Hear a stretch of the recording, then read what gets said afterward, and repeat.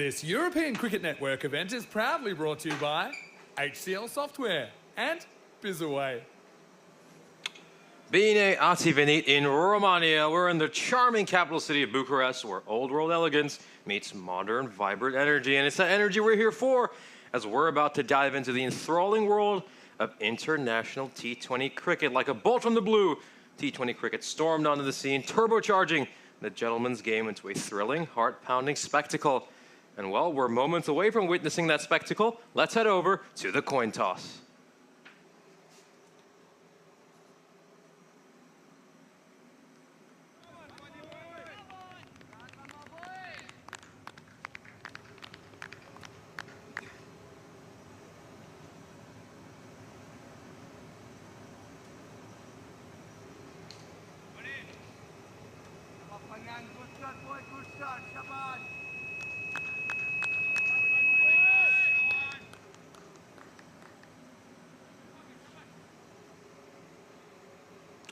And as you can see, Romania won the toss and have decided to bat first, so they'll be setting a total for Malta. Malta, a side who did defeat them yesterday. Of course, Romania were once strangers to T20 cricket, but not anymore, as you can see from that fantasy dashboard. Romania's top scorer so far is Vasu standing with 151 points, an absolute must-have in your team, because not only is he a brilliant batsman, he's also a really good bowler. And they look at Malta, well, Zishan Khan leading the way with 170 points. Fantastic all-around player. Not only does he make a lot of runs with the bat, I'd fancy him to take a few catches as well. He's an absolute live wire in the field. If you want to look for some more undercard or sort of less expected players, I think look at someone like Gopal Thakur, who's been incredible hitting the ball so far. You can get him for a price of just 7, and then even at 6.5, you got someone like Stanislaus, a very handy spinner who comes in the middle overs and might be targeted by some of the batsmen, and that's where, you know, you can just fancy him to pick up a few wickets. Either way, Romania now, they'll be looking to bounce back after yesterday's loss against Malta. That will be back-to-back losses this summer for Romania against Malta. And they'll be looking to set the record straight. Of course, this is the first of 2 times today we'll see these 2 teams in action against each other. This match will be split by a fixture between Romania and Romania A in the middle of the day.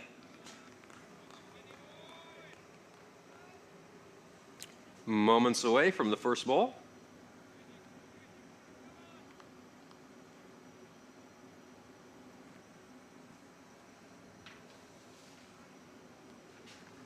And it looks like the bowler is going to be Mughal, so no surprise over there. We saw him yesterday bowling incredibly well, left arm over. Let's see how this goes. And it's just outside the off stump, skids away, and it's well left by Satishan. Satishan, of course, the second highest run getter for Romania in their last 6 T20 internationals. Really, really good player, top quality cricketer.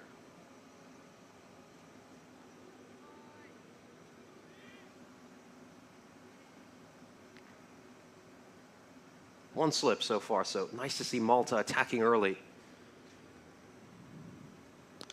This one's up in the air, it's played uppishly, and I think it's been deposited all the way for 6. That is an enormous shot. And you talk about aggression early. I like this from Romania.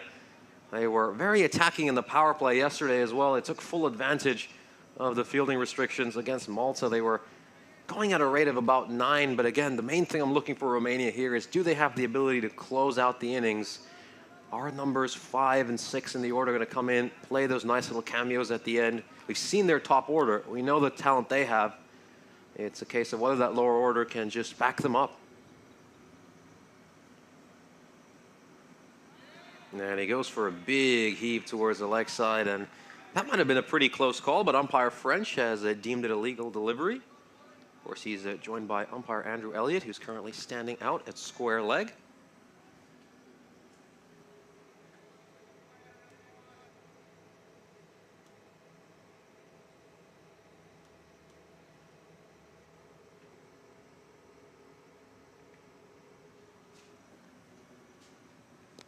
This one's just played away, and it's going to be cut off by the fielder out at point. There's the aforementioned Zishan Khan, all eyes on him today. We had a lot of expectations about him heading into this game, and I have to say he certainly lived up to them yesterday with a couple of big scores. Of course, with the fielding restrictions, as we mentioned, only 2 fielders allowed outside the ring for the first 6 overs. They're fielder out at deep third man, and then of course Zishan Khan currently at deep point. There it is, the beautiful purple Cluj helmet being worn by Nadi Gotla. Just plays that one away. Once again, it should be cut out by the fielder out at deep point.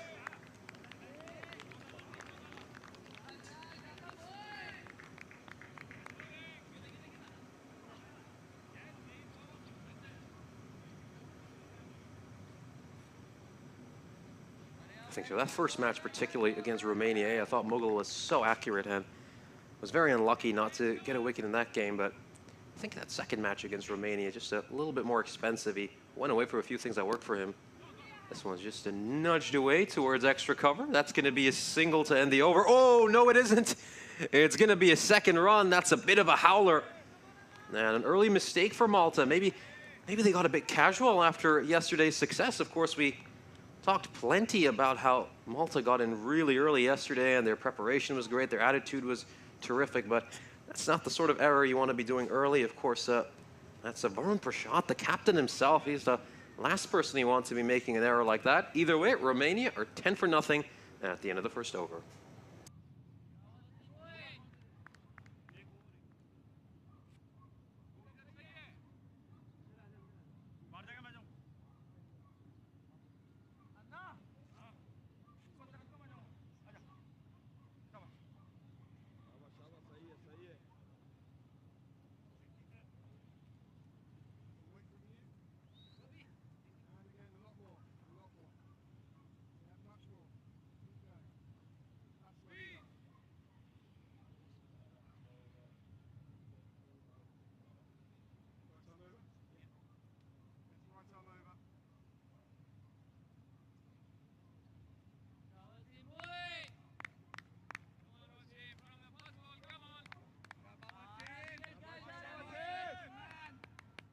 Abbas into the attack for the second over. Nice ball. That is a great ball first up. It's on a good length, just hitting the top of middle and off. And I think it's just caught Nadi Gotla right on the top of the glove. And I think that's not a good sign for Romania, considering he is their wicketkeeper and someone they wouldn't want to see get hurt. But yeah, as you can see, probably just landed on his index finger, and really want to protect your wicketkeeper's fingers at this stage of the game, very early in the day. And Romania, again, I'm playing 3 matches today, so I would expect them to rotate their squad a lot. That's exactly what they've told us. They said they want to give as many different players as possible a chance to play. I think we'll really see the depth of this Romanian national team displayed.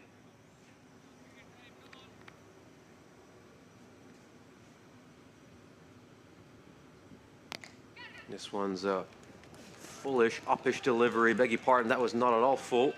It's been slashed away, back of a length. That's a very nicely played stroke, and it's gone away for 4. We just take another look at this.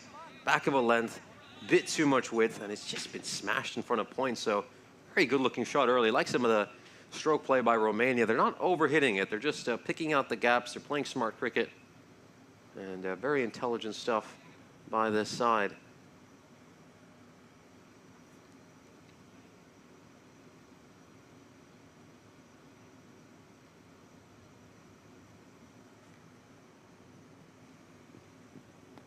This one again, just a little bit short. It takes a thickish outside edge and goes to the fielder out at third man. And that's just a single. Of course, what they've done now, compared to the previous over, is the fielder that was previously at deep point at the other end for Mughal, he's now sort of moved towards more of a deep cover position. I think after that boundary, they just made that adjustment, and comment more on that after this ball. A little bit too wide, and yep, the umpire, rightfully so, umpire Andrew Elliott, has judged that a wide. But I think one thing, if all of these teams are slightly guilty of yesterday, particularly Malta, was adjusting their field after every single ball, particularly in response to an error. I mean, again, you shouldn't set your fielding to a bad ball. You've just got to back your bowlers to make things right, force them to get things right.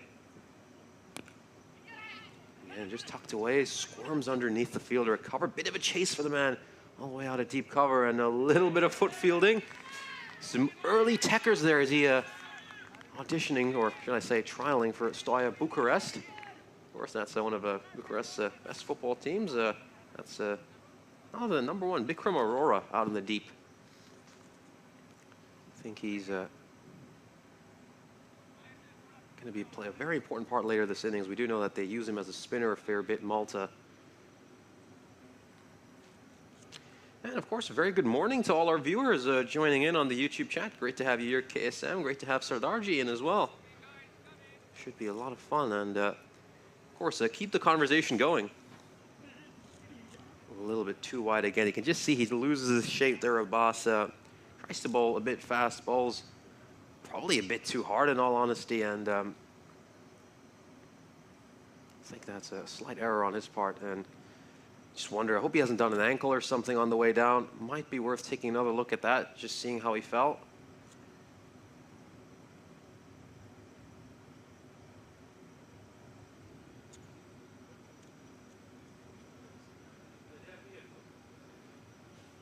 Of course, we are playing on an artificial pitch, mind you, so none of these players will be wearing spikes, you know. It'll be maybe rubber studs or even trainers. I think in most of these cases, a lot of these guys are just wearing trainers, so like gym shoes or sneakers, trainers. I think the lexicon really differs based on which part of the world you're raised in, where you learn to speak English. I think a trainer can mean a completely different thing in different parts of the Anglosphere.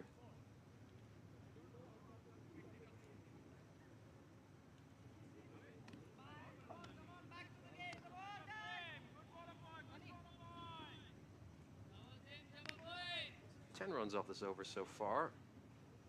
Boss just trying to get things right again. He's just making his mark again. Again, we saw him bowl some lovely balls early. Let's see if he can get back to that. Oh, and this is a bit too wide again. He's just starting to lose his shape a little bit. And yep, umpire Elliott has to judge that a wide. Few too many extras so far this over. That's the third wide already.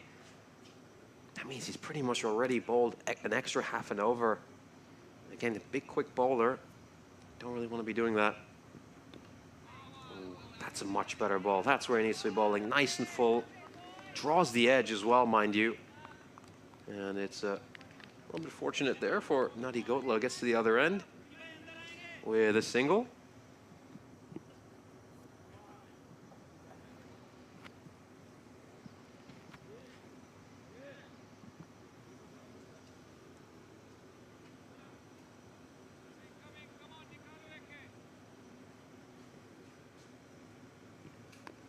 This one's just going to drop it and run a single. Smart stuff there, I think.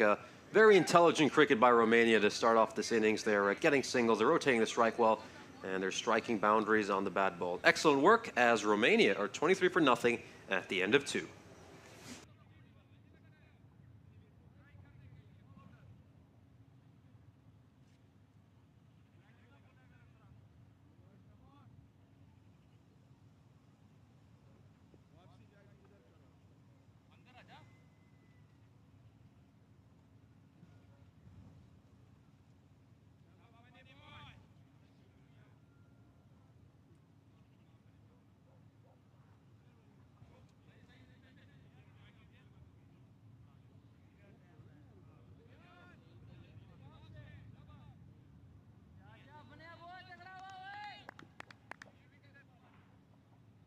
Mongol continuing his spell.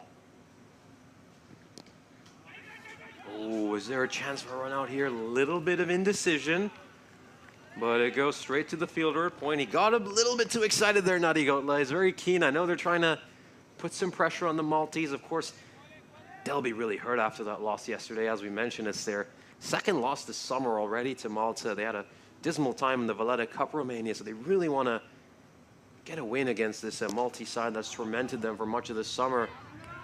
And that one is struck straight to the fielder at mid-off. Not a clean collection there by the skipper, Varun Prashad, who's having a slightly difficult time in the field to start off. I mean, surely as a captain, you don't want to have to be the person who needs to hide yourself in the field. But again, doesn't really cost this side much over there, but little things make a big difference in cricket. Oh, slashes at one. That's a bit wider. Excellent stuff by Mughal, of course. Mughal did so well in that first match against Romania A yesterday. He had outstanding figures. His economy rate was around 6.5. But then against Romania in that second match, for some reason, he started to decide to go around the wicket, and all of a sudden changing his angle caused all sorts of unnecessary issues for him. Oh, this one is played uppishly. There's a fielder out at third man who's going to field that quite well. So good work by Abbas. And that's just a single again. So nice quiet over so far by Mughal. He's doing a terrific job. And of course, we're joined by Taranjeet Singh in the chat. Great to have you here, Taranjeet. But unfortunately, though, Taranjeet Singh has some bad news that unfortunately he won't be taking part for Romania over this weekend's Continental Cup.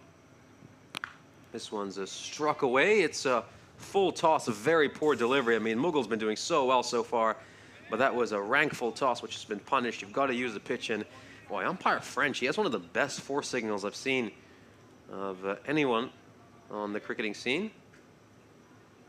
But yeah, unfortunately, Taranjeet Singh says some personal issues will prevent him from taking part in some of the cricketing action this weekend, which is really disappointing. Of course, Taranjeet Singh was the top run getter these last 5 T20Is for Romania. And well, we got some great news. Ivan B's here, Tim Reedman, and none other than Charlie Hunt.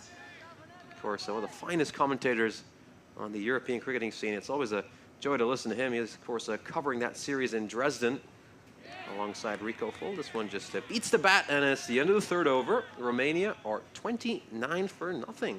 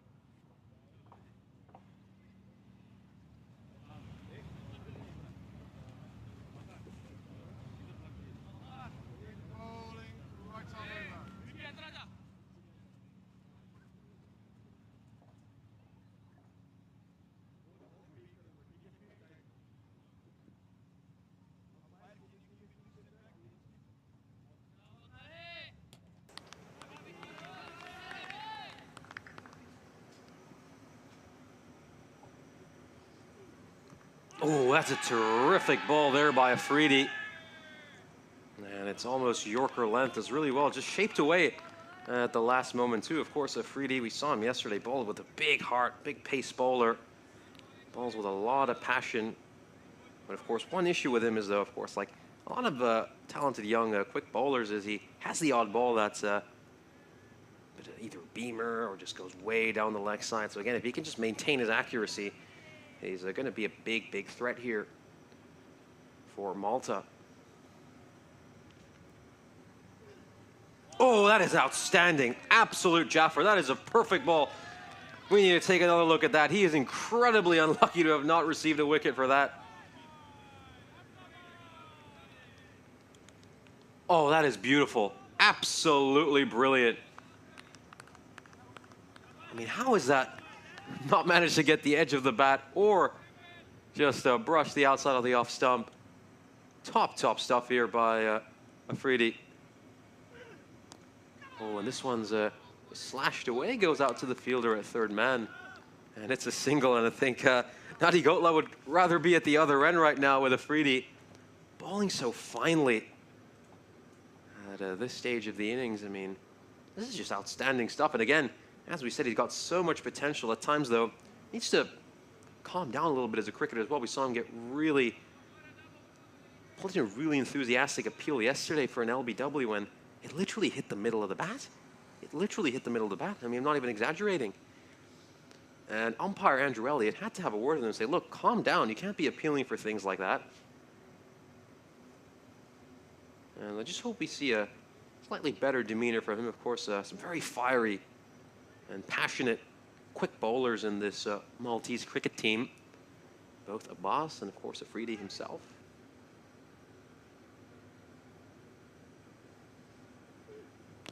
Oh, this one's gone up in the air. Is this a catching opportunity? It certainly was, but it's been spilled by the fielder. And is there a chance for a direct hit? A run out at the non-striker's end might be on the cards, but umpire Elliott is completely uninterested. But we need to take another look at that chance. It didn't look like the easiest chance in the world from a distance. The fielder was sliding in, trying to take that one, but he's just managed to spill it. Let's just have another look at that. It's gone up in the air. He's called it correctly, but oh, yep, it's just a case of it not sticking in his hand. Very unfortunate, though. I mean, Afridi deserves a wicket or two this over. He's produced some great chances. Both these batsmen have been troubled by him, so this is a terrific spell, and just what Malta would have needed. Oh, inside edge again. Not played as well as you would have liked.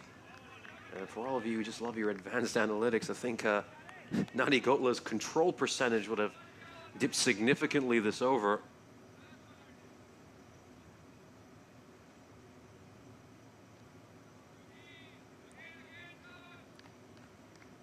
Yeah, this is the most uncomfortable we've seen the Romanian batsman at any point so far this power play.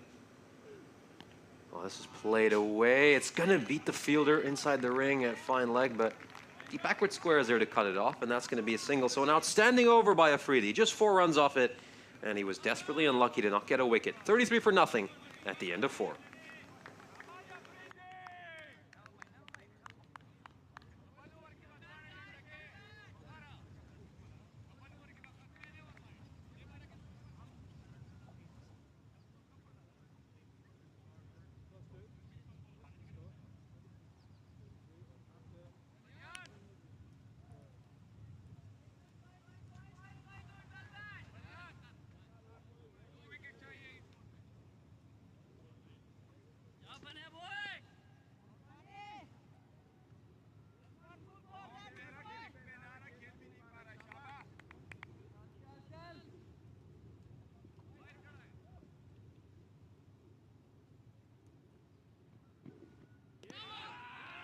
Big heave over there, and gotta say, I mean, Mughal, I like the fact that the skipper has given him a 3rd over here, and he's being aggressive.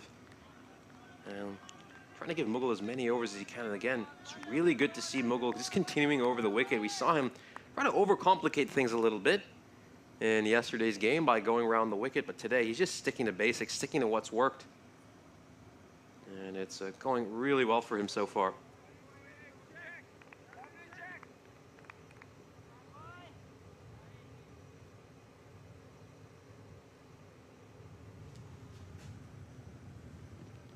Oh, takes an inside edge. He could easily have chopped that onto his own off stump. And you can just see some unease now starting to set into these Romanian players that Afridi over, and probably even the one before by Abbas, is just to change the tone of this game a little bit. I mean, first 2-3 overs, you really thought Romania were firmly on top. They weren't getting beaten much. They were middling everything fairly comfortably, but again, you're starting to see some difficulties set in.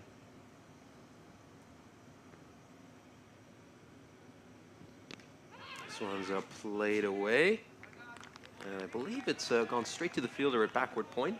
Not as easy to see from our current vantage point. Of course, we've just changed a few things with our setup today.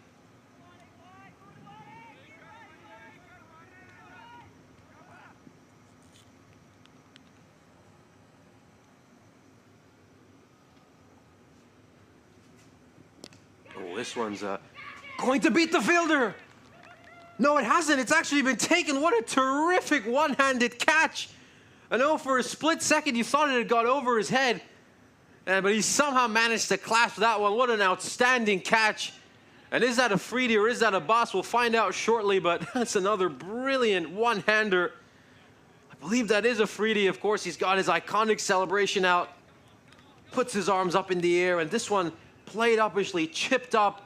And how has he managed to get that one? Just sticks a hand out and somehow grabs it. We've seen some incredible catches over these first couple of days of the Continental Cup, and that right there is one of the better ones. That was a great grab, just puts his hand out and it somehow sticks. Terrific work. And you have to say, Malta have really deserved this wicket for the the way they bowled these last couple of overs, and Afridi, well, he was unlucky not to get a wicket with his own bowling, but he does manage to get a wicket off his for his teammates. So terrific stuff here, and Malta now, they're just reasserting themselves back into this game. And that was an outstanding grab. Great work there. And of course, Afridi's celebration. It's certainly going to become one that's very famous on the European cricketing circuit.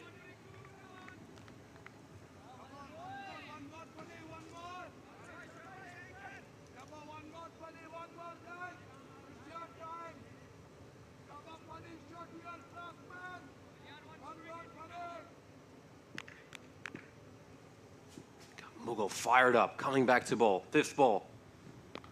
Another great ball, back of a length, and that's just going to be a single. It's a shy at the stumps.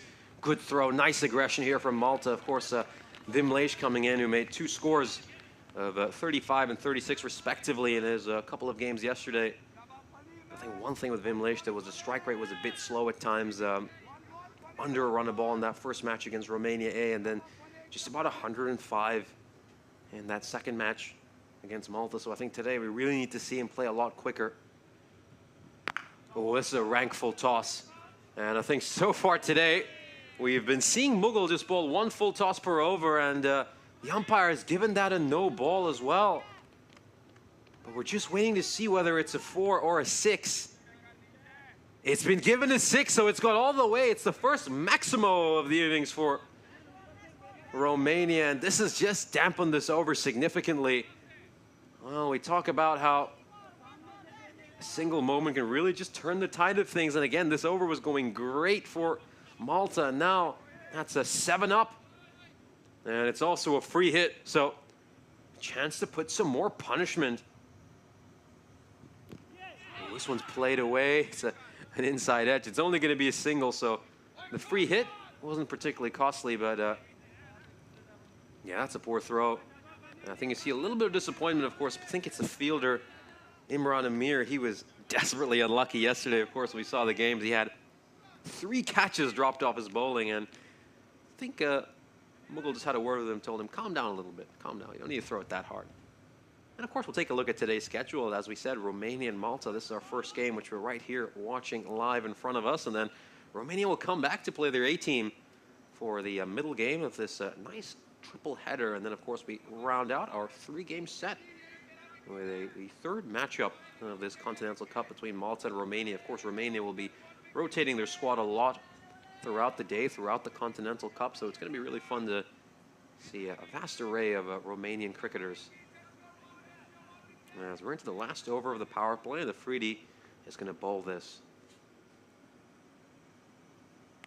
This one is struck away.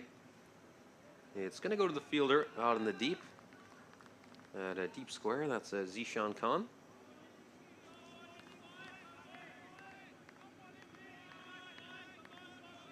Of course, Sardarji in the chat saying Afridi doing everything in this over, referring to the previous one.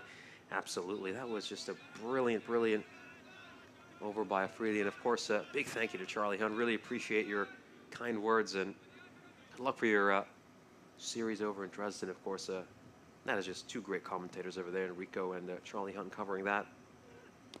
This one just played uppishly. It's going to beat both the fielders. Is this going to race away towards the boundary rope? It's going to be quite a chase. And the fielder wins this chase. So it's a couple of runs. Romania looking for a third. A little bit of yes, no, some indecision. And they opt for just 2 in the end. Third might have been on if they were just a little bit more decisive. But all's well that ends well, I guess. No one's been dismissed from the Romanian point of view.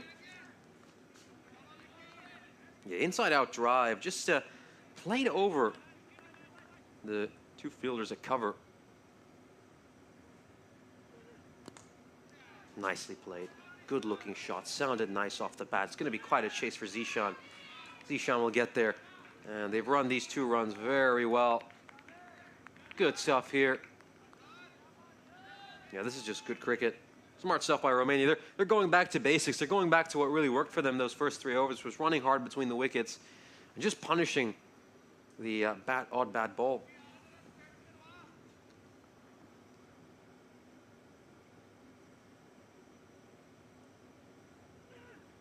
Oh, nice one. Nice little bumper. Just keeping him true.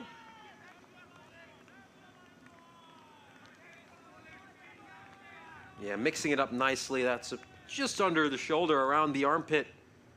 That's a very difficult length to play a ball at. Last 2 more balls to go.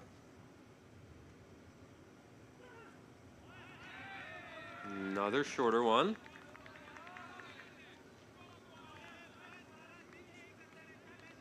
Yeah, just pulling his. This is smart by Afridi, and I think here's where maybe he's going to look to bowl a Yorker to end the over.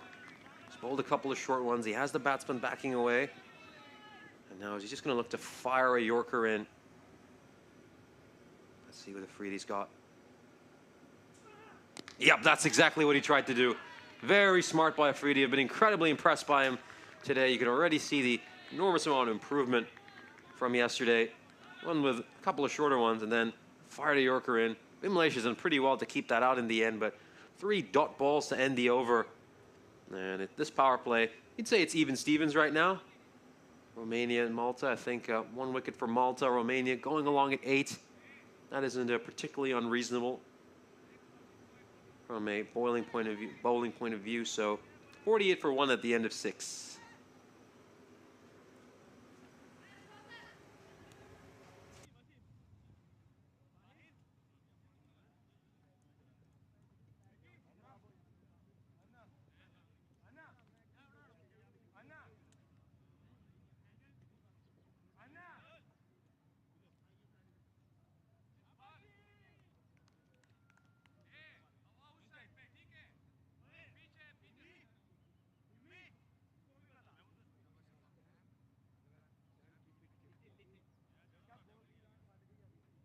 नहीं ये ball पहली over से खत्म है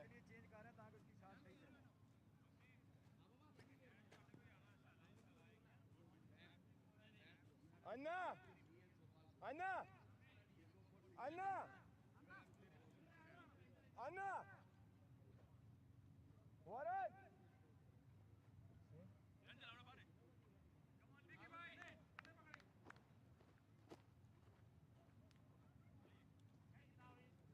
तुम दोनों ने क्या किया यार मेरे कैच का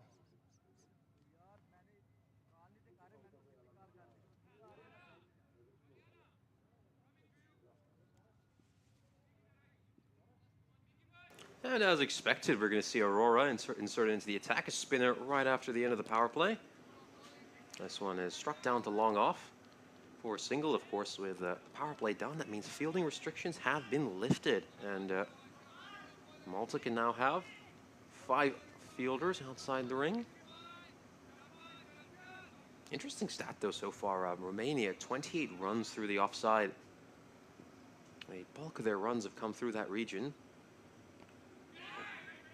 Just played away. I believe that's been fielded by Gopal Thakur out at 3rd man for Malta. Short 3rd man. He's inside the ring, of course. Just to give you a quick update on the fielders outside the ring, I believe there's a deep backward square, deep mid wicket, a long on, a long off, deep extra cover.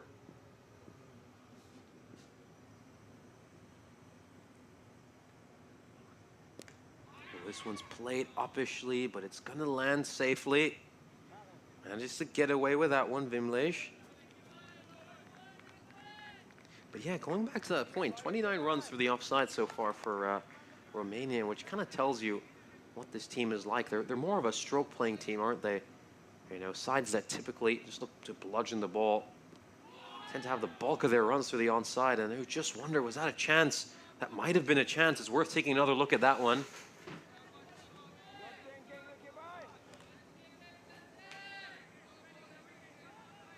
Don't think so there, but again, good start to the over for Aurora. Yeah, that one was a little bit wide, a slight bit of indecision, and a run-out opportunity was there.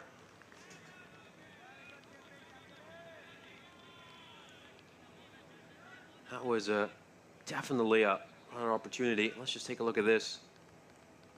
Just nudged away, and there he is, the wicketkeeper. Manages to get that. He has a shy at the stumps. Just about manages to get back in time there, Satishan. Good over so far for Aurora.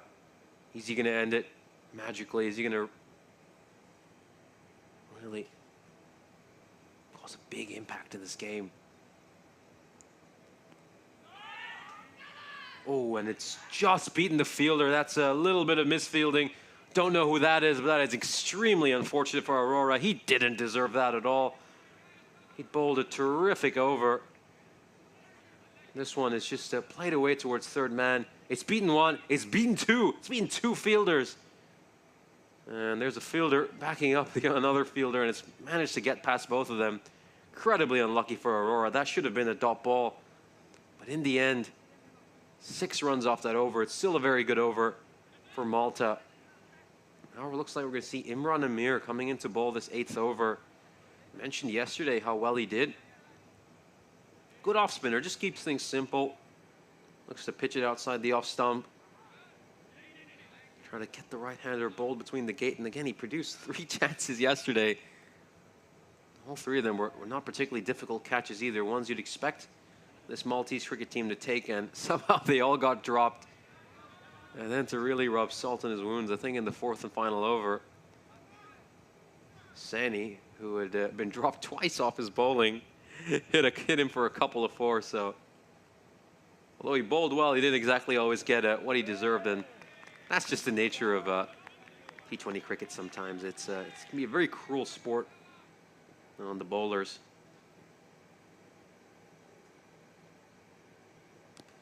This one is just tucked away towards mid-wicket, and that's going to be a single.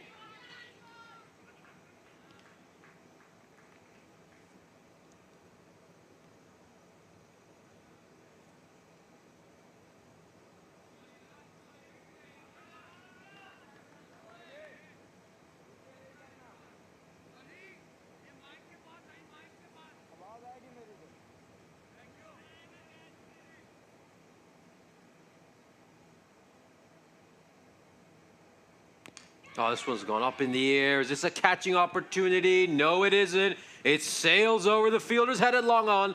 And that's another big 6. He's absolutely belted Amir there. Amir just going a bit too short. And it allows Satishan to get underneath the ball and just belt it down the ground. Of course, Satishan, as we mentioned, 2nd highest run getter for Romania in T20Is this past calendar year. And he's tacking on a hell of a lot of runs so far this innings. And great ball. Good comeback by Amir.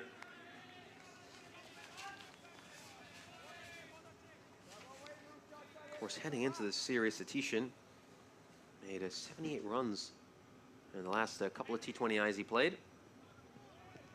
This is straight to the fielder at cover. I'm going to say good comeback by Amir since he got belted for 6. He's just bowling a little bit fuller, a little bit flatter. Advances down the wicket. This one, it's going to go to the fielder out at deep mid-wicket, and he's done very well there. I believe that's a boss. And finally, if only we could catch a look at this Amir celebration. That's the look of a man who's finally had a catch taken off his bowling. He had 3 dropped yesterday, but this one right here, it's been taken. And, well, a little bit of a jig over there. This one goes up, and it's gone straight to a boss. He's a very safe pair of hands. He's always going to take these catches. And you can just tell how delighted Amir was. A little bit of a shuffle, a nice dance when he was out there. Yeah, he is so happy. Deserves that wicket for some of the injustice that was done to him yesterday. It's funny, though. Cricket can be a very funny sport, can't it? You know, you don't get any wickets on your best days, but then you know, sometimes you bowl a terrible ball, a rank full toss, or a half tracker, and you somehow manage to get a wicket. As that is a huge, huge moment for Malta. They managed to get the dangerous skipper Ramesh Satishan out. Of course, he made 42 of 27 and was really powering this Malta innings fairly single-handedly, in all honesty, through these initial stages of the match. But he has to depart. But it's the dangerous Vasu Sani who comes in. 240-plus scores for him yesterday against Romania. And, of course, we'll take a look at the groups for the in the European Cricket Championship that will be taking place between the 25th of September and the 20th of October. Of course, Group A, boy, that'll be delightful. Spain, the Isle of Man, France, Czechia, and Greece. And I think you got to watch Group E. Of course, we've got Romania and Malta playing each other right now, so a bit of a Group E preview. And then, of course, a I'll be watching Cyprus very closely, and you all know exactly why. Goes for a big heave towards cow corner for Cyprus. Like many nations, they're going to be taking part in this ECC. Will be involved in their first ever European Cricket Championship, but it's just great to see so many different countries getting involved. I mean, 31 nations taking part in a European Cricket Championship is very, very delightful as you see Aurora come in and then... Ooh, is there a stumping opportunity there? Yes, it is! He's been stumped! And Vimlesh has to depart for 7. Oh, and look at the delight amongst the Maltese. They know what a huge wicket this is. Vimlesh made 2 scores of 35 and 36 yesterday, but not today. No big score for him this match. Aurora, who bowled so well that previous over. And oh, that's a little bit careless by Vimlesh. Just lifts that back foot, and he's been stumped. Good call there by the umpire. And a huge moment here for Malta. They've managed to go bang, bang, pick up 2 quick wickets in a fairly rapid succession. And Romania, well, we saw some of their issues yesterday with the middle and lower order. They were really dependent on that top order to score the bulk of the runs for them. And are we going to see some cracks open up in this match as well? Huge moment, big, big wicket. And of course, this just adds the pressure on Vasuseni, who's been averaging 43 in his last 7 T20Is, to go on and play a big innings to guide his team. Of course, yesterday, as we mentioned, Romania lost 7 wickets for 36 runs in the last 6.4 overs of the match. They had an enormous collapse when, one stage against Malta, they looked set to get to 190, maybe even touch the 200s. But now this is going to be a test of their middle order. Goes straight to the fielder at point. And that's going to be a dot ball. And again, Aurora, he's been absolutely terrific. I mean, as we said, really should only have given up 2 runs by now. He was incredibly unlucky that a ball that really should have been a dot ball managed to beat 2 fielders in his team and go away to the boundary rope. This has been outstanding stuff so far. And well, I think that slipped out of his hand. I really don't think he was trying to go for that wide Yorker. You're not going to see too many left-arm spinners aim for that kind of a tactic.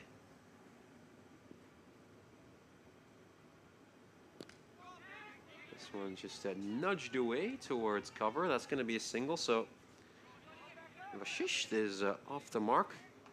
So 2 new batsmen. I mean, again, this is a dream situation for any bowling side. You want 2 new batsmen out there. They're both going to take a bit of time to settle in. That allows you to sneak in a number of dot balls.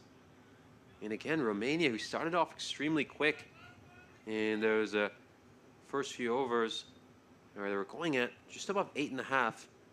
The run rate now dipping down to 7. Of course, you do expect the run rate to dip a little bit after fielding restrictions have been lifted, but it's the wickets really, just like yesterday. It's the fact that they've lost wickets in a heap very, very quickly.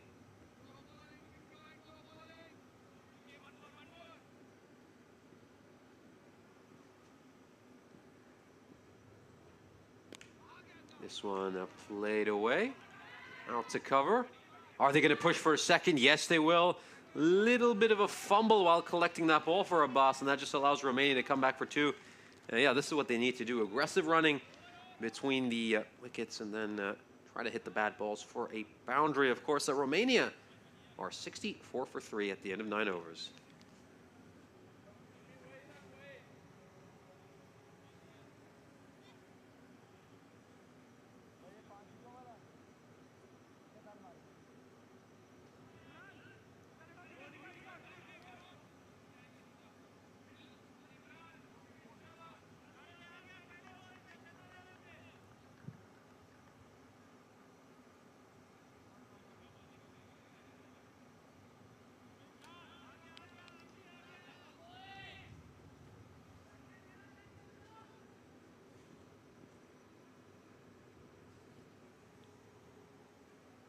Imran Amir coming back for his second over.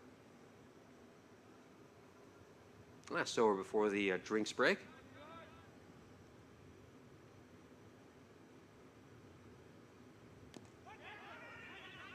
Yeah, this one tucked away. A little bit of a slip there for Sani while he was running to the non-striker's head, but it gets a pat on the back by Imran Amir.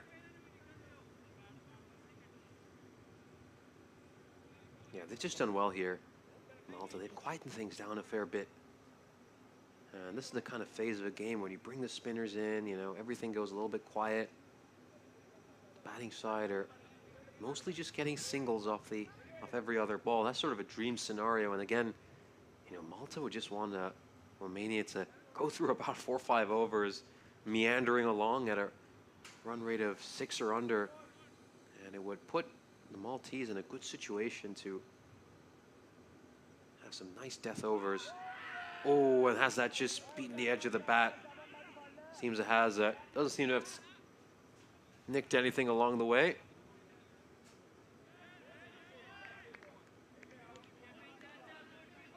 Good stuff over there. Just a pushing out of that one. Yeah, that's the kind of ball that's just good in any format of the game, isn't it? Of course, Ivan B on the chat said he's off to a local park run event shortly. Yeah, good luck, Ivan. Hope you enjoy those. It's been a long time since I was involved in a park run. This one just played away. Also deep backward square. Of course, back in school you get some extra points usually, some extra flight points if you took part in park runs for the school. But boy, since then I certainly haven't been involved in too many. I think I can only think of a couple I've been to since I graduated secondary school.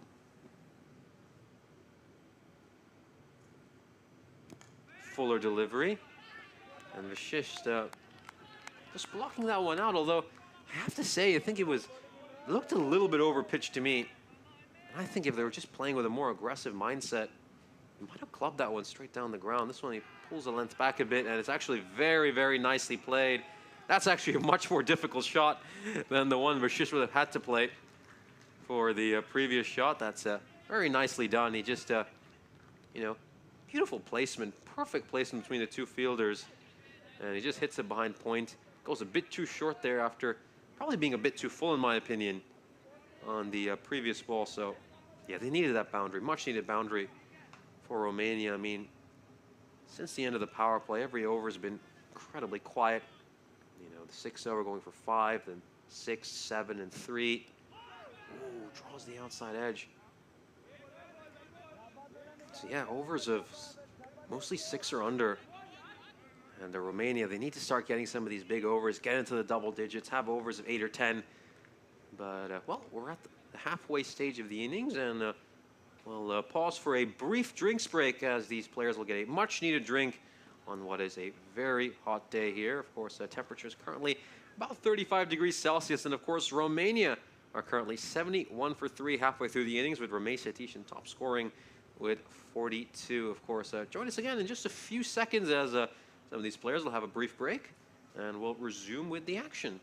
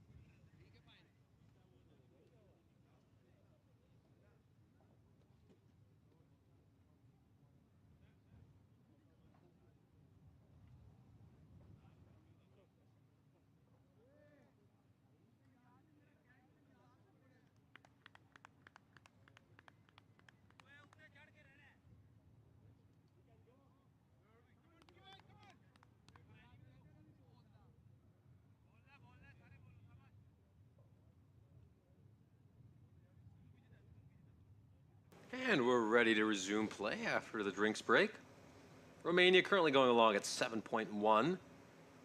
But the bigger concern for them would be that they've lost 3 wickets, 3 very important players. And, you know, we've seen a few frailties with the middle and lower order for Romania, particularly on display yesterday. So I think it's going to be very important for them to navigate through this challenging period of the match. Of course, the spinners have come in now, and we're just at that point now where Malta caused this run rate to nosedive significantly for Romania. So it's going to be very important that they navigate through this period well, make sure they got about 8 or 9 and over for the next 4 or 5, and then really look to tee off right at the end. I think Vasu Sani's going to have to play a big part in that. He needs to be there till about final or penultimate over.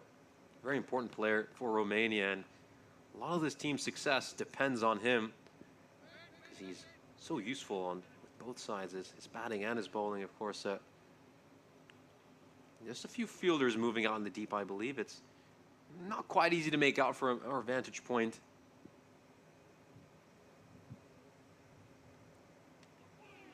Yeah, this is very, very well done.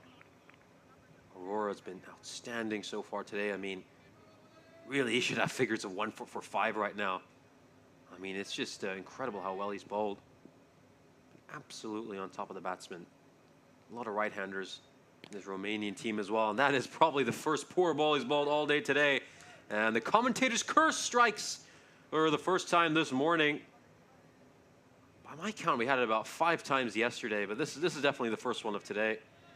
Very poor ball, doesn't use the pitch, and all the batsman has to do is just throw his bat at that, hit it as hard as he can, and he picks out the vacant boundary. No real protection out at cover, but again, now we just see the Maltese captain, Varun Prashant, has just moved a fielder out to deep cover, and again, he's bringing deep backward point into the ring. And you know, we were talking about this with Malta earlier as we just watched this ball first. This one struck straight back to the bowler.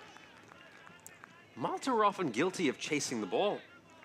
You know, you often see that there's one bad ball in the game, and then they'll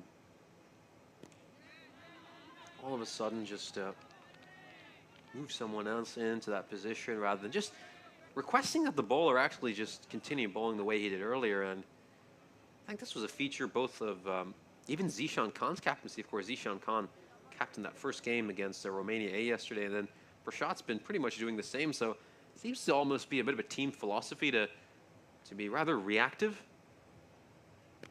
rather than look to assert yourself on the opposition, as many captains would do. Of course, Zishan Khan currently has just come off for a little bit of treatment. I don't believe it's anything particularly significant, and he's been replaced by the 12th man, Sharad Kishore, Malta. Oh, that one. Well, it wasn't bowled, of course. It just ricocheted off the wicketkeeper's pads onto the stumps. As another incredible, very good quiet over here for Aurora. As you can see, of course, just ricocheted off the pads and hit the stumps.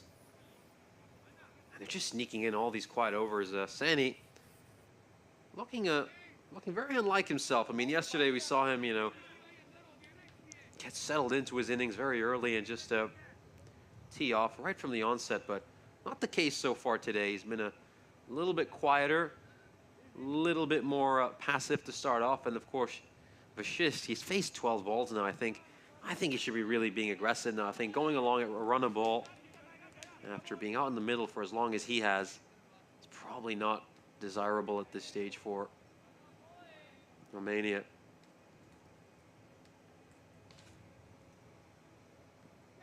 This one's played away. This one's just straying a bit too far down the leg side. It's going to be a bit of a chase for the keeper. Coming back for the second, Romania. And they'll get there very comfortably.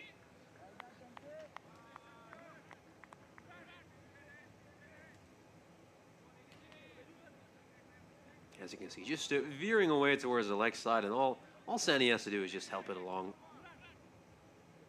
Nothing particularly complicated.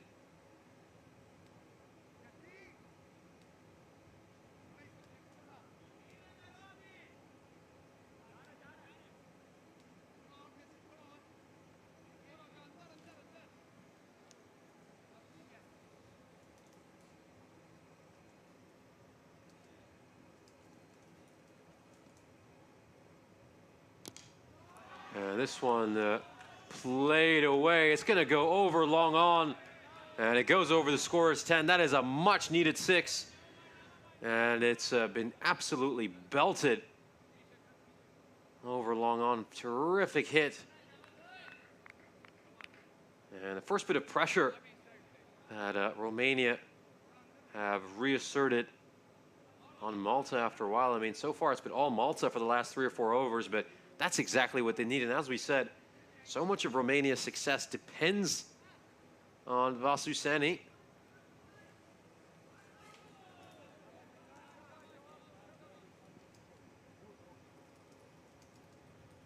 Oh, that is a good comeback. I think it just turned ever so slightly and managed to beat the bat. I wonder if that was the wrong end. Yeah, maybe just got it to turn the other way by a fraction.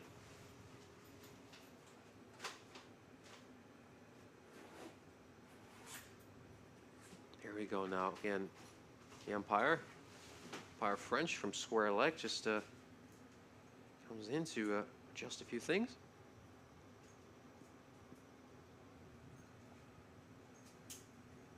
Oh, this one is struck hard, and it's struck towards deep mid-wicket. And that's fielded by Waqar Afridi. Of course, he had a brilliant spell earlier. I wouldn't have minded if Malta just kept bowling him, giving him a third over. Of course, there's another ball right now in live action as this one's gone up in the air, and it's a simple catch.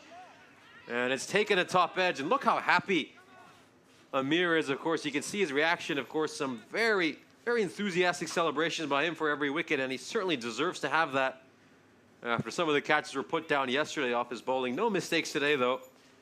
Every chance he's created has been gobbled up. And this is absolutely outstanding.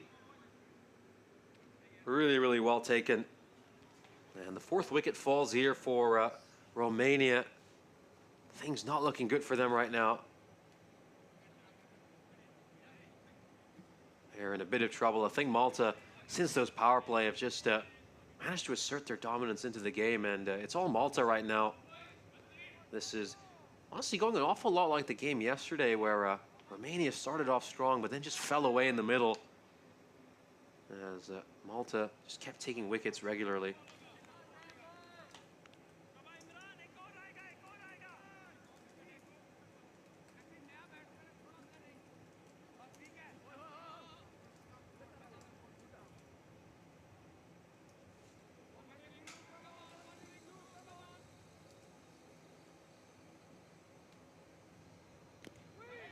This one is just nudged away towards mid-on. Of course, Sani is still out there in the middle. I think that's the most important thing. But again, I think Vashish, it's just one of those innings where his innings was almost a detriment to his side. I think if you're going at less than a run a ball, you're really not helping your team by being out there in the middle. As, of course, we take a look at the standings. Of course, Malta won both their games yesterday against Romania and Romania A, and they won them fairly comfortably. The first win by 11 balls, the second by 9, and then Romania, of course, 1 win and 1 loss. They beat their A team, but they did lose to Malta, and of course, I think that's really what's going to hurt. I think it's these fixtures against Malta that are going to matter most to them. Winning them is of utmost priority.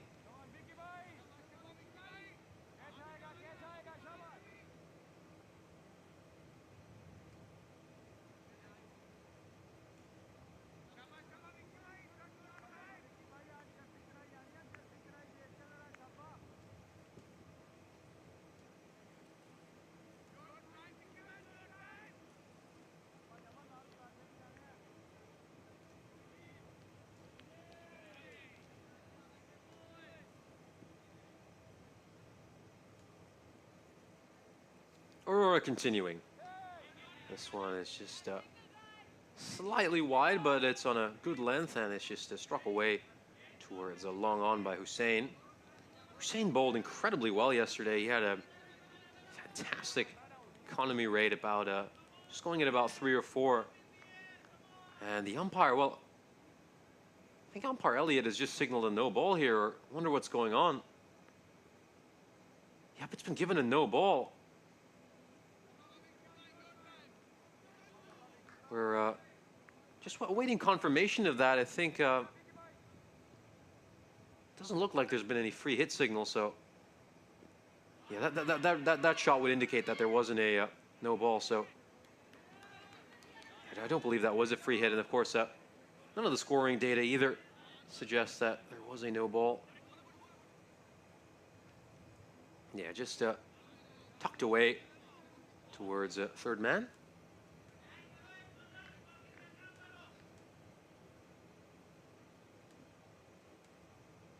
Oh, just tosses this one up, and is this going to go all the way for four? It's going to be quite a chase for the fielder out at long off. I think Aurora's managed to get away with that rather weak contact by Hussein. As you can see, he just kicks the turf in disgust. I think he's well aware of the fact that he's missed out on an opportunity.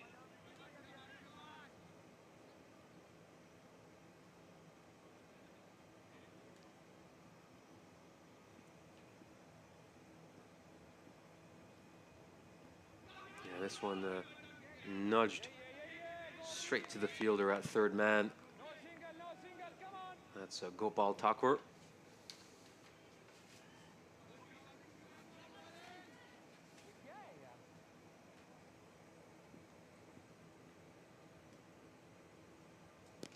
Yeah, this one is hit away. It's going to be quite a chase for the fielders. And oh, it's a little bit of a juggling act by none other than Waqar Afridi out in the deep. And he's done a pretty outstanding job in the end to manage to collect that somehow. Just take a look at this. Out of deep extra cover. And yep, he's actually very lucky that it somehow comes back. And it's right along his running path. Otherwise, that could have been a pretty ugly moment if it had gone away for four. Don't think Aurora would have been too pleased. This one is just slashed away behind square, and it's going to go straight to Zishan Khan, who's, of course, now back on the field after just leaving very briefly for a couple of balls. But again, another very quiet over. Just 6 runs off it by Bikram Aurora, and Romania going along very nicely at 93 for 4.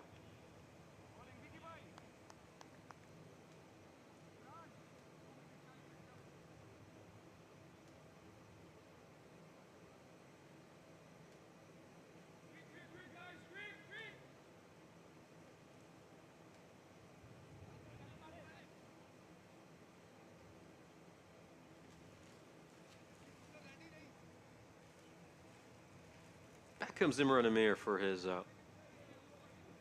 now over.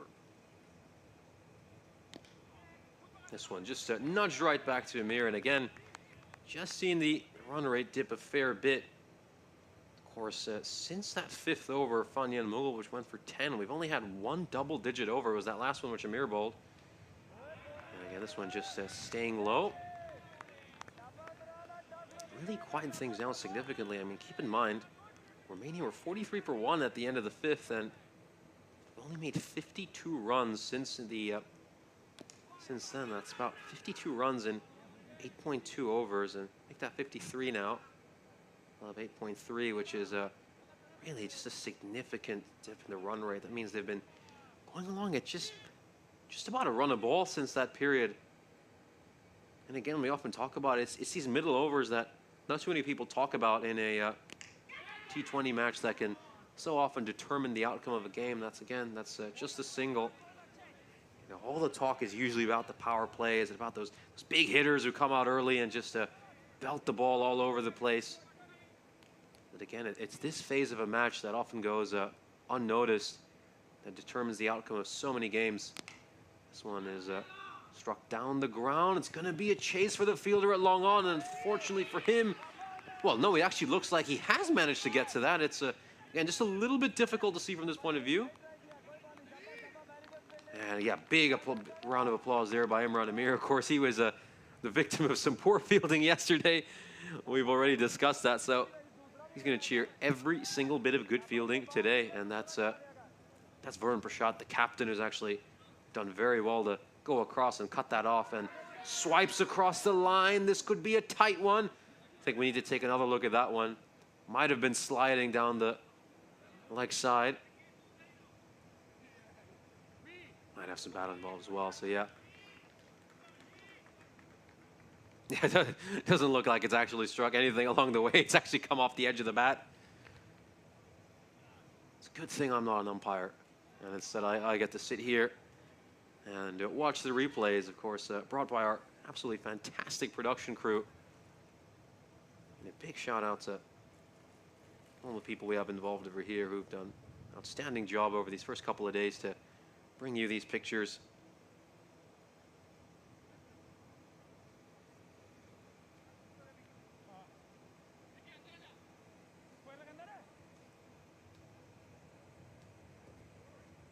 Of course, we just got a great crew. We got Marius and Catlin doing the replays, director Eddie, Petre and Silviu, our fantastic cameraman. We got Catlin up as the OB-Van chief engineer as well. Of course, Andre, who's been bringing all the graphics along, with Alex taking care of the audio. Just a fantastic family we have over here that's bringing you this great weekend of cricket and the Continental Cup. So it's Abbas coming in for his second over. His first one went for 13. And a great ball first up, full and straight. That's basically the formula for this format of the game.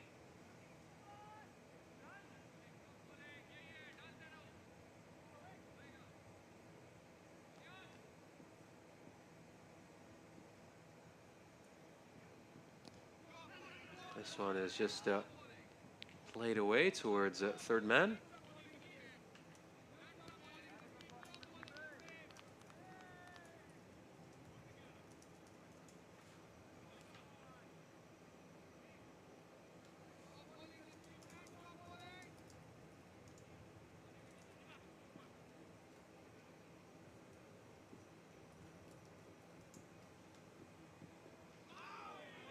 And goes for that big heave towards the leg side.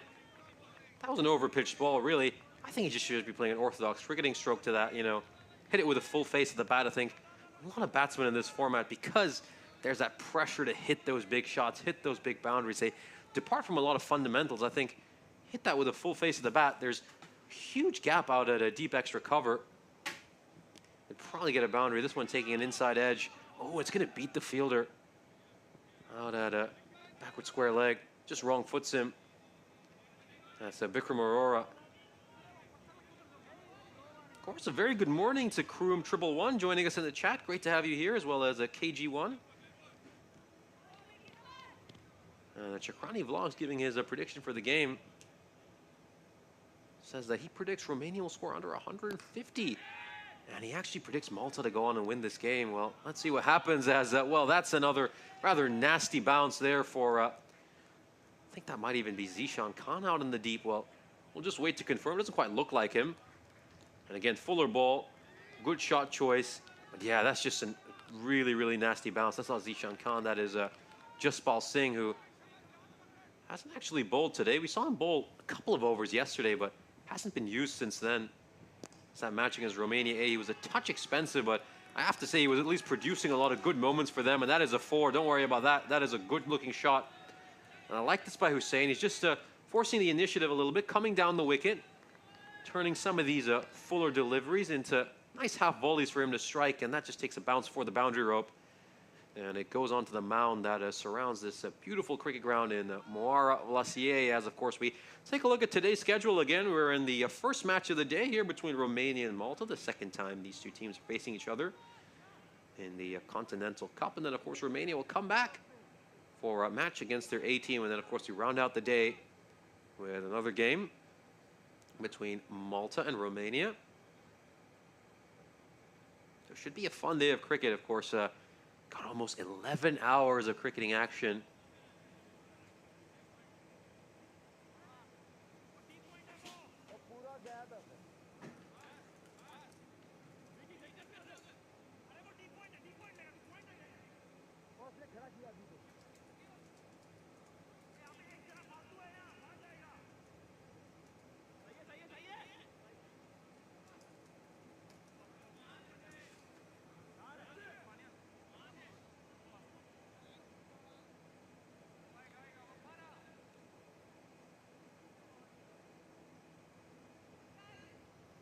In comes Afridi.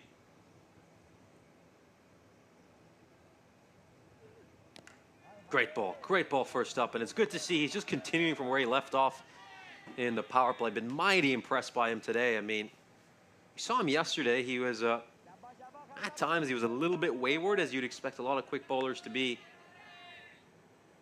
But since then, he's just been on the money with every ball. Great length. Always around middle and off. Goes a little bit fuller here, a little too full. And it's going to be struck down the ground. A terrific bit of fielding out in the deep by Samuel Stanislaus. So we haven't seen bowl, surprisingly. We saw him bowl a fair bit yesterday. And I think you hit a shot like that, you'd think it's going to go for 4. But Stanislaus was on it in a flash, very quick. Yeah, some good fielding there, has denied what looked to be a boundary. Fuller ball, aiming for that leg stump Yorker. And it goes out to the captain at long on, Warren Prashad.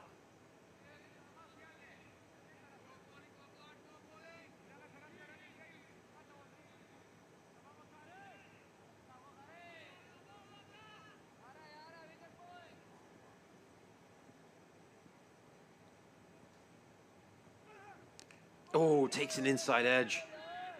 And this could take a shot at the stumps there. And has that hit the bails? It's kind of hard to see from here. And we're just waiting for the umpire's decision. Certainly a bail has come off. Just looking at the screen, but has Hussein made it back on time? The umpire David French deems he has. And he is unmoved. Let's just take another look at this. Inside edge. Going to be hard to determine from this angle. Might just have to look at his side on. Did he make it back on time?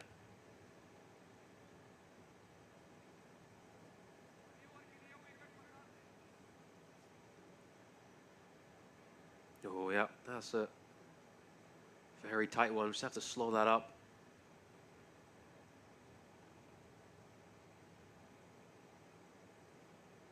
Touch and go, really. I think it's always going to be tough for the on-field umpire to make a decision like that. Big moment in the game. Hussein gets run out there. It could have had a massive impact on this match. As of course, smart bowling there by Afridi. Of course, he knows Hussein's been taking a couple of paces forward to strike balls on the half volley, so he just pulls his length back a little bit. He does the smart thing, I think. Afridi now, he's just bowling a little bit mature today. I have to say that yesterday made a few rash decisions, but looks a lot calmer in his demeanor so far in this game. Oh, he's cleaned him up. Terrific ball. And there's the celebration. Arms out. He knows that as a huge wicket. I mean, Hussein was looking really good. That one crashes into the leg stump, and he's just, this is a terrific delivery. Proper ball. I mean, that would get a wicket in any format of the game. Trying to block that one out, and it's just beaten him. Absolutely beaten Hussein. And he knows he's been done by a good one.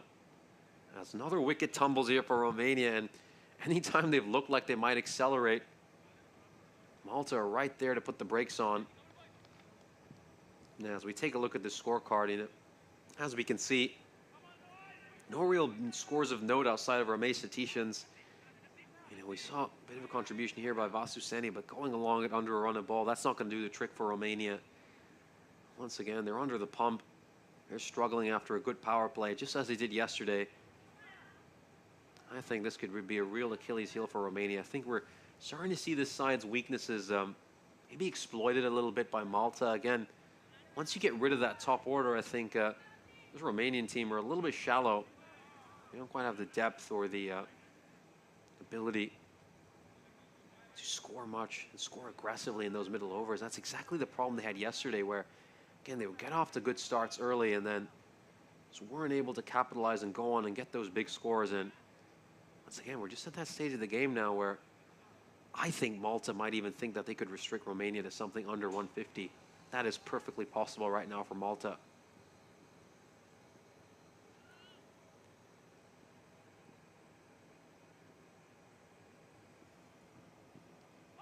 This one's probably going down the leg side. The umpire is on move. No, he isn't. He's given that out. So, well, we need to take another look at that. And Vasu Seni has been dismissed. So the umpire deems this an LBW. It was a late call, but he has given him out. He's given him his marching orders. And that is the end for Sandy, who, of course, could do no wrong for much of yesterday. Let me just take another look at this. Oh, that one, that's going to be a call that I think a lot of debate about that. I'll certainly leave it to the viewers at home, of course, so everyone's going to have their opinion about that one. Seems the umpire believes that it might clip the top of leg stump. Of course, it's all of it's for all of our viewers at home to debate and discuss. KG1 saying plenty of bats left in the shed, and Romania must push on. I think one of the issues with this Romanian team is exactly as we said. They just seem to lack that power hitting and through those middle overs, and I think a big thing is going to be they're going to need to start to pillage their A team and look to get a lot of hitters from there to potentially take to the ECC. But again, this one just struck down the ground. It's just a case of eligibility, and a lot of those players in the A team aren't necessarily eligible to play for the national team. They don't meet the criteria. And as we mentioned yesterday, it's 3 years of residency or nationality to play for the Romanian national team. As we see Kohli come in, and again, 2 new batsmen once again with 3.4 overs left, an ideal situation for Malta. And I think that's an extremely optimistic appeal. There was clearly a lot of bat on that. And I think we've seen some appeals from Malta that are rather optimistic. Not much can be said from that angle.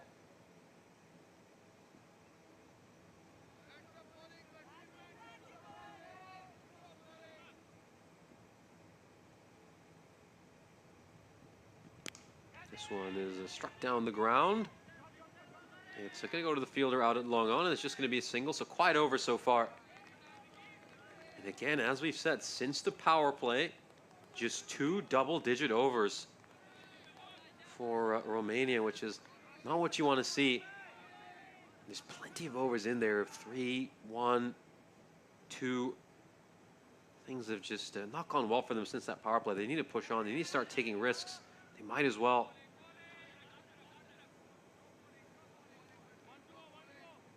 The projected score right now, 134. Again, as we said, I think Malta might even mull the possibility of getting Romania to a total of under 140. It's certainly on the cards. The way wickets are tumbling. No, this has gone up in the air. Is this going to clear the fielder? Forget about clearing the fielder. It's going to clear the boundary rope. That's gone all the way. And that is a much-needed 6, a big 6. Just the second 6 we've seen here in the second half of the innings. Enormous blow. This is a really, really well-struck shot. This is one of the better shots we've seen today. He's done really well. He's used the pace of the bowler and just managed to somehow navigate it behind square. So excellent work. As, of course, we can see from that bowling card, Malta, they've done a very good job with the ball. The boss has been a little bit expensive, but outside of that, it's fairly economical, all their bowlers. It's been a good all-round effort from this Maltese cricket team.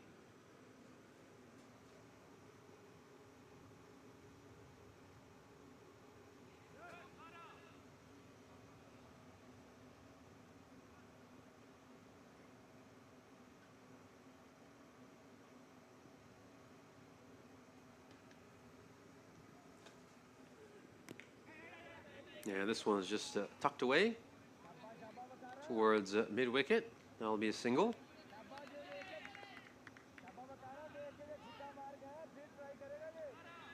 Again, Afridi, as we already mentioned today, he's had an outstanding day. 13 runs off the 19 balls he's delivered so far.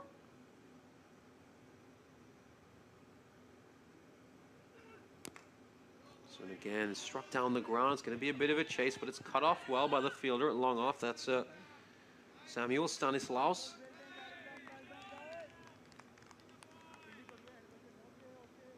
Again, singles won't bother Malta too much. They need boundaries here. You really need boundaries.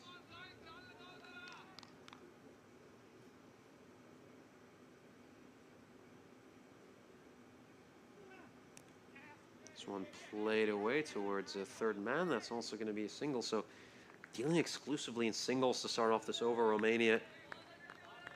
They need at least one boundary, at least one. I mean, two is really what they should be aiming for every over. We're at the end, but no, Afridi's been tough to get away, but gonna have to take a gamble at some point.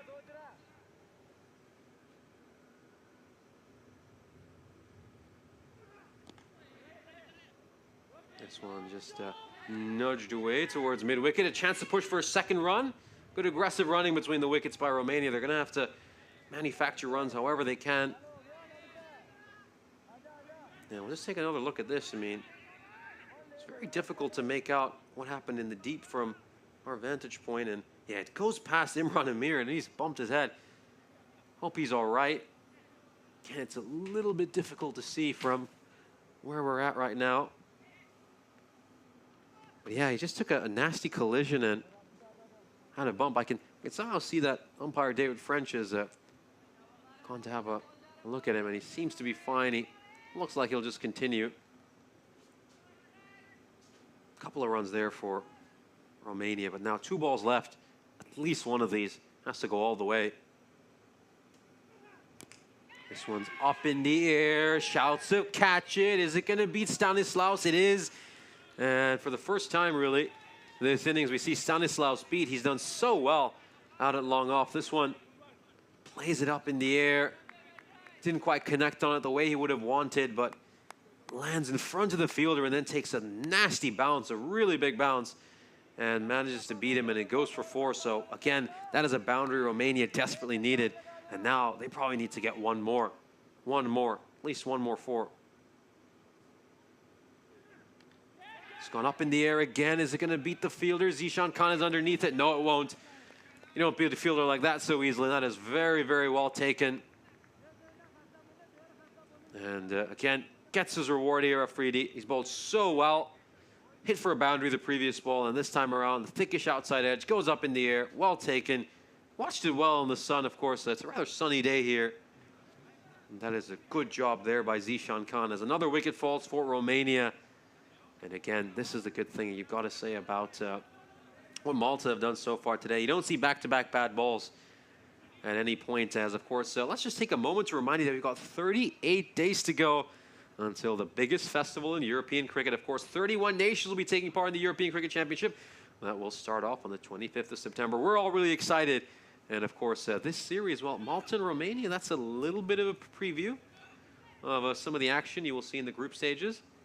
As both these teams are in the same group, so should be really fun. And boy, Malta and Romania, by the end of this year, these two countries will get to know each other very, very well. Of course, played each other last month in the Valletta Cup. They'll see each other again at the ECC. So, you know, some of these T20 matches we have to, this is going to be like the early rounds of a boxing match, really, isn't it? Where you're just feeling your opponent out. And I think both of them now will have detailed scouting reports on each other that they will take in to the ECC and just use it to analyze what the other side is like.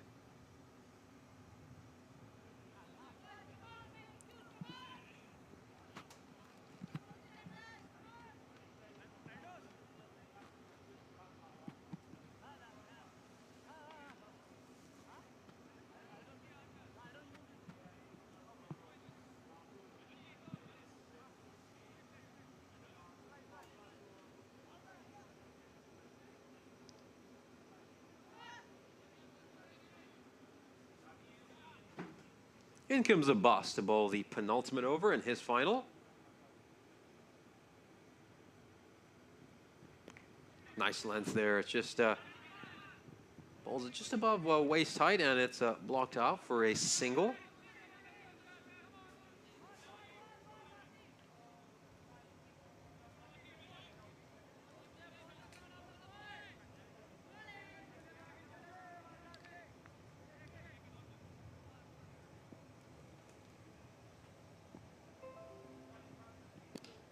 This one is nudged away, and it's going to be a dot ball.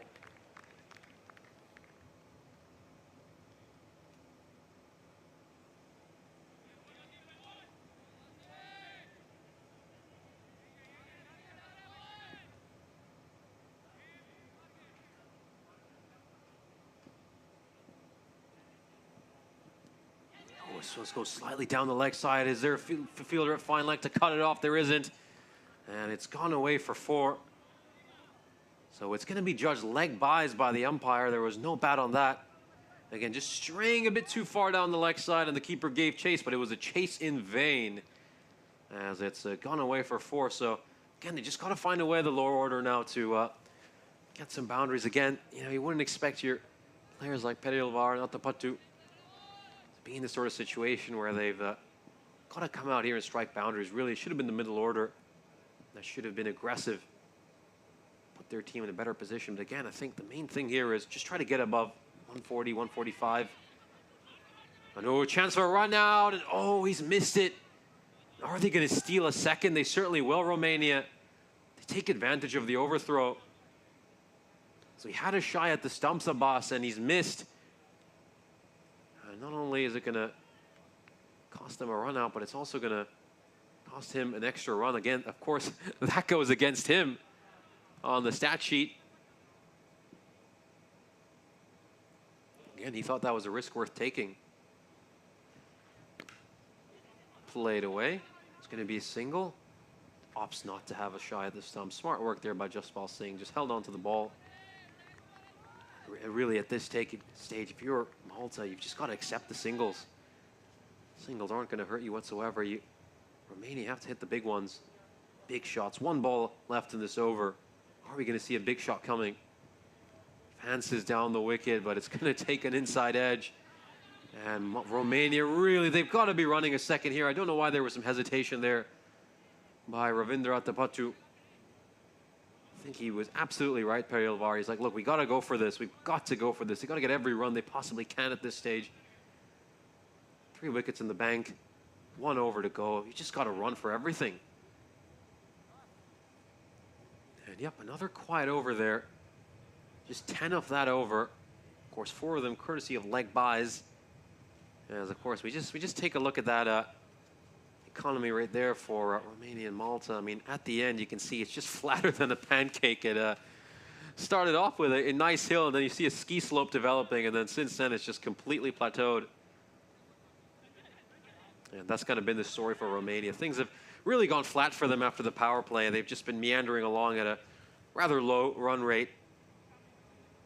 And with 1 over to go, got to say, Malta firmly in front, and Mughal, no surprise, is going to bowl this final over. He did a good job in the power play with the 3 overs he bowled. I like the fact that today he's just stuck to the basics. He keeps going over the wicket. We saw him yesterday. He just, in that second match against Romania, decided to start experimenting for some reason and went around the wicket, and that's what cost them a few runs. This one is struck down the ground, and it's beaten the fielder.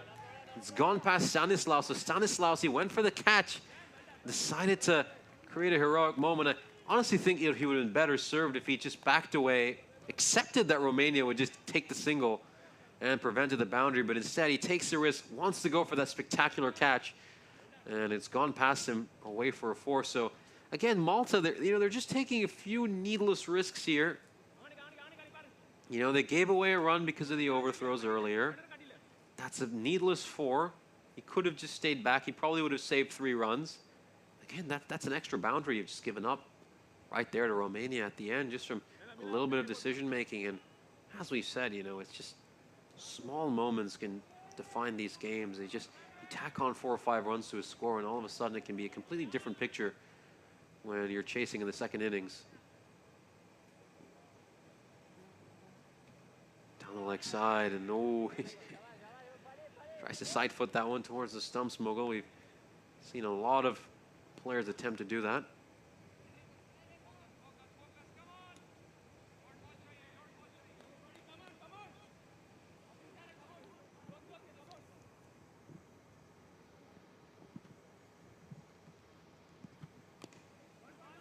And this one is played away in front of square leg. That's going to be a single.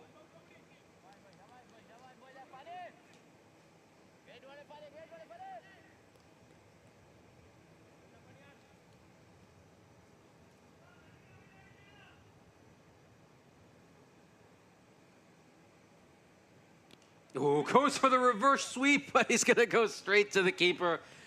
That was a scoop shot, mind you. And, well, a little bit of innovation, but it doesn't quite go his way. This time around, he tries to go for the old dill scoop. Hasn't quite worked.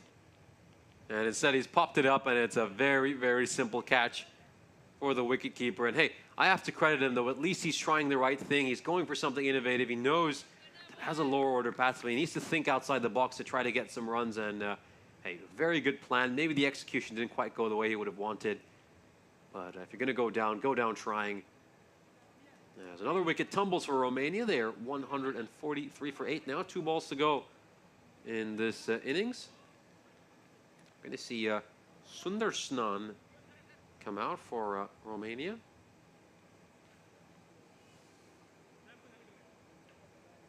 Interesting enough, I believe Sundarsnan is his middle name. So on the team sheet, he is listed as Sundarsnan. So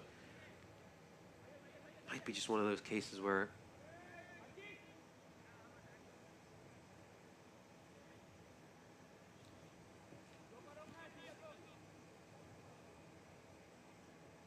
this one is just played away towards long off, and people around the deep is the captain, and that's not a great effort.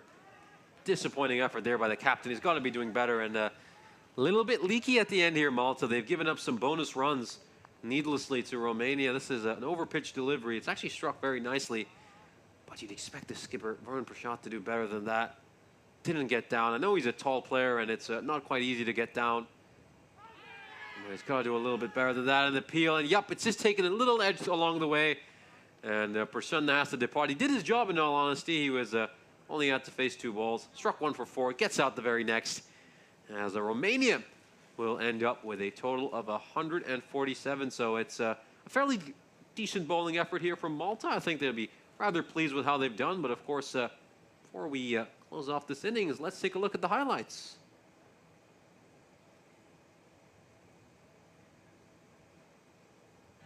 So of course, it was Satishan and Gotla who came out to open the batting for Malta, Romania. And, 42 runs there, Satishan. He was really, really good. And of course, we saw Nadi Gotla. He made 8 of 12, and he struggled a little bit out there, particularly off the bowling of Waqar Afridi.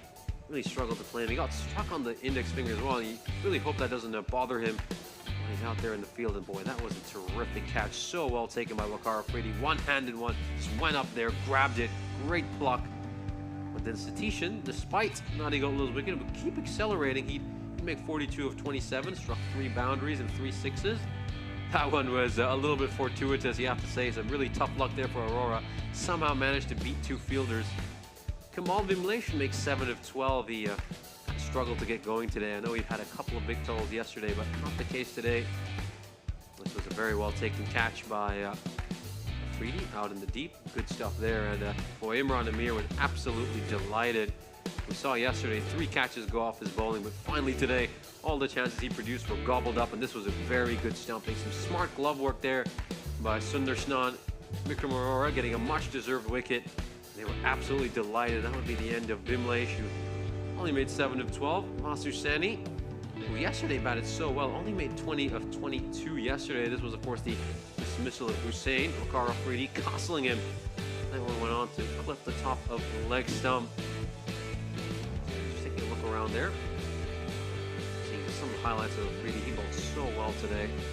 Things went extremely well for him today. We saw yesterday he just had a few issues, but not the case today, as of course in the end Romania were restricted to 147. As we take a look at the scorecard, of course, Satishan, as we mentioned, top scored with 42 of 27. Then we saw Nadi Gotla, his opening partner. He wasn't quite able to get going. He really struggled out there at a very difficult time playing some of the seamers. He'd make only 8 of 12. Then Hakan Vimlesh, who had a couple of big scores yesterday, only made 7 today. Vasu Sani, who was batting with strike rates of between 170 to 180 yesterday, wasn't quite able to replicate that today. And then the rest of the order, well, no real scores of note, as after a very good power play, Romania would stumble to just 147. Then we take a look at the bowling card for Malta. Very good all-round bowling card for them. Abbas went for a few runs, but he did get an important wicket. And then the rest of the team did a terrific job. Fanyan Mogul getting 3 wickets. Imran Amir had a bit of luck today. He actually had some catches which stuck. And one concern for them, there was 10 runs of extras. That's certainly something they could iron out, but it isn't overly concerning and not the worst of performances. Of course, we're halfway through this match as Romania have posted a total of 147, and Malta need to go along at 7.4 and over to win this match. Join us in a few moments as we'll bring you the second innings.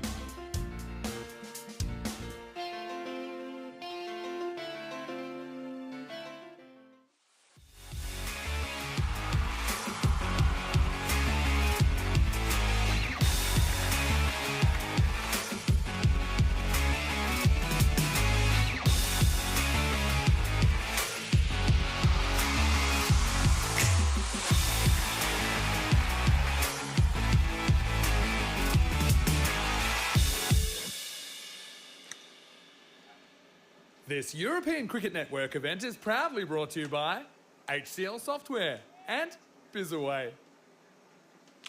Welcome back to Romania. We're in the northern part of Ilfov County at the beautiful Mara Vlasier Cricket Ground, just 30 kilometers north of the heart of Bucharest. Of course, T20 we're here for this to witness this brilliant spectacle of T20 cricket, which has stormed onto the scene and turbocharged the gentleman's game into a thrilling, heart-pounding spectacle. And the first inning certainly was one, especially in the power play with Romania. We're going along at a fantastic rate, absolutely smashing it everywhere for fun. And they've set a target of 148 for Malta, one that is certainly very achievable.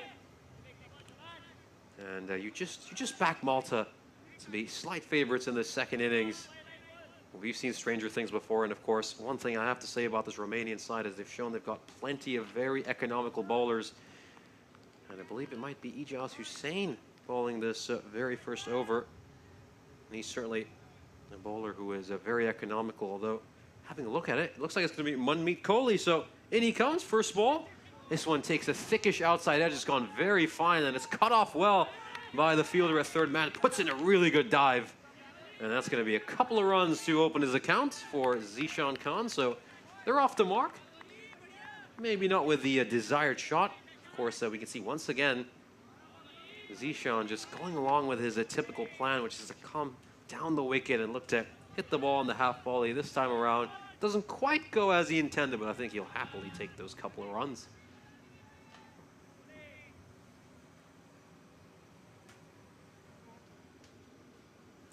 Just resetting for this second ball.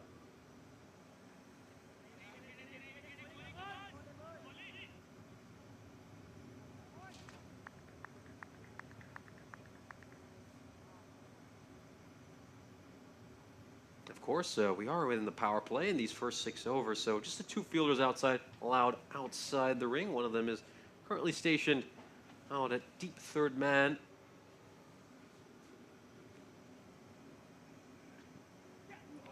So wider delivery, and umpire Elliott, rightfully so, judges it a wide. He just needs to find his radar here, Manmeet Kohli. One thing you have to say about Malta was they were right on the money from the get-go.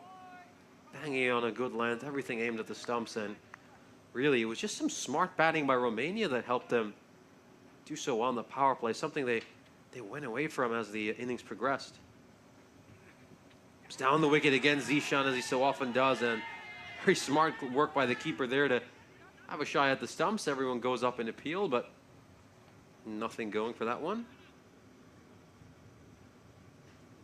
Oh, he's actually missed the stumps, and he's struck Zishan Khan with that. Good to see he's doing just fine.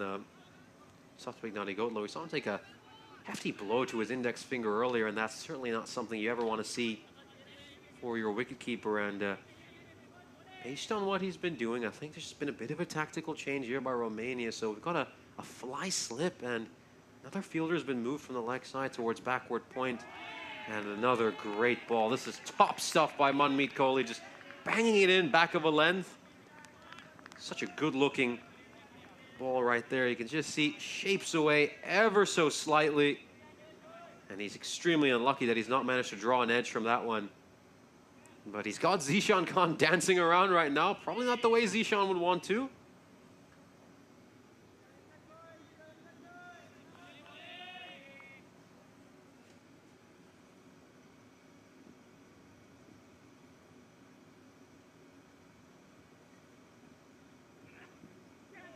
And again, another terrific ball. And you can see what Zishan's trying to do. He's looking to just place it behind point, but it's not quite working for him. This is just very good bowling, very accurate bowling. How's he going to end this over? Just mix it up with something different, maybe go for a variation. And he's just sensing a touch of frustration here.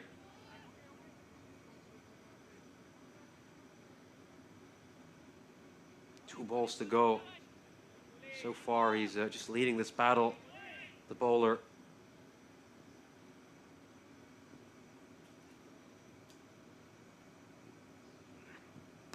A little bit fuller with this delivery. If some contact, but it's going to go straight to the fielder at point. So an excellent start here for Kohli. 1 ball to go. I think he's just got to bowl his stock ball here, bowl a nice wicket-taking delivery, aim it for the top of off stump, see if you can get a wicket. I mean, this is just that stage of the innings where you have to attack. And if you can somehow draw a wicket, it's going to be huge, because Romania, don't think they can go through this power play and just play defensive cricket. They're going to have to put a lot of pressure on Malta. Another terrific ball that shapes away, doesn't draw an edge, but that was an awesome first over by Manmeet Kohli. Just 3 runs off it, and he was very unlucky to not get a wicket. Zishan somehow survives and lives on to fight another day.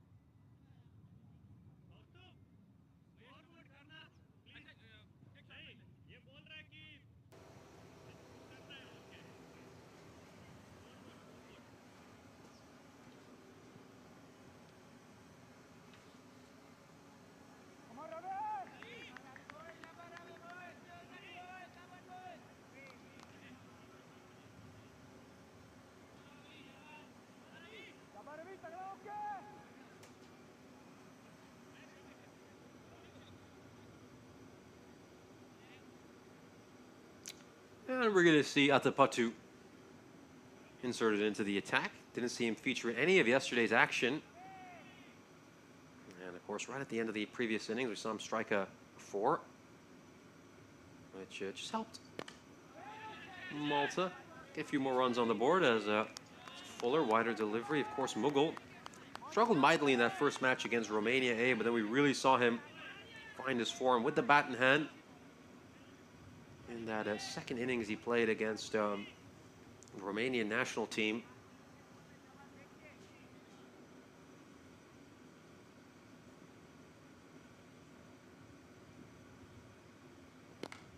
Yeah, this one is just played away straight to the fielder at cover. I think there's a slight misfield there by H. Prasanna. And that's going to allow Mughal to get off the mark. Of course, Mughal, very talented player. I mean, how many players in the world can both open the bowling and open the batting for the same team? It's certainly a very rare ability. And you have to say he's effective at whatever he does. A couple of runs there for Mughal. We need to clean out some of these misfields. We saw Romania yesterday make a lot of misfields in that second match against Malta. That's something they'll have to clean up, their ground fielding, as this one is struck hard. I believe it's been struck straight to the fielder at point.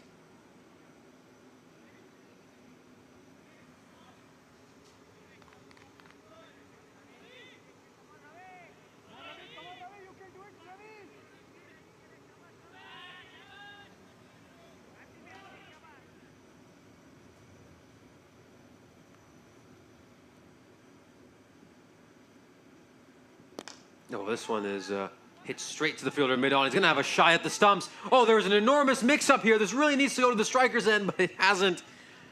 And somehow Romania have let an opportunity slip past them. We need to take another look at this. Everyone's just looking at one another, wondering who's to blame. And again, these are some of the issues that have just really bothered this Romania side throughout this Continental Cup.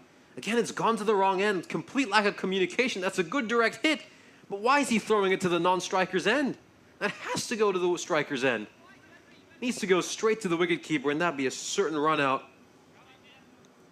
Oh my goodness. Oh my goodness. This is really disappointing for Romania. And you can't let opportunities like that slip by. I mean, again, going back to that Maltese innings, Malta didn't let any opportunity slip by. They were extremely disciplined in the field. They took their catches. And Romania right here in the second over. That should have been a certain run out. But Mughal lives to fight another day.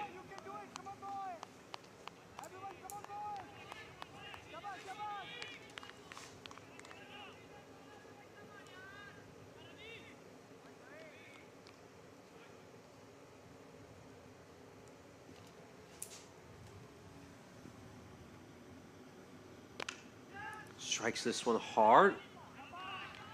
And he's going to get a single. It just goes straight to the fielder at backward point.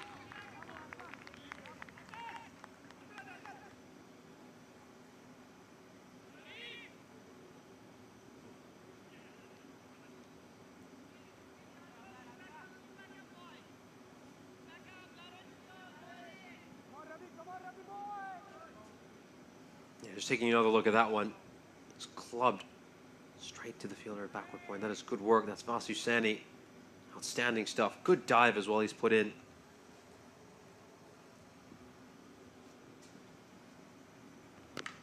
This one is played away towards the fielder at mid-off, and he's going to have a shy at the stumps. Instead, it's gone straight to the keeper, but this is a nice start here for Romania. A couple of quiet overs. Malta just 7-0 at the end of 2.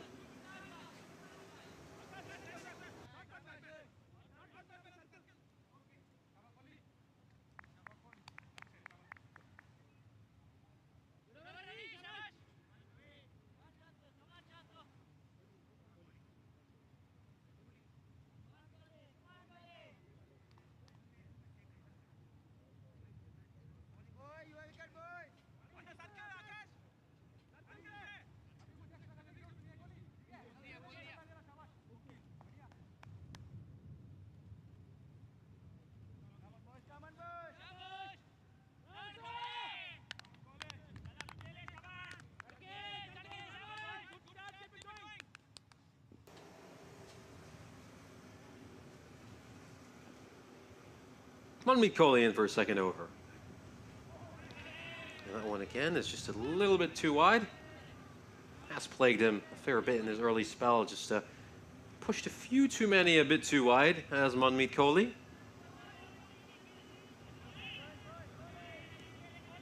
Of course, very good morning to everyone joining us in the chat. Of course, feel free to share your opinions and make this a conversation. Of course, it'd be good to talk to a lot of our viewers as we go through this game.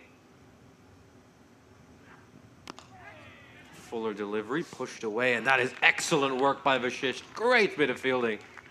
Puts in a nice dive. And he's prevented what looked destined to be a certain boundary.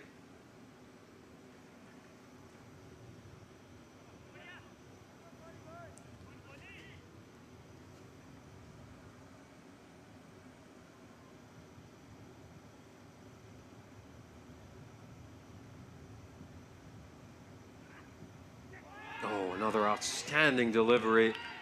Yeah, just shaping it away beautifully there, Kohli.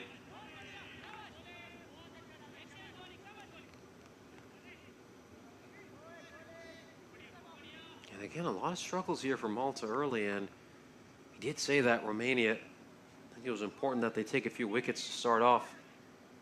And certainly the pressure's on Malta right now, and this is where everyone in the field just needs to be alert. An opportunity could be coming your way. Goes for the big shot, and it's gone straight to Vashish, and he takes it. No problem whatsoever. We've already seen him do a couple of great bits of fielding. That's the third. It's third time lucky. And this is a terrific catch. Great stuff. Manmeet Kohli goes for the fuller delivery. It's slightly overpitched. Bat just turns in Mughals' hands, and it goes up to Vashish, who's taken an outstanding catch. Great work by him. And a well-deserved wicket for Romania. They just tightened the screws early. They put a lot of pressure on Malta. And they finally succumb to that pressure. They get the breakthrough they deserve. And an outstanding start for Romania, defending a target of 148.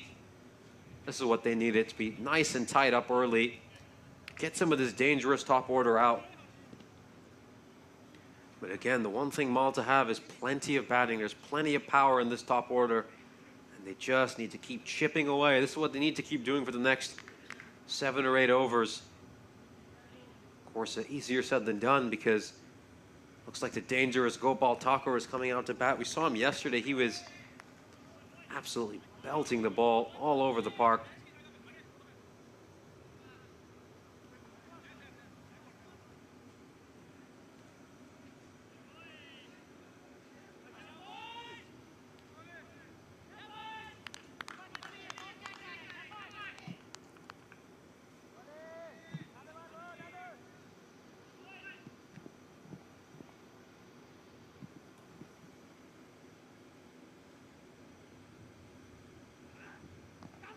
this one's just down the leg side, but I think if Takor was sort of in the middle of his innings, he'd probably play a more aggressive shot towards that. As you can see from his rehearsal, I think it's his first ball. His team's under a little bit of pressure, so a more tentative stroke.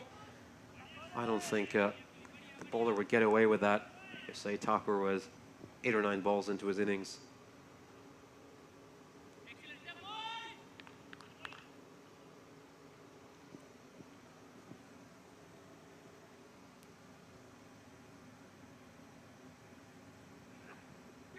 Oh, another beautiful ball shaping away. Really, really hard for them to play these deliveries.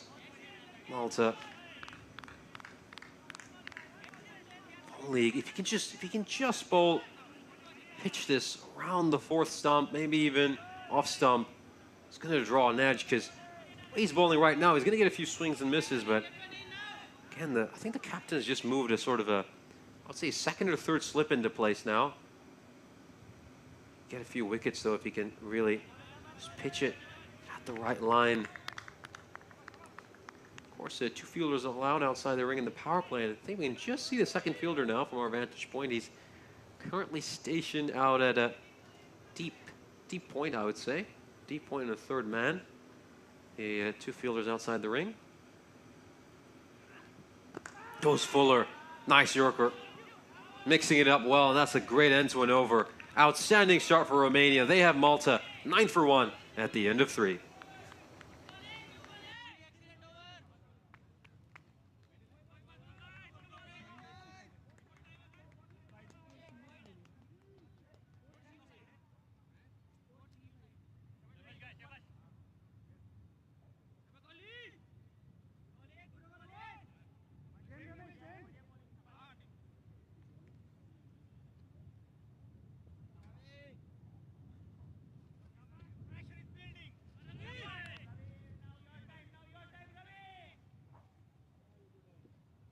Come on, Ravi boy! You can do it, Ravi! Come on, Ravi! Pressure is coming! Big shot is coming on now! Come on! Monmi Kohli is going to continue. 2nd over. Oh, another outstanding ball. You got to say, Zishan Khan has been rather fortuitous early in his innings. I mean, he's had a lot of swing and misses. A lot of times he's been beaten off the bat. It's lucky that he hasn't nicked one of these. He's just hanging in there somehow. Just feel the Watapatu. He's just got to maintain his line and length. Let's just see if he can continue to bowl 5 more balls at that line and length. Goes for the big swing and miss. Again, the one thing with Zishan Khan is he's the sort of batsman who he's going to take those risks. He's not just going to hang around and hit a single. He feels like he's had a rough start and his strike rate is beginning to dip. He's going to go for it. He's going to go for that big shot. And I think this is where everybody in the field for Romania has to be alert. A big shot is coming at any point.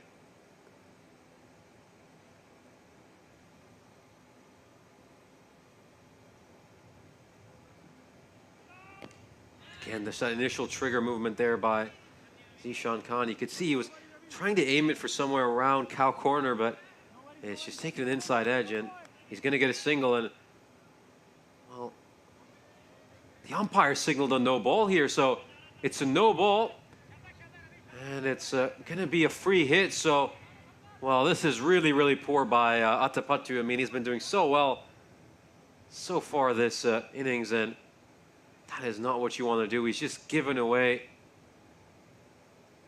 a free hit. So a chance for Takor to settle into his innings with a nice free swing of the bat. And he's not quite managed to connect. He's just going to go fine square leg for a single. Mind you, the stats below, though, I think it says 0 for 6 for Atapattu. Beg your pardon, Monmi Kohli, and that needs to be corrected. Apologies for a statistical error.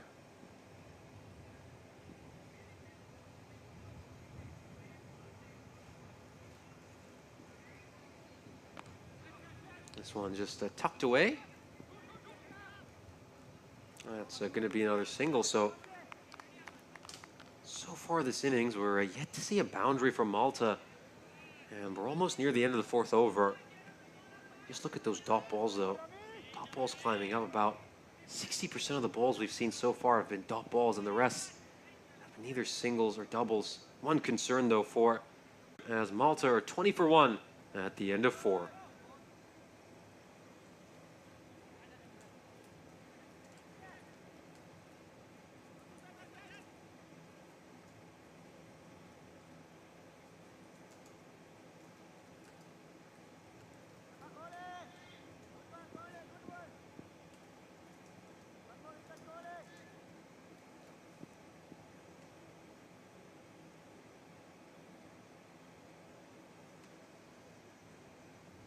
In comes Kohli. Oh, this one's a bit too straight. He's played that one very nicely, Tucker. Good looking shot. Wristy stroke. And that is just deposited behind square for a boundary. So excellent work now. Back-to-back boundaries for Malta, 6 into 4. And it's a chance for them to reassert some pressure on this Romanian cricket team who've gotten off to a very good start in this power play. Of course, we're joined by Chris Smith in the chat. A very good morning to you. Great to have you joining us. And yeah, of course, keep the conversation going in the chat. It'd be lovely to talk to you all, just to discuss all things cricket or even unrelated to cricket.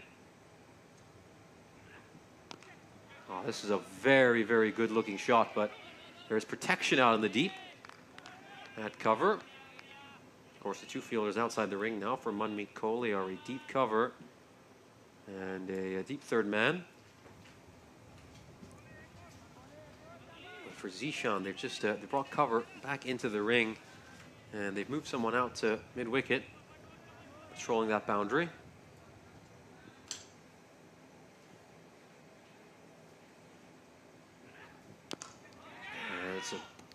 Has this carried? Yes, it looks like it did. It did carry to the fielder. Oh, there was an opportunity. Zishan Khan living dangerously. That one went straight to the captain. Ramesh Satishan really should have been taken. It was at a nice catching height. A couple of opportunities slipped by for Romania early. This one, he just chipped it up. Oh, that was a very, very good catching height. He should be taking that. He'll be mightily disappointed. Oh, huge opportunity. That slips by. Kohli could have had a second. Well, this one shapes away, takes a thickish outside edge, and it goes straight to the fielder. Yeah, we saw Romania miss a fairly simple run out of Mughal. That one didn't really cost them, as Mughal went on to only make an extra run, making 3 for 7. But you can't drop Zishan Khan, as we've said. He's been the top run getter for Malta this past calendar year. And he's been put down on 12.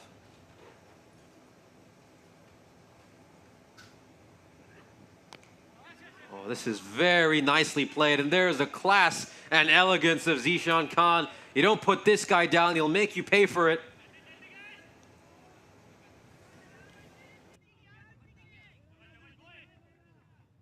Look at that gorgeous looking shot behind point. Very, very well done. And again, he was put down on 12 off the bowling of Kohli.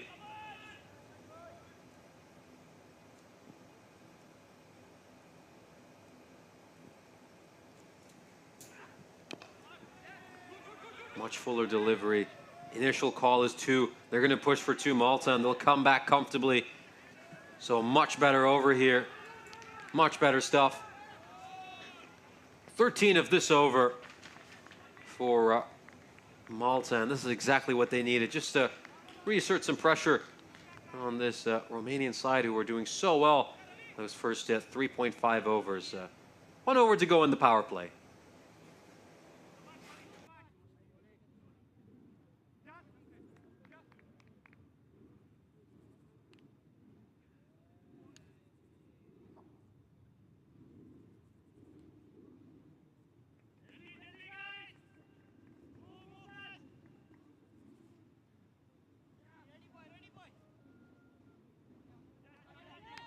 And of course, we take a look at today's schedule here on the European Cricket Network. We'll be bringing our very first game, which you're witnessing right now, Romania taking on Malta. And then, of course, Romania will be coming back to play against their A team in the middle game of our triple header. And then, of course, we round out with these two sides facing each other again. They'll get to see each other plenty of times before that European Cricket Championship encounter they'll have in 38 days' time, of course, when the ECC starts. Should be a lot of fun.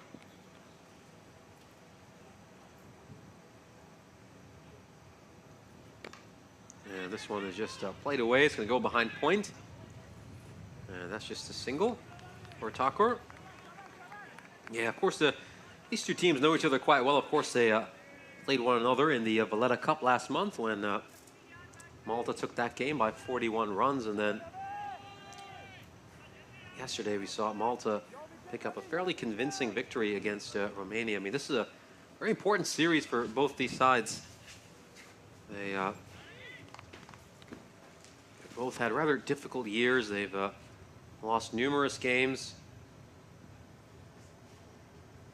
See Zishan Khan. This one's played rather uppishly. Is this going to go away for 4? Yes, it is. The ball's going to win this race.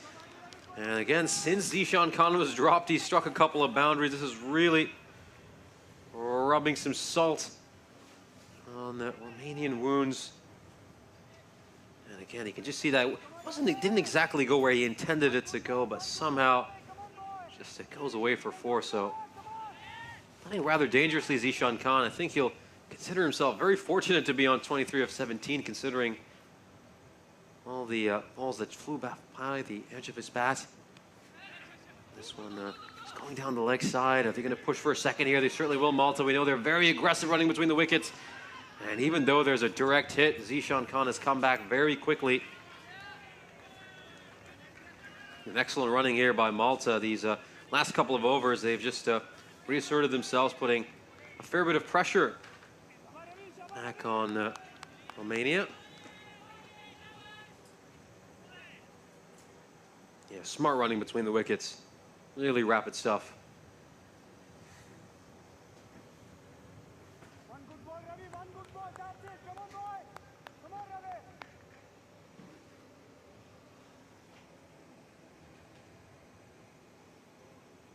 And of course, Chris, yeah, I'm doing very well. Good to hear from you as well.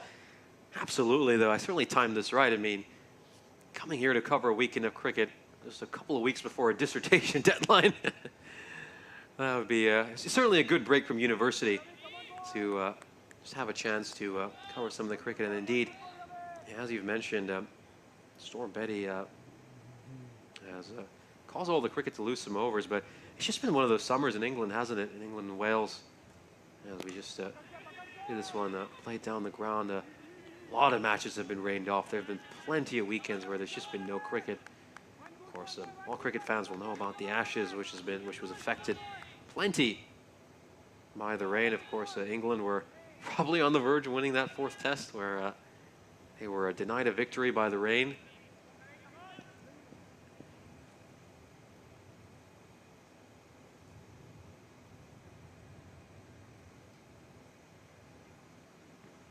This one just goes down the leg side. Of course, I think the Welsh Fire also had a game, at least their first game of the 100. I mean, don't ask me about the 100. I don't follow that at all, and I don't have much good to say about it as a tournament or format.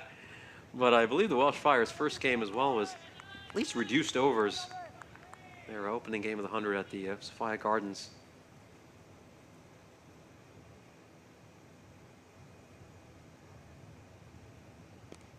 This one just played away. Goes towards mid-wicket, and that's a nice throw to the on striker's end. And I think Romania, they just have to remain sharp in the field.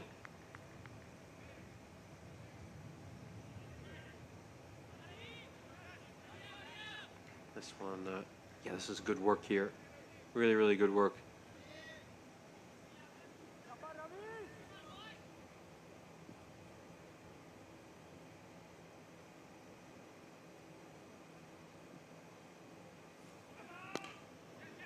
Knocked down the ground. And this is good fielding there by none other than Satishan, who's did a good job, the skipper, out there mid-up and mid on him. And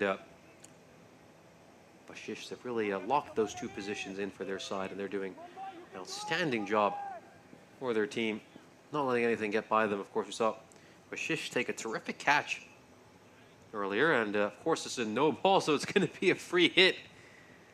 And you have to say, though, that's way too many extras. This is the second free hit they've given up this power play, Romania. And Thakur has a swing of the bat, but the initial shot was 2-2-2, but I don't see how a second run was on, as of course Malta ended up at 45 for 1 at the end of the power play.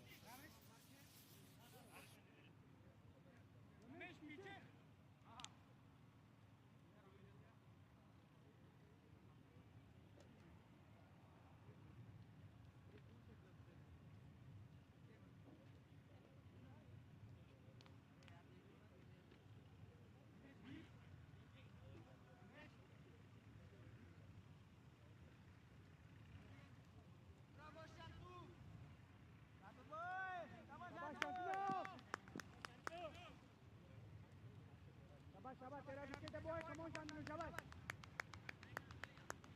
Tagla okay. Come on, boys, on your toes. Come on, boys. Everyone, come on, boys.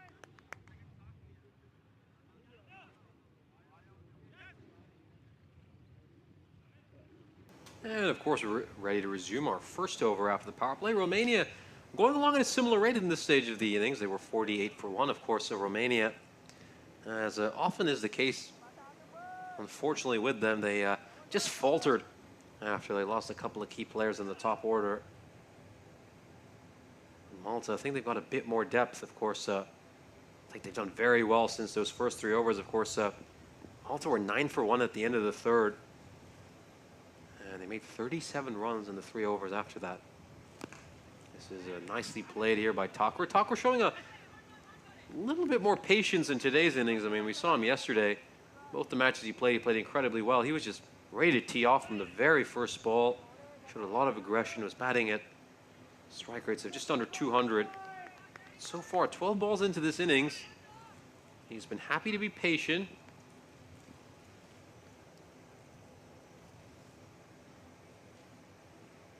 Oh, that's a slower Yorker. Well done there by Vashish. And they're going to get a single here. Of course, one difference, though, between this Romanian and Maltese side is that Romania probably don't have that same depth in the spin department. They don't quite possess a plethora of spinners, so it's going to be tougher for them to maybe control these middle overs with spin. They're mostly going to have to rely on seam throughout this game. This one goes up in the air, and it's going to go straight to the fielder at long off. It's well fielded by Manmeet Kohli. Again, just to give you a stat heading into this tournament, preceding this tournament, Romania had only had 2 wickets from any spinner in one of their preceding 5 T20Is, which just shows you that they don't have that partnership-breaking spinner, unfortunately, in their armory. As this one's gone up in the air. Is this going to go to the fielder? No, it isn't. It's going to take a bounce before going to Mahesh Prasanna. But there's a chance for a run out at the non-striker's end. Again, we know Zishan Khan and some of the issues he has running between the wicket. He's very aggressive and sometimes over-aggressive. Need to take another look at that one. This one goes up in the air. Takes a bounce before it goes to Prasanna. Look at this. They're a little bit casual with that first run, and then all of a sudden, Zishan wants that second. I mean, look, if you want a second run, you need to run your first run hard. I think once you've been a bit casual with your first run, that second run is just off. You can forget about it.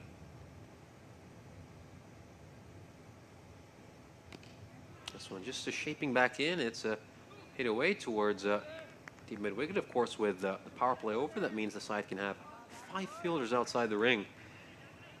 And yeah, Chris Smith pointing out that if England had bothered turning up in the first 2 tests, the loss of play in the 4th wouldn't have been an issue. Well, there were a couple of close matches. I think that's just the way sport works sometimes. I mean, it's very fine margins that can determine the outcome of games. I mean, really, I think at one stage England were probably favorites to win that first match against Australia.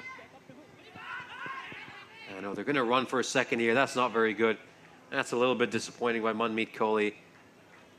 Kind of lackadaisical over there. Just lets that ball go by him, and that allows Malta to complete that second run fairly easily. Let me just take a look at this. Yeah, you can't just let that get underneath you. Get down, field that properly. But yeah, just some bad habits seeping into this Romanian side at the moment. Of course, we did mention they were rather leaky yesterday with some of their runs. They gave away a few too many runs when they shouldn't have, but I'd like to see them just tighten things up. Of course, their coach is right here right now. We can just see him patrolling around near the scorer's tent. Don't think he'll be too pleased with that. And we see Vasu Sani come in. He had a terrific day yesterday. First match, he had a truly outstanding all-around performance, man of the match worthy performance. 42 with the bat, incredible with the ball. Then second game, I don't think he did as well with the ball. He struggled mostly in his first over, went for 17. He came back well after that, to be fair to him. But I think the main thing with him is he's just metronomic with his line and length. He just keeps hitting that same line and length all day, just lands it on a sixpence.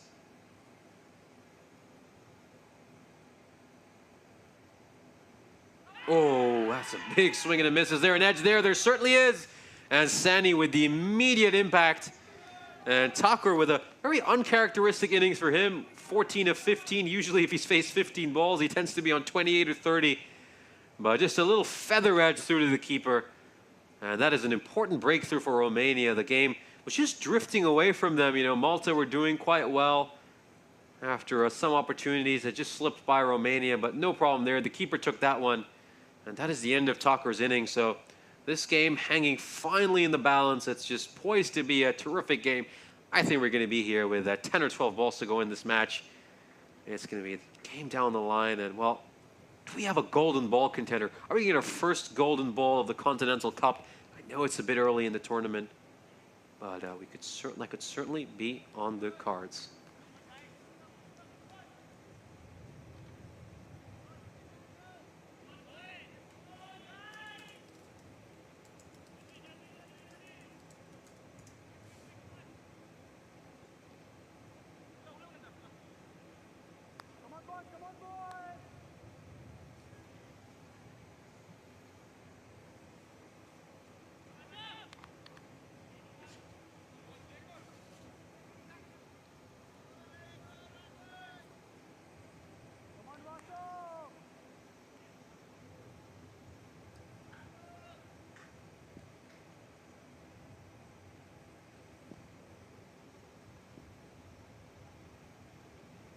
Oh, another terrific ball on a fifth stump line, and it just shapes away.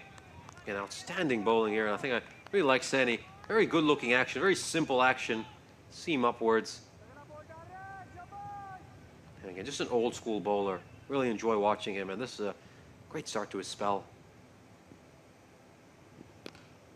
This one is just played away. It's going to go past the fielder at cover. Just a single. Singh off the mark. Of course, Singh bowled a fair bit yesterday in that first match Malta played against Romania A, but he hasn't featured whatsoever with the ball since. A little bit surprised by that decision. I know he was a bit expensive in his first couple of overs, but he did pick up a wicket. But Malta haven't decided to use him with the ball in hand since then. This one just a shorter delivery. And it's straight to the fielder at point. Vashish. Yeah, this is exactly the kind of over Romania needed after 3 or 4 expensive ones in a row. Of course, we saw between overs 4 to 6. Malta made 37 runs, and they were aided by some dropped and missed opportunities. Oh, that is an outstanding ball. How has that come back in? It's come back in by a mile, and the batsman's been left absolutely stunned. Oh, that's just seamed right in. That is an absolute Jaffer. He's bowled right through the gate. Brilliant over for Sandy. Let's just take a look at this. Oh, it's just clipped the top of the middle stump. Everybody's absolutely stunned. I think even the wicketkeeper is. And boy, he's just been done by a Jaffer. I think there's nothing that Singh could do about that. When you get a ball like that, you just have to say, well, look, it wasn't quite my day. I just have to take what it gets. And Jaspal Singh, well, he's been bowled by a beauty. Great ball there by Vasu Sani. And any concerns about his bowling that might have arisen from the difficult over he had yesterday, they have certainly now been pushed aside. This is terrific stuff. And Malta now under some real pressure. I mean, things were going along quite well for them after the third over. You just thought they were getting ahead in this game, but now it's all starting to go in favor of Romania again. And now they've got their noses in front. As a new batsman, I believe this should be Gerasim. We'll await confirmation. He's taking a middle stump guard.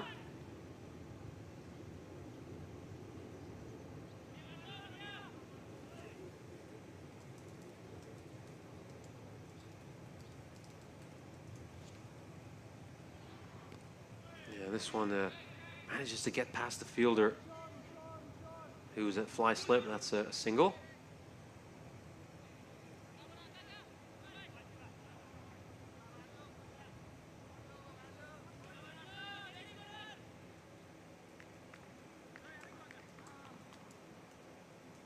As, of course, we come to the end of the eighth over, Malta currently 56 for 3. Of course, Zishan Khan currently leading the way with 32 runs, of course. He was dropped off the bowling of Kohli when he was on 12 and was rather fortunate to have numerous edges fly past his bat. Well, I should say edges he could easily have drawn. And outside of that, no real scores of note. I mean, Gaurav Thakur, usually when he's faced 15 balls in an inning, he's on 28 or 30. He was rather off color today. Made just 14 of the 15 he faced. And then, of course, Singh was bowled with an absolute Jaffer in that previous over. Mughal making just 3. As we see, I believe this is Vashisht, who's been introduced into the attack. His first over went for 7 runs, bowled a very tight first over.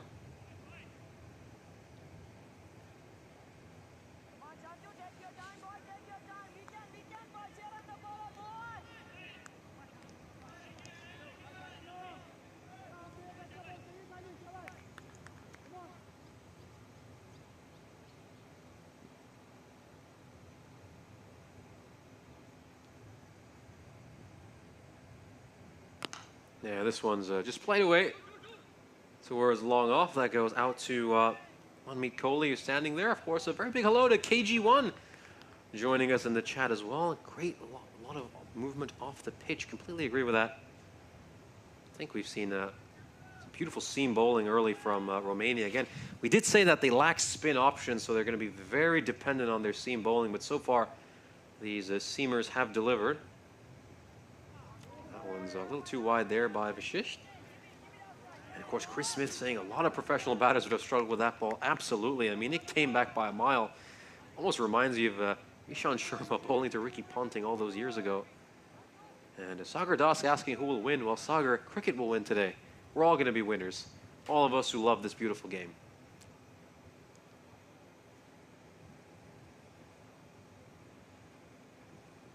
That one's very wide, just overcompensates after bowling a wide the previous delivery of Vashisht. Yeah, that is certainly one concern for this Romanian side. Too many runs of extras, 7 runs of extras already. And we're only halfway through the 8th over. A lot of wides, and again, you know, these wides start to rack up, and all of a sudden you're bowling 1 or 2 extra overs per innings.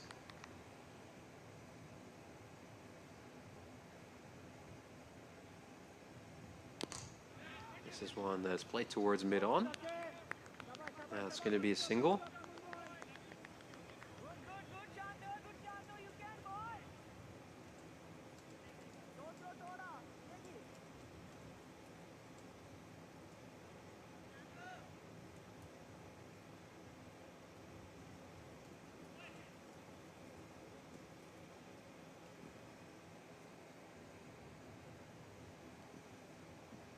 This one just played away towards long off. That's another single. So really, we've seen boundaries dry up for Malta. We haven't seen a single boundary since the beginning of the 6th over. It's just been very tight stuff here by Romania. They're restricting them to exclusively singles. A very good day to you too, KG1. Oh, that one just climbs up on the bat. Hit the sticker.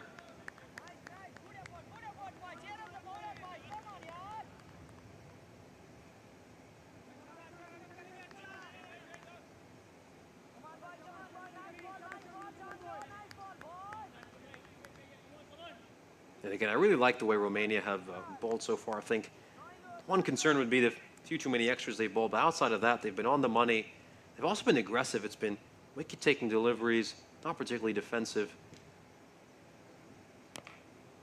And that one just played away towards cover. And of course, Bishal Growing agrees. It's that just stop the extras. Outside of that, doing a near-perfect job, Romania. As, of course, we're 1 over away from the drinks break as Malta are 63 for 3. And you've got to say, this is a very, very good start for Romania. They're looking good.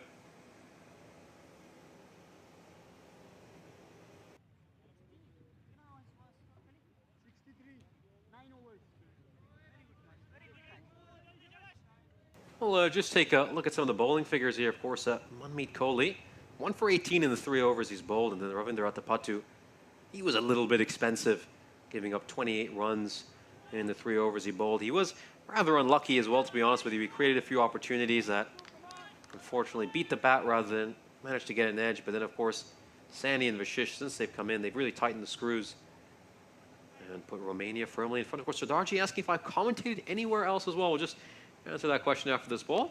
This one is played away behind square. Is that going to go for 4? It certainly will. Nice looking shot. Very, very well done. And again, that's the first boundary since the beginning of the 6th over for Malta. It's been quite a wait. And yeah, just to answer your question, Sardarji, no, not really. Haven't commentated anywhere else. I tend to make very occasional appearances commentating. I would say about once a year, really. A few games every year. That's about it usually. I've fortunately not been able to commentate too much. But yeah, this is my first series in Europe. Done a few in Cyprus, of course. Handful of series there, spread out over a number of years. But yeah, first time in the country of Romania as well. As this one just played away. That's a single. A lot of Romanians growing up, mind you. So it's very nice to actually visit their country at last. And yeah, gorgeous nation. I mean, this part of the world we're currently at, Ilfov County, it's really, really pretty. A lot of nice farmland around here. Very, very rural.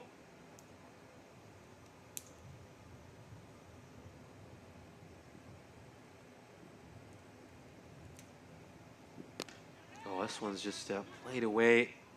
That's going to be a single, of course. Yeah, good point there in the chat. Absolutely. I mean, they're certainly feeling the heat right now, Malta. And Zishan Khan is the key for them, of course. As we mentioned, top scorer for Malta this past calendar year, scoring 279 runs heading into this series in T20Is. Oh, that's a good ball. That just climbed up on him as well. It's just caught him on the glove, and that's going to be painful for Stanislaus. Of course, Stanislaus didn't bowl today. We haven't really seen him feature much with the ball since that first match yesterday. Malta played against Romania A.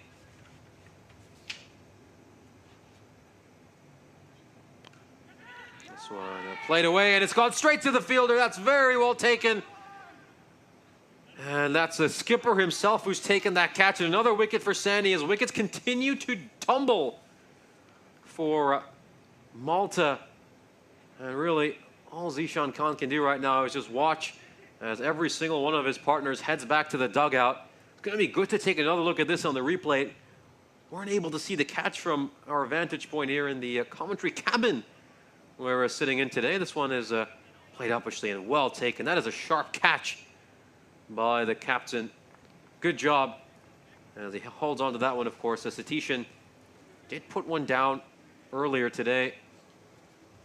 Off the bowling of Kohli, but no mistake there. Takes that catch, and a very big hello to you too, Prayag Hegde.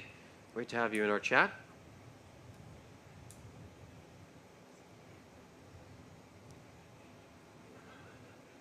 And yeah, really good stuff here for Romania, who've managed to now assert their dominance into this game.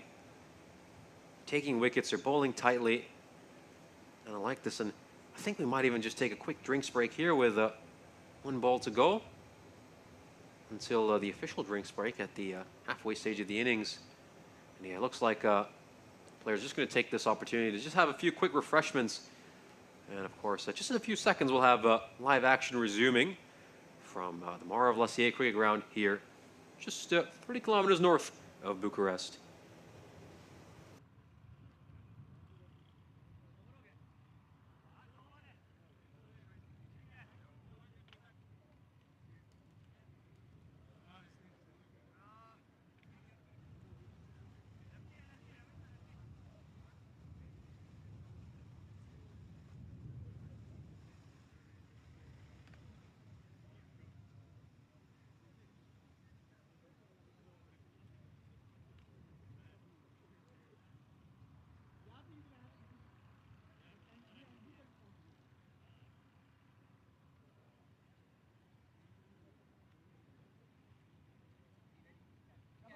आखिरी में भी चाहिए एक और one more boy, one more. One chipping.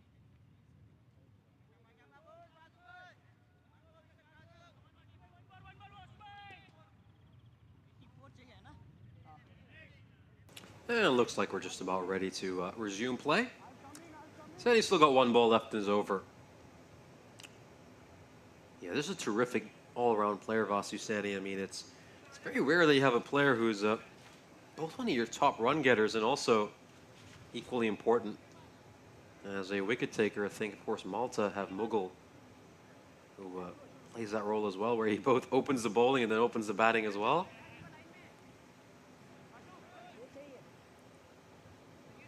Just see now, they're trying to get their fielding absolutely precise here, Romania.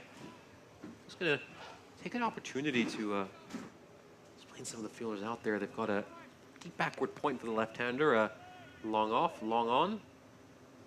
A fielder out at cow, and then there's another fielder can't quite make out right now. I believe there's one at deep square as well. This one played away, inside edge. It's going to go to that fielder, who we can now confirm is indeed at deep square, as halfway through the innings, Malta are 70 for 4. Very good over, boy.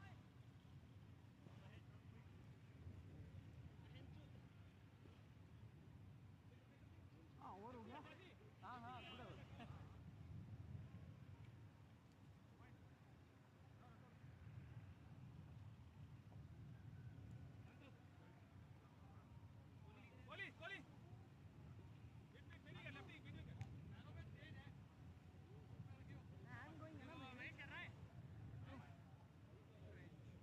हो गया? हाँ, good over. नहीं सही शाबाश शाबाश come on Mahesh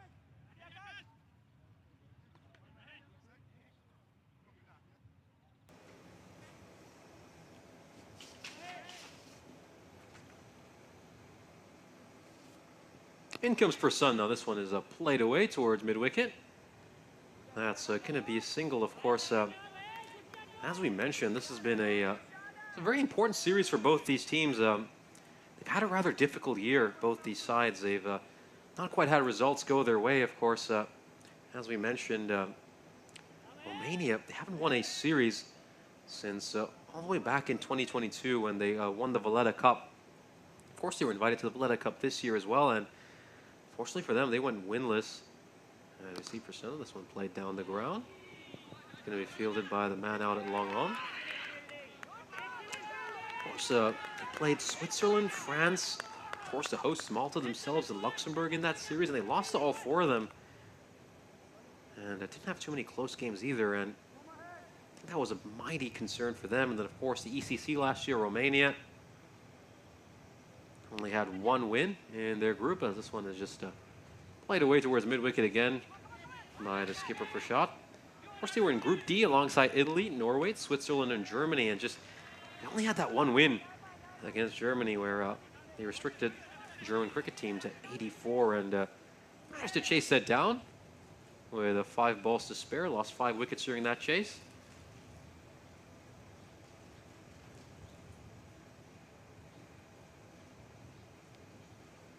This has gone up in the air. It's a catching opportunity. Should be taken. This is the keeper's catch. It is the keeper's catch, and that is very well taken there by Nadi Gotla. Made the call early, and he made the call well. So good stuff there as wickets continue to tumble for Malta. They can't really get any partnership going. I mean, Zishan Ahmed, he's been about as much of a spectator as the rest of us while he's been watching his team collapse.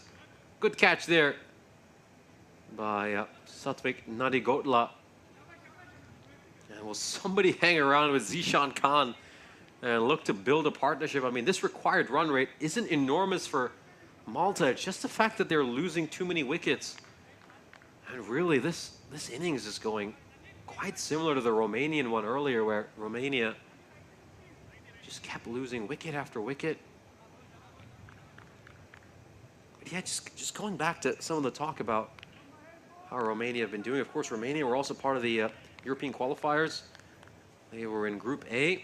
They went 2-2 during the group phase. They won a match against Turkey and Serbia, but then lost to Cyprus and the Isle of Man. Of course, the Isle of Man, a really, really good team. They won that game very comfortably against Romania, restricted Romania to 120, and then chased down the total in 12.2 overs, having lost just 2 wickets. But then Romania did beat Sweden in the 5th place playoff for sub-regional qualifiers, Group A. And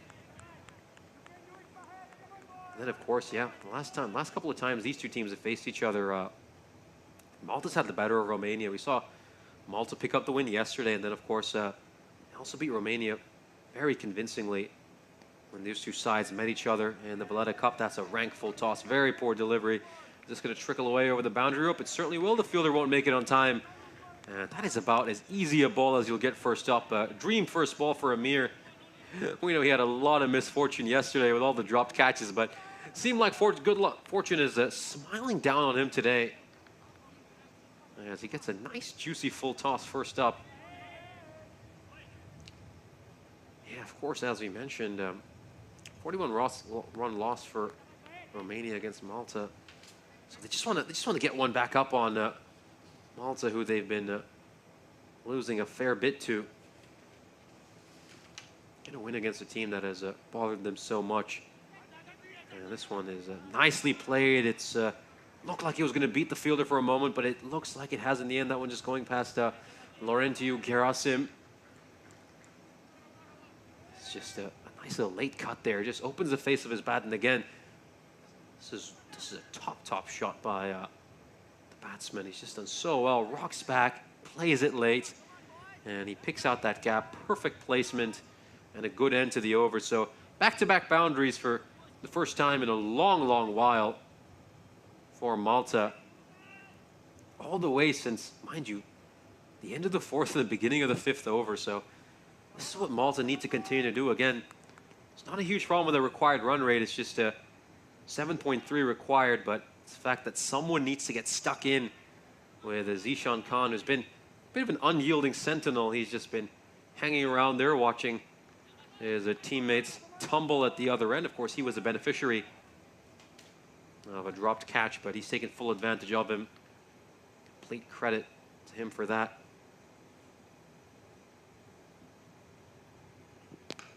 This one played down the ground, but straight towards Vasu Seni. Seni gets a hand to it to slow it down, but they're still going to get a run here, Malta. But of course, Malta's own form hasn't been that good either. They're a very experienced team, though, Malta. They've it's the 15th series they've been involved in since 2019. And of course, they've been involved in 3 T20I series this year, up in Gibraltar, Medina Cup, as well as the Valletta Cup. This one played away.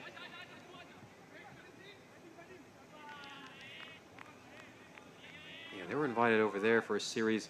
Bit of a could say a Mediterranean tri-series between Gibraltar, Malta, and Portugal. Didn't go at all well for Malta there. They only had one win in the 6 games they played. Then they hosted the Valletta Cup. Only had a couple of wins in that one. This one played away. Shouts of catch it, but it had dropped short of the fielder at short third man. That's the captain himself. And then before that, in the Medina Cup, which they also hosted, and they invited France and Luxembourg to that, they had 2 wins and 2 losses.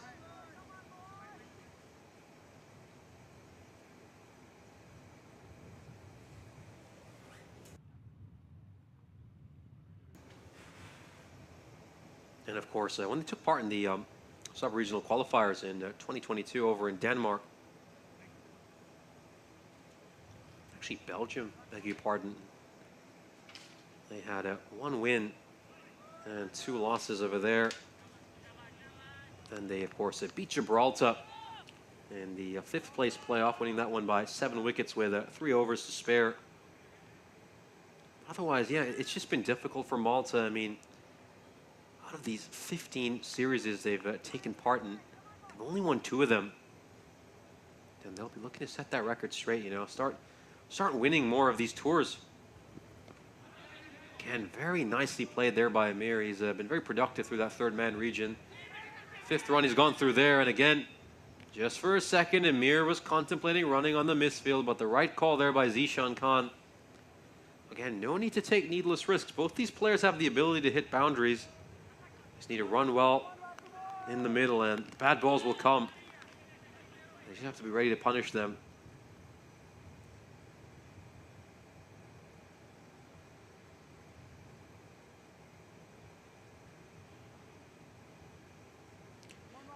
Of course, Chris telling us about he lost his voice last Wednesday, and he began to get it back on Monday because he was shouting at the football on Monday. Which game were you at, Chris?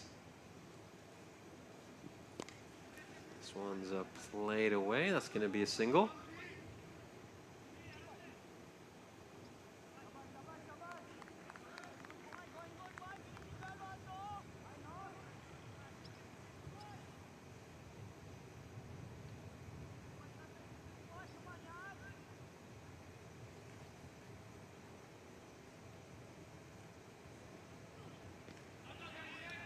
This one just angling back in to Amir, and it's going to be a single to end the over. So Malta needs 60 runs of the last 8 overs to win.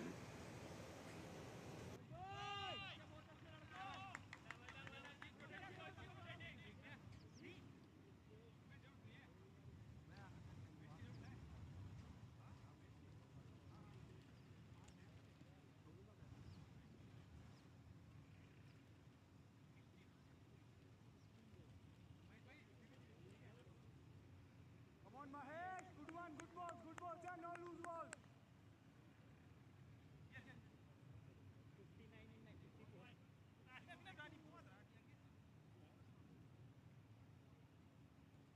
Back to position, please. Now, Mahesh. Come back, Mahesh.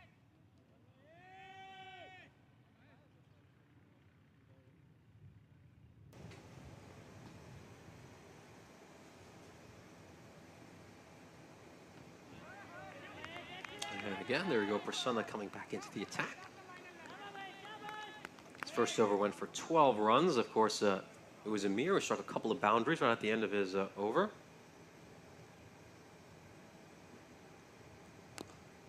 This one is just played away towards long off.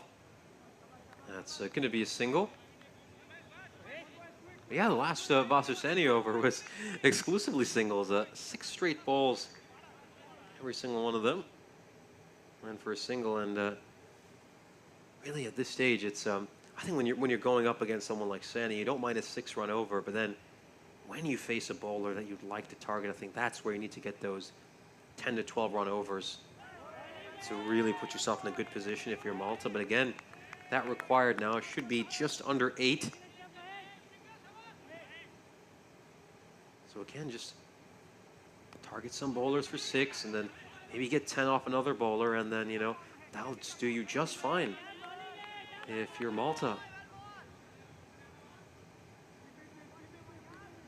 And that's what Malta did really well yesterday. And that's something which Zishan Khan did really well yesterday, was that he targeted specific bowlers. He just found the weak link in the bowling attack, and then he went after them relentlessly. A little bit of width on offer there, but it's only going to be a single for Amir.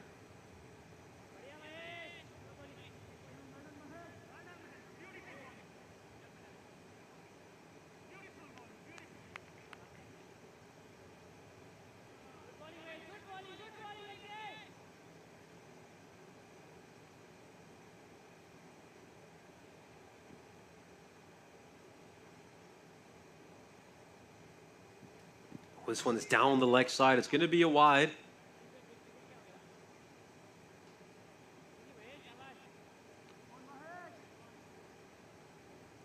Yeah, just probably trying to fire in a sort of a leg stump Yorker just to keep Zishan Khan on his tracks and just try to vary his bowling a little bit. But I think he's missed that by a mile, and it's ended up becoming a wide. Again, Zishan Khan, he just needs to hang in there. If Zishan Khan is there at the end of this innings, you would expect Malta to win.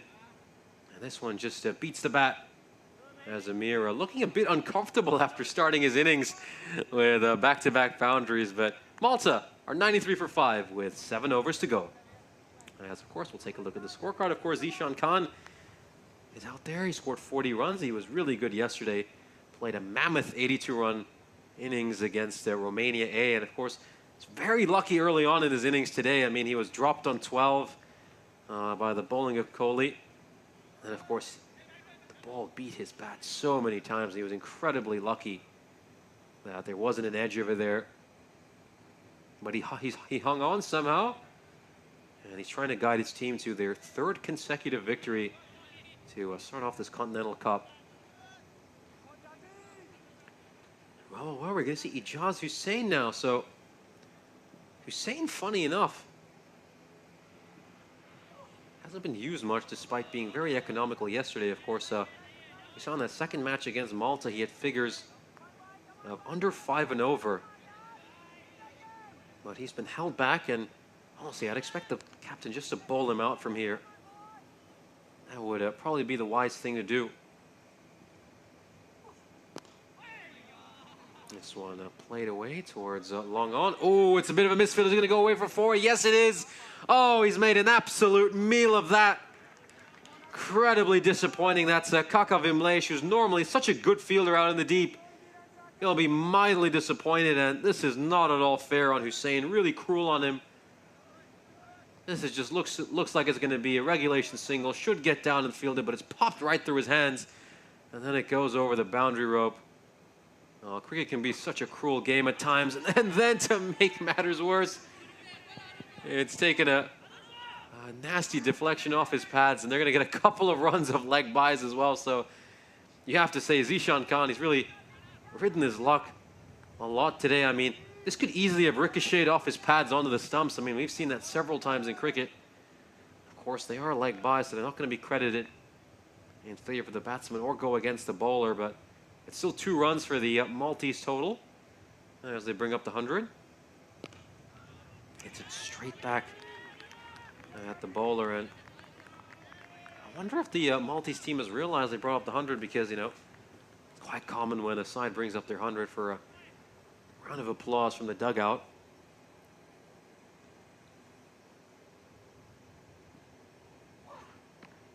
Big oomph there as he looks to bowl loud.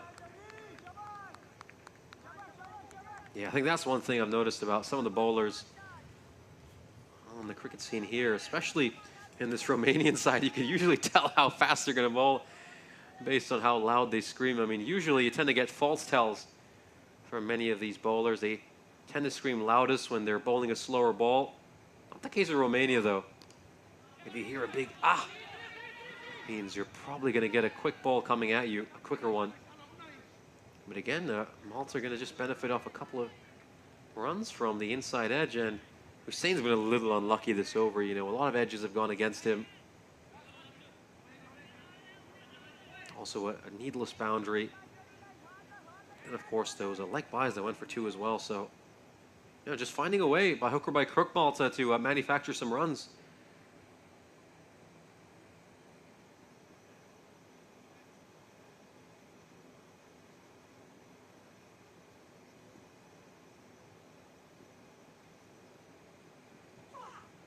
Again, a big again as he digs it into the pitch.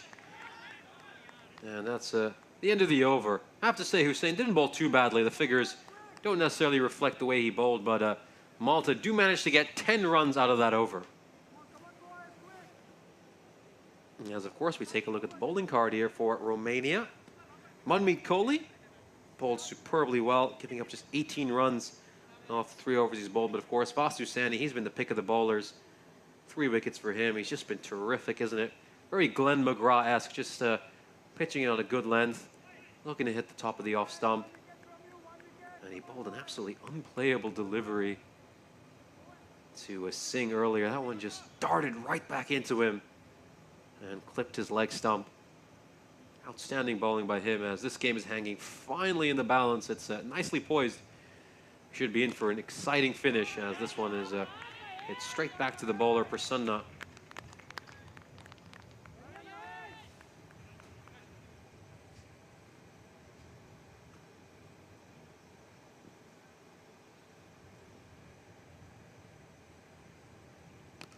This one is played away towards square leg. And it's Vasu Sani out in the deep fielding that one.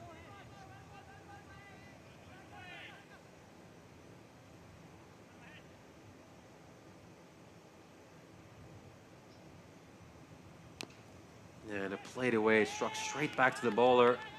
And you can see Prasanna just wanted to have a shy at the stumps.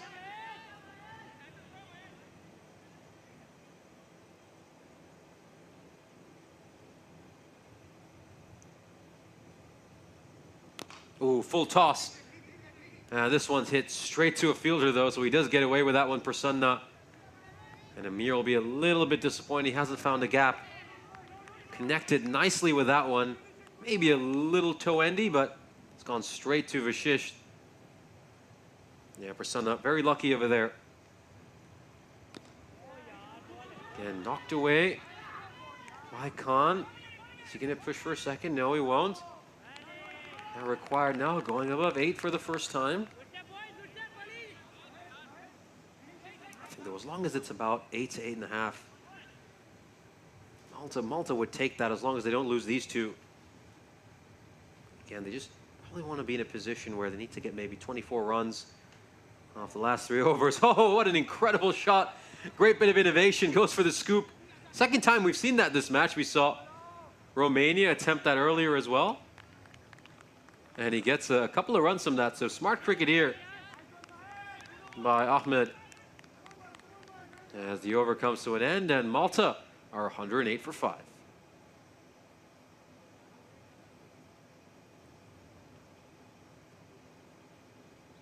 And of course, we'll take a look at today's schedule. We've only playing the first match of what is going to be an exciting triple header. Right after this game, we've got Romania taking on their A team. And then we round out the day with another match between these two sides. So should be a riveting day of cricket.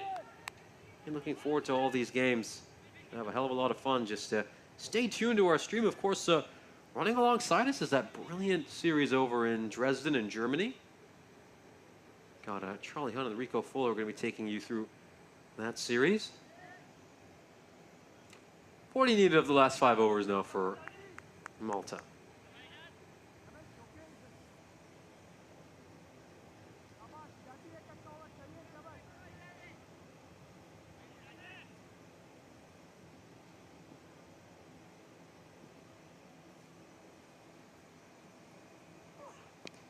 This one is just played away towards square leg. That's going to be a single.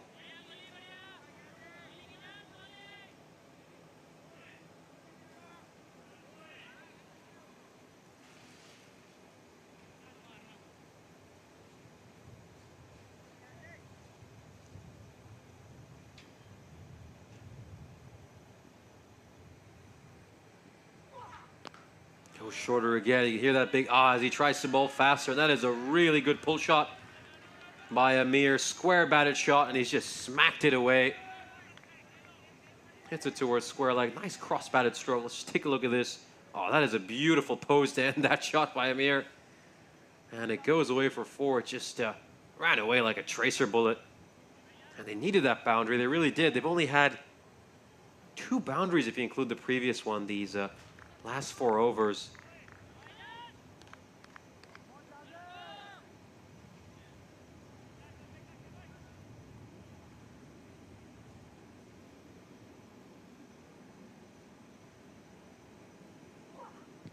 Oh, this is a good comeback. Nice ball there by Ijaz Hussein. After getting struck earlier. Still scamper across for a single, Malta.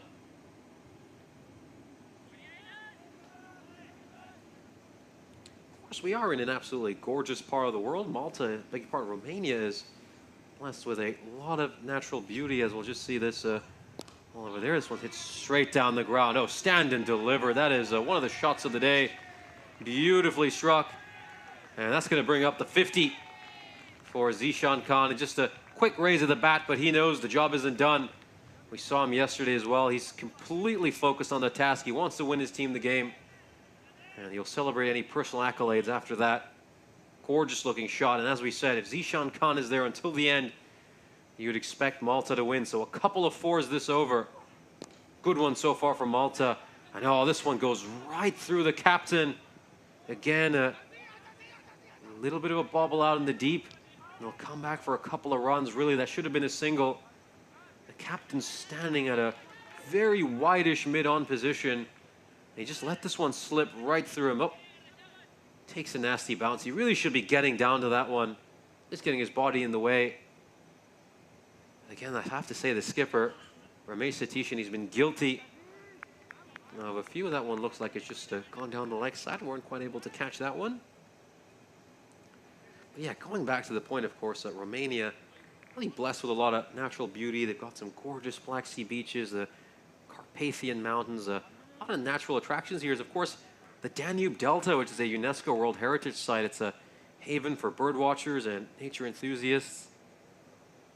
And then, of course, a lot of great historical sites around this country. A lot of beautiful medieval castles, fortified churches, ancient ruins. I mean, again, this is a country that's in the crossroads of many different great civilizations, and so many different cultures and empires have left their impact on Romania. I mean, of course, the language itself is incredibly Latin influenced because of the Roman Empire. You know, the Venetians have been here, Austro-Hungarians. It's a real cultural hub in Eastern Europe. And this one is struck away, and it's struck away very well. That is over-pitched by Amir, but I'd be a little bit more concerned by the fact that Vashish looked like he was limping while collecting that ball. If you just look at the end of this replay, you see that. Ooh, I don't know if we were quite able to catch that, but I think Vashish, very important player. The last thing you'd want to see is him potentially injured for this Romanian side. He's an important bowler. Bats fairly high up the order, too. This one goes straight to the fielder at point, but they'll get a single. Yeah, I mean, just here in around Bucharest in Ilfov County, I mean, you got palaces like the Mogosoia Palace just outside Bucharest, which is made with Brankovenesque architecture, which is a mixture of Venetian and Ottoman elements. And a lot of tourists and locals will often go there for weekend getaways. And then, of course, within Bucharest itself, you've got a lot of neoclassical architecture, some Bauhaus, which is a style of Weimar architecture. And again, I think with that, I'll just try to keep it a bit PC and say that I think it really depends on your opinion whether you like that kind of architecture or not. I think I'm more of a fan of more historical, classical architecture, which Bucharest boasts a lot of. And then, of course, you got the Palace of the Parliament, which is the second largest administrative building anywhere in the world. And you can find that in Bucharest. And so many great parks as well. The Herăstrău Park, the Carroll Park, Botanical Gardens. Just great places for leisurely strolls over the weekend. This one is going to be knocked towards mid-on. With no fielder there, they'll very easily get a single. Beautiful churches as well. The Stavropoleos Monastery. It's got some very intricate carvings all over it. And I think that's one of the beautiful things about the Eastern Orthodox world in general, is you find some fantastic monasteries whenever you visit any country with that cultural influence. This one goes up in the air. Is this a catching opportunity? No, it isn't. It's going to sail over the fielder at Longon's head. And there's a fist bump by Amir. He's like, I caught that. I caught that well. And this completely changes the equation. And as we said, if these two hang around, don't worry about the run rate. They'll find a way to score. And now the game has completely swung in favor of Malta, who need just 14 runs off the last 3 overs. They're in the driving seat. And now they look like they're closing in on another victory against Romania. They've had their number, and it doesn't look like it's going to change. 3 overs to go. Malta need just 14.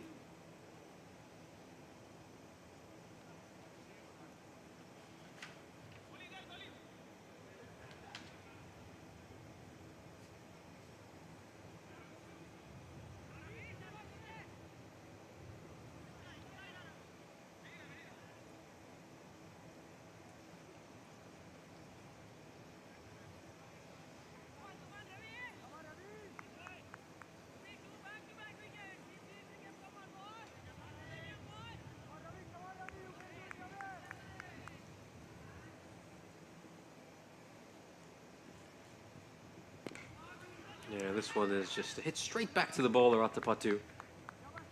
Zishan Khan.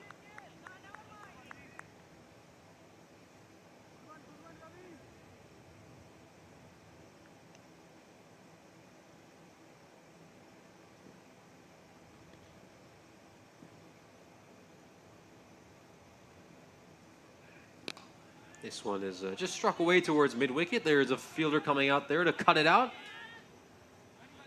And this is going to be a couple more runs for Malta. And yeah, just continuing our sort of a history and culture discussion, of course. You know, the present-day region of Romania was inhabited long, long ago, back in the Paleolithic era by the Dacians, Indo-European people, who were the original inhabitants of this region, where many Romanians trace their heritage from. And of course, just take a look at this ball. This one's played away for a single. And of course, the Roman Empire would conquer what is the territory of modern-day Romania in 106 AD, and that's really what led to the process of Romanization, what gave this country its name, and allowed the formation of the Romanian people and the Romanian language, which is a very Latin-influenced language,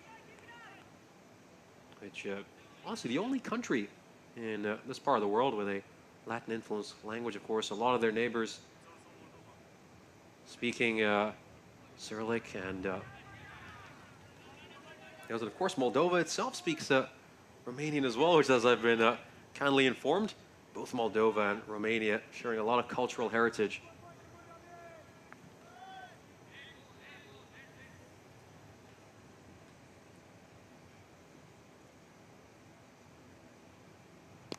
This one is played away very nicely. That's going to go away for 4, so now Malta just one big shot away from winning this game, as of course, as Bishal Gurung saying, Amir has absolutely killed this game. KG1 in the chat pointing out these two paced themselves really well. Absolutely, they paced themselves terrifically. I think it's been a very mature innings by these two. Malta were in a bit of a wobble when the two of them strode out to the crease, but then this fantastic partnership of 68 runs, as you can see on your screen, has helped this team now go just one ball away from what's going to be another comprehensive victory against Romania. This one will just thud off the pads as Zishan Khan will go along to the other end.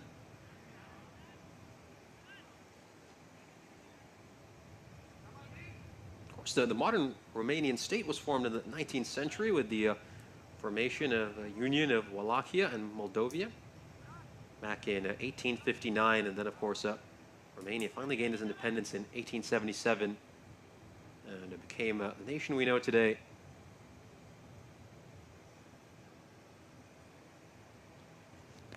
This one's popped up in the air. There's a catching chance. Wicketkeeper's underneath it, and he's going to be dismissed. Zishan Khan, well, he's led his side for much of this innings. He was an unyielding sentinel, as I said earlier, with wickets tumbling around him, but finally he's been dismissed.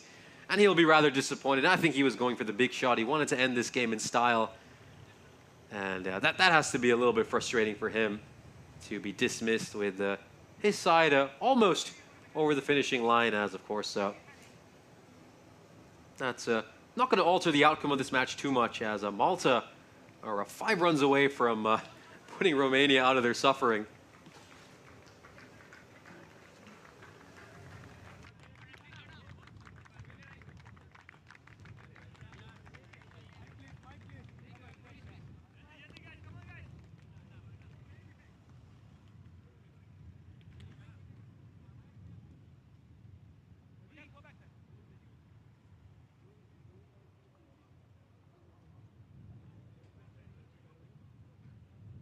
And of course, we have 38 days to go until the biggest festival in European cricket. 31 nations will battle it out to be the European champion. Should be a whole lot of fun. And all that action will be coming to you live from the Cartama Oval in Spain. Really looking forward to that. Of course, we'll see a lot of different sides making their first ever appearance as well. These two nations, Malta and Romania, they're going to be in the same group. So this series is a bit of a preview of the ECC, a chance for these two teams to get to know each other and become accustomed with one another's playing style.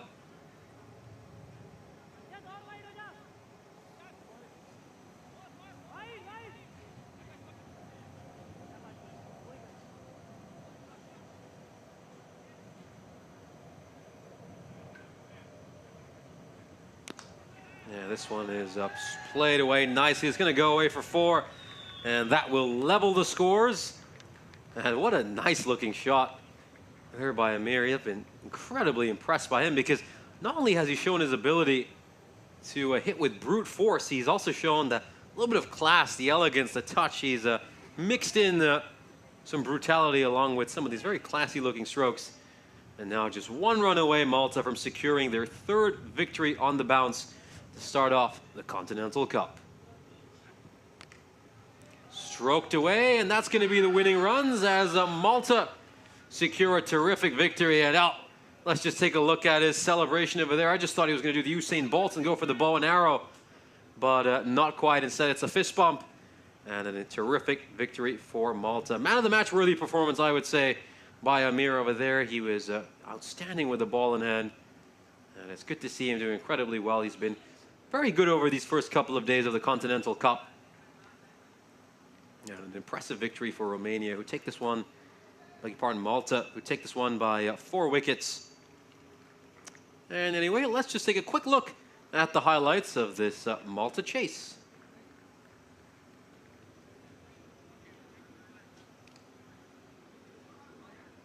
And of course, we take a look at these. It was Mughal and Khan who came out early. Of course, that was Mughal's dismissal. Very well taken there by Vashisht, who was a real force in the field. And Romania, they were on the money those first 3 overs. They had Malta 9 for 1.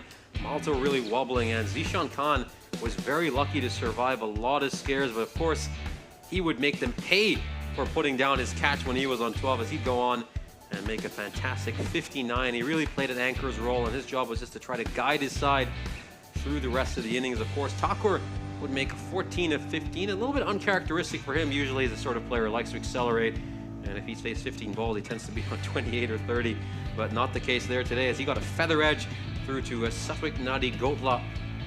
And of course, Singh, well, he'd be bowled by an absolute Jaffer. Nothing you can do about that one. That one just darted back a mile and clipped his leg stump. And at this stage of the innings, we just thought Romania might have their noses in front, but then what an outstanding partnership between Amir and Afridi. Those two would just take things away from them. 62 runs between the two of them. You see some of these outstanding strokes by Amir. I mean, Amir made 46 runs, and it only took him 24 balls to get there. 7 boundaries, 1 6, and Zishan Khan at the other end was terrific. He just played that anchor's role, stroking the ball along really well. This was a gorgeous stroke right at the end. I mean, take a look at this, stand and deliver. How nice was that? And again, it's the fact that he just mixed up the big strokes with some of these classy looking drives. And in the end, Malta took this one fairly comfortably with 1.4 overs to spare. So we'll of course take a look at the Maltese scorecard. Zishan Khan top scoring with 59 of 50 at the top. Of course, he was dropped on 12. Had a few early beats as well, but again, he brushed all that aside and just continued to guide his team and played a fantastic innings, as he often has throughout these first couple of days. A very consistent player, and initially he didn't have much support. He was stranded at the other end, often watching his partners get dismissed, but of course it was Amir who would make 46 of 24 and see Malta over the line. Of course, we take a look at the bowling figures. actually not too bad a bowling performance. I think there just weren't enough runs on the board. That's kind of been the tale for Romania throughout this entire difficult period where they've had a lot of losses. They just aren't posting enough runs on the board, not getting enough big hitting from their middle and lower order, and that's something that they're going to have to rectify very fast. So they've got 2 more games today. But the outcome of this first match between Romania and Malta is that Malta will take this one by 4 wickets with 10 balls to spare. Don't go anywhere, as we'll be back with you very shortly with the second match of the day. See you in a bit.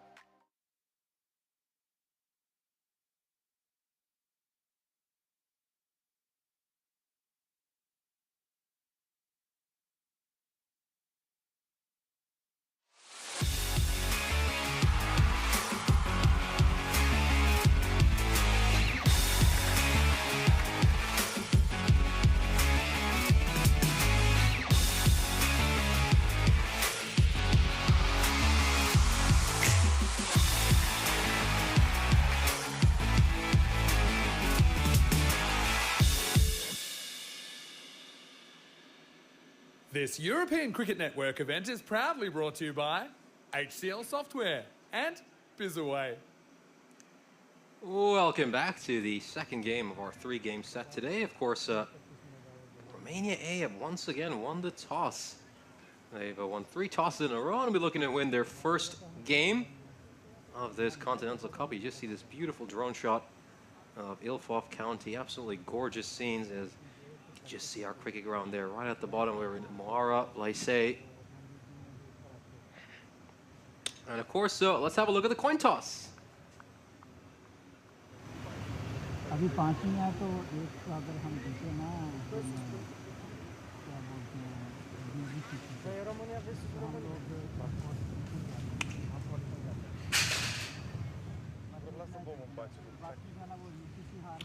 And as we mentioned, of course, Romania A, they've been pretty lucky with their coin tosses. They've called correctly 3 times in a row now. I'll be hoping for some similar fortune with their results. Yet to win a game. Lost their first couple of matches to Romanian national team, as well as Malta. Big opportunity for them here.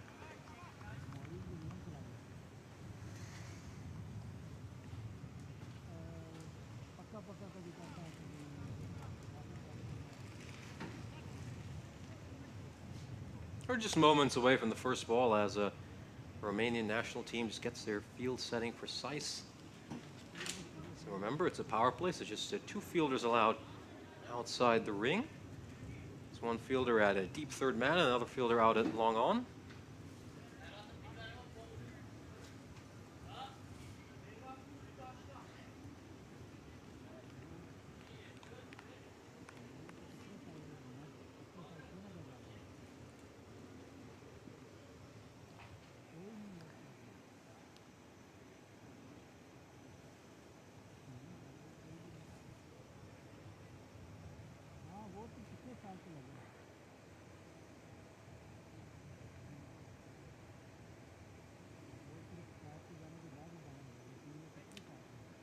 Just seconds away, of course. A few brief delays as we get ready to start this match, but I think we're about to get underway. Romania have a sort of a short third man. I almost say a second or third slip. Yeah, a fly slip would probably be a better description in place as well. So aggressive captaincy early as they look to draw edges. First ball of this match. Well, this one's just taking the top edge. It's going to go over for 4. A little bit cruel on Vindula. He didn't deserve that. It's just taken a nasty top edge. And again, you could see he was just trying to smack it towards the leg side. It's taken a top edge. They're expecting an edge. That's exactly why they have a fielder in place.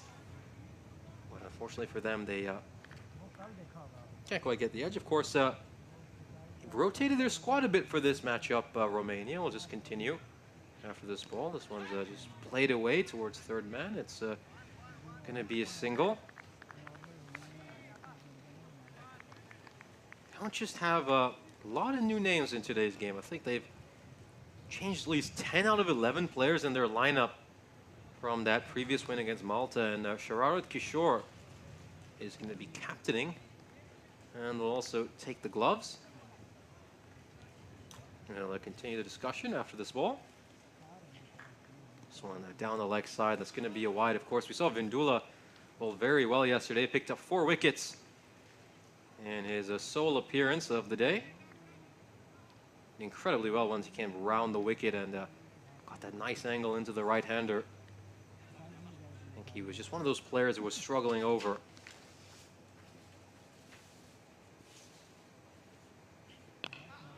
Blocked. Chance for a quick single. They're going to run at it, run hard. And there's the thing, of course, Romania A. They're going to need to get some runs. I think we saw plenty of promise with them when they were bowling yesterday, but just weren't able to make enough runs. He kind of lacked power hitting at times as well. Of course, a few different names in today's lineup, but a lot of familiar names like Janitha Fernando, Dylan Fernando. Off top, Kayani as well. He'll be captaining this side.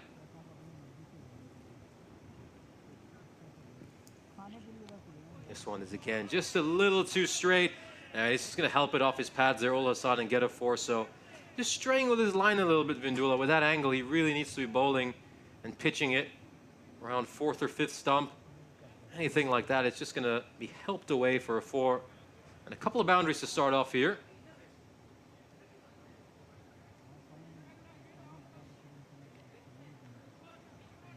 Of course, we've been waiting to see Tahzib Ul Hassan for a while now.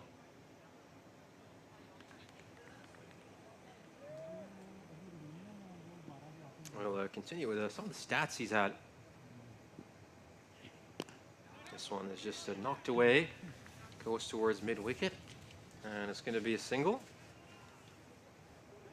Of course, Tahzib Ul Hassan was the 2nd highest run getter in the ECS that took place in Romania earlier this year. He played for the Bucharest Gladiators, scored 370 runs in the 12 innings he played, top scoring with a 92 not out, averaged 41. And just take a look at the strike rate. This is a nice front foot defense, very textbook. And I'll actually tease you guys and make you wait till the end of the next over for the strike rate. End of the first, Romania A are 12 for no loss.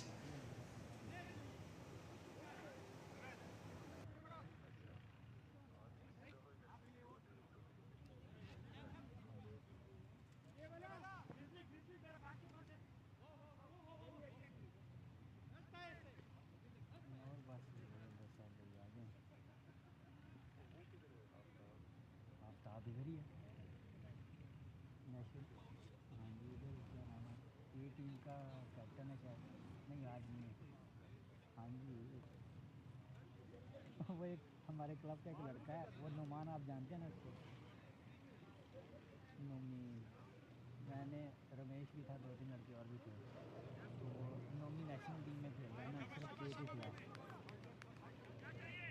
तो मुझे कहता है कि ये team का कप्तान कौन है? मैंने बोला Aftab.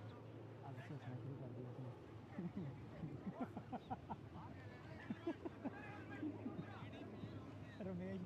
And we're back for the second over. It's going to be Baljinder Singh, who we saw playing both of yesterday's game. Very economical left-arm bowler.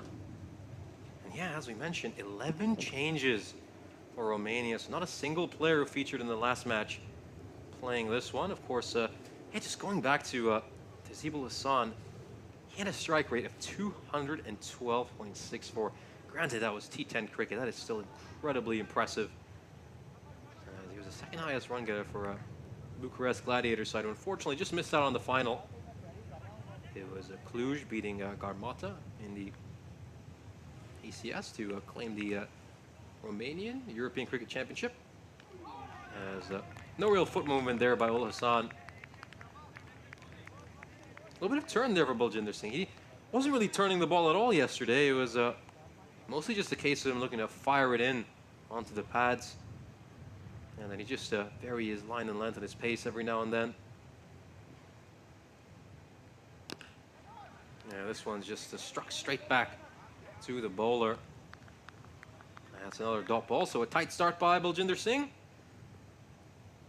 who's just having a look at his finger. Of course, any of our viewers who are rather new to cricket, I mean, really have to realize a cricket ball is rock hard. I mean, if you're hit in the wrong place with it, I mean, you could have a really swollen finger or much worse. And of course, it's a good reason these players are wearing helmet. We've seen some pretty nasty moments in cricket over the years. And yeah, that just seemed, maybe that's just caught him on the tip of the finger. That's one of the worst places to get struck by a cricket ball. Let's just see. Ooh, yeah, that's not nice. Looks unpleasant. Again, a finger spinner like that, that's a very valuable part of your body. And you really don't want to get hurt over there. We're just going to have a brief break as, of course, we see Baljinder Singh get some treatment. But indeed, there's a number of players that in that ECS so we're really looking forward to seeing. We still haven't seen Cosmin Zavoiu of the Bucharest Gladiators. He, of course, did so well with the ball in hand. He was managed to take 18 wickets in the 16.5 overs he bowled, and did very well with the bat too, scoring 220 runs in his appearances. But really, it was all about his bowling. We've had a chance to see some of these guys. I mean, top scorers from that ECS. You have Taranjit Singh, who unfortunately we heard earlier today will not be taking part in this Continental Cup. A huge miss for this Romanian cricket team, but an even bigger miss for all of us in the European cricketing community, as we were really looking forward to seeing this guy play. And you've got, of course, Tazibul Hassan, who we just mentioned, from the Bucharest Gladiators, second highest run scorer. Amir Ali, another player we haven't seen feature so far, also played for that Jarmata side that lost in the final to Cluj. He was the third highest run getter. His strike rate, though, even more mind-boggling, 253, averaging almost 35 runs. And then you had Chamalka Fernando, who we have seen play in this series, hasn't scored enough runs just yet. He's, of course, playing for the Romania A side, hasn't quite met the eligibility criteria to be promoted to the national team. He did terrifically well as well, averaging 31 with a strike rate of 218. And then Svatrik Nadigotla, who hasn't quite been able to get that big score yet. He was the fifth highest run getter, averaging just under 31 at a strike rate of 186. And of course, it does look like Baljinder Singh will play no further part in this match. He's been taken off, and it's going to be Sundarwan who's going to come on to complete Baljinder Singh's over. This is a real disappointment. We're looking forward to seeing Baljinder Singh. I just hope he's okay and maybe able to feature in tomorrow's action, if not Romania's next match later today against Malta. And we can see Ul Hassan just trying to nudge that one towards cover.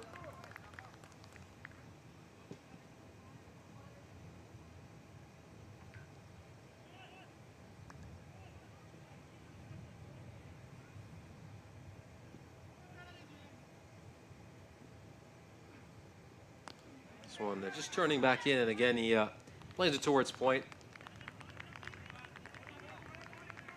Again, we didn't really see Romania use any spin in that previous match against Malta, but again, very spin-heavy attack for this match against their A team.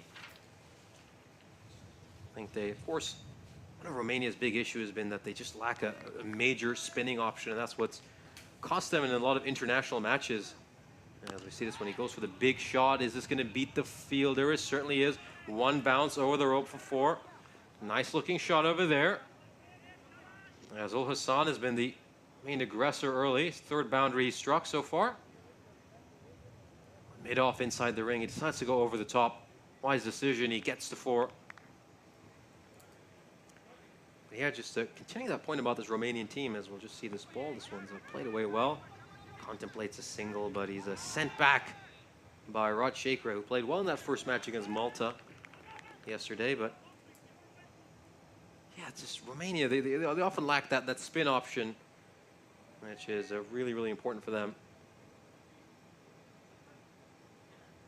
And again, just a chance to experiment with a few different things here against their A team, and then hopefully have that spin option when they'll really, really need it in the ECC, and also there are 3 upcoming matches against Malta in this Continental Cup. As, of course, Romania A are 12-0 at the end of 2 overs. Just to give you all a chance to just recap what's happened so far this Continental Cup. Malta off the perfect start. They won 3 out of 3, 2 against the Romanian national team, 1 against Romania A. Romania, they were winless against Malta, but they have managed to beat their A team, and Romania A are going to be featuring for the last time this Continental Cup here against their national team.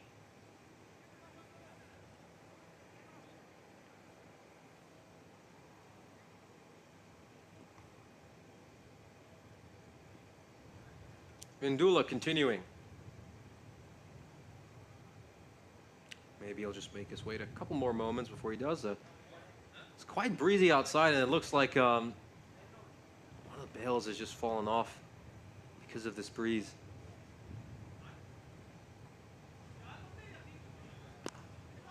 And it's played down the ground. Gorgeous looking shot, but it's not going to beat the fielder. It's only going to be a single. Very nicely played. Rod Shaker is a technically very gifted player, I think. I was very impressed by the way he played yesterday. Mildly impressed. He hit some nice shots. He was a real good anchor for his team.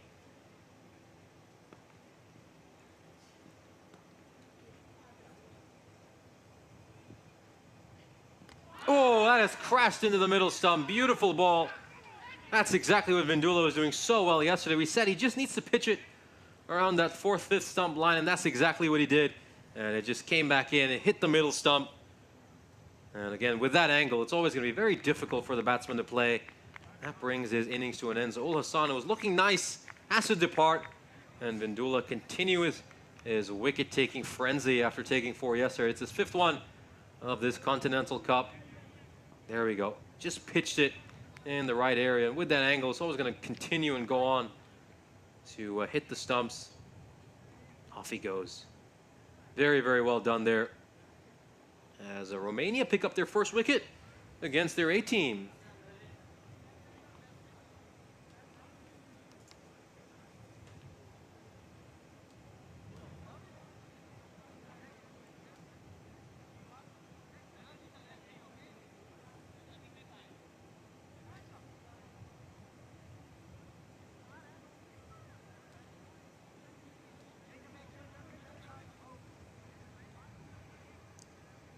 And now we're going to have a bit of a lefty v lefty action here as Vindula is going to take on Sohail. 2 left-handers going up against each other. Just trying to get the field setting absolutely precise here. If we just take a look outside, there's a deep 3rd man. They're moving a fielder from the leg side to put a bit of extra protection on the offside. And who's the 2nd fielder they're sending out? It's like a long off, yeah. They have a long off out in the deep. Well, they're really trying to plug those gaps in the offside. Oh, is there something there? The umpire doesn't think so. Nice bowling here, though. Good start for Vindula.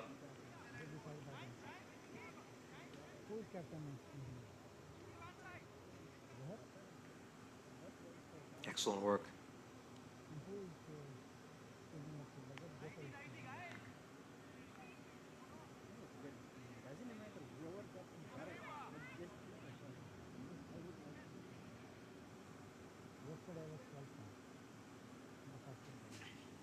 Oh, that's a probing delivery. It's in the channel. And you can see the batsman, he's just poking and prodding out at it. Shreyar Sohail, the wicketkeeper, he's just pushing hard at that ball. That's exactly the kind of delivery that'll draw an edge.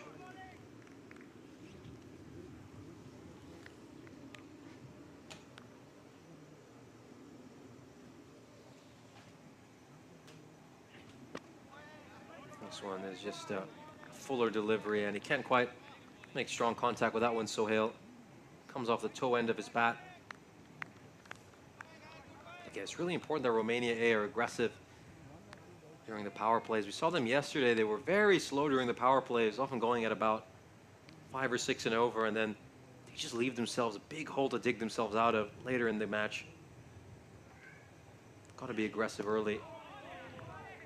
And there's a nice fuller delivery to end the over. Romania A are 17 for 1 at the end of 3.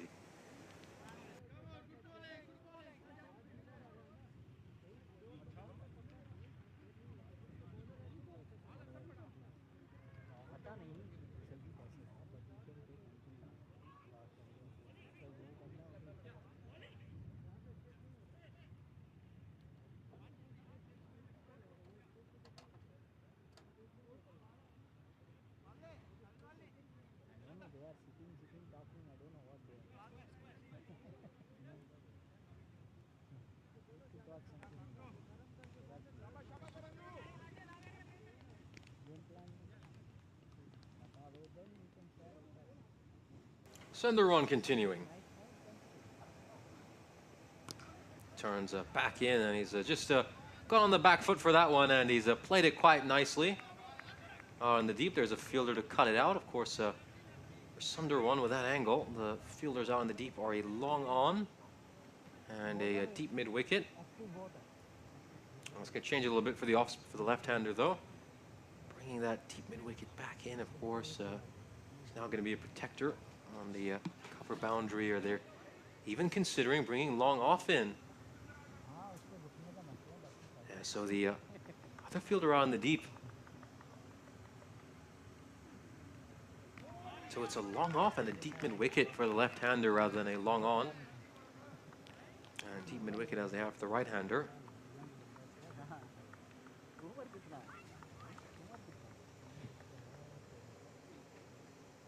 Oh, this one's just played away. And it's going to be a big chase here for Abbas. He needs to put it in, and ooh, it's going to go past him. Well, he's not the most fleet of foot, and I might consider moving him into the ring and potentially putting a more rapid fielder out there. This one is a nicely played stroke. Gotta say, one of those fielders probably needs to put a dive in to try to stop that one. I think just looking at this team sheet, of course,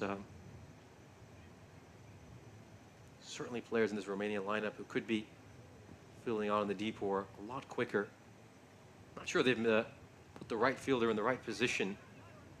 This one is just going to be played behind point for a single.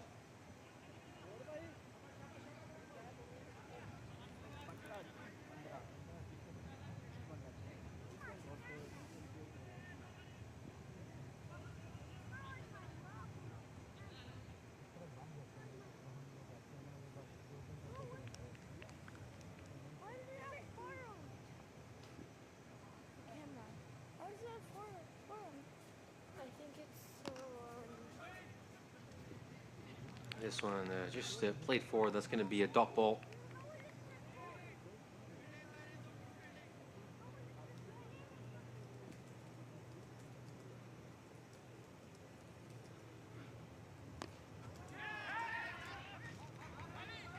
And we can just see a big shot's been deposited all the way to the deep.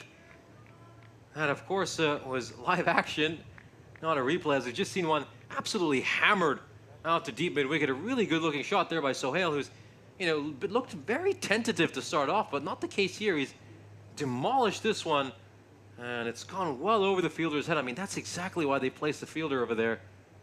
But if they're going to sail over his head, there's not too much the skipper can do, as Romania are 28 for 1 at the end of 4.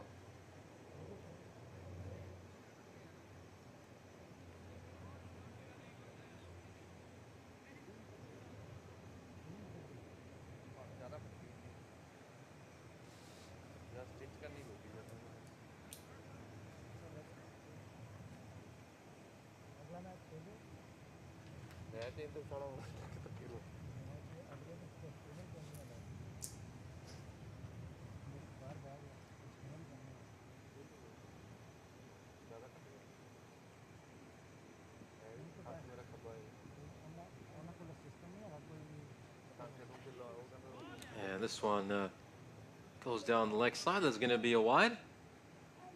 And of course, it's Laurentiu Gerasim who's been brought in as the slip fielder, the substitute fielder, beg your pardon, to replace Baljinder Singh. Yeah, I think it'd be a good idea to have him out on the boundary as a sweeper. He's got the pace to run this over, and that is another wicket for Vindula, his 6th wicket in 2 matches for Romania. Another terrific ball, again angling into the stumps, and I don't know if that's taking a little edge along the way, but that won't matter. He's cleaned him up, and that is the end for Rajshekhara. Yeah, maybe a little inside edge along the way. You can sense the frustration, and an absolutely phenomenal start for the Romanian national team here. Just getting that little inside edge onto the stumps. And yeah, very, very difficult start for Romania. They kind of stuck in the mud to start off. I mean, yesterday they kind of faced similar issues. They weren't able to get off to good starts, and looks like that's the case today as well. It's a rather difficult start for them. They just need to find a way to unstick themselves almost. I would say unstuck themselves. Just wouldn't sound right. You know, the opposite of stuck in the mud. How do you not get yourself stuck in the mud? Unstuck yourself from the mud. That doesn't sound right. As of course, we're going to see Arachilage come in. Now he's a new batsman, of course. I think he had a very decent impact yesterday. Beg your pardon, that's actually Kaushal Ranatunga.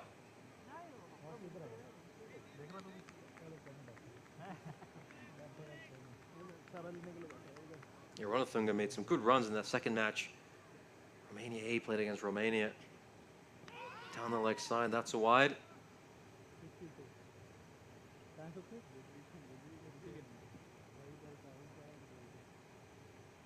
कल भी इसने ऐसे ही एक field करी थी वो बिल्कुल ऊपर लग गई इधर मेरे को लगा वो पॉइंट पे खड़ा है 60 पे नहीं अभी 60 पे खड़ा है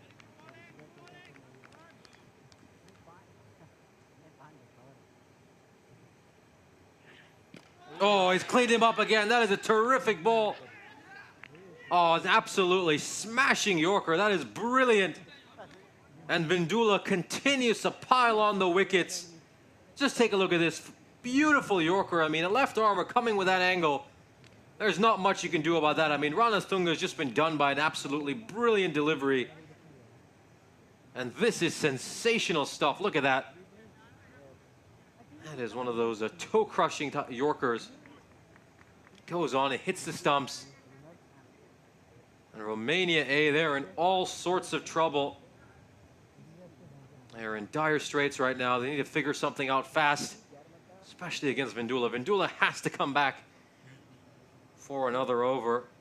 I mean, I don't care if he's bowling this well. Just bowl him out at the start. I mean, he could get you, he gets a couple more wickets. That would really put this Romania A side to bed.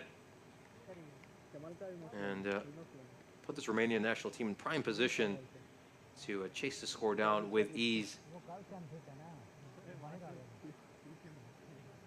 Again, 4 wickets yesterday, and now 3 wickets today. Again, this is just brilliant form for this player. Mightily impressed by him. I think, again, it's the fact that the attacking lines and lengths he bowls that are most impressive. He's not someone who just settles for a much more defensive bowling. He goes at the batsman, and he's so far received the reward he deserves.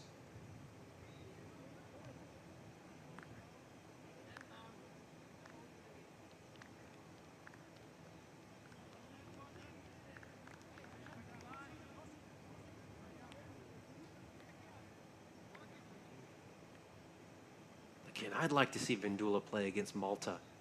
You know, you don't just want to see him continue to bully this Romania A side. I would like to see him play one of those T20Is against Romania. This is another good fuller delivery. Come on, Skip. Your side's lost back-to-back games against Malta that have been fairly convincing wins for Malta as well, mind you. So get this guy in the lineup. I mean, he's done so well over these 2 games.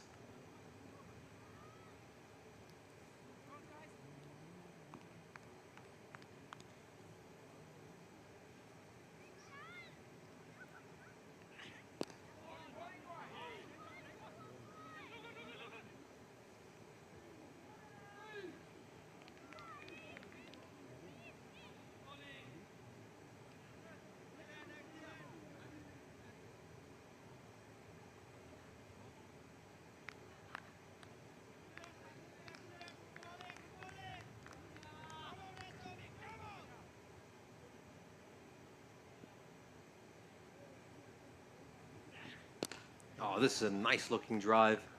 Full face of the bat. Very beautifully played by Fernando, and that ends the over. He'll keep strike. Another terrific over of Vindula, who was 3 for 16 at the end of his 3 overs. And I'd like to see him get a 4th. I really want to see him get a 4th over and really try to put any chances Romania A have to bed.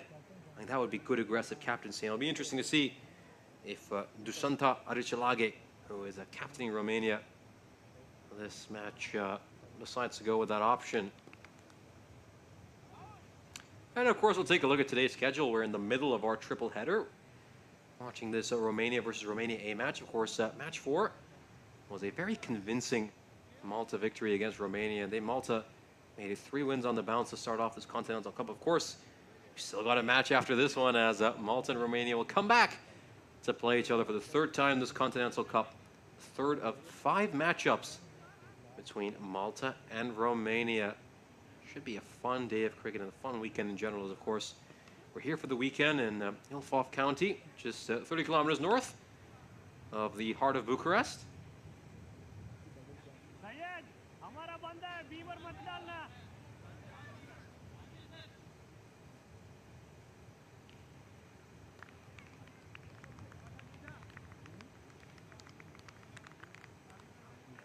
यार मारता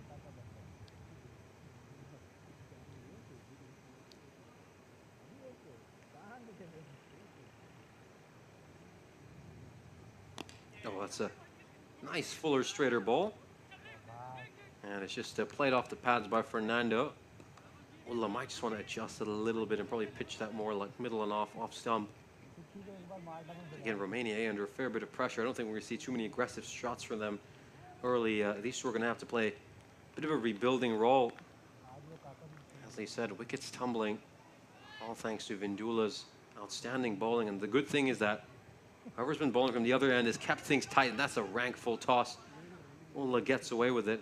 I think he's managed to get away with two fairly subpar deliveries to start off this over, but again, it's the pressure Vindula has created by getting those wickets where Romania A have just kind of retreated into a shell.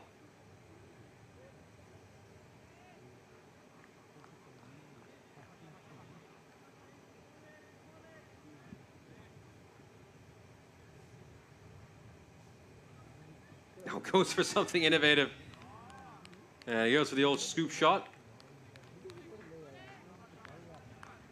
That's just going to go past him, of course. It's not easy to hit a shot like that for a scoop. I think you want to go for an innovative shot, maybe try to find one that you could run it down to third man. Oh, it draws the outside edge and it goes past the keeper. Well, we saw Romania use a slip a few times throughout this Continental Cup. If there was a slip in place, that would have been a nice, easy catch for the slip fielder. Draws the edge. Terrific ball, but again, just going to go towards third man for a single, so he's produced a chance there.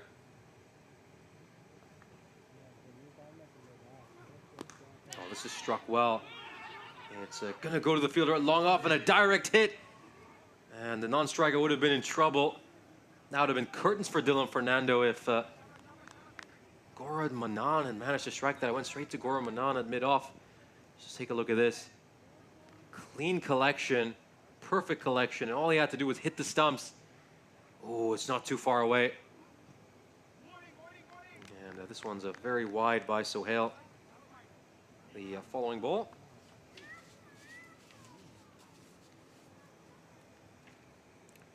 But again, good to hear from some of you in the chat. How are you all doing? Where you're watching from? It's gone a little bit quiet this past hour, as this one is struck nicely down the ground, and that's going to be a 4. So a good-looking shot there, and a much-needed boundary for Romania A, who have to say, mostly thanks to Vindula's heroics, have just found themselves in a bit of a difficult position. As this power play comes to an end, you have to say Romania, so far, shading it against their A team. Picked up 3 wickets. They've got Romania A in a position where they're only scoring at about 6.7. Let's just take a look at that graph over there. Yep, a little bit of a ski slope on the way down. And then you suddenly see a very pleasant valley, I guess.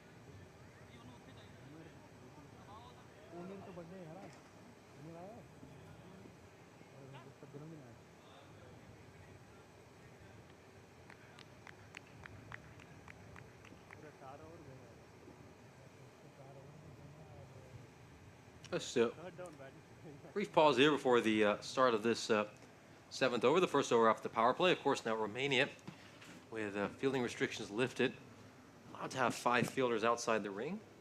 Currently, there's a third man, a deep backward point, long off, long on. And yep, there's a fielder out, just hiding. Hard for us to see from our vantage point at a deep square leg. And once again, the bail just falling off with the wind. I mean, are we in a potential heavy bail situation?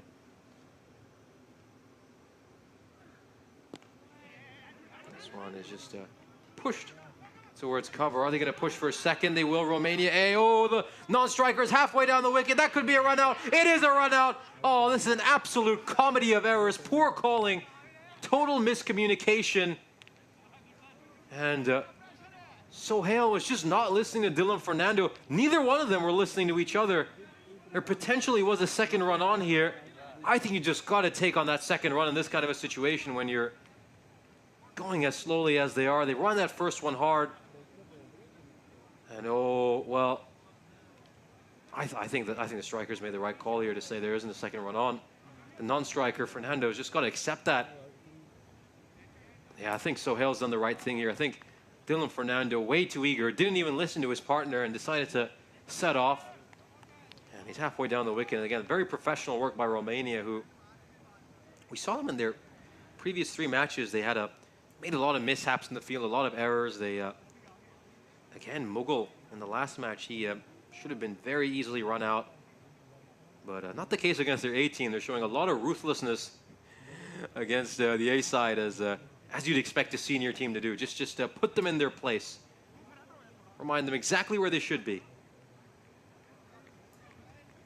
And I think one issue, though, with Romania has been just the fact that they're often throwing it to the wrong end. They've missed out on a lot of runouts just because they've thrown the ball to the wrong end. But not the case on this occasion, as the ball certainly went to the correct end. This one is nudged away towards third man for single, as we'll see Ul Hassan come in. I believe this is Samir Ul Hassan.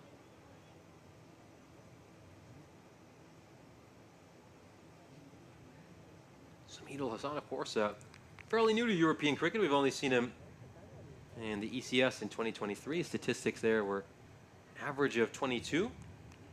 Scored at a strike rate of just under 199. Good stroke player, mind you. He hit 27 fours. Very good looking shots. And oh, this one's just going to fly above the field, the bowler. And it's only going to be a single. So if he had somehow managed to take that to Rendu Sandurwan, I think that would have been one of the most terrific catches you would see. Of course, that one went well over his head, but gotta say, outstanding effort. Very athletic effort.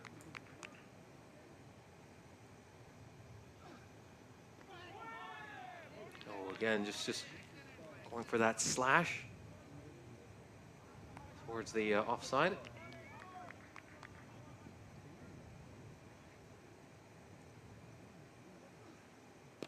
Oh, this one's gone up in the air. Is this a catching opportunity?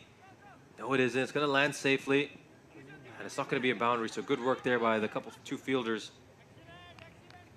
And I just wonder, have they even managed to get 2 runs? No, it looks like they've...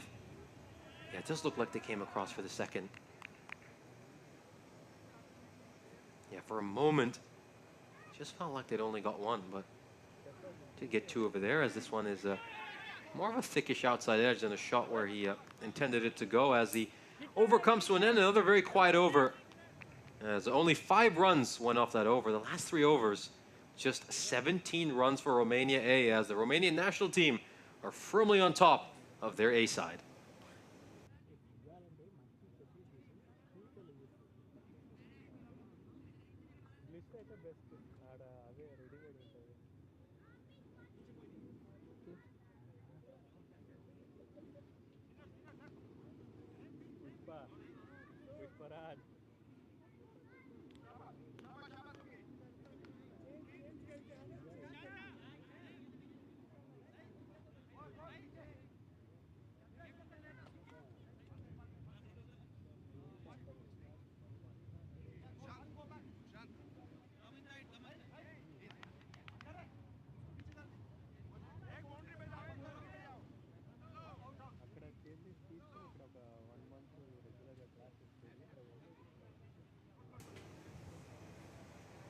Here we're going to see a new bowler introduced into the attack. It's Sukaram Singh Sahi. Third man, third man.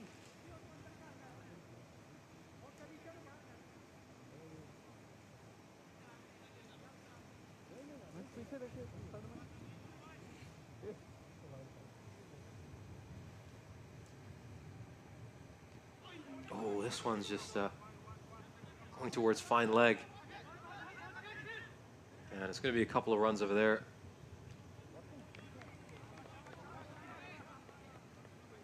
And again, it's just going along very quietly here. They need a few more boundaries, you'd say, Romania A.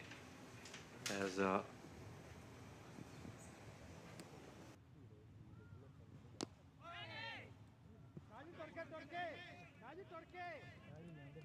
Attack इंतजार मत करते रहो Shahaji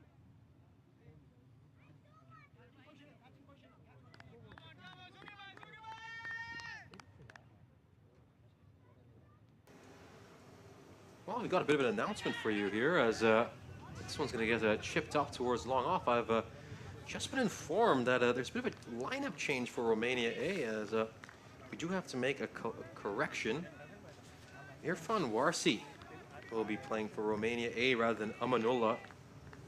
So again, no Amanullah if he's currently appearing on your team sheet or scorecard. He is not participating in this match. There's been a slight error from the Romania A side when they're submitting their team sheet. It is indeed Irfan Warsi, number 4 rather than Amanullah. So just keep that in mind as we, of course, continue win this over. Very quiet over so far. Dealing exclusively in singles right now. And there's a dot ball, goes straight to Gerasim.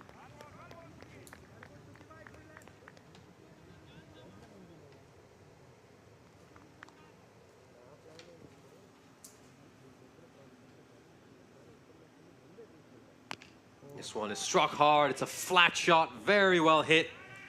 And he just pulled his length back a little too bit over there, the bowler, and Sohail does well, rocks back, slaps it away. And they needed that 4, really needed it. They've been desperately looking for one, and a good end to the over. Romania A, 54 for 4.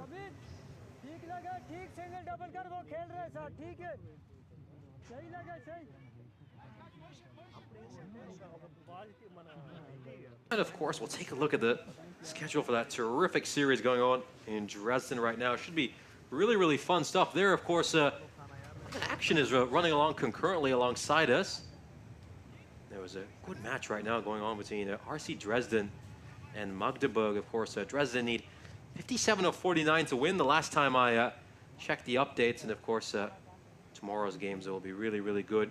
Should be some fun stuff over in Germany. Of course, just taking a look at some of the cricket that's been going on there. The Berlin Cricket Academy, boy, what a start they've had. Played 5 games, they won all 5 of the matches they played. Their net run rate looking really healthy at 3.1, and then PSV Britannia right behind them. 4 wins out of 5 for them, and again, a net run rate of 3.9. I mean, those two teams have been just often looked head and shoulders above the rest of the competition.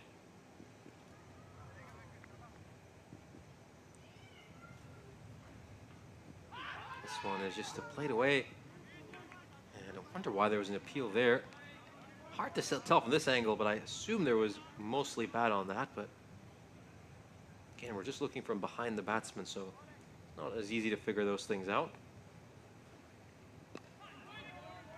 And anyway, you're not really even getting LBW calls when you're pitching the ball outside the leg stump.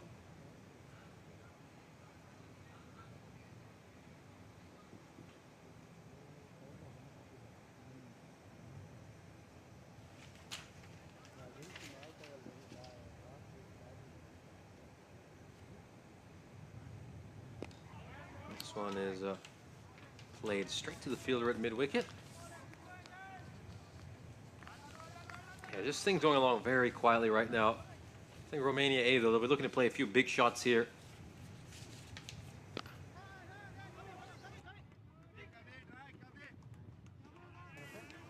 And they get a boundary right there. That's Ul Hassan. Just made some room and struck that one away for 4. Very nicely done. He just rocks back and hits it through the offside. That's going to go away for 4 runs. Again, great stroke play. Really good stroke play. They need a lot more of these. That projected score has to get a lot higher. They need to aim for something above 160 at least.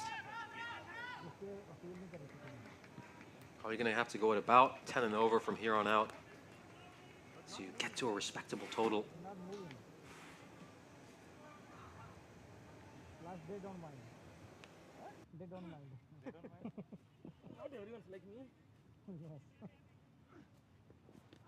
Oh, this one's going down the leg side. Is there anything there?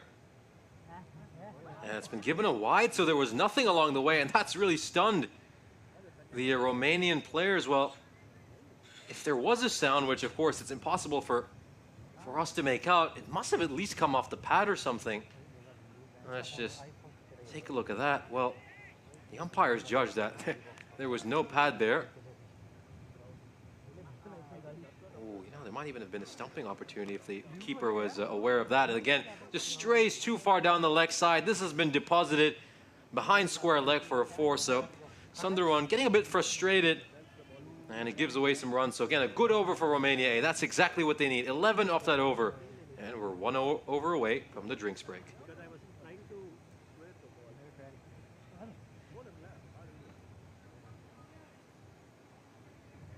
वो जो अभी add था जिसके appeal करी थी उसने नहीं की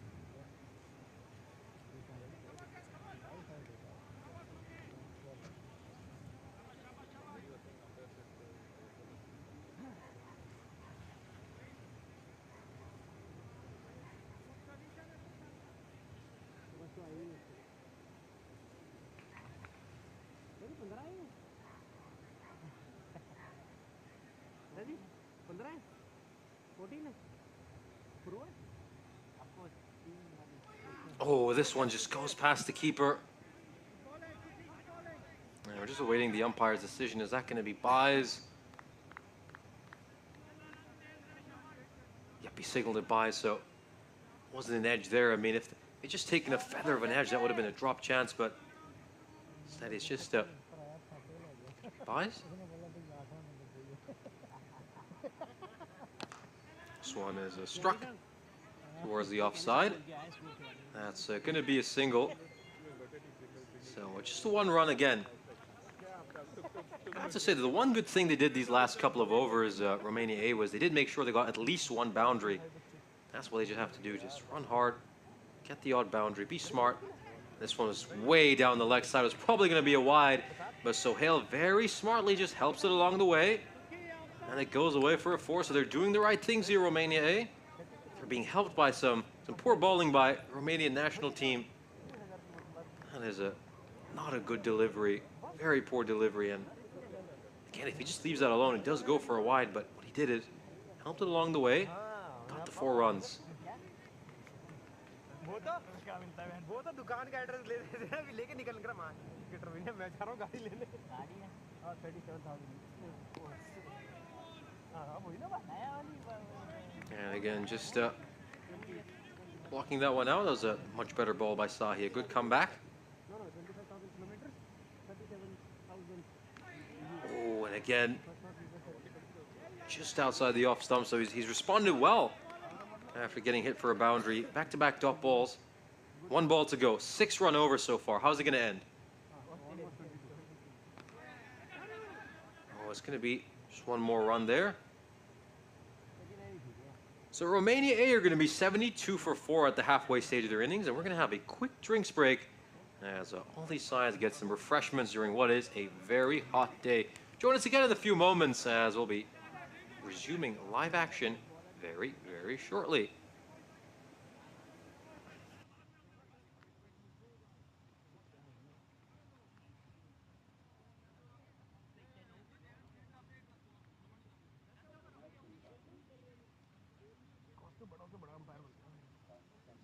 मैं तो सोच रहा हूं रंगम बनेगा रंगम तो बनेगा तूने सही कहा यहां भी आता है ना बैग लेके ये नहीं कहता please give the phone phone phone sorry दे रहा हूं बट पता है क्या ऐसे ही यही अगर तुम ऐसे सीरियस रखोगे तभी तुम्हारे लोग सुनेंगे नहीं तो फिर तो हो गया बोलेंगे यार 10 मिनट बाद और यार कौन यार 2 मिनट इतना कॉस्ट भाई नहीं है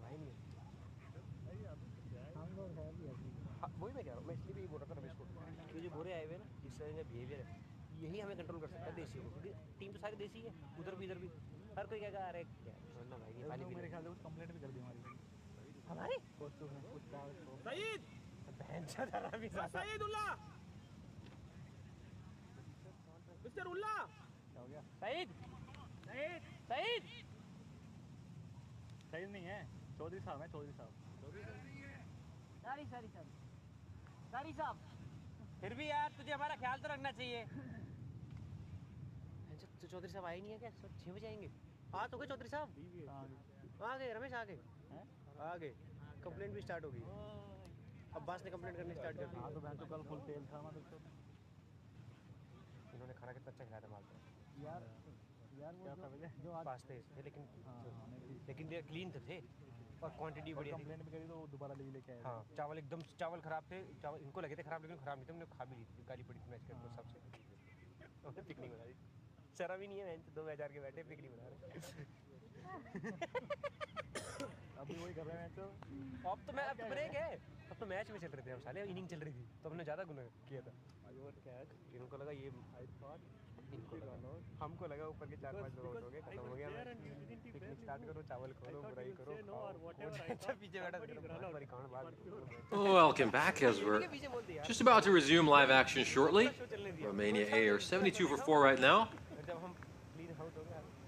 Have to say for now, this Romanian national team just about have their noses in front, but as we've seen, the Romanian national team have a few frailties with the bat. And anytime if you do, I think if you can post a total of about 150 or 160 against this Romanian national team side, probably have a very competitive total against them. And Romania A don't have any shortage of bowlers, as of course KG1 chiming in with his views. Great to have you on here, KG1, saying, I'd be nervous batting with Sohail. I get the feeling that he could run you out. I think you could say that about a few players that are involved in this Continental Cup. And then Shing Nomong Marma predicting that Romania A will not be able to make it to that 150 mark. We will find out very soon. They have lost a few wickets, so they're probably going to have to exercise some caution during the remainder of this innings, but how much can they afford to exercise?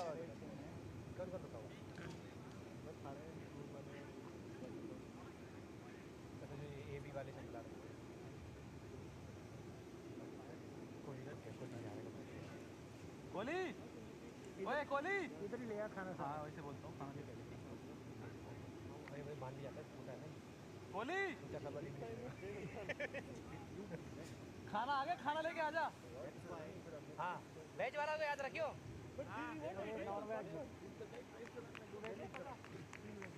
तू भी भेजे कल जो उन्होंने ध्यान दिया ना वो सही है। ये थोड़ी बड़ी दिक्कत है, विकेट पे नहीं किया यार। नहीं यार वो खाना ब्रिंग इट हियर। और उसको लगा भी खाई थी। Coming around the wicket, Devinda. And he starts out with a real loosener, or a wide delivery, right after the drinks break. Of course, as we said, Romania are going to be shuffling up their lineup plenty throughout this day. They've got 3 matches, so 11 changes from the team that lost to Malta in the first innings. This one is just played away. Behind point, and that's a good sharp throw to the striker's end.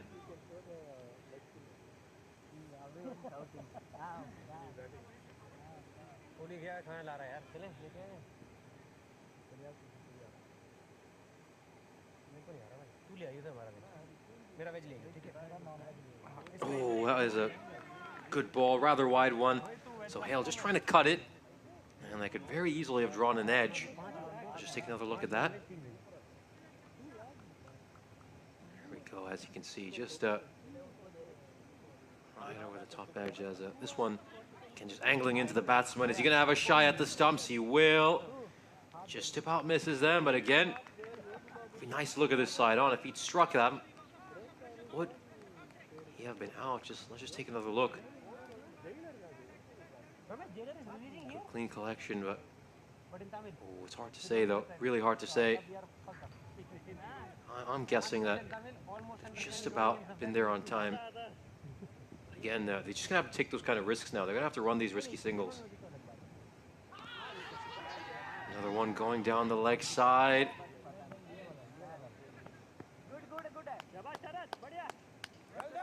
Must have brushed some thigh pad or something along the way. Yep. He just brushed the pads. That's what the umpires judged.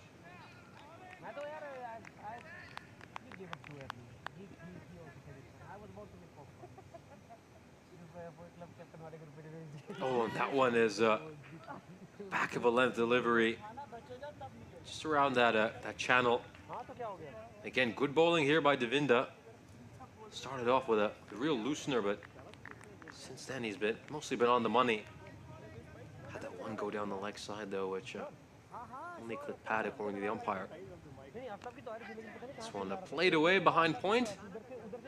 And, oh, that's a spill. That's a spill there by Abbas, and he's coming in for a second run. That's a good sharp running between the wickets. Got to commend them for that. These two have been out there together for a fair amount of time now. 35-run partnership for the two of them as the 11th over comes to an end. A good one for the Romanian national team. Just 4 runs off that over.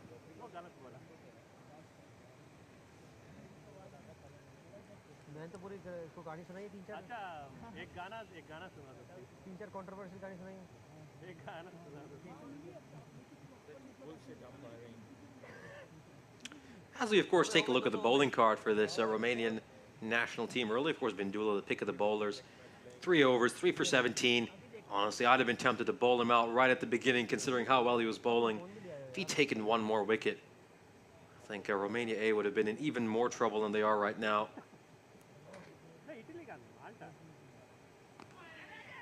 This one is slashed away. Behind point, and is going to go for 4, so the fielder won't quite be able to make it there. It was very hard to see from our vantage point, but that's a Noman Sajid out in the deep. As you can see, just cut behind point, and it just races away and trickles over the boundary rope. That's a nice 4, so good looking shot. Very good looking shot.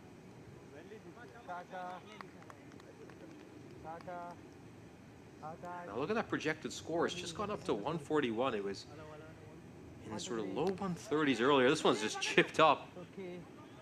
And for a split second, you thought that goes back to the bowler. That would have been one of the softest dismissals you'd see, but just chipped it up over Sahi. So, well, if these two can just continue going along at about, you'd say maybe 8 or 9 and over. I mean, currently they're, 2 of them are probably just going a shade above 7.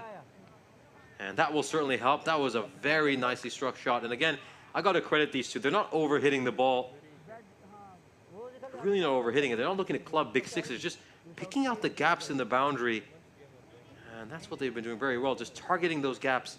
And this one through deep extra cover. And again, Sahi just got to bowl to his field, needs to bowl tighter to the stumps. And again, a big swing and a heave. And again, he just lost his shape hitting that shot. And again, why would you do that, Sohail? You've just demonstrated that you're a classy cricketer who's capable of hitting nice looking shots. And this time he'll just work one away behind point towards third man. Is that going to reach the boundary rope? No, it won't. Good bit of fielding out in the deep.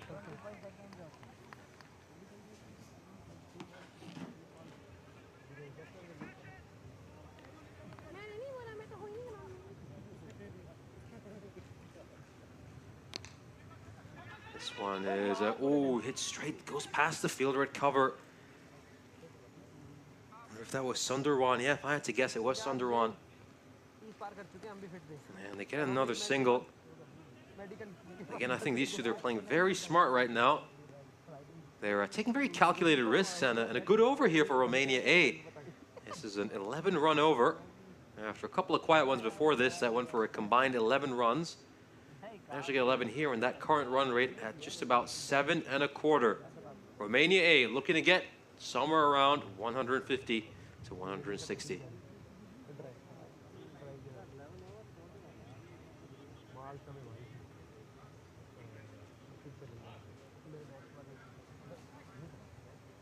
think we're going to see Devinda come back for his second over. His first over went for 4 runs.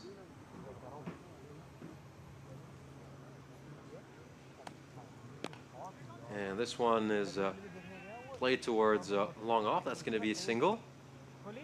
Yeah, just still looking at the fielders outside the boundary ropes right now. They've got a fielder at third man, a tee backward point, long off, long on. And I can't quite make out where the 5th fielder is, but yeah, I believe he's at deep square leg. Yep. Just took a peek. And this is another one that goes away for 4, so very, very smart batting. He's managed to split the gap. It looked initially like it was just going to go straight to the fielder, but he's a bit slow out of the blocks. And I think they're going to have to be a bit smart here again. It's the aforementioned Abbas. You know, he's been a bit slow a couple of times this innings where he's just allowed boundary to get past him. And again, if I'm the captain, I probably want one of my quicker fielders in that position. Oh, this one's gone up in the air. Is this a catching chance? No, it just lands between a couple of fielders.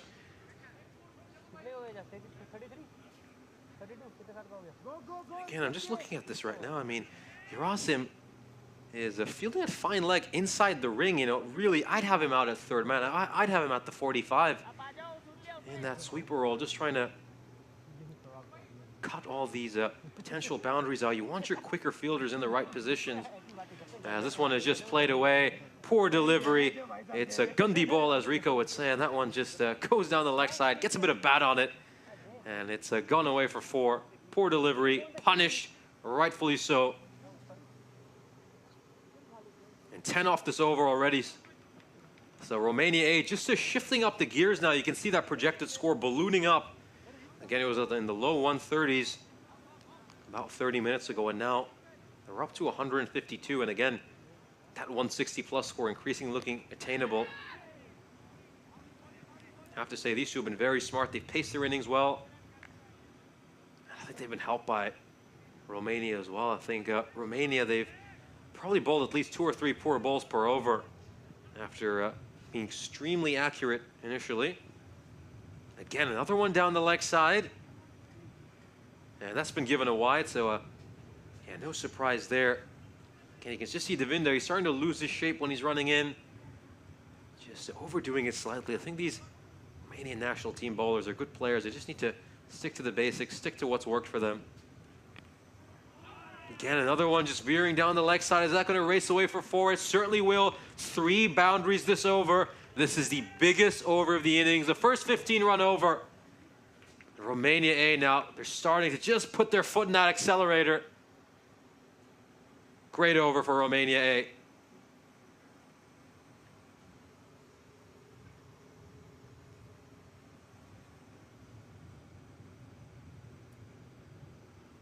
As you can see, 61-run partnership of 41 balls for these 2 Romania A players. Mind you, when you end a sentence saying Romania A, you almost sound like you're Canadian, don't you? Romania A?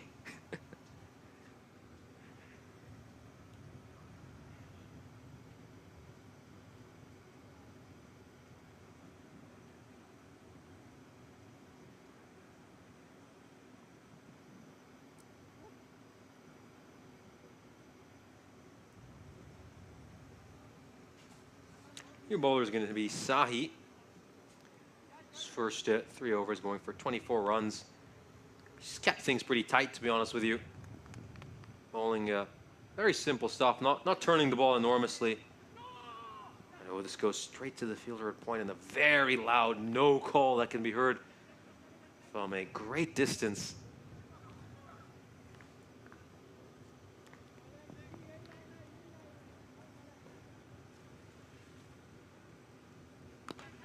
This one's a bit too wide, prevents too much width, and this goes away to the dugout. So the Romania A team will be saying, send a few more towards our direction. That's another boundary, and boundaries starting to pile up these last few overs.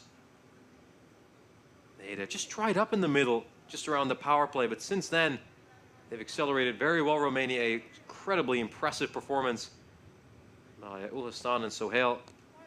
And he plays this one off the pads, and again, bowler slightly overcompensating. He bowled delivery that was a bit too wide.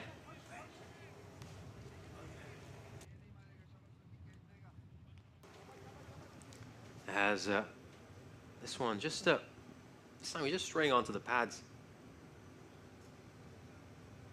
Tosses one up, and actually he's beaten the keeper. And a chance to steal another run, and again, it's these little runs that are leaking once again. This is going to go down as buys.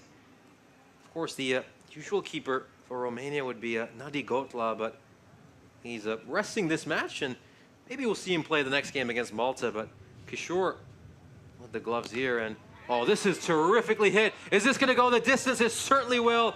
It's the first Maximo we've seen in quite a while. Enormous hit. And he gets underneath that one really well. That is a proper left-hander stroke.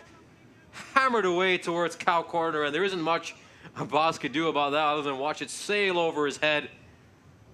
And now we're really starting to see this Romania A side stretch its wings and fly. This is good power hitting on display. And this one's just going to go over the fielder. It covers head. It's going to be quite a chase for the man at long off to cut that one off. Gohar Manan gets over there quite well. Very good over. Very productive over. 14 runs of that one as they're starting to get these big overs here, Romania A, setting themselves up well for the death overs. 115 for 4 at the end of 14.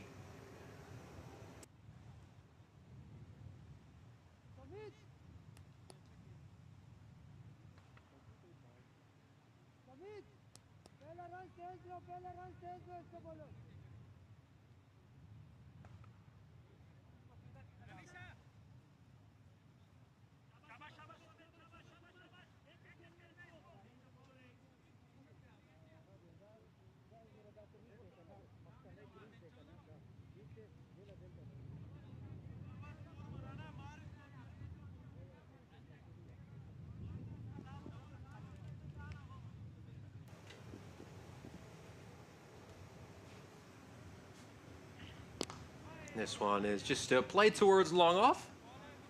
And that's going to be a single. This partnership now up to 75. They've played an important role in just reconstructing this Romania A lineup. And again, you know, if I'm the Romanian skipper, Shurat Kishore, you know, I'd strongly consider bringing Vindula back for a fourth over. I mean, this partnership is really ballooned to something dangerous. Again, I was in favor of potentially bowling him right at the beginning, bowling him out with 4 overs. This one is just played away towards square leg, and there's a fielder to cut it out in the deep. That's just going to be a single, but going back to that, I know he's got just 1 over, and you might want to save him for the death overs, especially considering his bowling style. He's a left armer, bowl a lot of Yorkers. But again, if he can break this partnership, and making sure being in trouble, as this one is, again, it's just straying too far down the leg side. And I have to say, it's a good bit of fielding. I don't think you've quite been able to see that on the screen by Gerasim, but unfortunately the throw wasn't the best. It's beaten the bowler, who, in all honesty, should have done a better job of collecting it. And again, this Vindula over, they brought him on as a strike bowler to take a wicket. First 3 balls, he hasn't quite been able to land it where he wants it to. It's going to take a couple of bounces and trickle over the boundary rope. And again, just a beautiful looking cricketing shot. That's what I really love about them. Not look to overhit anything. Everything is very orthodox and textbook. They just make some room by taking a step towards the leg side and then belts it to the offside. That gap in between what is a very wide long off fielder and then a fielder at deep point. So again, Vindula can't afford to be bowling there with the field setting he has. Needs to be full and straight. Oh, he tries to go full and straight, but he probably goes too far down the leg side. However, fortunately for him, there's a fielder out there, Noman Saji, to cut that one off. 1 ball to go for Vindula. And again, I don't fault the captain for bringing him back, as I've been lobbying for that myself a fair bit. But he's got 1 ball here, really, Vindula, to take a wicket. That's how I'd be looking at it if I was the captain.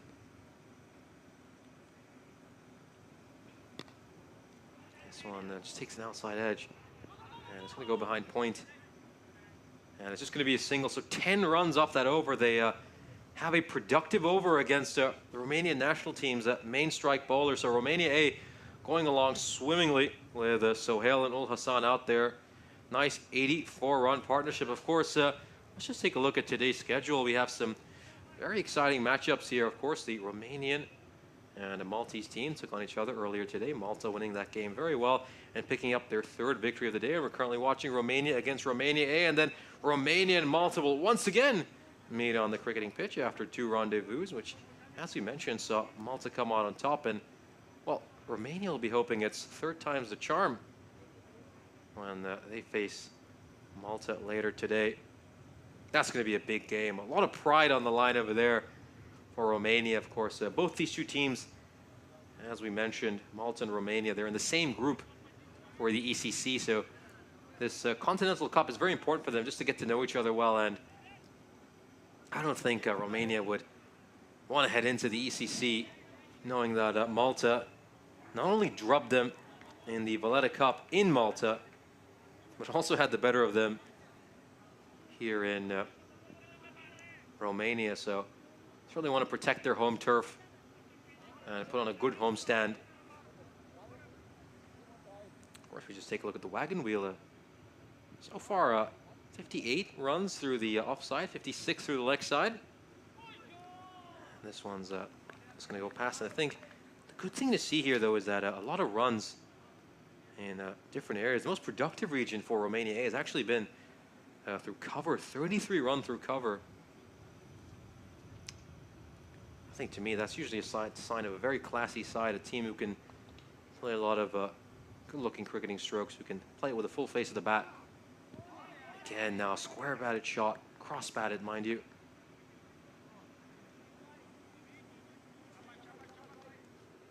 That's going to be buys again. Just keeper, just having a few issues. Sharan Kishore, of course, he's just been inserted into the lineup in place of Nadi Gotla, who's sitting this game out. A few too many buys off balls that really should have been taken. Of course, Romania at this stage will take any bonuses they can get. Oh, this one takes an outside edge, but it's going to go to the fielder out at third man, who's there to cut it off.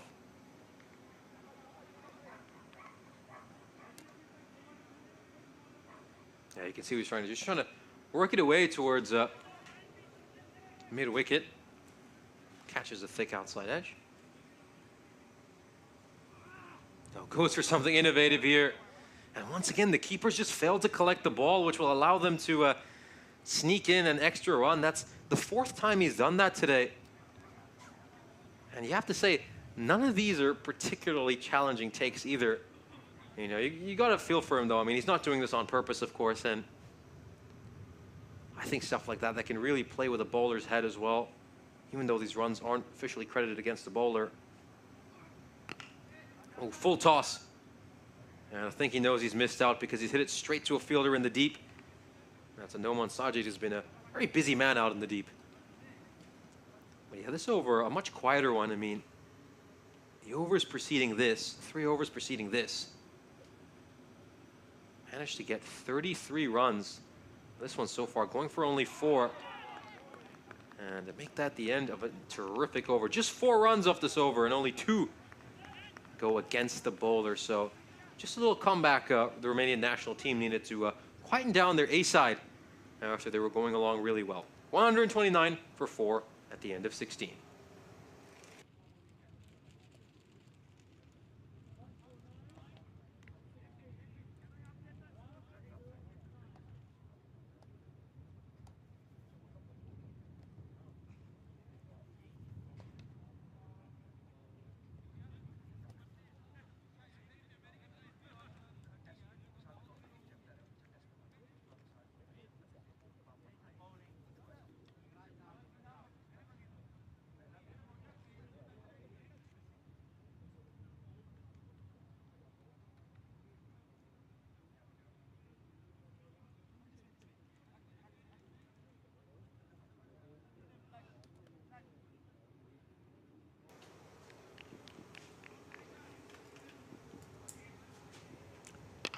This one is hit down the ground.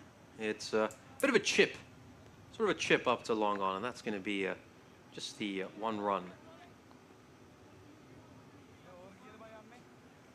Again, it's a bit of a toe ender, really, as that one goes just drops it right there on the turf.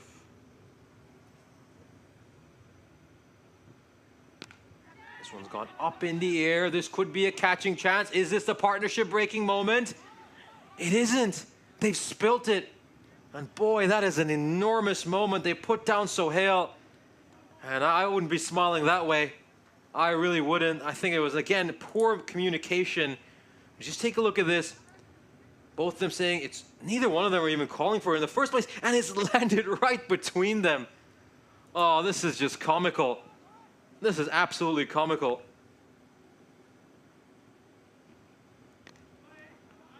And thickish outside edge, just run along to third man, but if we were taking another look at that dropped catch, I mean, Sohail put down on 47 when this partnership has been going along really well, of course, worth just under 90 runs. When you put something down like that, I mean, that one just played towards third man.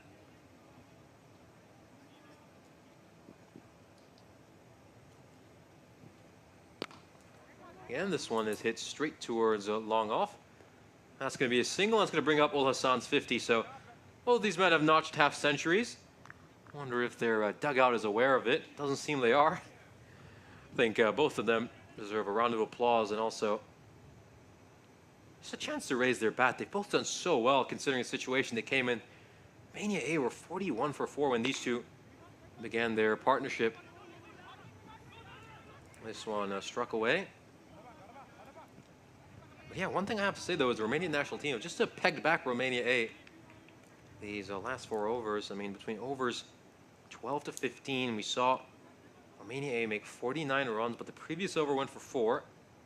This one so far going for just 6. So things have become a lot quieter. That one is going to go down the leg side, and it's, well, he's looking for a wide, but I wonder if the umpire is saying it just brushed something along the way. Not sure. But at the end of 17, it's 136 for 4. 3 overs to go. And Romania A will be looking to explode as, of course, we just take a look at the scorecard over here. Well, Jinder Singh, of course, is very unlucky. He was just struck on the top of his tip of his fingers. And he had to be taken off after 2 balls. But, of course, Vindula, standout bowler, 3 wickets, gave up just 27 runs in the 4 overs he bowled. Outstanding performance by him.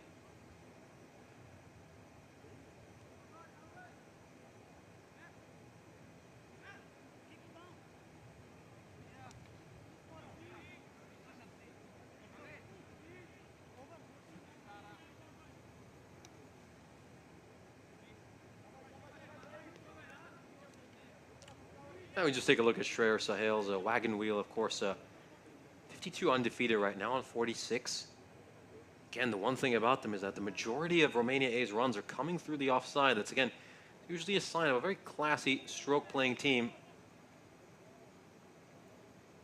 Sign of a side who are technically very gifted, as, of course, we'll see Ulla. He's bowled very economically so far today. Just 10 runs of the first 2 overs. This one is slightly short, and again, it looks like the commentator's curse is struck for, I would say, the 2nd or 3rd time today. I don't think we've been that bad today. I think yesterday we were a lot worse. We were probably about 4 or 5 at this stage yesterday.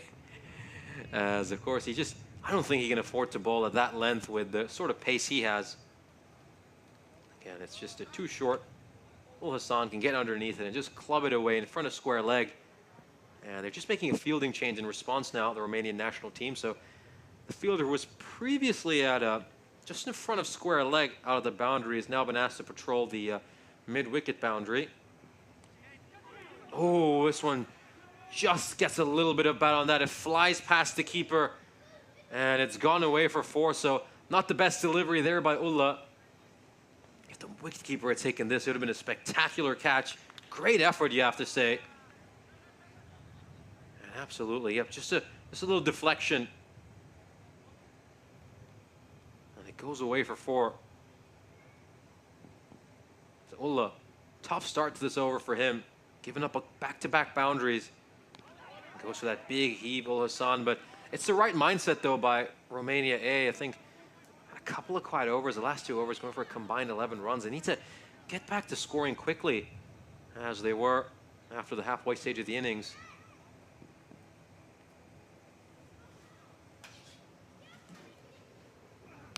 Oh, this one stuck beautifully, and it's going to go right through the fielder's hands.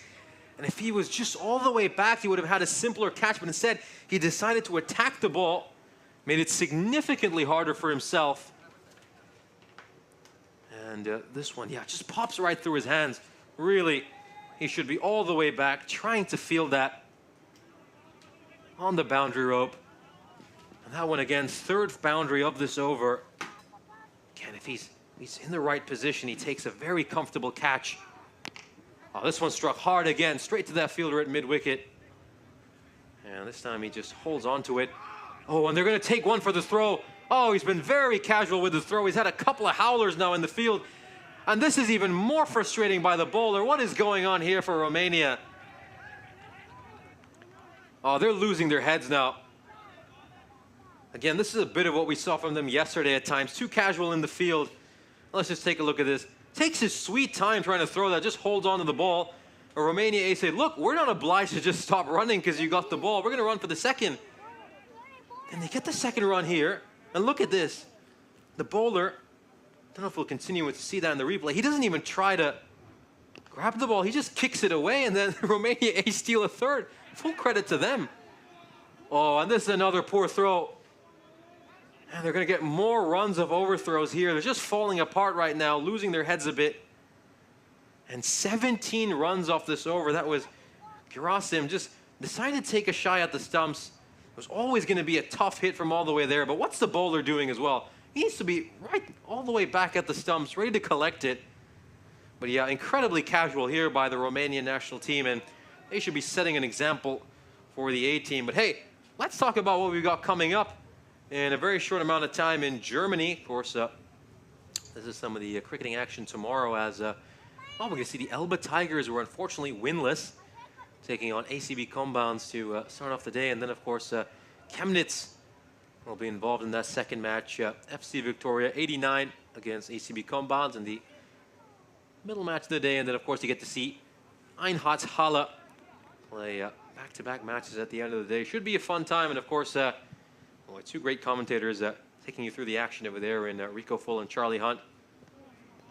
This one just goes past the bat, and it's a dot ball.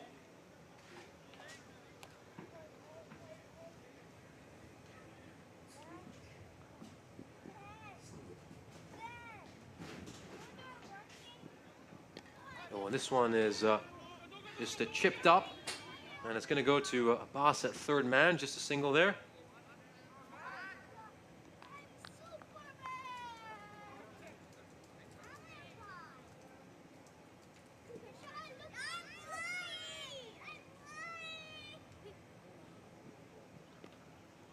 This one is a straighter ball. You can see, oh, Devinda takes a shot at the stumps.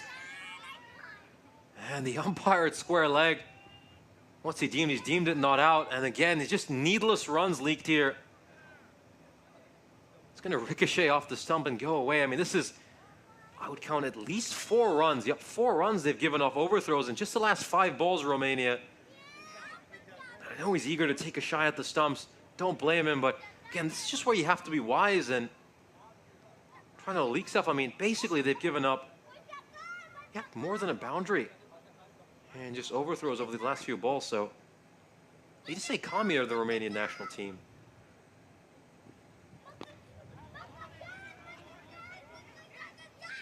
And that's going to go towards long off for a single.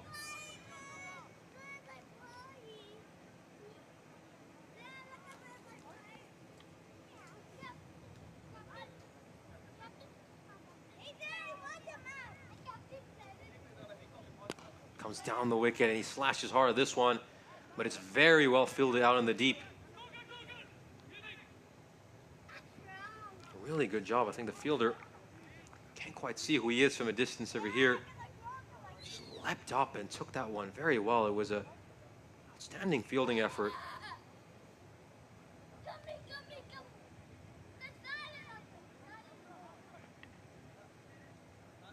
KSM on the chat saying a comedy of errors. Absolutely agree with you. And we'll take some pace off that ball. And he's just done well here, the batsman, to work it away. It's quite a chase for Gerasim. Is he going to get to the ball? No, he won't. And the ball's going to win the chase at the end of this penultimate over as they get a nice 4 right at the end. The over was going along so well. And it's been slightly spoiled by that 4. 8 off that over in the end. Romania A, they managed to get to 160. And of course, as KSM said, well, at one point we were wondering if Romania A would even reach 150. Absolutely agree with that. I mean, the projected score for them was probably in the 130s, and they'd already lost 4 wickets. And as you can see from that run rate, look, it's just steadily ticking up. I think these two, what they've done so well is just get these nice little overs in of 11, 12, 14 every now and then. It's not really been brutality or pure aggressive hitting. The two of them only have a couple of 6s between each other, but they have a whole lot of 4s, 17 4s.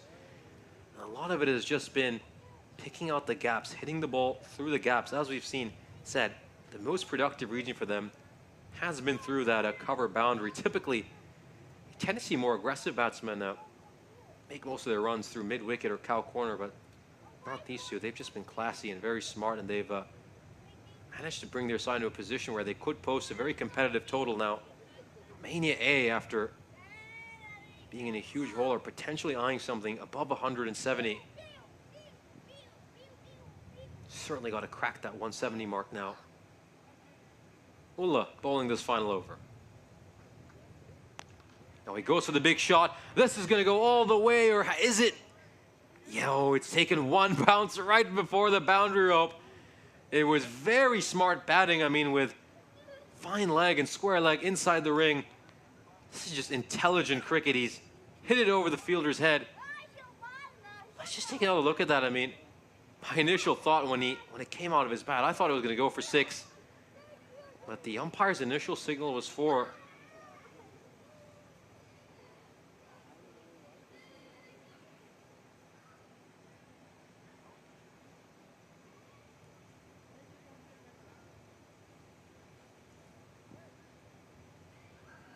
Now they've put some protection out at a deep backward square leg.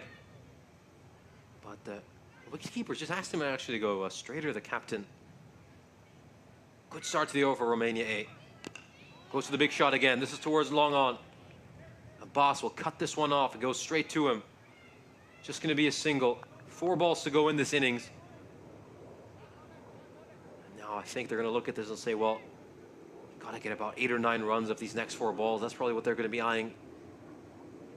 9 more needed to get to 175. That'll be a very healthy total for Romania A.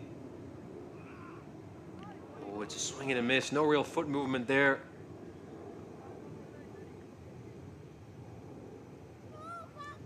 Again, there's not as much protection on the boundary on the offside, so if he really went at it,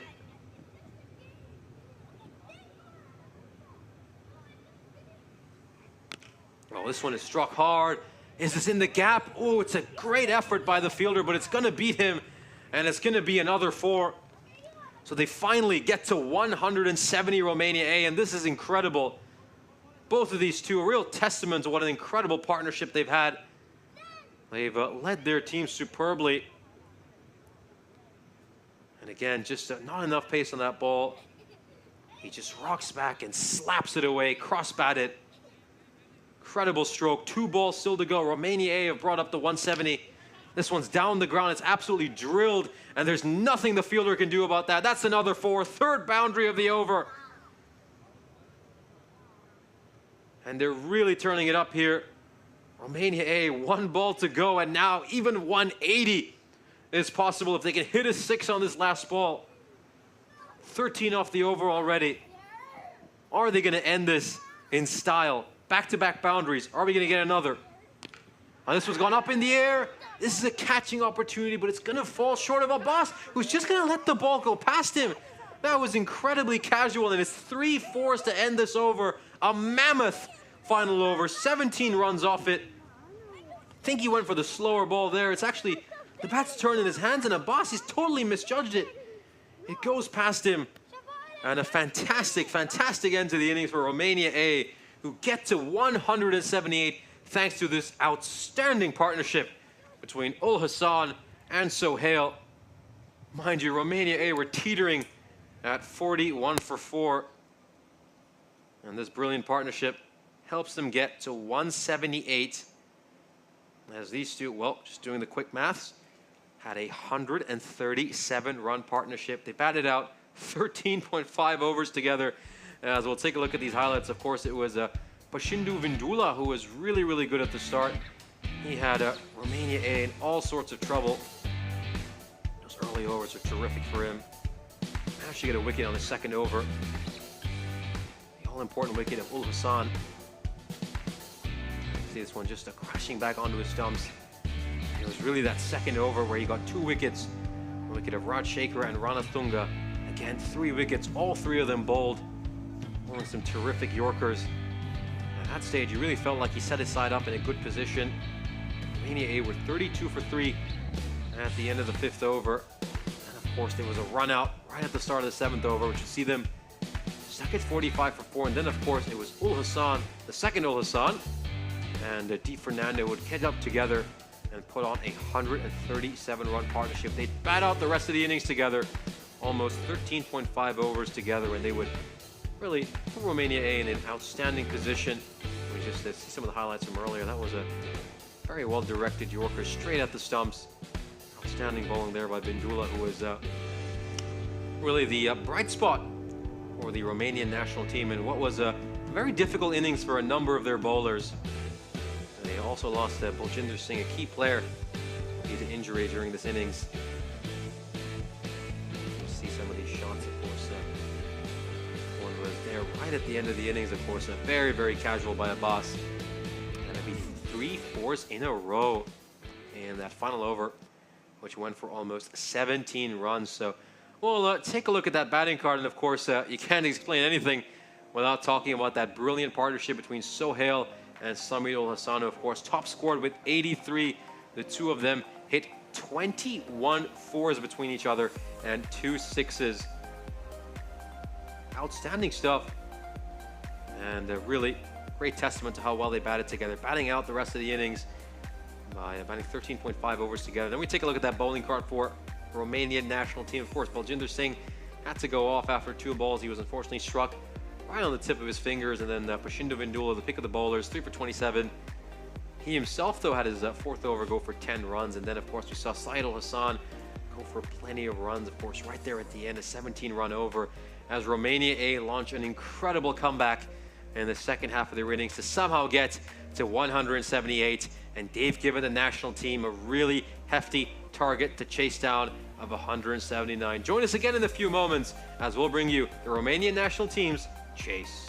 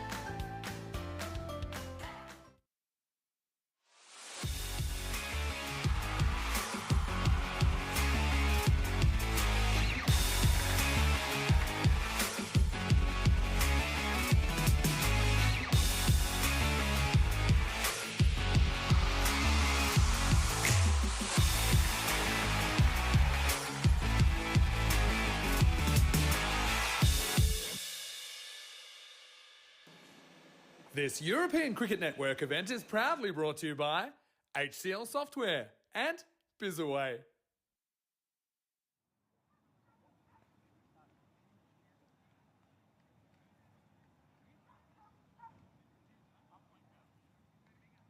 Welcome back, as of course we are once again back live at the Moara Vlasier Cricket Ground here in Romania, as you get a gorgeous drone shot of this beautiful cricket ground. Just you can see the lake over there in the distance, which we're currently right next to.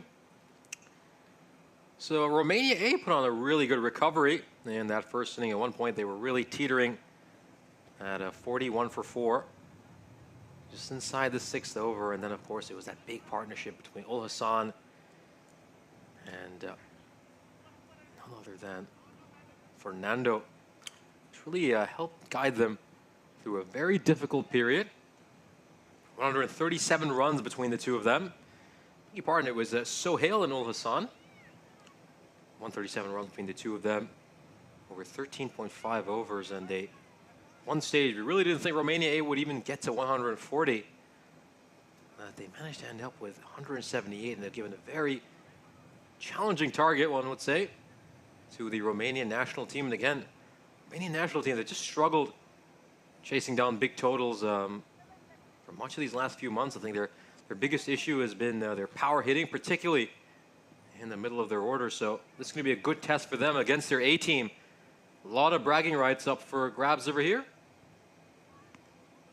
Inside edge off the bat, of course. Last thing you want to do is lose to your A team as a national team, don't you? I mean, they'll probably never hear the end of it if they end up losing this match. Although, of course, don't count out this Romania A team. There's a lot of very talented players in this side. They could almost make up a national team of their own. That's how strong they are. It's just the fact that a lot of these Romania A players are just not eligible to make it to the national team. So they certainly aren't your typical A team. It's just a case of a few players not quite at their eligibility status yet. Oh, this one is nicely played towards third man. Got to be a bit of a chase, a bit of a juggle. But the fielder in third man does quite well to get to it, and then scamper across for a couple of runs. Good work here by Manan and Devinda. Of course, we're going to see a bit of a shuffle in the batting order as well. Just a chance to give a number of different players an opportunity. And of course, we're joined by Dave in the chat. Great to see you here, Dave. It's certainly been a fun day over here so far, Romania. We had an exciting first match where Romania, for the second time this Continental Cup, lost to Malta. Now they're just looking to get back on track here with a victory against Romania A. But it's going to be a steep task, considering they have to go at 9 and over. And that is well blocked out there by Manan.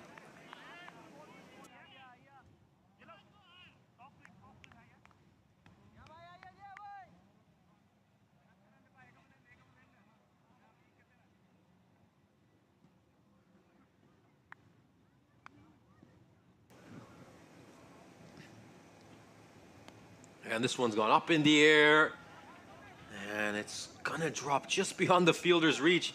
And unfortunately for him, it actually backspun when it hit the turf. And it's gonna be a couple of runs that could very easily have gone on towards the boundary rope.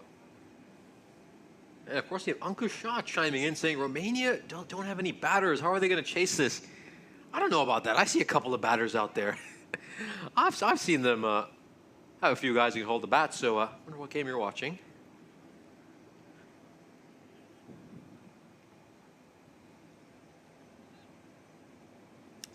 Okay, Sam with a good question here. Is there anyone playing for Romania today who's not eligible to play internationals for Romania? That's certainly a good question. We'll just that's a big swing and a miss. That's certainly something that is worth inquiring. I'll look into that for you, KSM, and get back with a reply as soon as I can.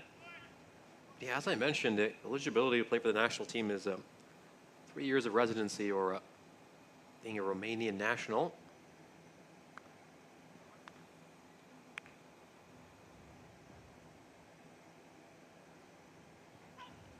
This one's played away right out of the middle of the bat. Sweet connection. Don't worry about that. That's been deposited well over the boundary rope. Humongous six and a terrific way to end the over. That will really spoil Jonathan Fernando's over. 10 runs off the first over.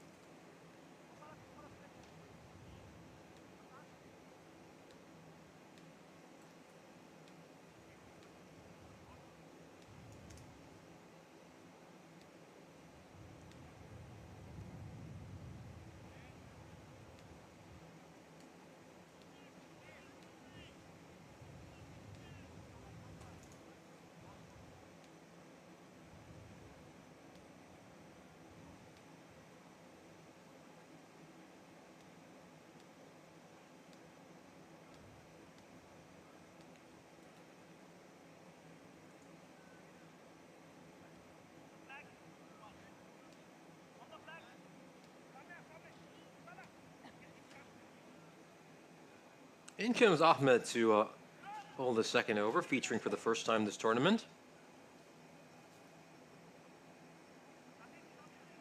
Haven't seen Waqas Ahmed bowl so far.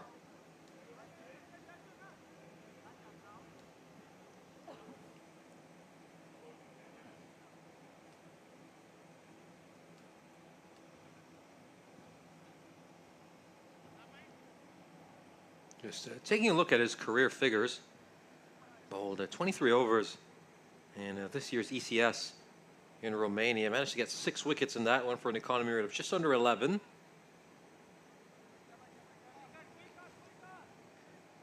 Bowled about 19 T10 overs last year and picked up 13 wickets then.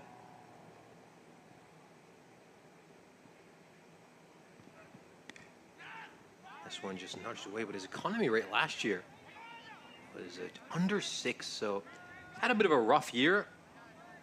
He's not quite been able to get as many wickets as last year, bowled more overs, but only got 6. And his economy rate is significantly higher, almost double what it was last year. Last year, probably a bit of a dream year for him, and then he just brought back down to earth this year.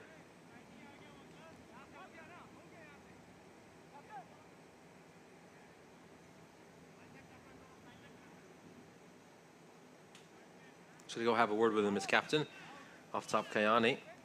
Wouldn't be surprised if we see Kayani bowl later. I mean, I think he did very well yesterday in the match that Romania A played against the Romanian national team. And I'm a little bit surprised he hasn't opted to bowl early over here. I thought he was really looking like he would take a wicket yesterday. Bowled very aggressively, very attacking lines and lengths. And I wonder if he's just holding himself back for later, but I'd like to see him first up. This one just slightly down the leg side. It goes straight to the fielder at fine leg. And that's going to be another single.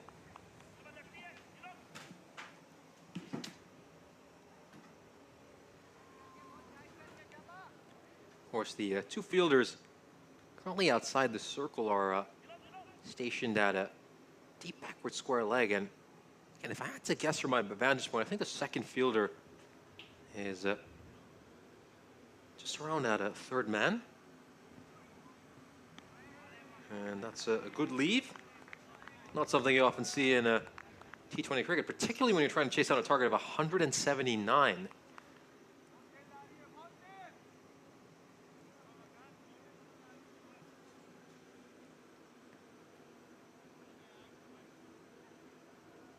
Yeah, he just needs to bowl in a good length here, Ahmed. That's what the plan for him is.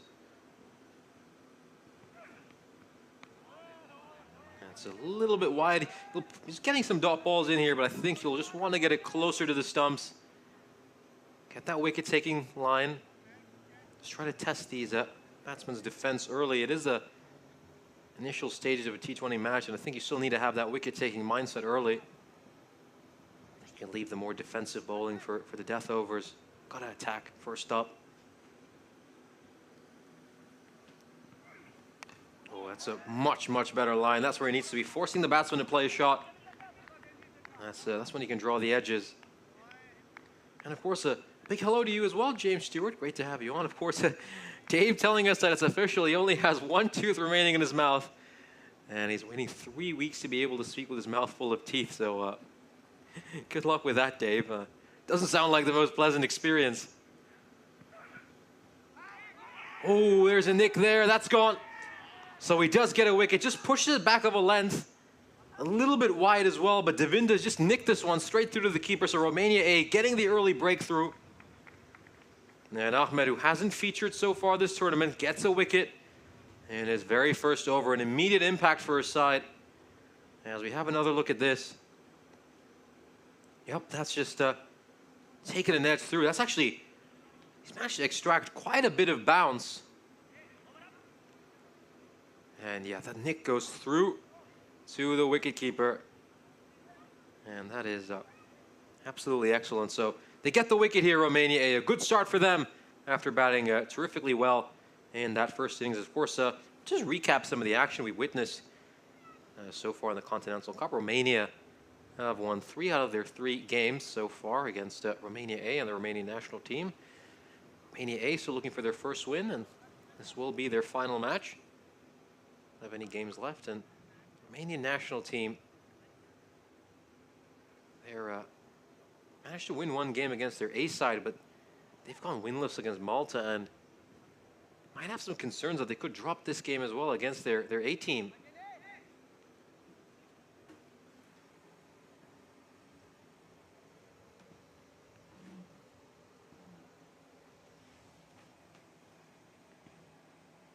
Great ball by Fernando. It says D Fernando, but to me that looks like Janitha Fernando. In all honesty, I think that is Janitha Fernando.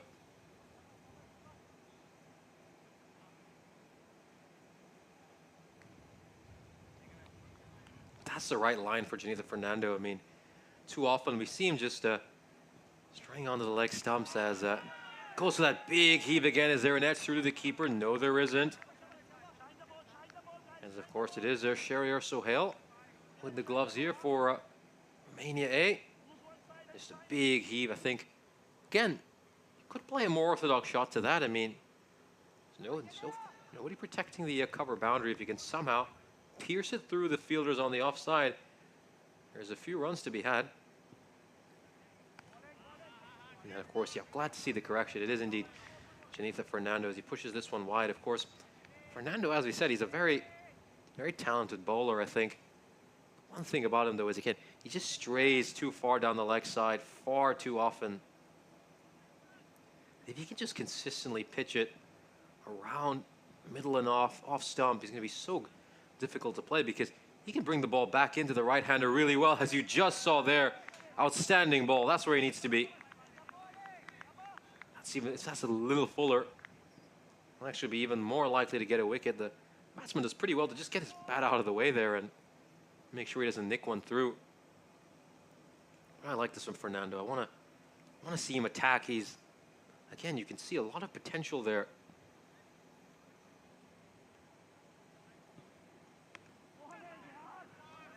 And this one just coming back into Manan. But a good start here for Romania A. Just a 1 boundary so far for the Romanian national team. That was a big 6 at the end of Fernando's over. Other than that, very tight.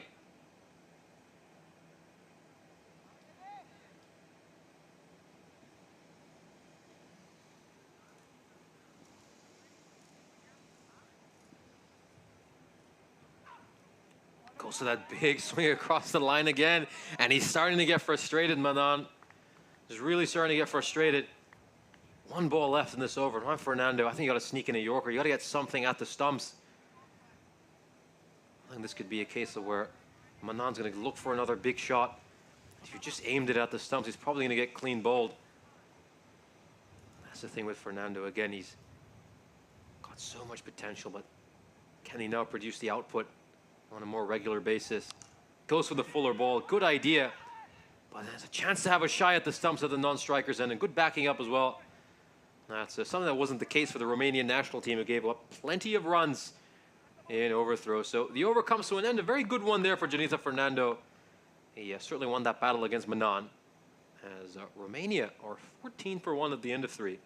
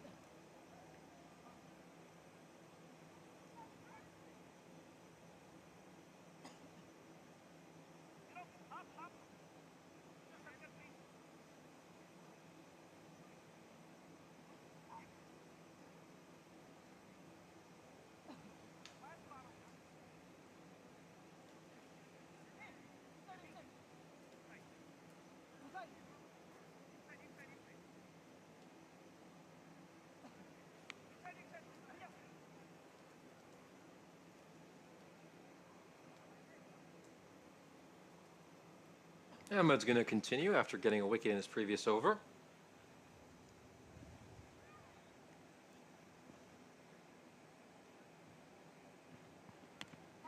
This one is just probably a little too far down the leg side, and it's a good thing for him. There's a fair bit of protection in that region. Two fielders inside the ring behind square leg.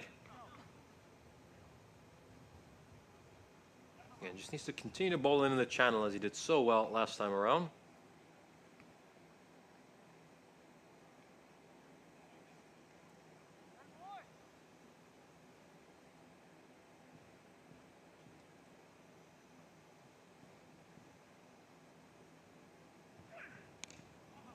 Yeah, so well blocked out there.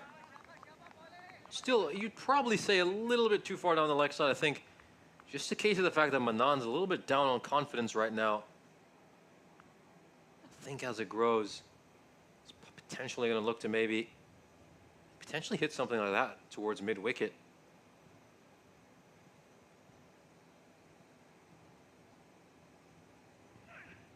Yeah, again, a bit too far down the leg side, but is there something there? And what's the umpire's decision here? I think he's given it out. Yep, the batsman has been told to walk. So yeah, it's just come off the glove. It's just brushed the glove along the way, and Ahmed gets his second wicket. So in his Continental Cup debut, he's got 2 wickets to his name early, and that's a nice bumper over there. Shorter ball. He's looking to swing at it. If he got any bat on that, would have probably gone away for 4. But in the end, just brushes his gloves along the way. And Lage has to depart for a duck, and 2 wickets fall early for the Romanian national team. And again, this is a side who we said they've had a lot of issues with their middle and lower order. And of course, with the fact that they've rested a lot of their players, this is really not a good spot for them to be in. Of course, none of their usual stars like Vasu Sani playing in this match. They've been rested after they played against Malta.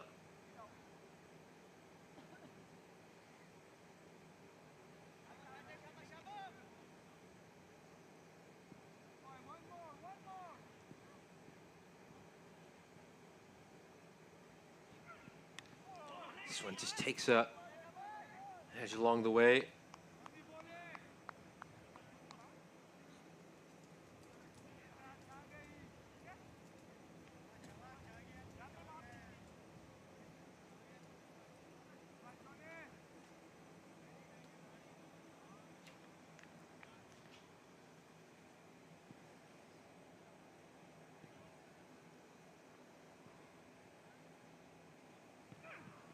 Oh, that's a terrific ball. Absolutely terrific ball. Just comes off the pitch and seams away ever so slightly.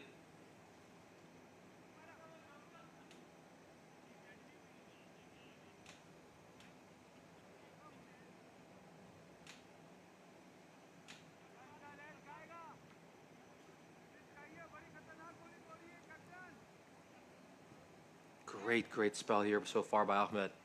2 overs, 2 wickets, giving up just 3 runs. Oh, and again, a terrific ball. He's caught the batsman fishing outside the off stump and unable to get anything. As a Sunderwan whiffs out another one. 3 consecutive dot balls for Sunderwan. Start off his innings as Romania in a heap of trouble at 15 for 2 at the end of 4.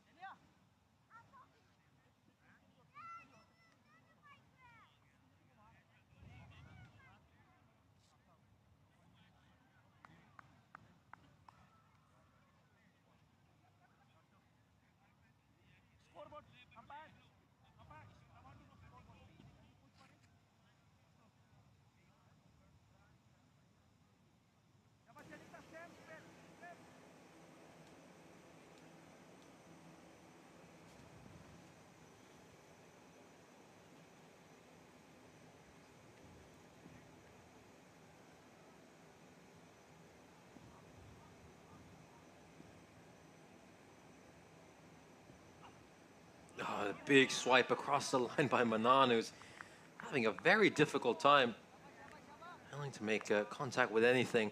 And again, you can just see him rehearsing the shot he should be playing. I think just play a few straight batted strokes and get yourself into this innings, because he swiped across a lot of these balls from Fernando, and if Fernando was really pitching it up, he would have been bowled by now. Oh, this one, he gets a hold of this. It's going to go down the ground and go away for 4. That one was slightly overpitched. You can just tell that Fernando is looking for the fuller delivery, but this time goes a bit too full. And it's going to be a 4. This is a much better shot by Manan. Needs to play a lot more shots like this.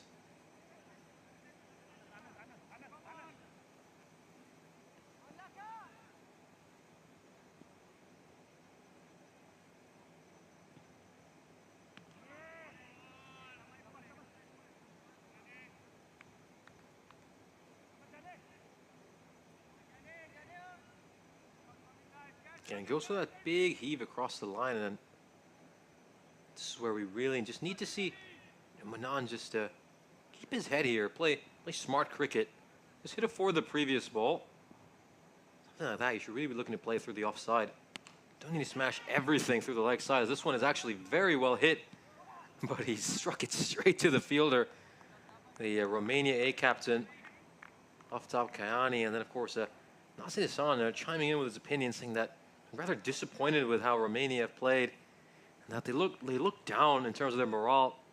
I have to agree, particularly in that second innings. I think they were very disappointing, and the big issues with their side is just the amount of runs they give up for no reason in the field. A lot of overthrows, a lot of misfields, things that they could just clean up. They could probably save a good 10-15 runs in innings if they just iron that out. This one's just going to take an inside edge. It's going to go to the fielder at fine leg. That's, of course, Ahmed, the hero of the innings so far, with his 2 wickets. Great introduction to him.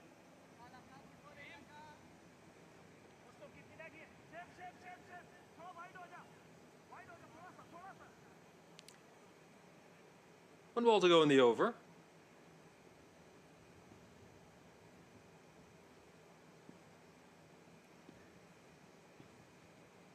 And again, just goes for that big heave across the line. And then, well, this time around, the shot which Manan rehearsed isn't much better than the shot he actually played.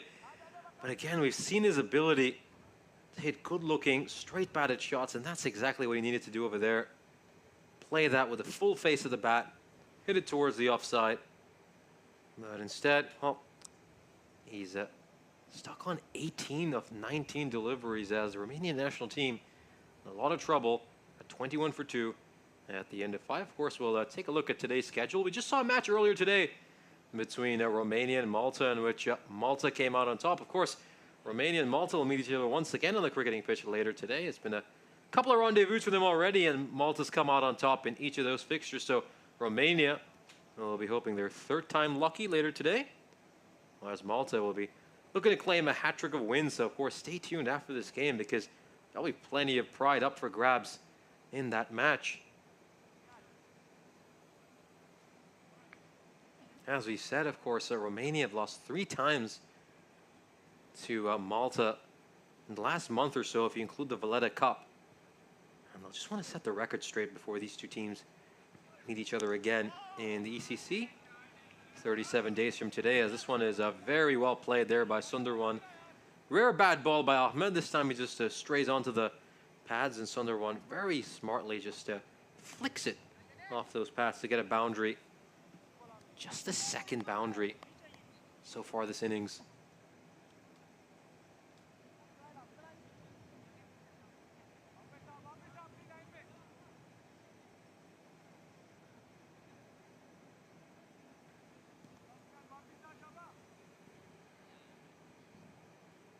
Ahmed struck hit for a boundary for the first time. Let's see how he continues. Well, that's a much better ball. Good ball, well directed at the batsman. They're going to go for a throw at the non-striker's end, and a nice backing up there at mid-off. Full credit to that fielder. It's I believe that is Omar Saifi, who was backed up well. Again, I think if Romania A just do a lot better at the little things than the Romanian national team, could go on to win this game. It really could, and cause quite an upset. And trust me, if Romania A beat the Romanian national team, I don't think the Romanian NT will ever be able to live that down. Goes for the big shot, and he finally connects on one of these cross-batted strokes, but instead he finds the fielder out in the deep. And Ahmed, it really is his day. He's picked up his 3rd wicket. That's a really well-taken catch as well out in the deep. I think that's Koshal Ranathunga, who's done well, running to his right, takes an athletic catch. And we've seen Manan try that shot at least 5 times today. This time when he finally connects, he finds the fielder. So Manan put out of his misery after what was a very difficult innings for him. Just 18 runs off the 20 balls he faced. Of course, teammates are just going to go have a look at Ranathunga. Ooh, I think there might be cut his finger or something. Yeah, it looks like that's the case. Just cut his finger on the way down, so probably going to see a substitute fielder go in for him.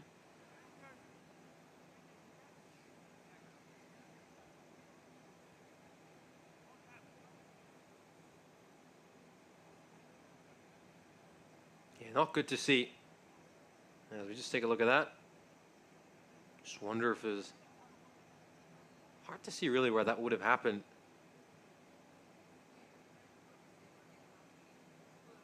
Yeah, maybe it's just a contact on the way down that's hurt him. But again, I can see a little bit of blood just on the tip of his fingers. And of course, James Stewart giving his opinion saying, I hate to read this as a fair weather fan. However, what has happened to the traditional Romanian pool of skilled big hitter talent? I think for the Romanian NT, you can certainly see that there's a lot of big hitting talent right at the top of the order. But again, it's a question of whether they've got enough hitting throughout their order. I don't think they've had enough runs in their middle order or their lower order, and that's really what's cost them a couple of wins against Malta. And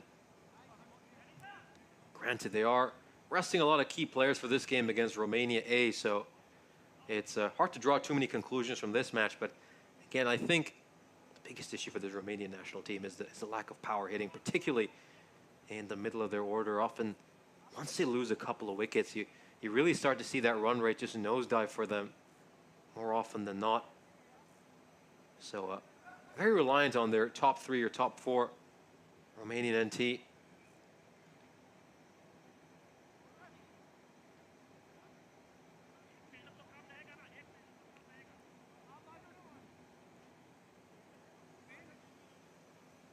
Well, after quite a substantial wait, we're ready to get the 4th ball of this over.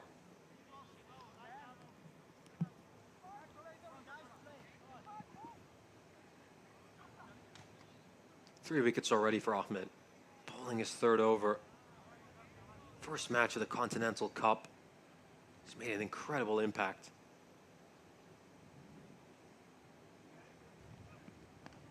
This one is in the channel, a good ball. Well played as well by Kishore. Gets off the mark with a little dab towards 3rd man for a single.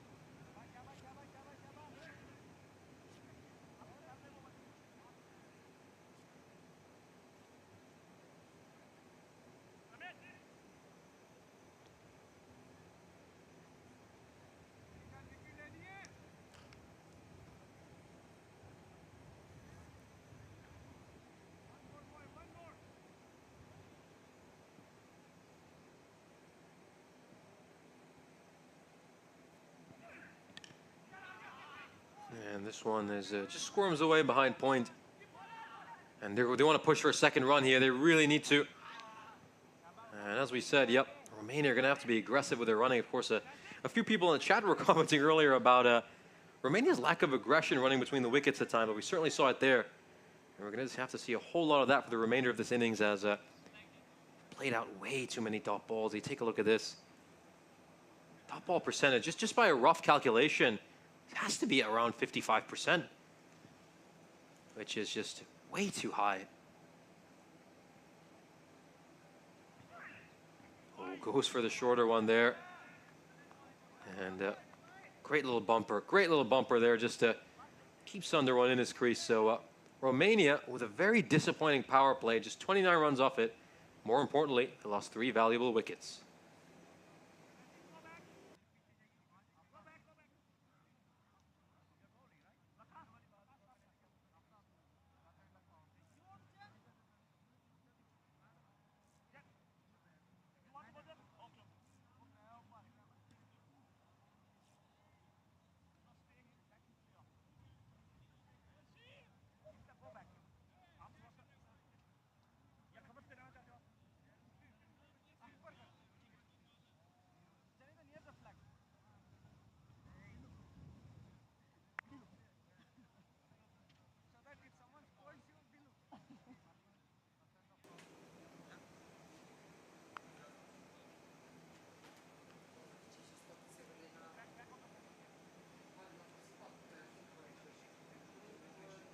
We're going to see Warsi bowling here.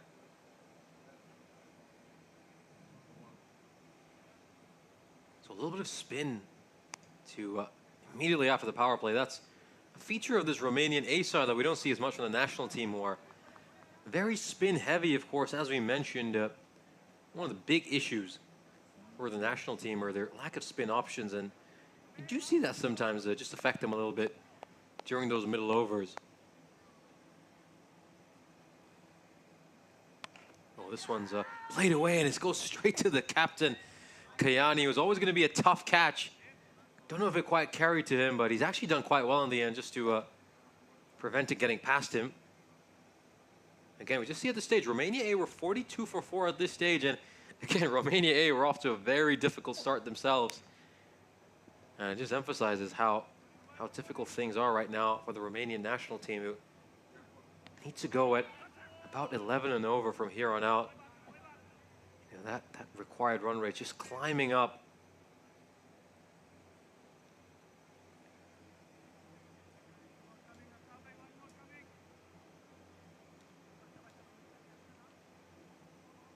Irfan Warsi, of course, bowling for the first time on the European Cricket Network, and he's had a good start to his European cricket career, as this one is just tucked away towards mid-wicket. A chance to run a couple of runs, and this one's going to the keeper's end. No, I don't think the keeper's collected that one cleanly. Hard to see from here. You can just tell from his sign of frustration that I think he's knocked the bails off before he even had the ball. Going to find out eventually. Let's just take a look at this replay. This angle should tell us a lot better. Oh, yep. Never grasped the ball. Never even caught the ball. Otherwise, I think Kishore would have been run out if he'd managed to collect it cleanly.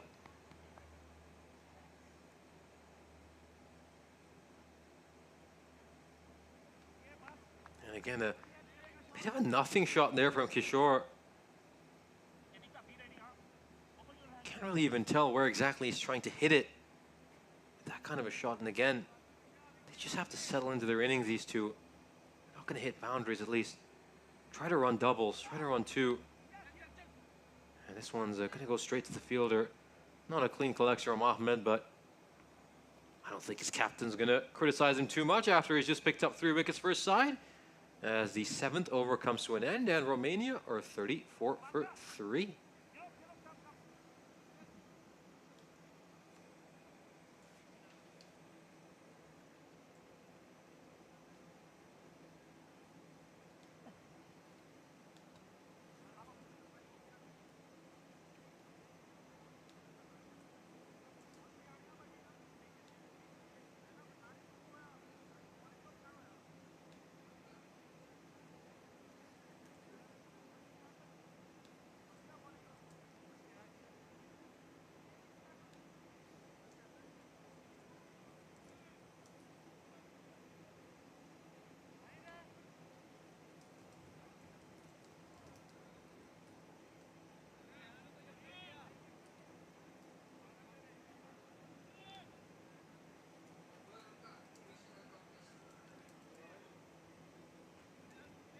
Just about to get started with the 7th over here.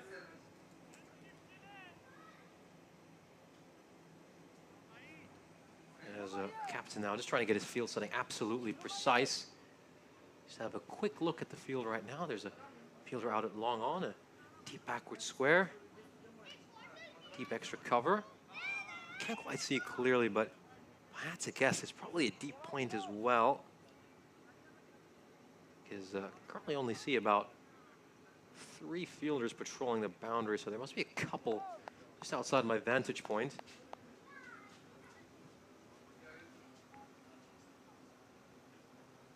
Yeah, they just take their time to be absolutely precise with their field setting.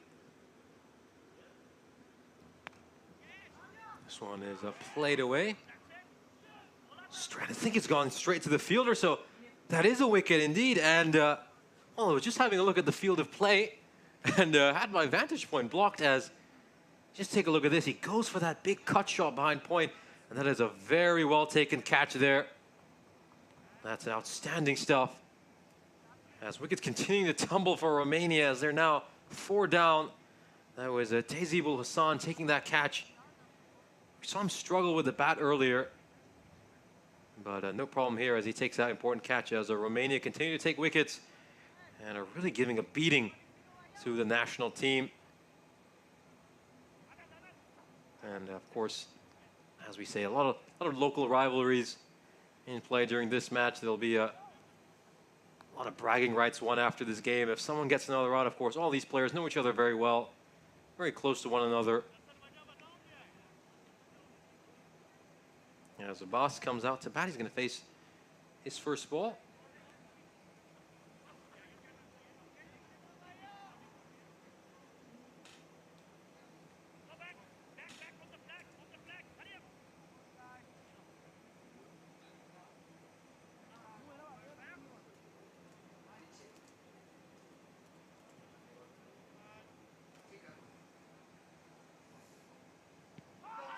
Oh, and this is going to be another close one. Probably just pitching outside the leg stump. Again, just hard to get an LBW. With the kind of line and length he's bowling. And again, I think the main aim here for the Romanian national team is just to get as many players as possible some playing opportunities against this A side. Oh, and he goes for that big swing. And, yep, he's clean bowled him, so it just clipped the top of the bails, and another wicket falls here. Fernando picking up his second of the over. Abbas tried to just slap that one away towards the leg side, and he's completely missed it. As the wickets continue to tumble for the Romanian national team. Half their side has been sent back to the shed, having scored just 34 runs. And it looks like Romania A are about to pick up their first win of the Continental Cup. I'd say they richly deserve this. They played quite well yesterday, I have to say. There were a lot of positive signs, but they succumbed to defeat twice. However, it doesn't look like that's going to be the case today as they're inching closer and closer to what should be a very, very big win. Also an opportunity for some of these players who might be eligible for the Romanian national team in a few years to make a case to get promoted.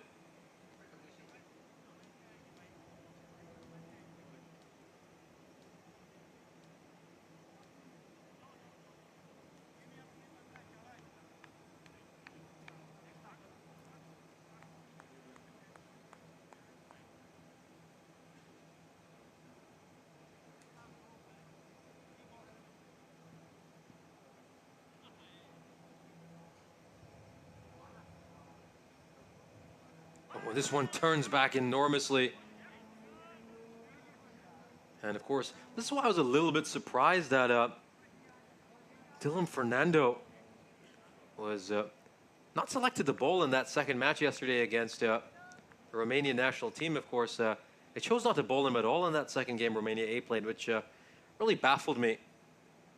And as we can see, he's a quality spinner. And this one's up in the air. Is this a catching opportunity? Doesn't look like it is because it's gone the distance. It's beaten the fielder.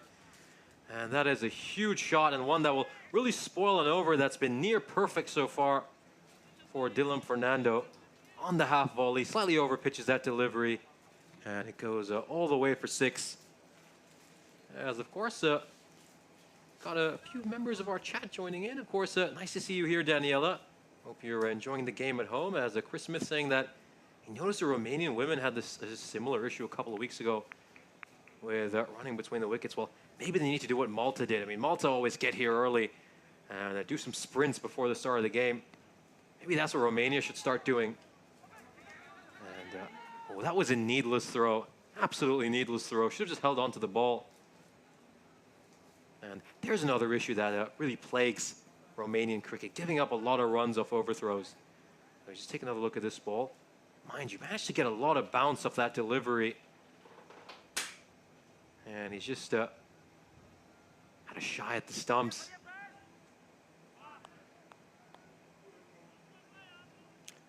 And of course, Dave talking about which national team has been selected to go to Kartama. Well, we expect the Romanian national team to go to Kartama. Romania A.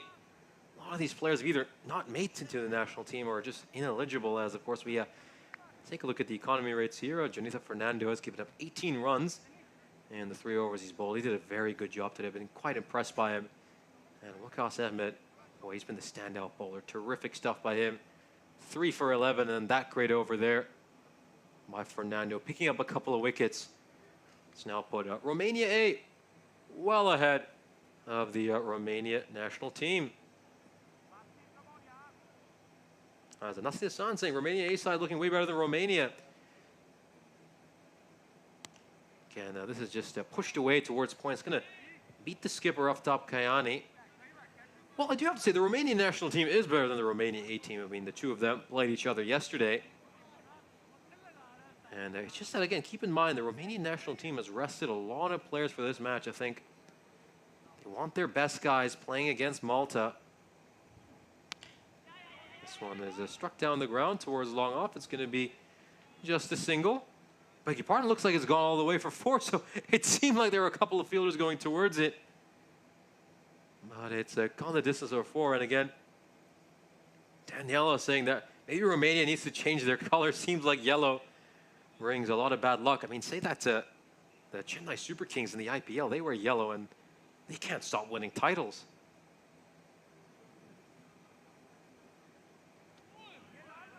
And this one will also go past the edge of the bat. Definitely not the only team that were yellow that have been very successful. I'm just trying to scrape through my sporting knowledge and think of other major teams that have been very successful that wear yellow. This one is just struck towards a square leg, and they'll get a couple of runs there. And is this a run out? Yes, it is. So Sandurwan, who decided to push for the second run, has been run out over here as the 6th wicket falls for Romania. Good sharp throw to the striker's end. He just tucks this one off the pads. Initially, he just thought they were going to get a single, but then they got a little bit greedy. They thought they could push for the second run, and sharp bit of glove work there by Shreyer Sohail, who batted so beautifully in the first innings. He now gets a run out to his name as well, and all of you will have him in your Dream 11 fantasy team will be delighted because he'll be racking up those points right now as another wicket falls for the Romanian national team. They're 6 down right now, and at this stage, I think Romania A could bowl them out and make this a proper humiliation of the national team. I mean, I just wonder, has someone not even padded up right now because there's nobody heading out to the middle right now? Like it's tumbling quickly, and yep, the player's just been sent out to the middle. You should be seeing him shortly in front of your screen.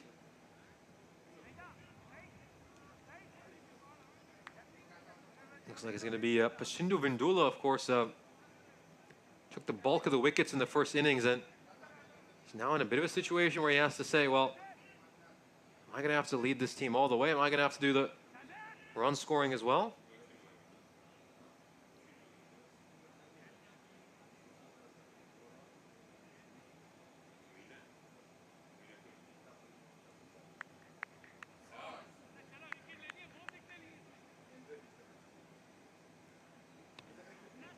Yeah, well, just to push that away for a single. It's going to be a tight one, but they're going to get there on time.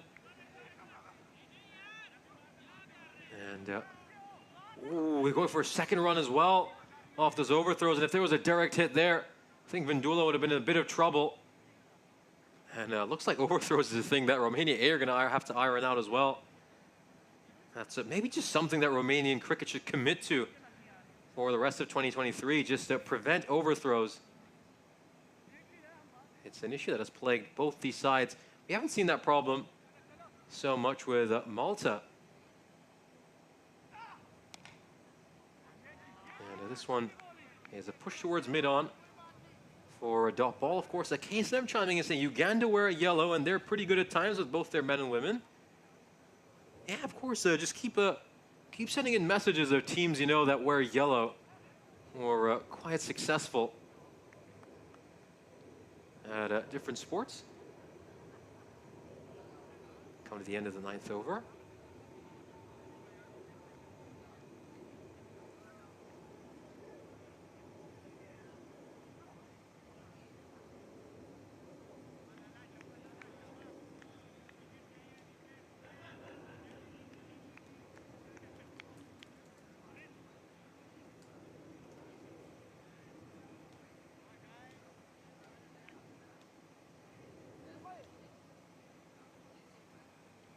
And we're going to see Fernando come back for his second over. That previous one was so good where he picked up a couple of wickets.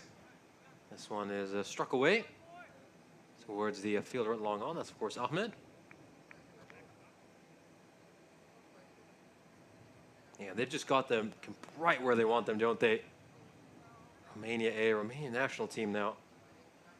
Really struggling. I mean, if you look at the statistics of their remaining players, not much batting left. I mean, keep in mind, Baljinder Singh as well. He did hurt himself during that first inning, so I don't know if he will bat. Maybe if he's forced to, he'll just gut it out.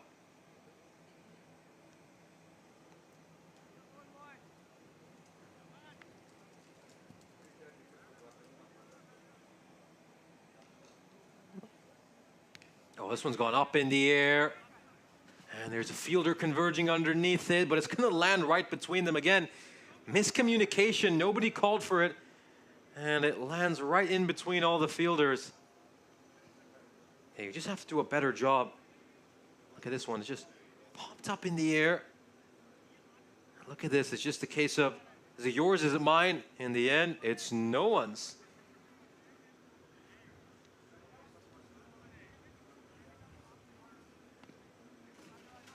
This one is struck straight to cover for a single.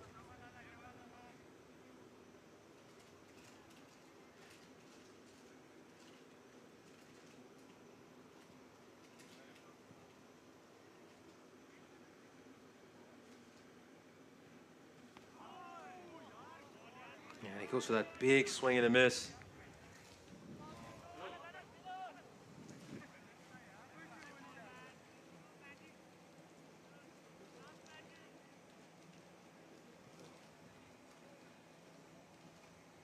And of course, KSM coming in. Of course, Australia. How could we forget them? The most successful team in Cricket World Cups for wearing yellow as well.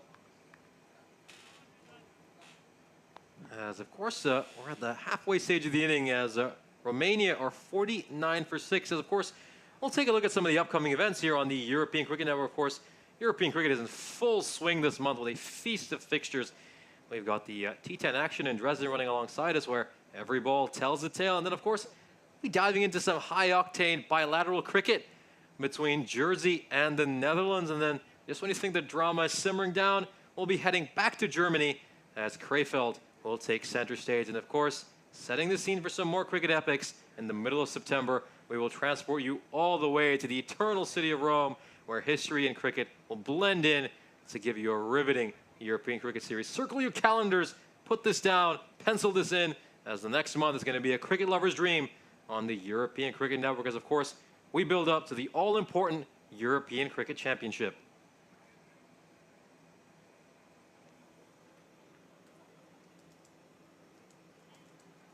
And of course, just a chance for some of our players to get a drink, and well, we'll be joining you with live action in just a few moments as some of these players just get a chance to get some refreshments, as do our umpires, before they resume this chase when Romania will need 130 runs from the second half of this innings.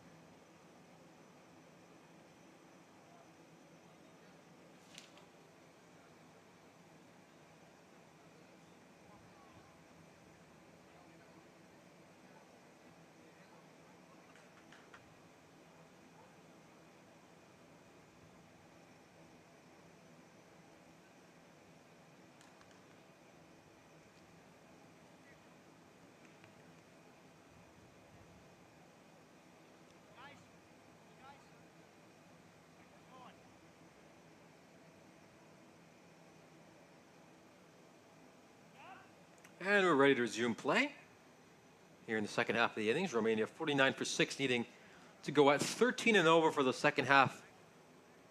Over here has, of course, made 130 runs. It's going to be a massive challenge for this Romania A team.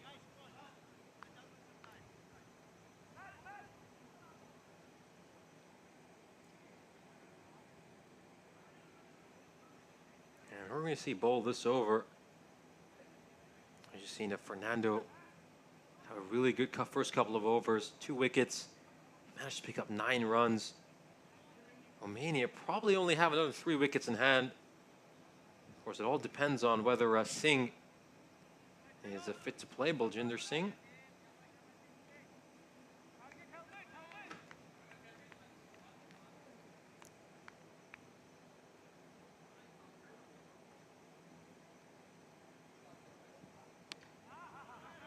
And again, this one just angling into the off stump, and it's blocked out by Vindula. And I think some of these Romanian national team players might just take advantage of this opportunity to maybe just play a long innings,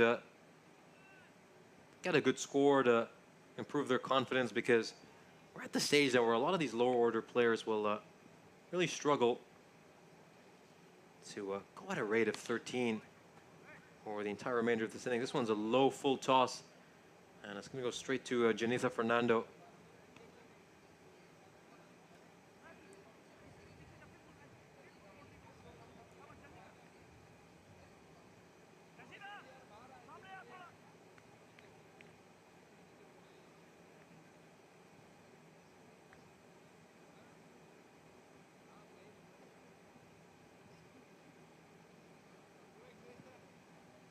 Again, a big heave across the line there by Ulla, and at this stage, I think he'd just be better served trying to play a regular shot to that, regular cricketing stroke. Just look to play that through the offside again. We saw how productive Romania A were through the offside.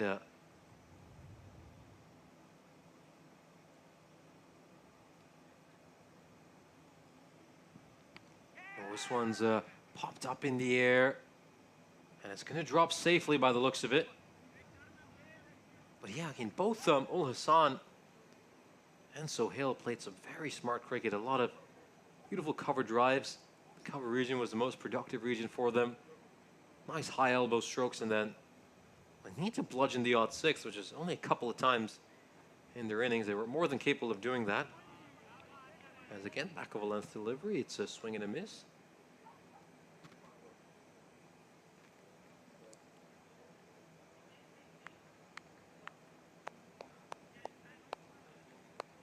As of course, just a brief look at the run out earlier, what the outcome of that was.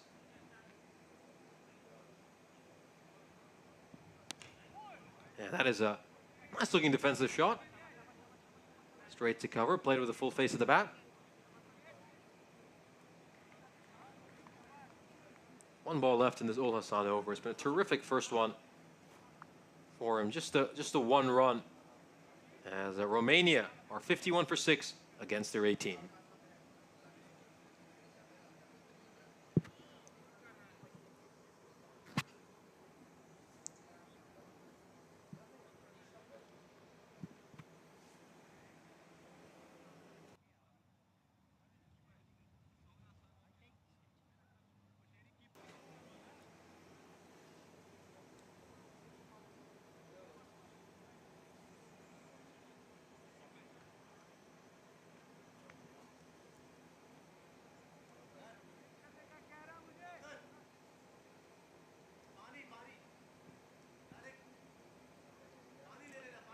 Plethora of options, of course, available for Romania A, but they're sticking to the 5 bowlers they initially intended to.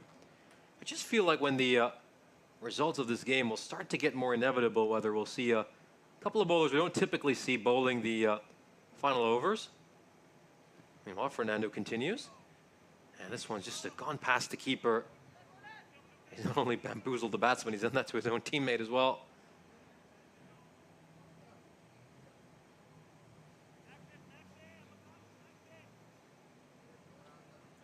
Get a big heave across the line.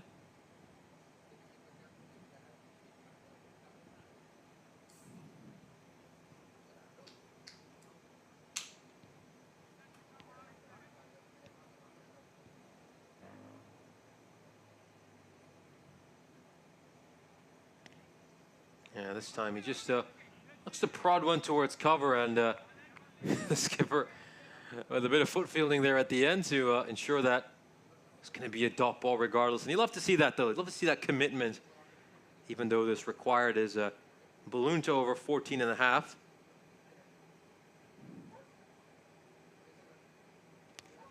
He goes down the ground. This one's popped up in the air. And, oh, that was a chance. That was a chance for the captain. Off top, Kayani was running back. It's never going to be easy, was it? Always going to be a tough one. And I think he's done quite well backpedaling to get his hand on that. As you can see, oh yeah, well, not easy for the skipper. And almost got Fernando his third wicket.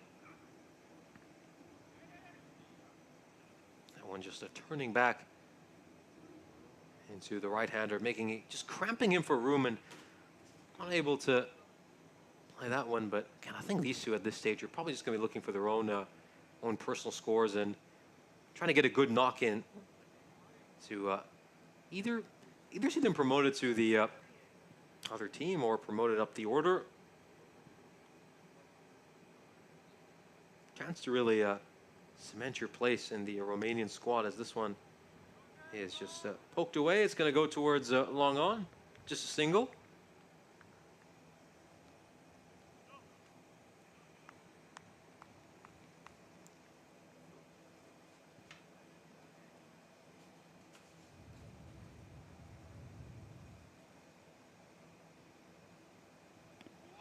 Oh, this one just turning back in.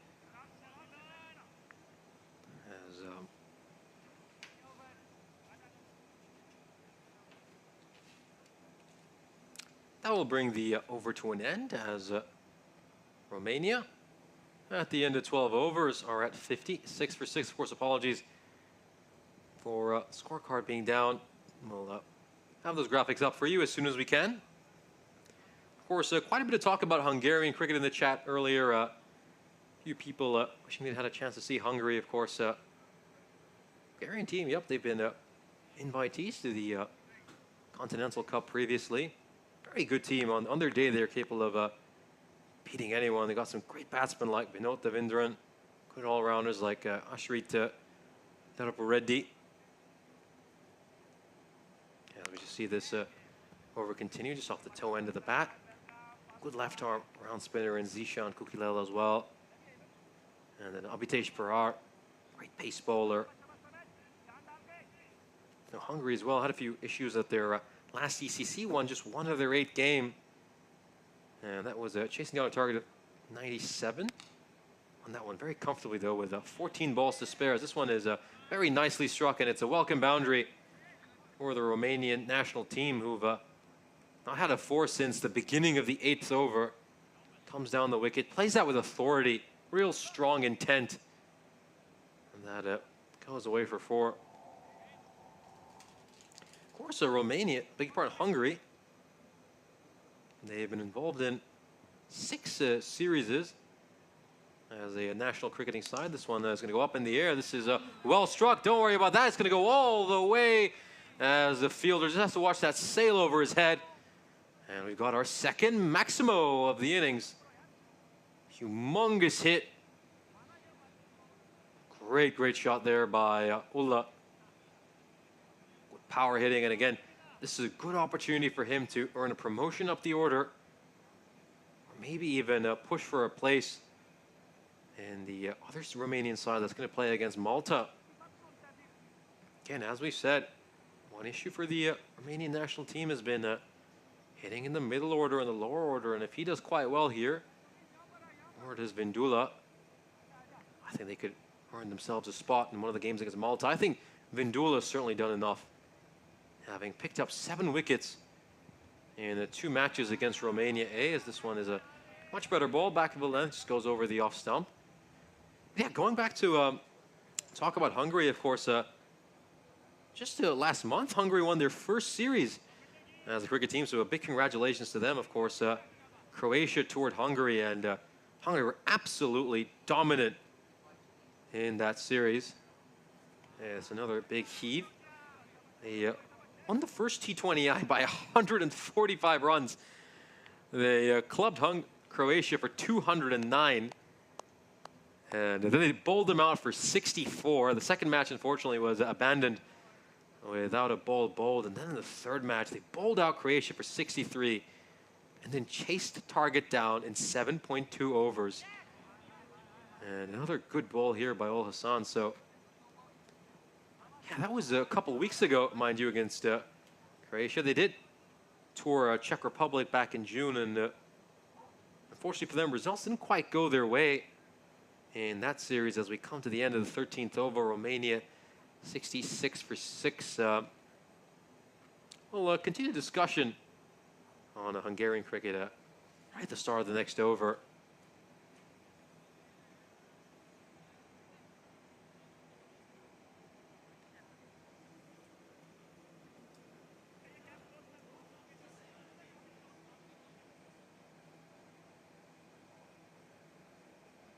We'll have a look at this scorecard for the Romanian national team. And again, no real scores of note. I mean, Gohar Manan made 18 at the top of the order. He was struggling mightily, though, made just 18 runs off the 20 balls he faced. And then, again, it just looks a bit like a phone number after that. 10504.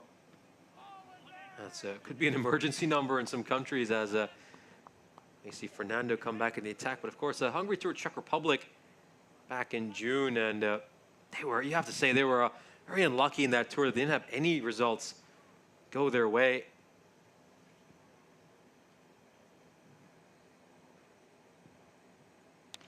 Oh, this one is struck down the ground, but it's going to take a few bounces before going to Ahmed.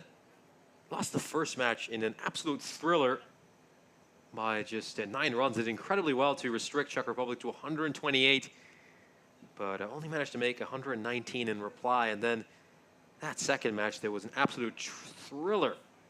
The match was tied, and then Czech Republic won it in the super over. And then the third game as well, another very tight match with Czech Republic won by just 3 wickets. So it's good to see Hungary get a series win after that, after some very tight series as they've lost. Of course, Hungary toured Austria as well back in 2022 and were very unlucky that they had a drawn series. Could easily have won that one as well, as this one goes to the keeper's end.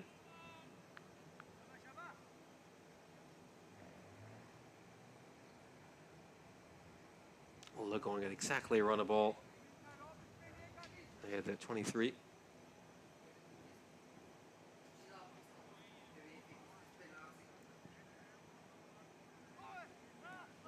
Oh, this one, oh. Not sure that was entirely legal, but not going to see too many appeals about that right now. But again, just continuing the point. Of course, the last time Hungary played Romania, Hungary did beat this Romanian side. They won fairly comfortably. They had a target of 159 set for them, and they won with 15 balls to spare and lost just 4 wickets. This one is played away behind square leg. There's a fielder there, Jennifer Fernando, to cut it out. Just going to be a single. And while we're at it, they last time they played Malta as well was back in July 2022. Of course, they faced Malta, mind you, in that July 2022 fixture. And the match got called off because of rain, so never got completed that fixture. And then just a few weeks before that, though, they'd also played Malta in the Valletta Cup, where Malta took that one by 45 runs. Goes to the big shot, will take an inside edge. And a chance to maybe sneak a single. This required now is just around 18, as I think the ball's going to stop just in front of the boundary rope. Very tantalizingly. It's kind of impossible to see from where we're situated. So a lot of it is just a combination of looking at the screen and looking outside from our vantage point here in the commentary cabin that we have adopted. So the 14th over comes to an end. Romania just meandering along and trying to get to the finishing line somehow, as the result of this game increasingly seems inevitable. And it looks like Romania A, of course, will be closing in on their first victory of this Continental Cup.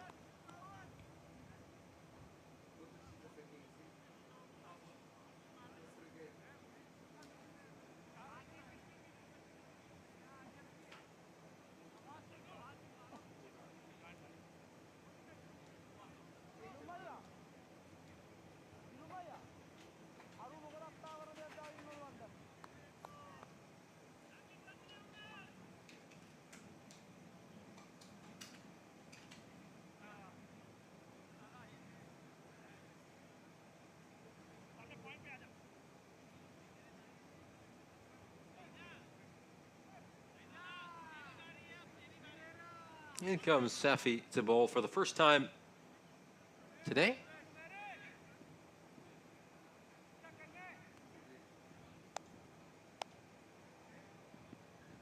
This one going down the leg side, and that's going to be a wide.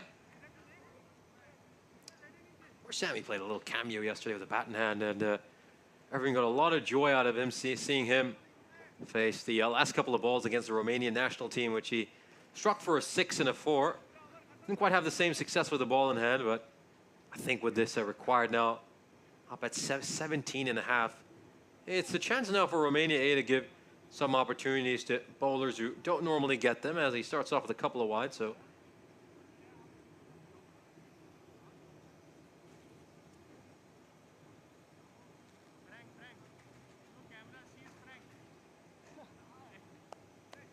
continue our conversation though about Hungary. Of course, they hosted that ECI T10 last month between the 15th and 16th of July.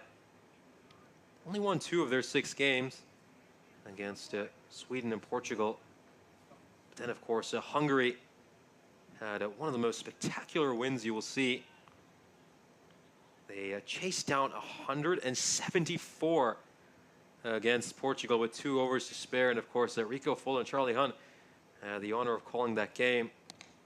That was such a fun encounter. I mean, I went back and I was, of course, watching the highlights of that game because I was unfortunately not able to catch it live, and it was just mind-boggling. I mean, you had North Ravi 92 of 28. His opening partner, Sheikh Rashid, made 74 of 24. And then when you looked at Portugal's statistics, the most economical bowler had an economy rate of 17.5.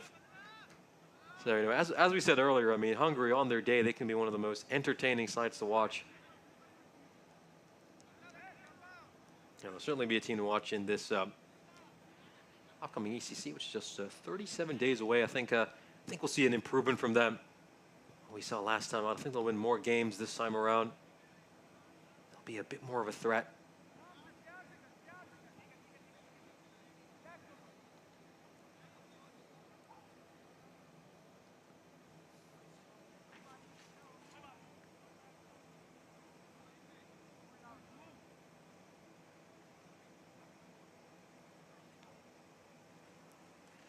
Quite a few wides here for Safi. 3 wides already.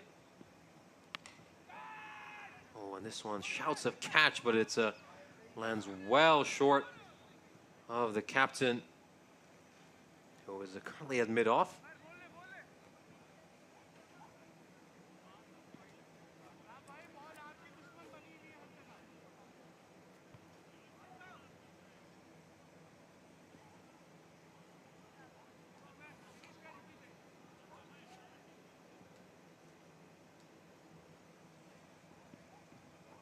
Just pitched out the back of a length. Shorter delivery there by Safi. We're just waiting for the signal from the square leg umpire. Probably would have been the one for the over, if I had to guess. Not quite able to see the square leg umpire from where I'm stationed at the moment.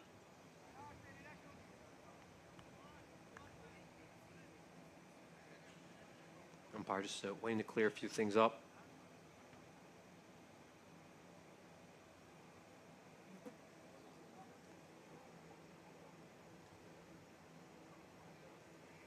As we just have a brief delay in this game. Of course, it's a great chance to, of course, thank everyone who's able to make this series happen. And we're just watching a replay of that previous ball. Let's just continue right after this one as he's just shattered the stumps there, Safi. So it's been a bit of a mixed bag of an over, a whole lot of extras, but he's finally managed to get one onto the stumps. And that one actually stayed a little bit low. You have to feel for Vindula as a little bit unlucky. And has gone on to clatter into his stumps. You can see that one, it just dies down at the end. Doesn't quite rise as much as Vindula expected. And Safi gets his first ever Continental Cup wicket. Excellent work by him. As a Romania A march closer and closer to a victory with every ball. Just 5.1 overs away now from getting put out of their misery. The Romanian national team. But of course, good chance to thank everyone in our wonderful crew here in Romania who's made this all happen. Start all the way up top with Catalin Serban, the engineer in charge, of course, Alex, in charge of production and IT, and of course our wonderful director, Edward.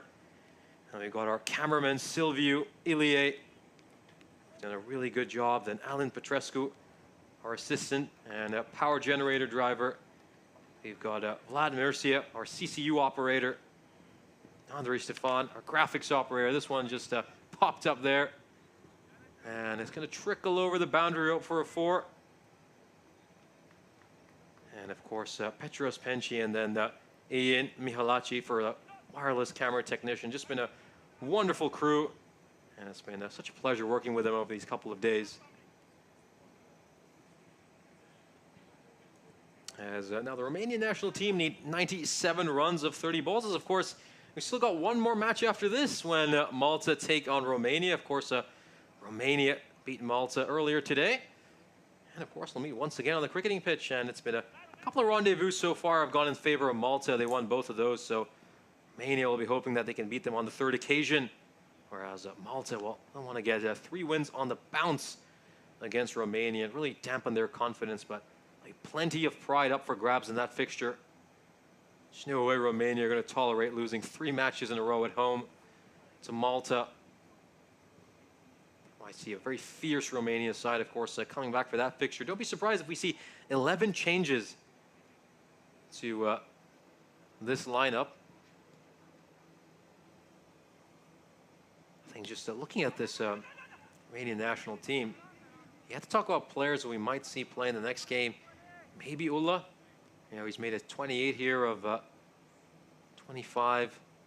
Definitely, though, I'd 100% like to see Vindula play. 7 wickets in his last 2 matches. I think he really needs to play against Malta. It just gives him another left-hand option. Should be really good. And then I think there's a few good spinners as well that they could potentially poach from this team for the fixtures against Malta.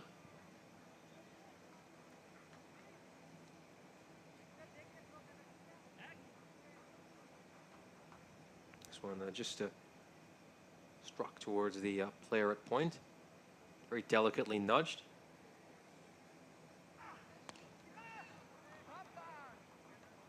And this one is going away towards long on. That is really, really well hit. And it's gone for 4. So Ulla continuing to pile on the runs and do his personal stats. A whole load of good.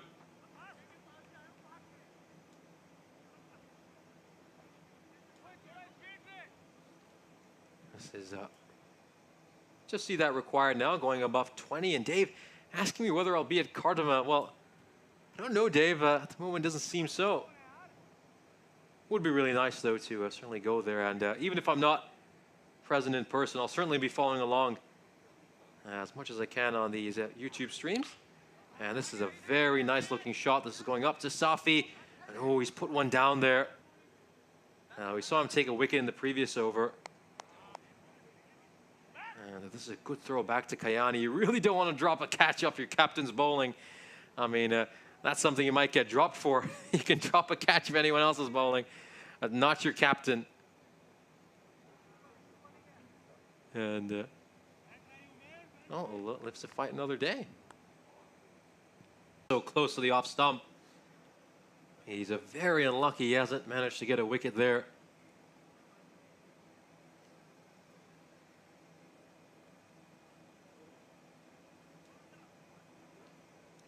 And of course, I need to take an opportunity to also thank all the wonderful people here at the Romanian Cricket Federation. This one's just struck away. Is this going to go to the fielder? Safi takes it this time. So he put one down earlier, but he's delighted with this catch. That is incredibly well taken there by Safi. We saw him put down a similar one earlier, but no mistake this time. And well, I just wonder if Romania have another batsman, or is that the end of their order? Has this been given a no ball, though? Just waiting to see. Doesn't look like it has, so it's, yep, indeed, it is the end of their order. So, as we expected, it is the end of the innings, of course. Jaspal Singh just not fit to play. And that will bring this encounter to an end as Romania A get the bragging rights against the Romanian national team and secure a very impressive victory. Ulla managed to top score with 43 runs. He'll be pretty delighted with himself. But otherwise, it was a rather dismal showing for the Romanian national team with the bat in hand. And of course, before we conclude this broadcast, let's just take a look at the highlights of this innings.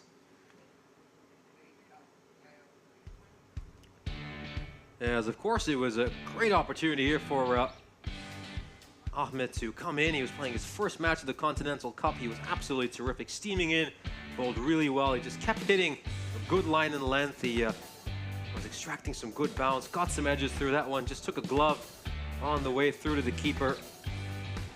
And really, I think once the pressure was put in that power play phase of the game, they were just never able to recover. The Romanian national team were 29 for 3, thanks to some great bowling by Waqas Ahmed in over 5. And then really, they were just under the pump for the rest of the game. Dylan Fernando would come in the 7th over and pick up a couple of wickets.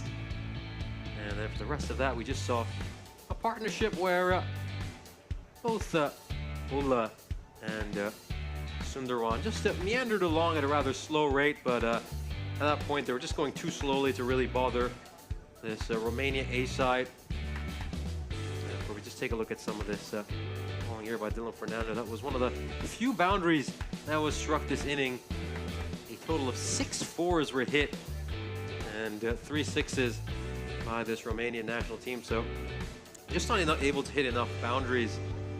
And didn't even run that many singles, a lot of dot balls. I mean, of course, I think if you did the dot ball percentage, you could find as many as 50% of the balls that were bowled this innings for dot balls. You just see this one, a very, very good run. A sharp bit of glove work there. That would be the end of Sundarwan.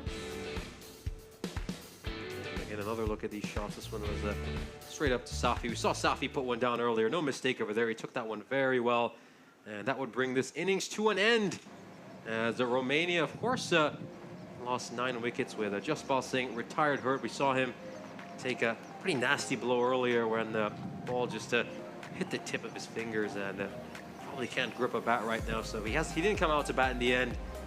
And Romania just about making triple digits before being dismissed as a side. Anyway, let's take a look at the scorecard for this Romanian national team. I mean, Ulla was the top scorer, making 43 runs, of course. Well, before we do that, let's take a moment to remind you that there's 37 days to go until the European Cricket Championships. 31 nations will take part in what should be the biggest and greatest event in European cricket. Catch all that action on the 25th of September, starting off at the Cardama Oval in Malaga. Should be a whole lot of fun, and I do know we'll all be watching that one very, very closely. Of course, 2 of these sides involved in this Continental Club will be in the same group, Romania and Malta. So again, all the implications of this cup will go into that picture. But of course, let's just take this opportunity to have a look at the scorecard. Of course, Manan made 18 runs at the top of the order of just 20 balls, and then Sundarwan making 14 of 12. He was eventually run out because of a great throw by Omar Safi and a sharp bit of glove work by Shreyer Sohail.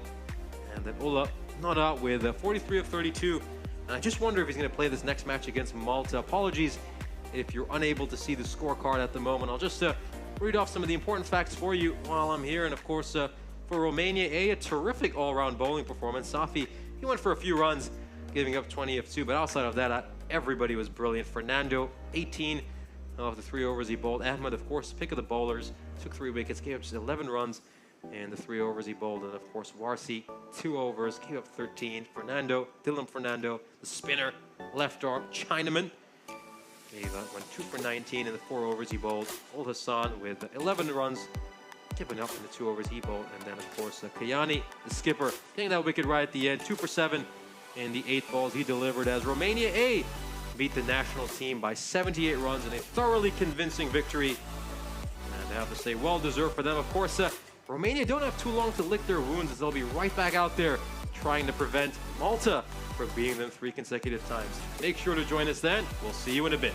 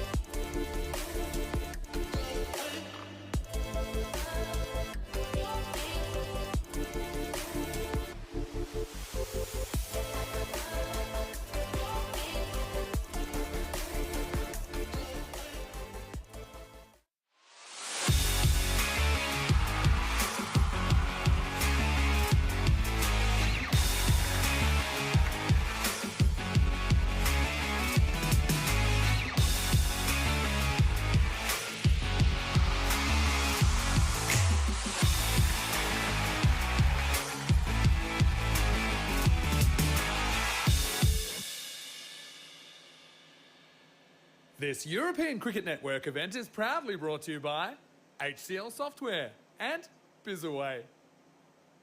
Oh, welcome back to Bucharest as we're just in this absolutely gorgeous part of the world. And of course, we've got our final match of today's triple header. It's going to be taking place between Malta and Romania. Let's go have a look at the outcome of the coin toss.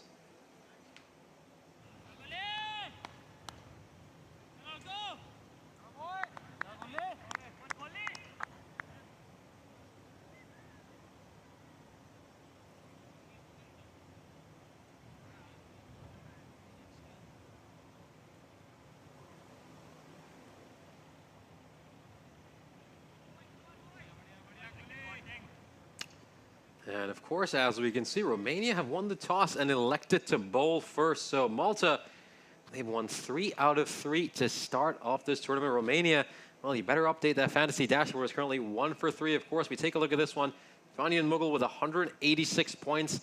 And then, of course, Zishan Khan with 255 leading the way. A couple of big knocks from him, of course. He's guided his side to a couple of victories already this tournament. Then we look at the Romanian national team. And, of course, Vasu Sani, an absolute must-have impact player with both the bat and ball in hand. If you're looking at potential wild cards, and well, I think there's some players and there's some hidden gems that we haven't seen play as much, who I really think could make an impact later today in this game. As well, we're just moments away from the first ball. It's the tried and tested opening partnership of Mughal and Khan to start things off.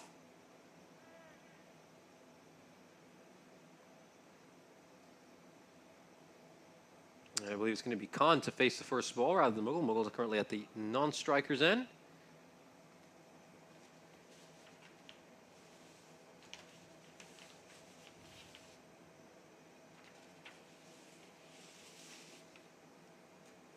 Just about to get underway in this third match. There's umpire Andrew Elliott. He's going to be joined by umpire David French for this match. Should be a really exciting one, of course. Malta so far have picked up back-to-back victories these last couple of days against Romania. And Romania, well, they got a bit of a drubbing at the hands of their A team. That must have really hurt. So here's a chance for them to just get back to winning ways. You know, they're the host nation. They really want to put on a good impression. And here's the first ball.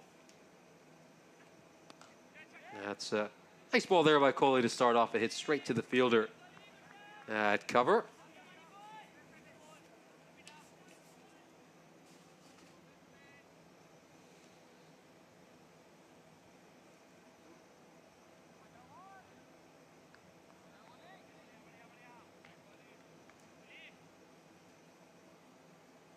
Next ball coming in for Kohli.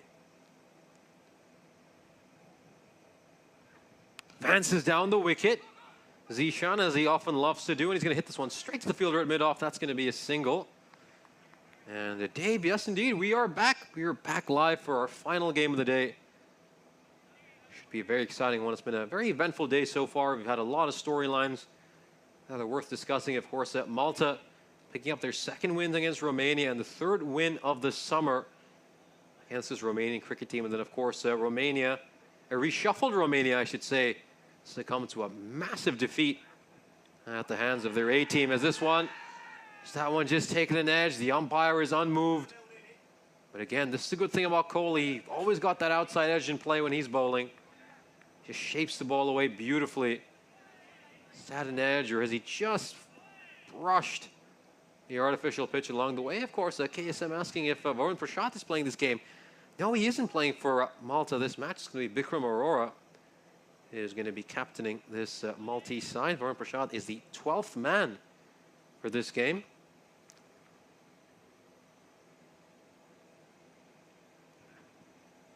Oh, another beautiful ball. Absolutely beautiful ball. Really good-looking ball.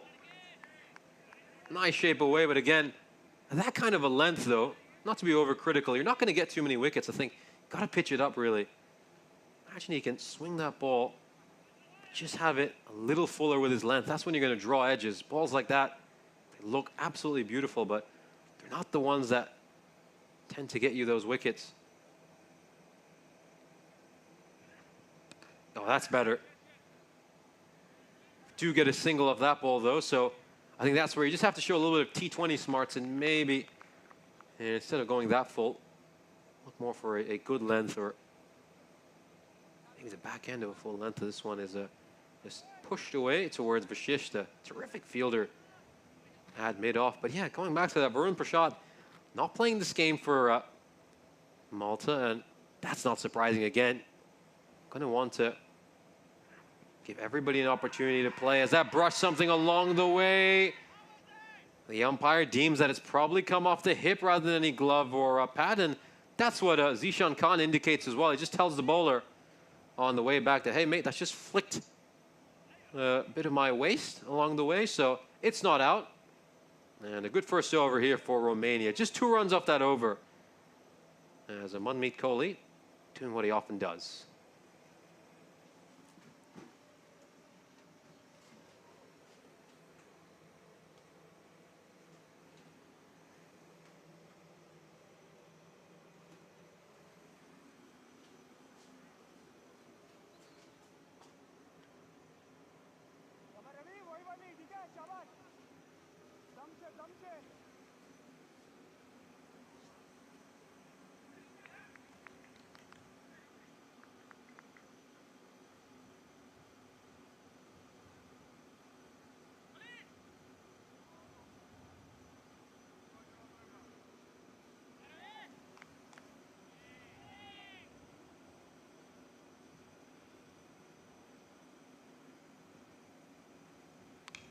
And again, right on the money to start off here at the Patu. I think I'd like to see Vasu Sani bowl in the power play, in all honesty. I mean, they might use him in the first change role, but again, we saw him get some wickets this morning as well. And a bowler as dangerous as him, I just want him up there. I'd want him bowling right from the get-go. I think he's done very well whenever he's played so far this tournament. Oh, this one isn't struck particularly cleanly. It's you just hear that clinky sound from the edge of the bat. And again, we just talked about some of Romania's issues with overthrows. That one almost went for overthrows and could have been very costly. Take another look at this. Doesn't quite go where he intended it, so he probably wanted to play it a lot straighter. Of course, 2 fielders allowed outside the ring during the power play, so one of them's currently at a deep square leg, another one at deep fine leg.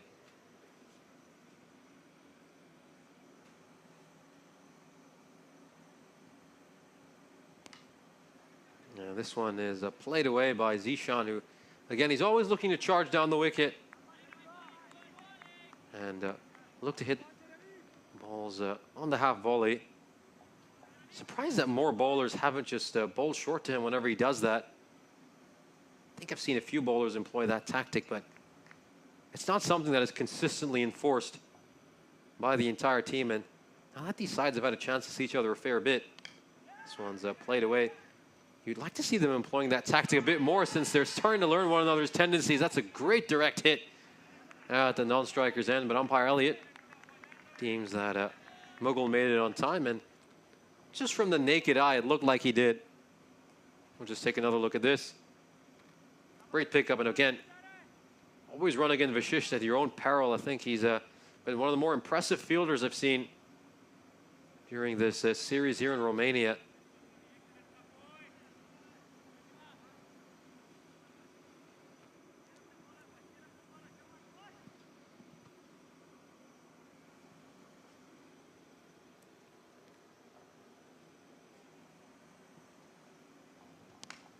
This one is played away towards mid-on. Again, could be a tight single. And I see some good backing up over here. That's something which Romania have lacked. But it's been nice tight bowling early to start. I think get boundaries to a minimum. They've been very tight in the field as well. Again, the main thing we were talking about leading up into this broadcast was I'd like to see Romania iron out some of the issues they've had and just focus on correcting the things that are very easily correctable, such as the fundamentals, running between the wickets, not doing too many misfields, not giving overthrows. And right as we were saying that, we see a 4 wide, so the commentator's curse strikes yet again. There's some a very avoidable mistake as we see 5 runs tacked on to the Maltese score. That is going to be 4 wides. And right as we're praising Romania for cleaning up some of the errors we've seen them very frequently do throughout this tournament, there's a big error.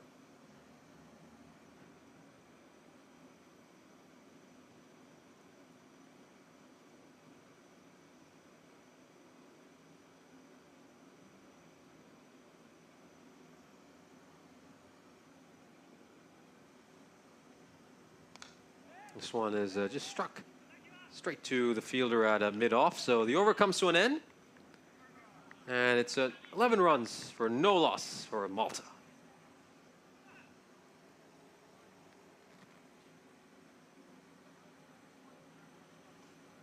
And we, of course, just take a look at the standings and have an opportunity to just update you on what's been going on so far this Continental Cup. Of course, Malta winning 3 out of 3 so far. The touring side have been absolutely dominant. Romania A just leapfrogging the Romanian national team after that last game, picking up that head-to-head win, and of course boosting their net run rate a fair bit with an absolute drubbing. I mean, that has to be a fairly humiliating result for the national team, losing by that big a margin to your A side. 78-run defeat.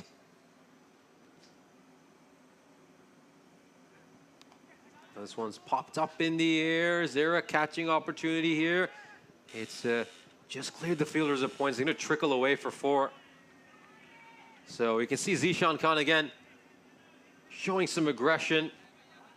This one is just kind of chipped up in the air. We can see him goes down the wicket.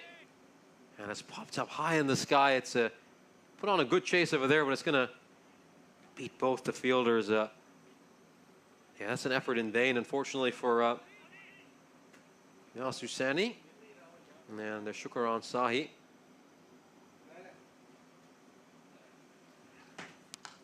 This one's a much better hit. And it's going to go straight to the fielder at mid-off. And ooh, has a shy at the stumps. And that one was very, very close. Just see this again. Nice hit, quick single. Usually Vashish just picks those up completely cleanly, but I think just that little fumble might have given that extra split second for the batsman to run across in time.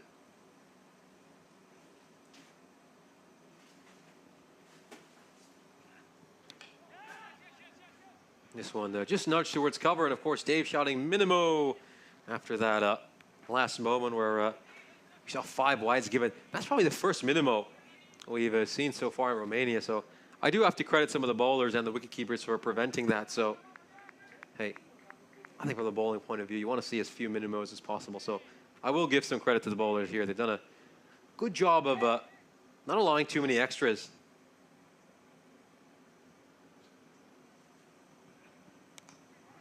This one's played rather uppishly, goes straight to the fielder at mid-on. It's going to be a single.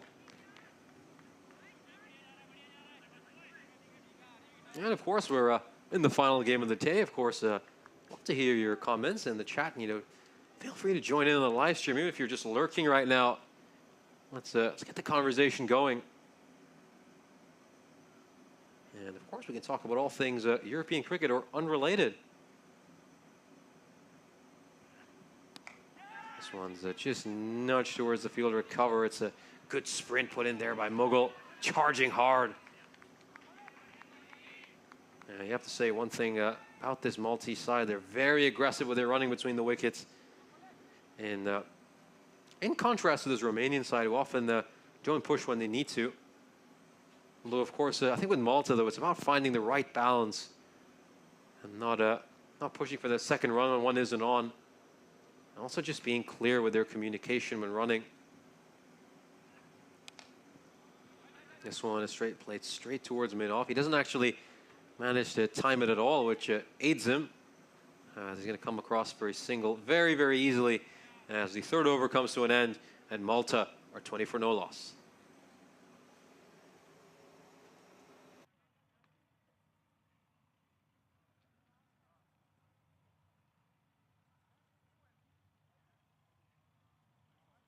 अपने वाली करनी है शाबाश same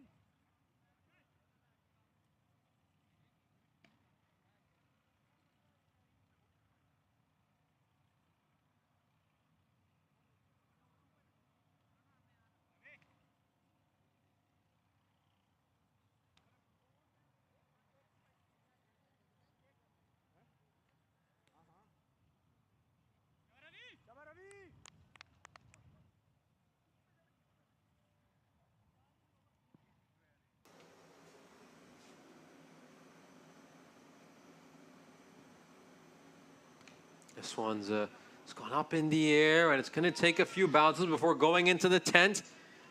So that's going to be a 4, rather lucky 4 there for Zishan Khan, who's the beneficiary of a fair bit of good fortune today.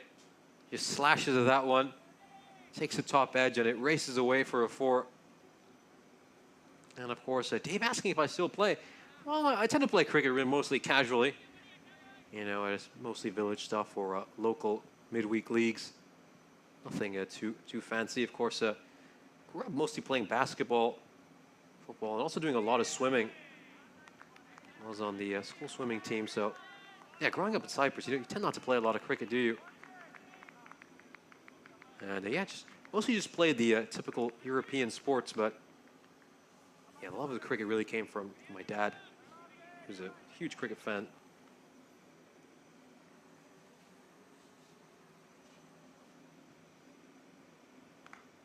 This one is just very smart bit of bowling, I have to say, about to put to again. We know what Zishan Khan's going to do. He's got pretty much the same plan more often than not. He premeditates it, looks to come down the wicket, and he just pulls his length back. They're out to put to. And again, if that's what Zishan Khan's going to do, you're going to have to force him to make the adjustment. Just keep bowling it shorter whenever you see him do that. And wait until he tries to solve that problem. This time he just stays back, Zishan, and a quick single here. So well run there by Malta.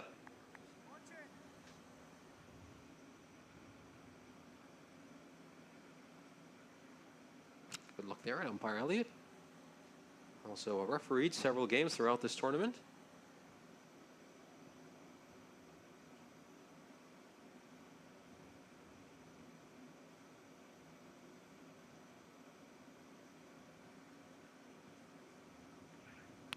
Oh, it's a big hit. It's gone out in the deep. There's a fielder underneath, and it's a very well taken catch. And again, the pressure was starting to build. Malta going along at just under 7 and over. Hatapatu kind of leaves that one in the slot. It was there to hit, but he wasn't quite able to time it, Mughal. And he's presented a fairly simple catch to Ijaz Hussain. That's a good bit of captaincy as well by Ramesh Satishan to have a fielder out there in the deep. And the first wicket falls for Malta. This opening partnership worth 25 runs. It was just never quite able to go at the rate which Malta needed. So good start for Romania. They, of course, desperately need one, considering a very difficult day they've had so far. Back-to-back losses against both their A-team as well as this Maltese side.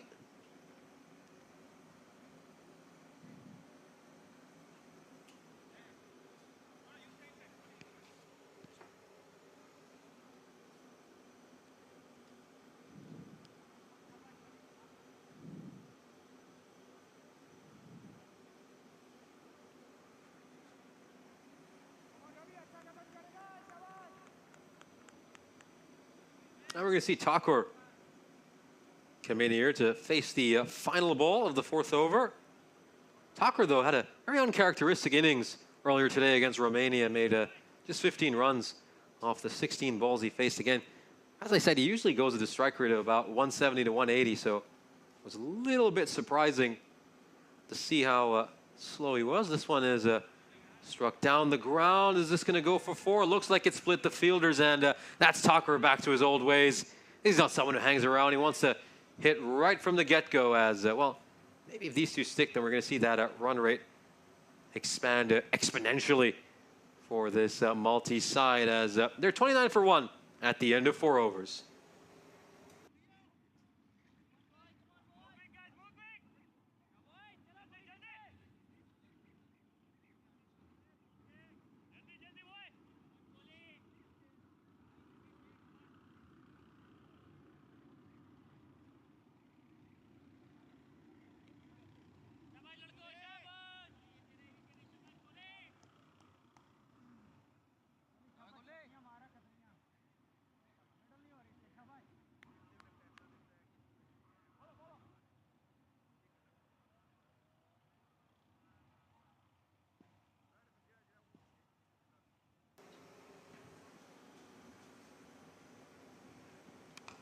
Yeah, this one's beautifully played over extra cover. That's going to go for 4. And there's umpire David French with probably my favorite boundary signal.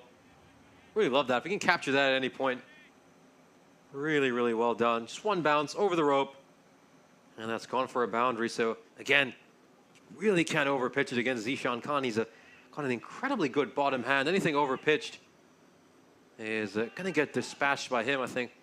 And you just have to pull your length back against Zishan Khan. He's always trying to play everything on the half volley, so you can't give it to him where he wants it. That's a much better length.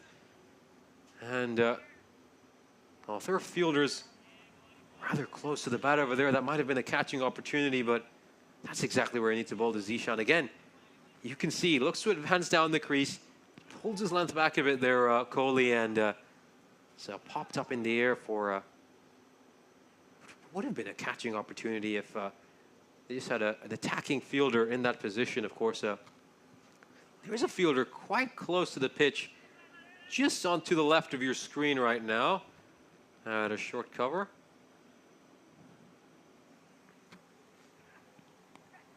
Oh, this one's just run down the third man by Tucker. That's going to be a single. Of course, Dave asking me how tall I am. We never get to see you. Well, you did get to see me back in Cyprus for those few days. I was on the ComScam back then. You know, wonder whether I should answer the question or just make you go back and watch that stream again and try to compare my height to Rico. Nah, I'll answer the question. I'm about probably between 5'10" to 5'11". I think that's about what I am. If you use the imperial system, that one just splitting Zishan Khan in half. Goes past his inside edge.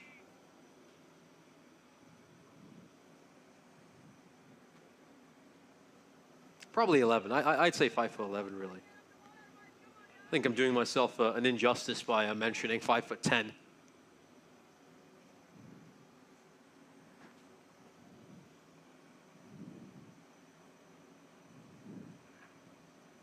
Again, just swiping across the line, and this is what you need to do against Zishan, you know. He's got a very set game plan, and you need to force him to adjust his game plan. You can't just bowl it to him exactly where he wants it. And I think now Tucker is just going to have a word with Zishan. Again, I think Zishan, he's sort of best served when he's in that anchor role, when he's the one rotating strike, getting those quick singles. And then Tucker from the other end as the aggressor. That's what tends to work best for Malta. This one goes down the leg side again. Attempted slower ball by Kohli. He might have lost his shape a little bit, which is why it went down the leg side.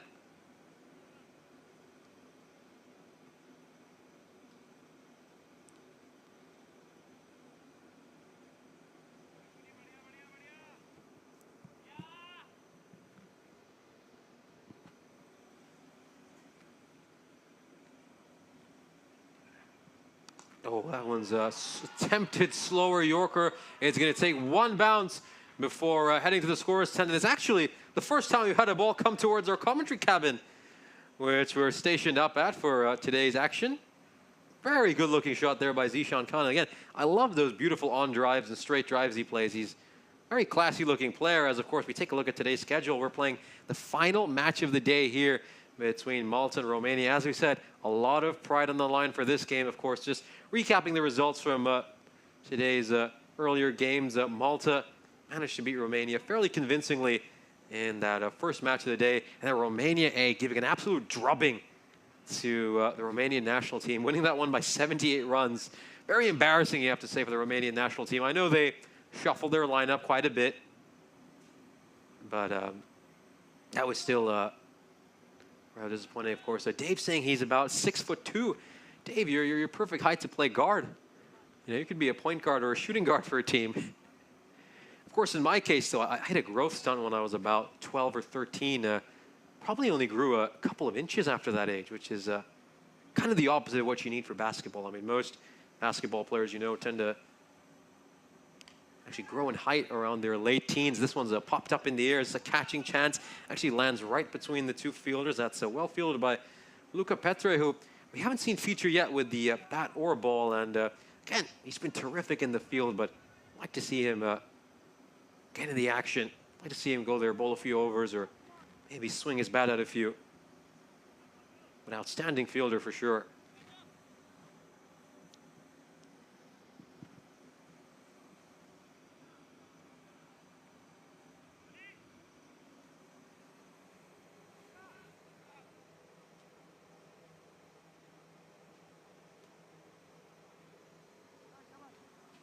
Just making some field adjustments here, trying to get it absolutely precise. He's just moved the fielder who was previously at backwards point, 2 point. Then he just moved him back to backwards point again. So I think the net result of that is the two fielders he was looking at have probably moved by a blade of grass, as this one has gone up in the air. And oh, they've made a mess of that one again. This is another issue that has continued to plague Romania. We need to take another look at that one. Utter miscommunication here. I was trying to look at that from my vantage point rather than the screen. And oh, Luca Petre has held on to that catch, but his teammates have bumped into him. And this is where you just need to be vocal and say, it's mine, get out of my way. And unfortunately, that was just not the case over there. Very delicately nudged towards third man.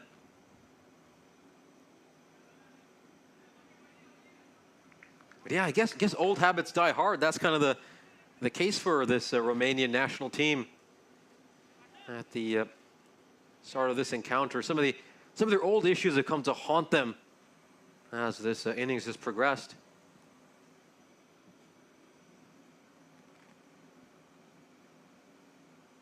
Oh, that is really well played. Very well bowled. Asusani doing what he so frequently does, as we expected, of course. He's come in, he's bowling first change. Very accurate bowler, and again, extremely unlucky to have not managed to get a wicket. Oh, another opportunity, shouts of catch it. It's gonna go beyond the fielder, a third man, and it's gonna go away for four. So again, a little bit of good fortune for Zishan Khan. I mean, he's been in terrific form. He's batted really well. But you've got to say, he's also had the rub of the green throughout this Continental Cup. Been the beneficiary of a few good edges, a few healthy nicks, and also a few dropped catches. But hey, you take your luck as it comes. And right now, he's running like God, to use a card game reference. I'll say it that way. Yeah, as you said, Dave, that was the old Bermuda Triangle right there. And they just moved third man. Okay, so again, just a little bit of indecision here by Romania. They were going to move third man out, then they moved him back into the ring, then they moved him out again. I think, again, as a side, just that little bit of indecision they have at times. I think they also need to have more captain's authority, where you just need to see the captain say it to the bowlers. Look, I know you can have agency with setting your field setting, but my word is the final word. You know, it's the old saying that, you know, too many cooks spoil the broth. And again, when you have the bowler and the captain disagreeing with each other, you know, all sorts of things happen. As we take a look at that run rate there for Malta, it's just climbing up. It's soaring up, getting a lot higher by the minute.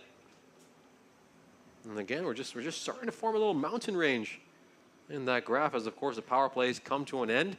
Even Steven, so far, you'd say 8 and over is something that both sides would take. But again, Romania, they're the sort of team I feel where for them to win the game, they really need to bowl very tight. They have to look to sort of keep Malta to something around 150.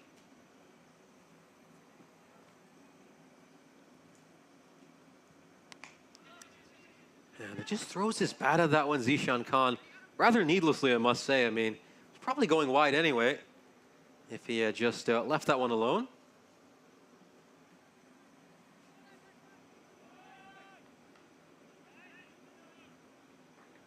Yeah, just throws his bat at it.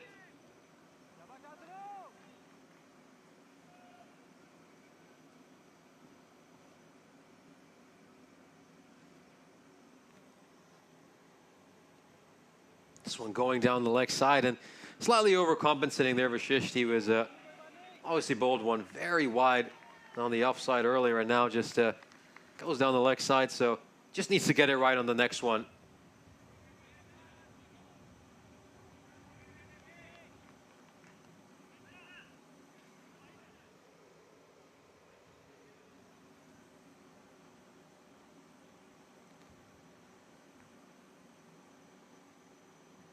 That's much better. That's where he needs to be. And it's taken him a couple of balls to find his radar, but he finally has. That one right there on the top of the off stump. Exactly where he needs to be bowling it. Take another look at that. Yeah, that's perfect. Perfect delivery. Now, you could bowl there all day and be tough for the batsman to hit it. And there's Takor again. One thing with this Maltese side, as we said, they love to run aggressively between the wickets, and immediately he was trying to wonder if he could just sneak in a single over there, but obviously there was never one on.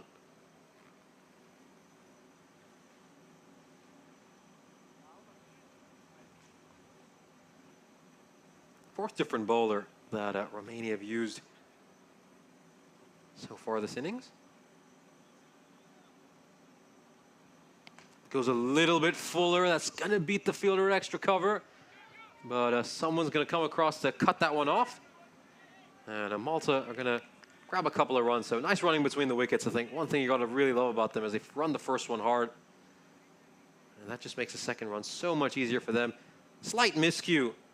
But it doesn't matter because it lands very safely between the boundary riders and the fielder inside the ring.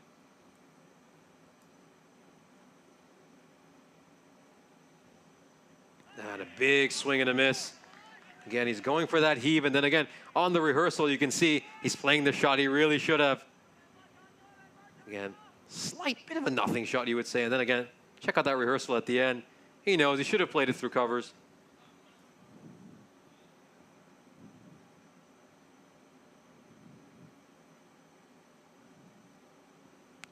This one is struck hard, it's struck firmly.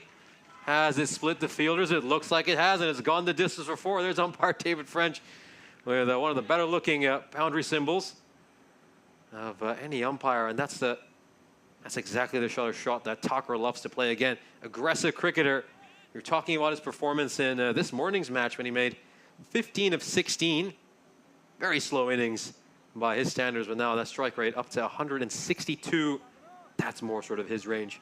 Frankly speaking, 162 is even a bit slow for him, considering what we saw in yesterday's action. But yeah, nice little bit of tit for tat here between the batsman and the bowler. A couple of good balls by Vashish, and then the batsman comes back with a really good looking shot. Last ball of the over. Oh, that one was probably going a little bit wider, and it's been cut out well by the fielder at deep point. And at the end of the over, Malta are 57 for 1 at the end of 7. Again, the game going along pretty evenly. Could argue that Malta just about have their noses in front right now, considering they've only lost one wicket. A lot of good players still to come in that Maltese lineup. You've got the likes of Stanislaus, Singh. Singh, mind you, was the victim of an absolute humdinger of a ball earlier today. It just started back and clipped the top of his leg stump. And then, of course, Amir, he was absolutely terrific. Brilliant innings he played earlier today with Zishan Khan just anchoring the innings from the other end. But Malta over here are going along very nicely. Sandy coming back for his second over, his first one. And for 8, going to take a look at the field setting for Sandy here. He's got a fielder out at deep square leg, a long on. Third man, and also fielder out at deep point, a long off as well. Fairly regulation field for Sandy again. Bowler really focuses on accuracy and then maybe gets a bit of movement off the pitch. Harry Glenn McGrath just tries to land it on a sixpence all day. Ball's on a good length. I think he had a very good day yesterday, and earlier this morning as well was very impressive. They're going to be turning to him now to provide that breakthrough.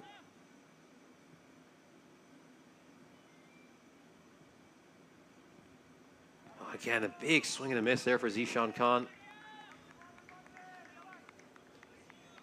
Again, this is what he likes to do. Again, taking a couple of paces forward and then going for a rather wild swing and losing his shape. He's just a player who's got such nice straight batted strokes to think. He just maybe stays still at the crease. I think you could hit a few of these. There's a slightly fuller delivery, and it's going to have a shy at the stumps. And once again, it's more runs of overthrows as old habits die hard, as we say, with Romania. Overthrows continuing to plague this side. Just take a look at this. He has a shy at the stumps, at the non-strikers end. This just allows Zishan to get to the other end.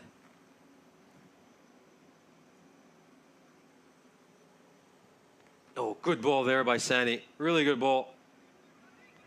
Came back a fair bit to Thakur.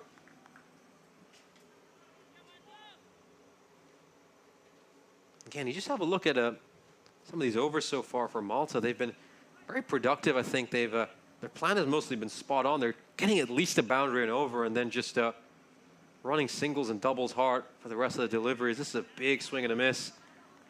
Not able to do that this over, though. I think you have to give full credit to Sani. He's bowled terrifically well. But again, other than that first over and this over, every over has been a productive one for Malta. Every over is going for at least 8 or 9.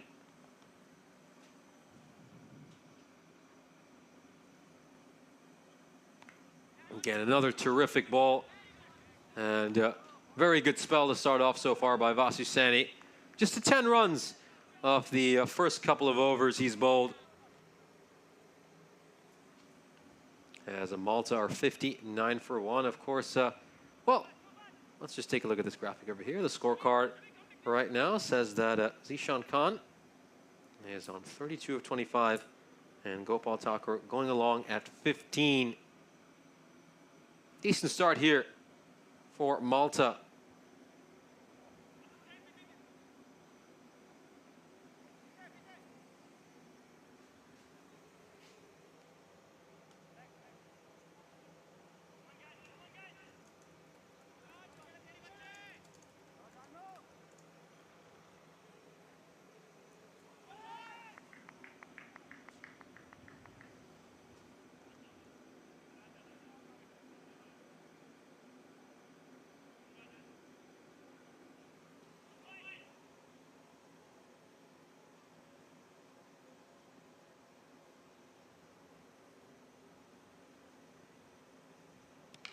This is a fuller ball, hit straight to cover.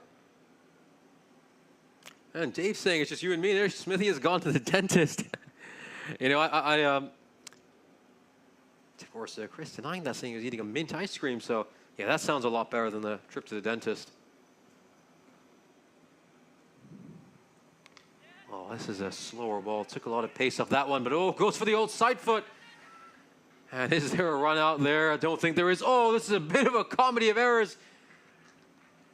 Malta decided to nab an extra run while Romania were kind of losing the plot themselves. We need to have another look at this. This is a very good ball. You know, many people wouldn't dare run on this, but the Maltese, we know they like to take risky singles. The batsman made it back on time, and then Romania just kind of went to sleep. No idea what was going on, and then Petre took a shot at the stumps, and he missed. And again, I don't know how Malta have managed to manufacture 2 runs out of a really good ball that came back into the batsman that was actually blocked with soft hands. And again, that just shows you why this Maltese side has started off this tournament with 3 consecutive wins. They're often just they just found that edge over us. Oh, this is a brilliantly taken catch. And a huge moment there for Luca Petre. And this is not an easy catch. Let's just take another look at this one. Up in the air. He has to take this catch in these shiny blue skies. And oh, that is really, really well taken. Running backwards as well. Big moment for that young man. And outstanding work. He's getting a lot of congratulations from all of his teammates. They know how big a moment that is for him. He looks absolutely delighted, and rightfully so. He's held on to the catch. One of the most important batsmen in this Maltese team is Zishan Khan. He's dismissed for 34. Malta 61 for 2.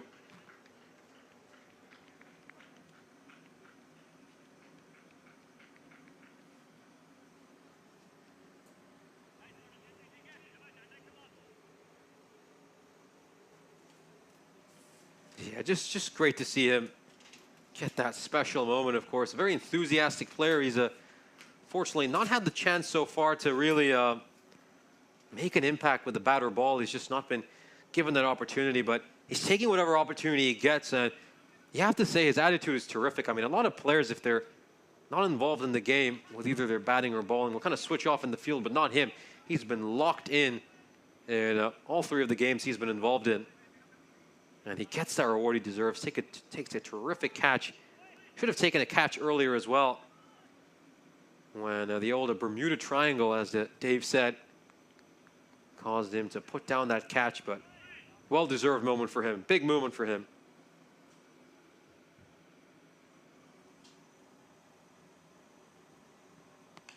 Oh, just reaches out of that one, pushes it away.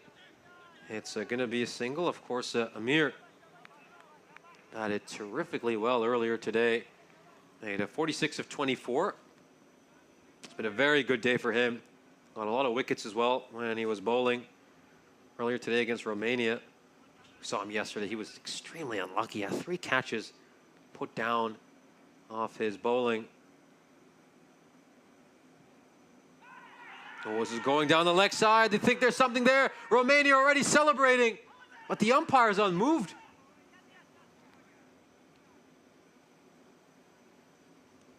And Romania were absolutely certain there was something, but umpire French is completely unconvinced.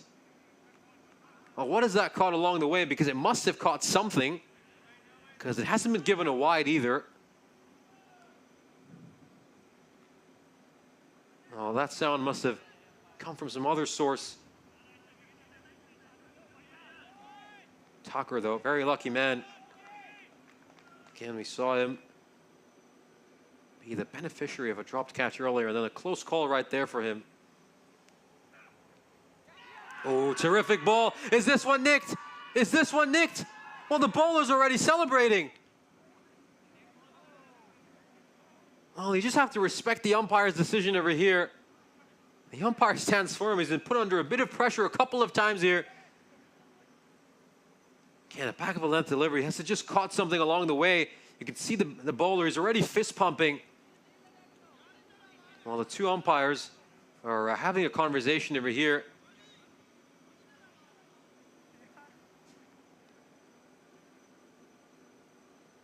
And, well, it's definitely been judged not out. And it is also the end of the over, so I wonder why we haven't just seen the change yet. But anyway, let's take a moment to just discuss this bowling card.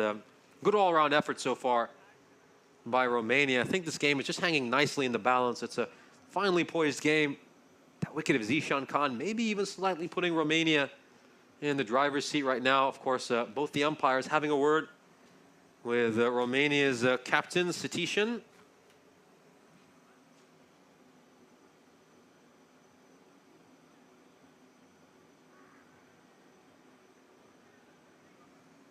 Just a little bit of discussion going on over here.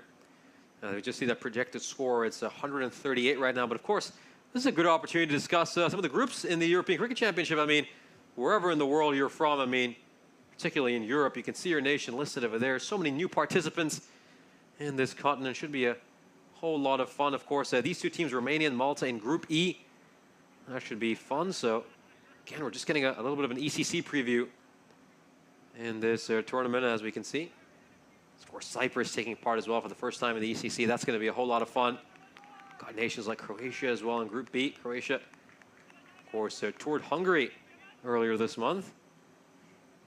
And then, of course, a lot of big boys. Really looking forward to seeing the likes of the England 11, Ireland 11, Italy, Spain, Jersey, Isle of Man. Should be a very, very fun ECC. That's going to be a absolutely tremendous cricketing festival. As we see Vasu Seni come into the attack.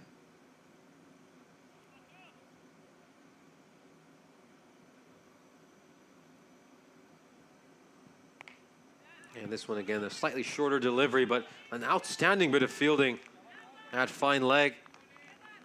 I think that might be Manmeet Kohli. Again, it's good to see your fast bowlers putting in a shift in the field as well. He just gets down and make sure that's only a single. But again, two informed batsmen out there in Thakur and Amir.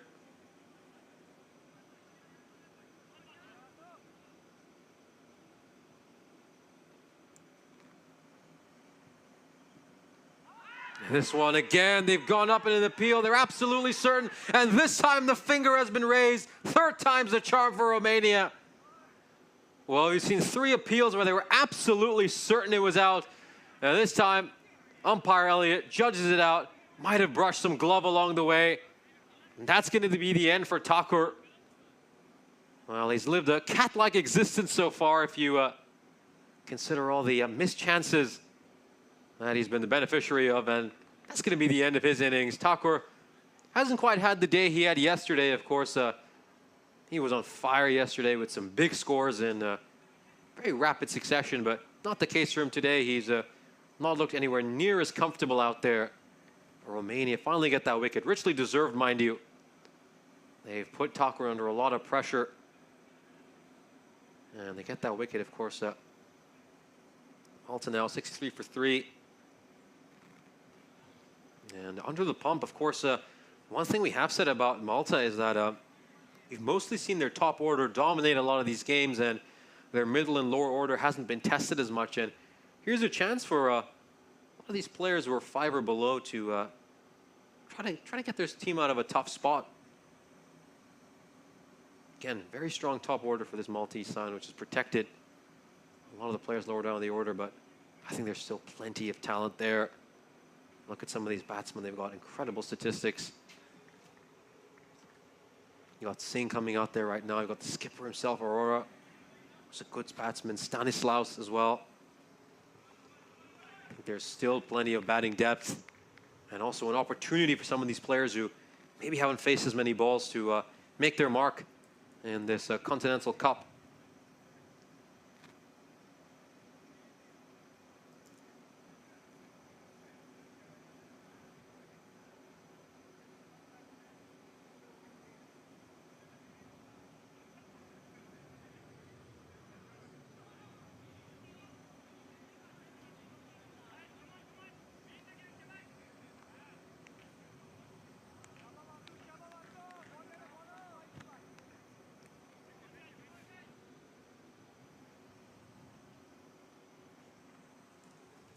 New batsman, of course, is Singh. 4 balls to go until the drinks break.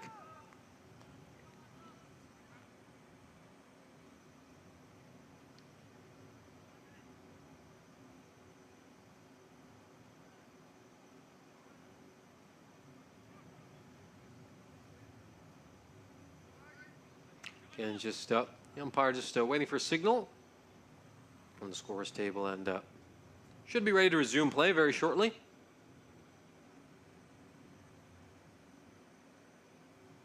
Yeah, again, Singh, just taking his time to put his gloves on. I mean, in all honesty, you should do that before you step out to the crease. It just delays the game needlessly. This one is placed away behind square leg. Well, we can just see Manmeet Kohli has to go around the umpire at square leg, but it's only a single.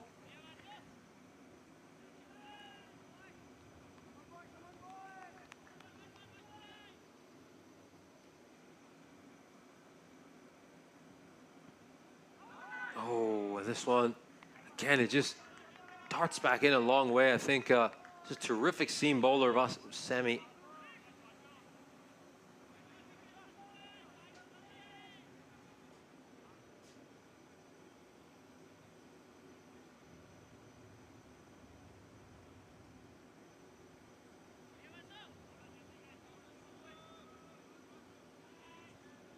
Two more balls to go. Oh, this one's a shorter delivery. I think he's just struck him in the helmet. And oh, really hope this is a nasty. I mean, he's collapsed over here, which doesn't look good. Oh, where has it struck him?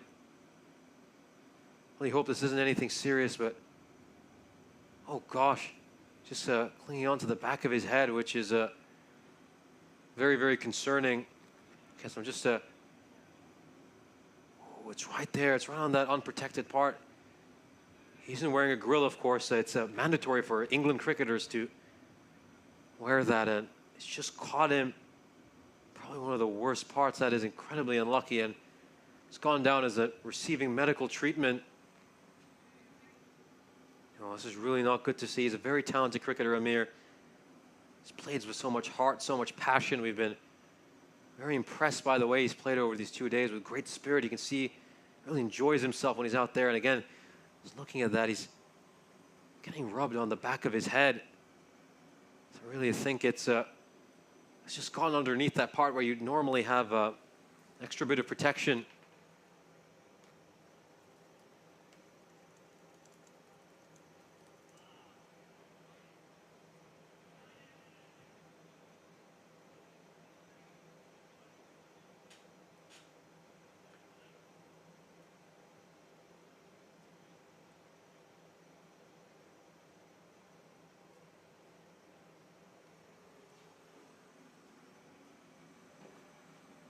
I really hope he is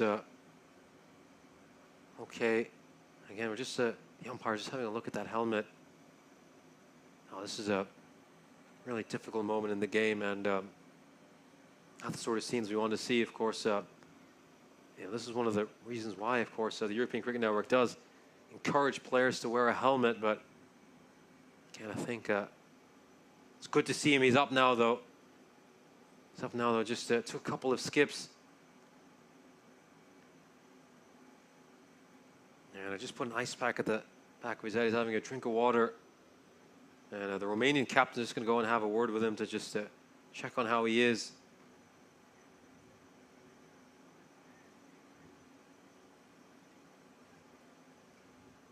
And they're just checking the helmet. So again, I think you just need to have that extra bit of protection right at the back of the helmet.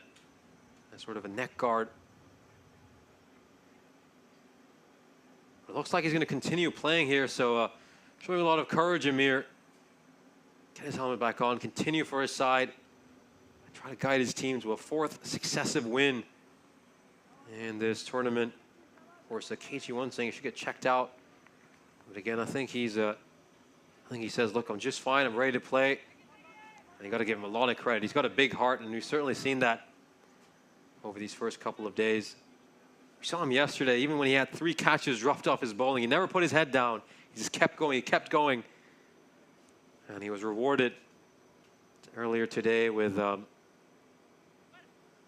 couple of catches taken off his bowling. A nice innings for him as well. Now here he is, a very brave man, and he's continuing to play. Soldiers on. This one is struck away, and again, you talk about courage. This man was just hit at the back of the head, and he gets a big round of applause from everyone. He hits a 6 the very next ball. Absolutely outstanding player, Amir. This man deserves a whole lot of credit. I think he's rapidly going to become a beloved player on the European Cricket Network. I mean, you talk about bouncing back after taking a blow. He certainly does show that, and considering the stoppage in play we had earlier, doesn't seem like we're going to have a mid-innings break. Of course, there was a wicket at 9.3 overs, so they're just going to continue to play over here. Of course, you see the mid-innings summary. Malta 70 for 3, halfway through the innings. And of course, Dave saying that's a great advertisement for those who refuse to wear a helmet. Yeah, certainly it is something you should encourage in the game, and good to see that the European Cricket Network always encourages cricketers to wear a helmet, and so far this tour everyone has. So they're certainly setting a good example, as this one is just played away towards Petre at 3rd man.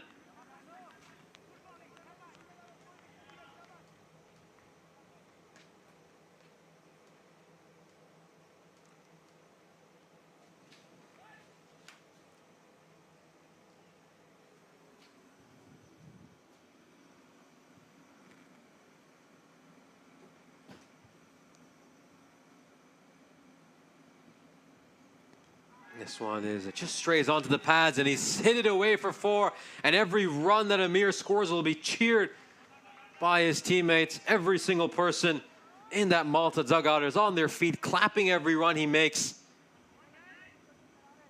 And just have a look at this.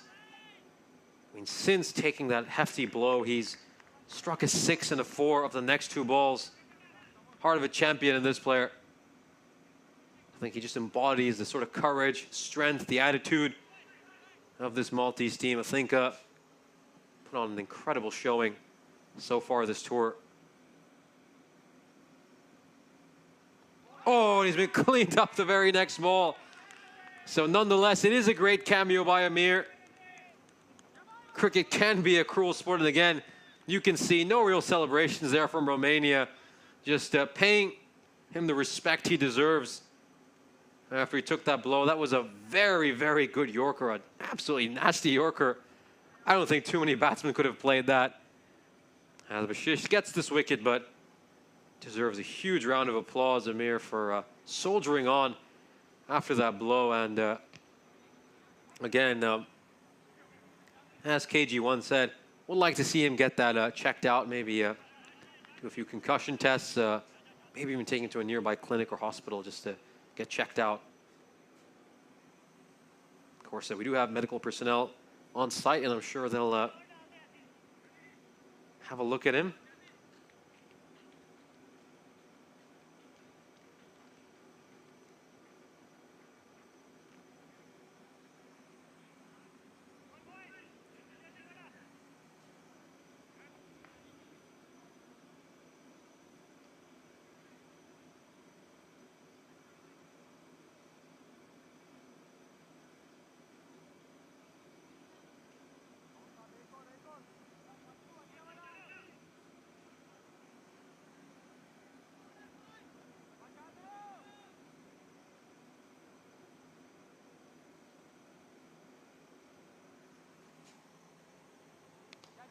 This one is just tucked away by Stanislaus.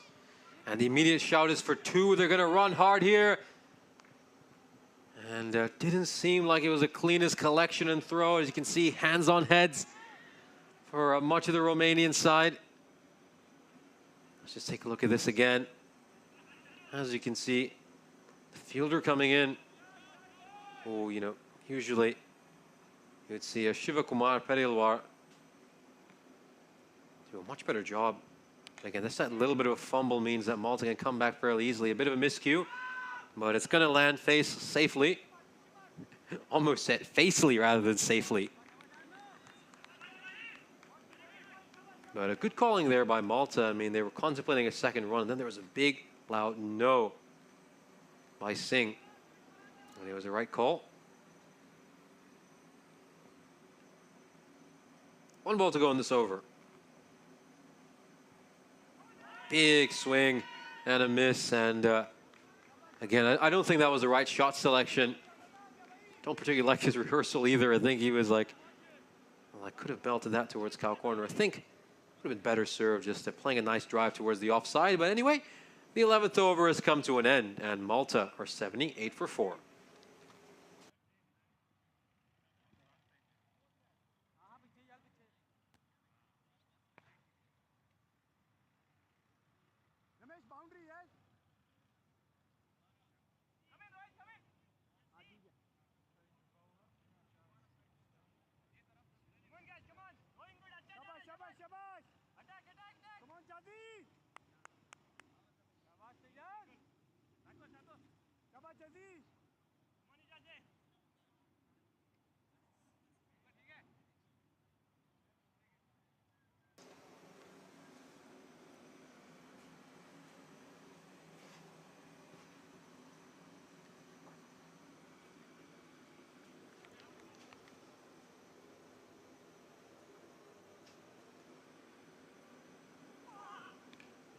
This one is just nudged away for a single.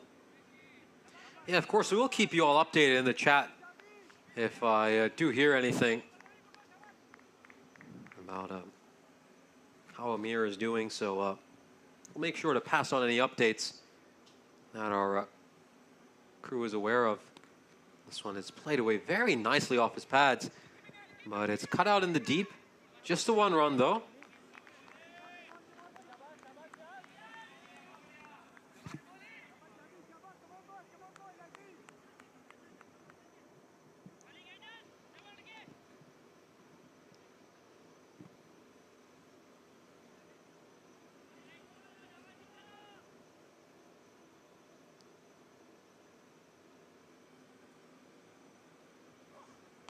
Oh, this one is struck hard. Forget about the fielder there. That's going to go all the way. It's another Maximo for Malta. Great hit over there. The batsman just rocking back and slapping it behind square leg. Great cross-batted stroke. Oh, beautiful. Absolutely beautiful pull shot.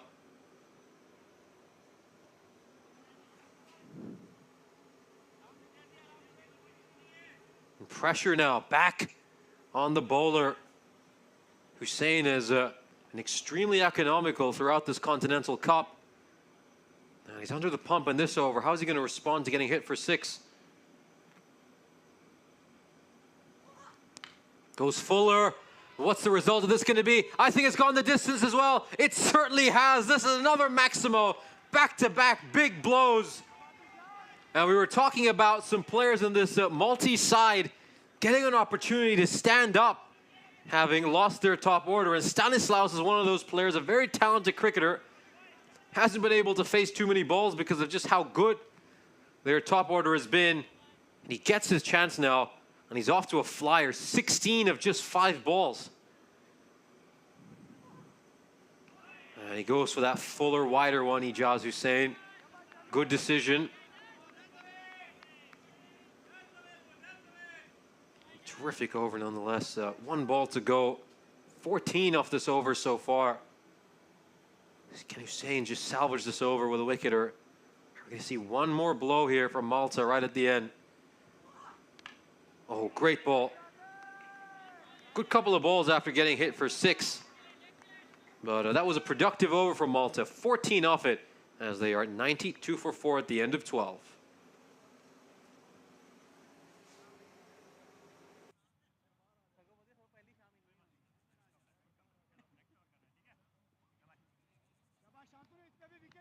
Of course, we'll just take a moment to remind you how this Continental Cup has been progressing so far. Malta have started off the tournament with 3 successive wins. Of course, one update I can give you regarding Amir is that he was just getting treated by medical personnel while he was sitting in the dugout.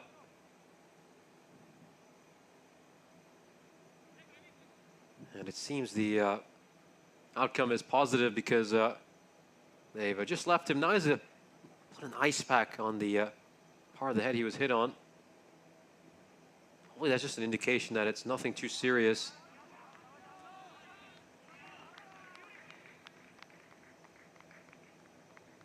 And a big swing across the line over there.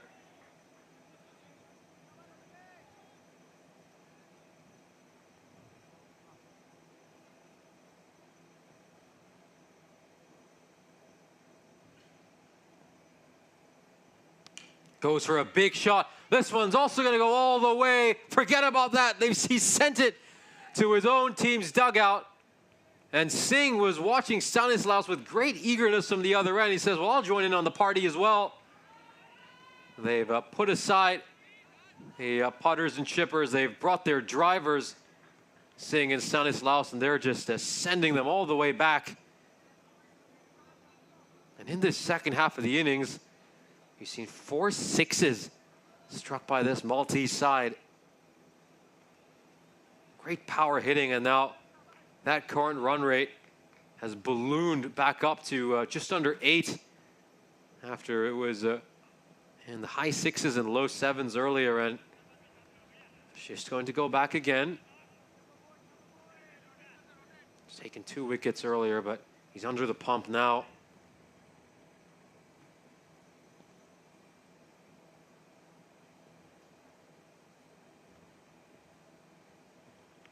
Oh, taking an edge, and don't worry about that one. That is a very thick edge that anyone could see, and this time around, umpire French raises his finger, gives that out. And yeah, big deviation over there, no problem with that. Singh going for the big shot again, maybe not the right shot selection. Third man inside the ring could probably have just got a bit of batting on that, and it would go away for 4. But after hitting a 6, he's out the very next ball, so a perfect response to getting hit for 6 by Vashisht. He's brought back into the attack to break this partnership, and that's exactly what he's done, as Malta have lost half their side for 98.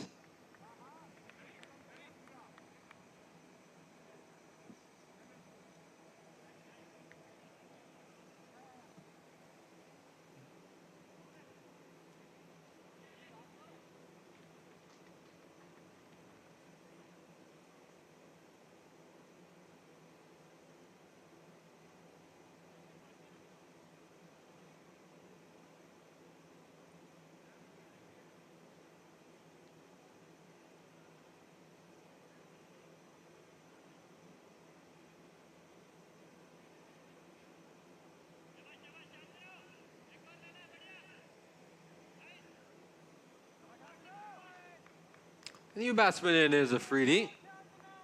We've seen Afridi's prowess so far with his bowling. Very good, quick bowler.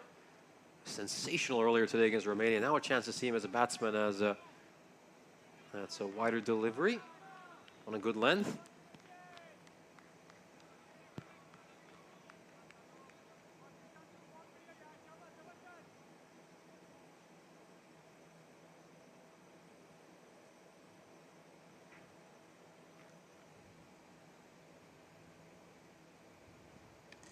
Goes to the big shot of Afridi. This one's up in the air. It's a catching opportunity, and it will be taken. So Vashisht, after getting pumped for a 6, gets a couple of wickets. Malta going bang, bang. And all they're doing is getting out. Romania have managed to get a couple of wickets. Back-to-back wickets. They go bang, bang. The Romanians. So nice moment for them here as Vashisht picks up 4 wickets. And, well, he's got 1 ball to get his fifer. We haven't seen a fifer yet so far this tournament. We've seen a couple of players get close with 4 wickets in a match, but no fifer yet, as Afridi's stint is, unfortunately for him, a rather short one, as he has to depart for a duck. But it is, of course, the Maltese captain, Vikram Arora, who's going to step out there at number 8. Of course, a very handy spinner himself, a good leggy. Now he's going to have to play a role with the bat. I mean, Stanislaus is seeing it like a football right now. Clubbed a couple of big 6s, so I think it's a case of one player just getting stuck in alongside him, providing him that support so he can just tee off from the other end.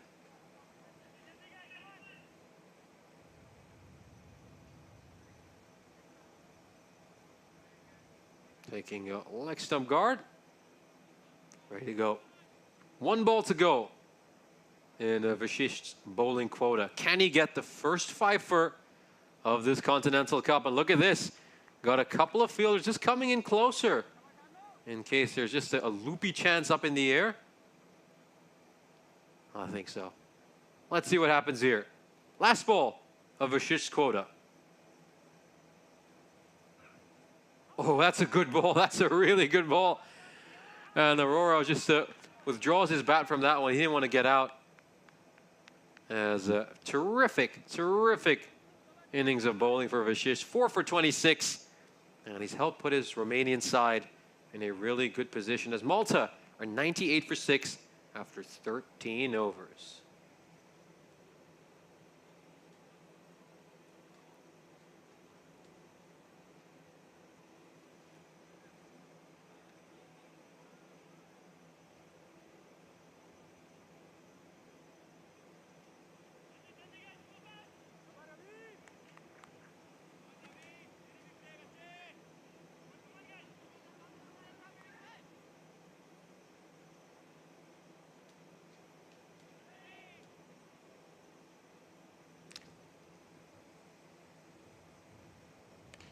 This one is just hit down the ground, not the cleanest of connections by Stanislaus.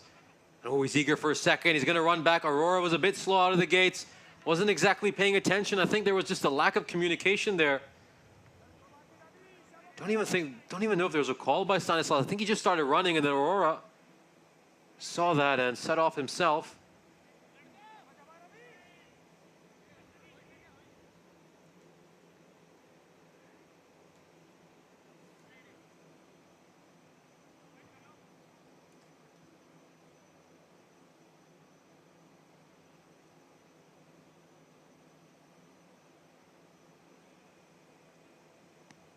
This one just slightly down the leg side. Stanislaus just plays it away, but there's a protection out in the deep over there, so it'll only be a single.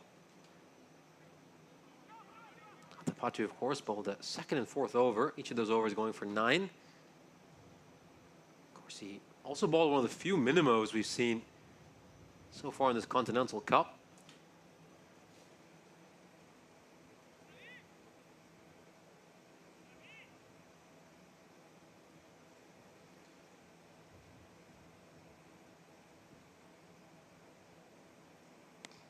This one again, just a little bit of a low full toss angled at the pads, and oh, not the cleanest collection out in the deep by Manmeet Kohli, which will just allow Malta to come back fairly simply for a second run. Again, it's just it's an interesting phase of the game really for Malta, because it would need some time to rebuild after losing 3 wickets in the 3 overs preceding this one. But there isn't much time left in this inning, so it's going to have to be rebuilding on the fly. That is a good ball there by Atapattu. Back of a length, just cramping the batsman for room.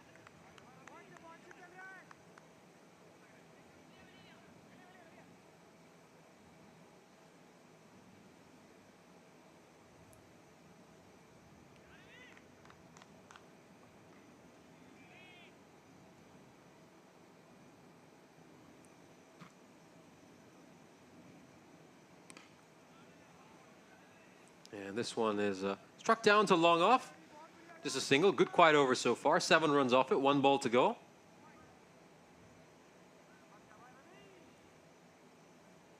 Now we've seen boundaries in each of the previous 4 overs, but none so far.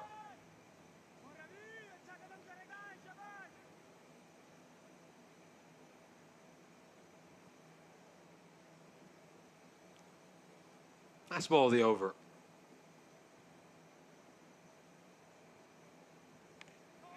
This one is just blocked out, so a good over here by Atapattu. 7 runs off it, as Malta are 105 for 6 at the end of 14.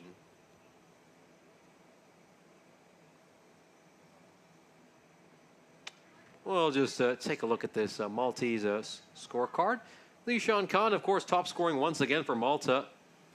Khan's been the top scorer for this Maltese national team throughout this past calendar year. We saw Gopal Thakur once again, an identical score to what he had in the previous match against Romania, when he also made 15 of 16. It's just been that kind of a day for him. But outside of that, no real scores of note other than Stanislaus, who's out there batting right now on 20 of 10, thanks to 2 big sixes he clubbed against Ijaz Hussain in the 12th over. And Hussein's coming back, so it's a repeat of that matchup.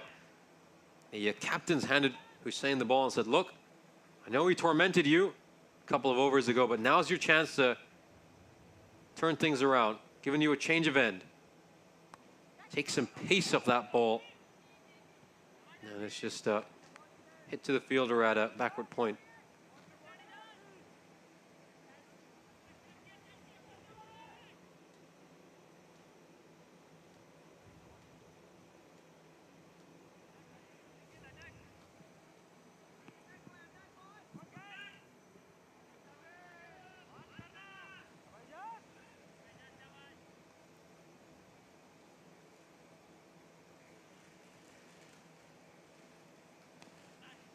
This one is just played away towards point, and that's going to be a single.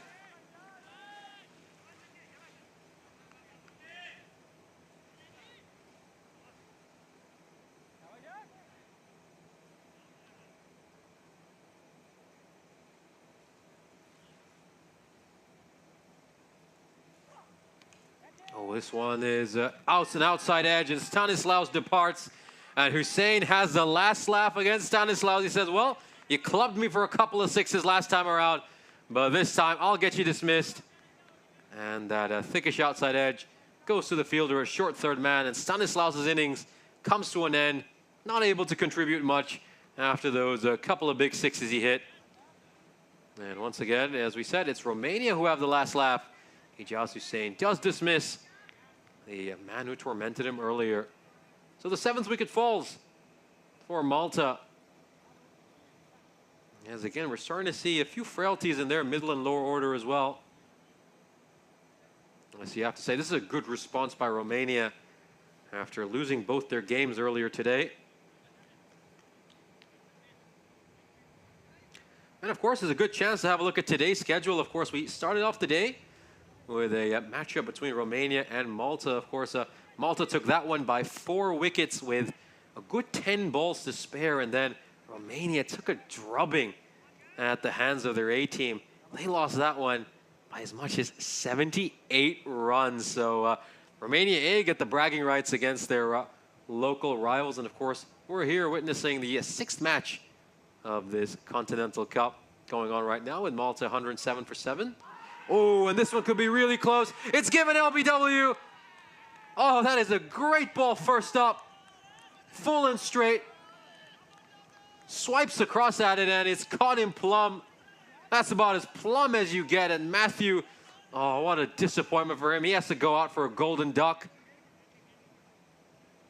Oh, he's trapped. He's trapped plumb in front.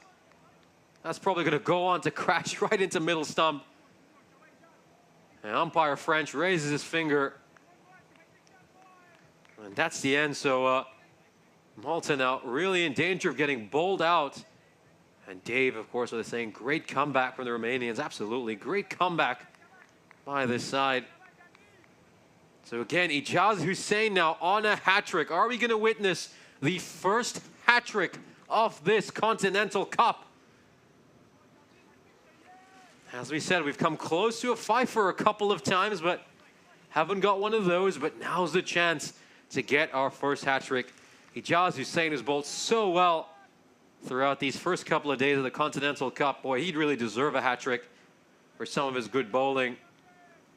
And it's Sundar Snan here. Here we go. Ijaz Hussein on a hat-trick. Are we going to witness some history here in Bucharest? Oh, that is a terrific ball, but it's been blocked out by Sundar Snan. Again, that's exactly what you expect from any batsman when they're facing a hat-trick ball. They just don't want to give it to the bowler, and he's just blocked that one out. Full face of the bat. Thank you very much. You're not getting your hat-trick. Last ball of the over. This one a little bit short and wide, but they're going to get a single, and it's an incredible throw, mind you. Direct hit, but good running between the wickets by Sundar Snan. As he'll get a run for that, and the over comes to an end. So a very good over here for Romania. They get a couple of wickets, and all Malta managed to get are 3 runs. Of course, Malta currently in dire straits at 108 for 8.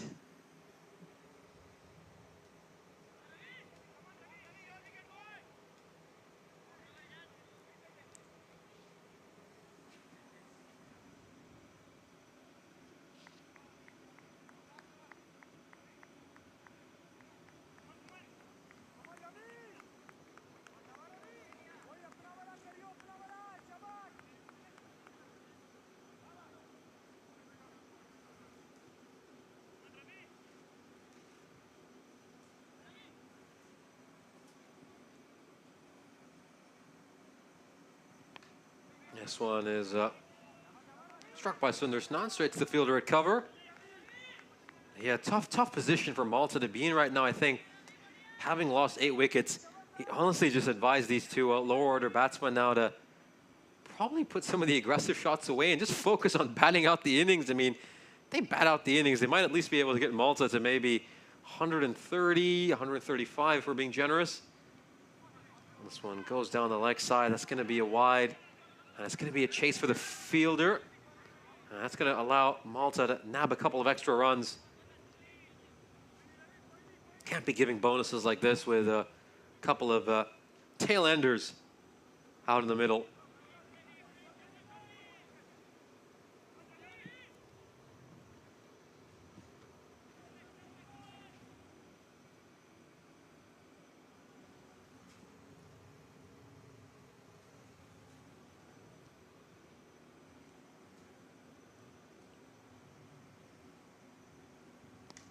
This one is played away towards cover. That's going to just be a single.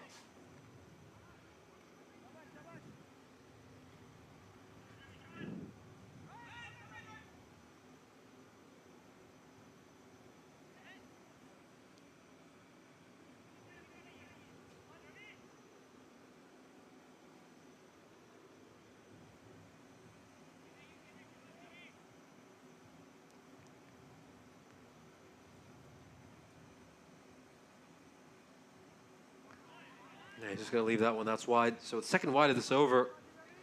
Again, Ravindra Atapati, you're just bowling to lower order players. Just keep things simple, full and straight. Aim it at the stumps. That's got to be the plan. Again, just looking at the bowling options Romania have, they've gotten over from Sani, couple more from Hussein, one from Manmeet Kohli, so a lot of quality bowlers to come to close out the innings for Romania. Again, you know, as we said, this is a team who don't really have a spin option. And while, of course, they've done just fine in this particular match, we have seen them struggle in other games with that lack of spin option. I think in the modern game, you really need that leg spinner, particularly in T20 cricket. Just a bowler you can bring in after the power play to slow down the run rate. But so far, so good with 5 seamers in this particular innings. And this one is struck away, and it's gone straight to a fielder, actually, so it's a good catch. And just for a second, that ball was out of my view, and it's Shantanu Vashisht. Well, we know what an outstanding fielder he is, and he's taken an absolutely terrific catch. And the second outstanding catch he's taken today, jumping up in the air, plucking that one out, like a Shaquille O'Neal taking a rebound back in the aughts. As Malta are 114 for 9. Romania on the verge of restricting this multi-side to a really paltry total.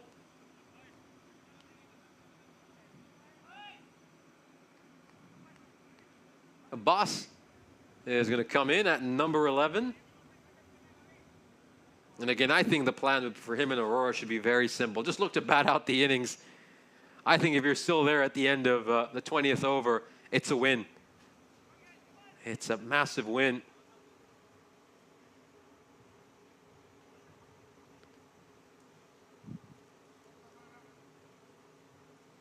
Number 8 and 11 out there right now. So again, just bat it out. Stay there till the end. You know, forget about even hitting the big shots. No need to take any risks. Oh, there's a chance for a single there, and that's exactly what they need to do. I think just find a way to somehow get to 130. That has to be the aim here.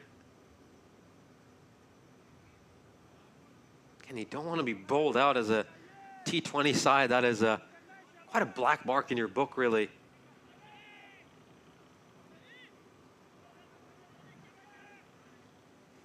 One ball to go in the 16th over. 7 runs off this over so far.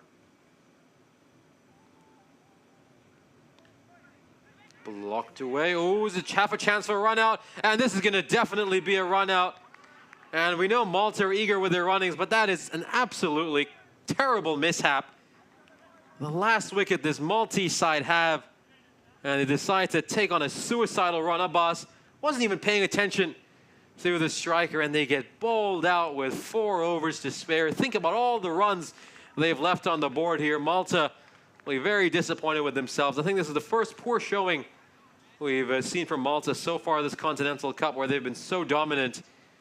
And Romania, well, you talk about a solid showing they really needed after a couple of losses to this Maltese side. That's how you do it. They bowled them out for 115 with 4 overs to go. Let's take a look at this highlights.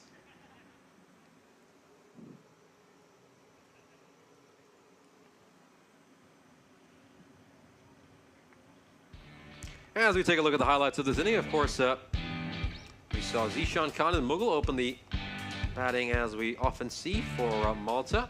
Khan once again just tried to play that anchor's role. He made 34 of 28. I think at times he looked a little bit uneasy out there. Probably wasn't able to go with the strike rate he wanted. Mughal just got some pad on that, really, as it went down for 4. That was also had one of the only minimos we've had so far this tournament. Of course, Mughal would make 5 of 10. He would be caught by Ijaz Hussain. And then, of course, Thakur came in and had an identical score to what he had in the last match, 15 of 16. Really not his day. As we said, usually when he's faced 16 balls, tends to be on a score like 32 or 30. And, of course, Amir, boy, he showed a real heart of a lion. I mean, he was out there. He got struck in the back of the head. Really, really painful, of course. So we'll keep you updated if there are any more updates regarding him. Of course, the medical personnel were attending to him not too long ago, and it seemed like they just okayed him. And I wonder if you're going to see him out in the field in this second innings. Of course, after he was struck, he went on and he struck a 4 and a 6. And of course, we saw Jay Singh hit one huge 6, and then very next ball he was dismissed. Of course, we just have a look at that great catch there by Pethray. Well done, running backwards. Should have had a catch earlier this innings as well. And then there's Manmeet Kohli just trying to get around the square leg umpire. This one was just worked away. That was the second boundary which Amir hit after unfortunately getting hit on the back of the head. But of course, he would be dismissed. The very next ball by Vashisht, of course, no real celebration by Romania after dismissing him. And then, of course, Stanislaus would score 21 runs of just 12 deliveries. But then the scorecard looks a bit like a telephone number after that, as we, of course, take a look at it. Just have a look at that lower order, 05021. Yeah, that I might just have said some country code right there. As we, of course, just see there, no major contributions of note for Malta. No one quite able to kick on after getting a start. A few people, again, you see a couple of starts there for that top order, and then, of course, the lower order just not able to chip in with any runs. But the most alarming statistic is the fact that they left 24 balls on the table. As we said, they should have just looked to bat out the rest of the innings.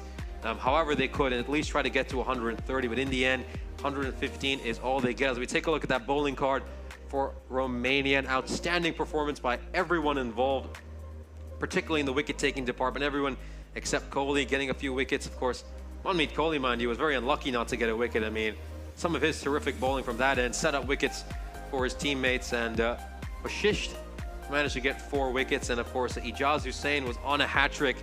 And mind you, he bowled a pretty damn good hat-trick ball as well. Of course, Romania need just 116 runs to pick up their first victory of this summer against Malta. Join us in a few moments as we'll bring you the second and final innings of this day.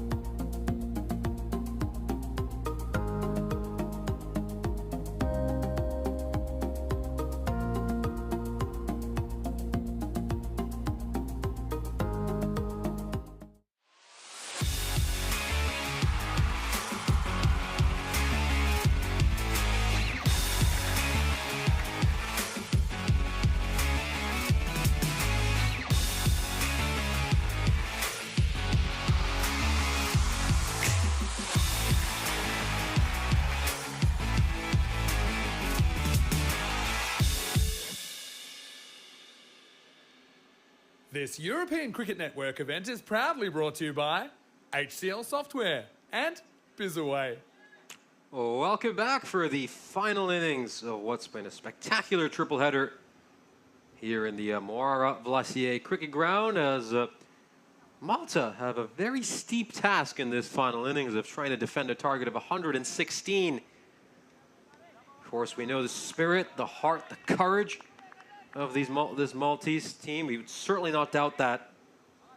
But it's going to be a tall task against this Romanian side. We do know have some very classy stroke players and are hungry to finally get their first win of the summer against Malta. This is, of course, the third of 5 matches these two teams will be playing against each other. And I think Romania just want to get the upper hand. They'll have to win this game. They'll absolutely have to win this game. Even though this isn't officially a bilateral series, I still think they'll want the upper hand on Malta. Of course, a very good evening to everyone joining us in the chat. And this was a wide delivery to start off for Afridi, who was sensational in that first match. Picked up a lot of wickets and was bowling incredibly at good pace. So very big hello to you, Mr. Kitty, joining us in the chat. Yeah, of course, last innings of the day, a chance to discuss all things cricket and not related to cricket. As we, of course, round out the action in what's been an action-packed, fun day here in Romania. That's a full toss, slightly tentative shot, chance for a run out. If there's a direct hit, there is a direct hit. What does the umpire judge? Oh, he's judged it not out. But a great start, I'd say, nonetheless, for Malta. Putting some pressure immediately on Romania. Might want to take another look at this one. Yeah, that's a low full toss. Very tentative stroke to that. He's hit it straight to the fielder. That's a direct hit. Has he made it back on time? Gotta say, that's an inconclusive angle. Top stuff nonetheless. And again, Malta, they're not going to go down without a fight. Don't think that they're just going to be a walkover. It's a team with a lot of pride, a lot of passion. We know they take their cricket very seriously, and I like this. Knowing the situation they're in, they put in a slip fielder. They know they need to take wickets to have any chance to try to win this match, and it's instant aggression for them.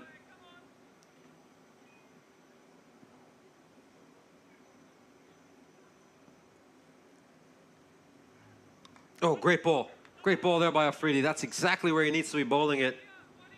Trying to get it up there in those wicket-taking areas. Really, if you're trying to win this Continental Cup, it's going to come down to these fixtures between Malta and Romania. And at this stage, I don't think that run rate's really going to make much of a difference. If you lose in 10 overs or you lose in 19.5, it's ultimately not going to make a big difference. Got to go for the win. Got to treat these matches like knockout matches in a big World Cup. As we can see, a swing and a miss over there.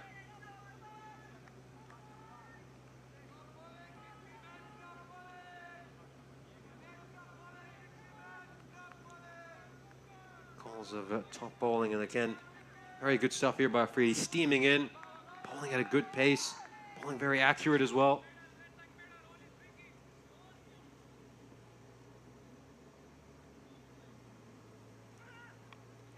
Oh, shouts of catch it. Did it take something along the way? Just waiting for the umpire's decision, but gotta say, slightly casual fielding out in the deep. You can see the wicketkeeper, he's distraught. Chanjal Sudarnason. Don't know if that's just taken anything along the way. Yeah, had a bit of bat, so that just popped up to a fielder. It would have been a wicket, so there's a half chance for Malta. Again, we're just in that situation now, right now, where they're going to need all these half chances to go their way.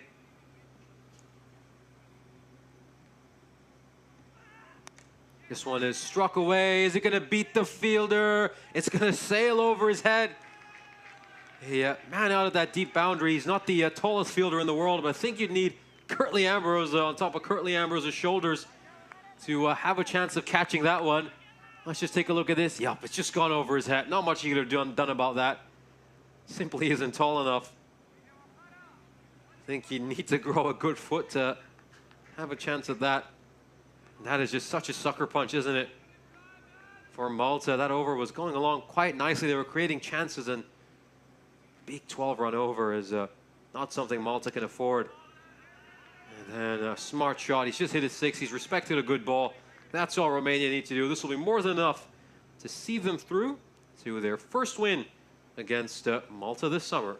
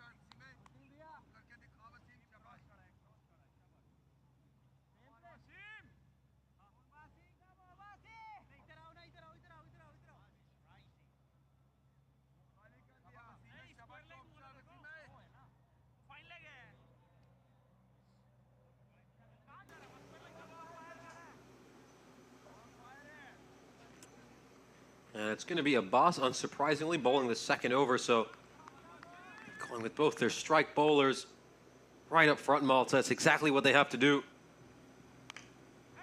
The stage where they just have to go for the jugular and try to get wickets. And of course, that's a really well hit shot by the Romanian skipper, Satishan. That goes away for 4.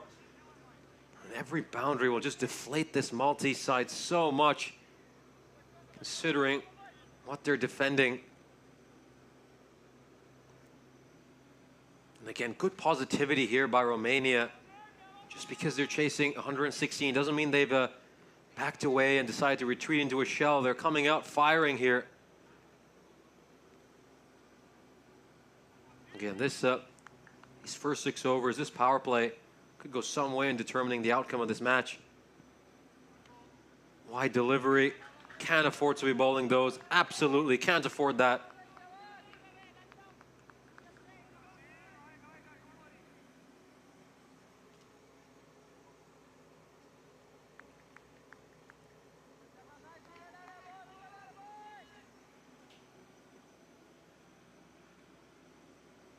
$99 needed now from 113.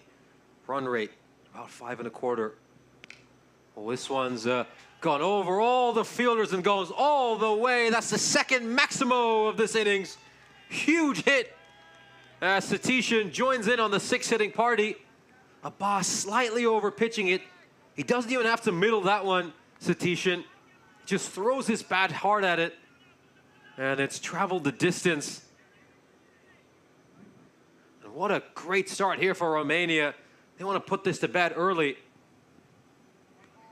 Oh, and that one's going to be a wide as well. He's not going to get wickets bowling there. He's just going to have to risk it, really. He's going to have to pitch it up. He's got no choice.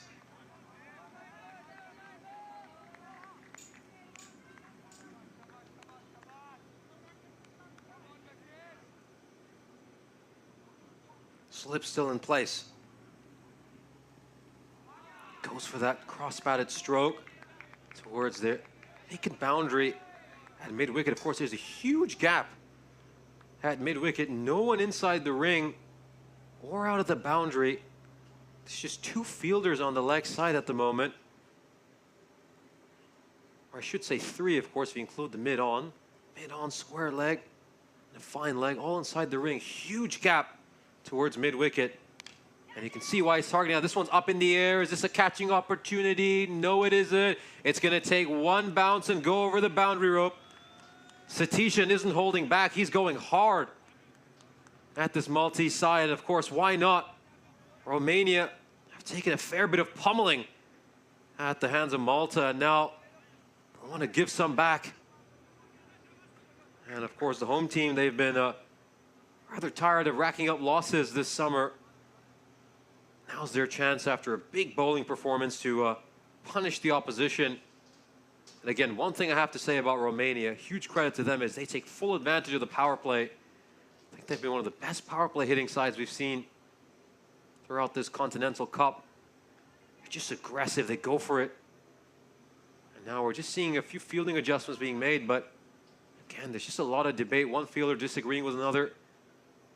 It's a case of too many cooks spoil the broth. Oh, this one's another good-looking shot. And it's just, I think it's been put down by the fielder. Wasn't quite able to catch that one. Just had the view blocked by the 10. Of course, we'll have a look at this replay. This one goes up in the air. And oh, you just have to take that. You absolutely need to take that one. That's a Fanyan Mughal, who usually would open the bowling. He's put that one down, and they're just not in a position to drop catches right now, are they? Malta, everything needs to stick, even the difficult ones. And that, frankly speaking, was not particularly challenging. It's the sort of catch that Mughal would usually take. I think he'll feel very disappointed by that one. Satishan dropped on 14.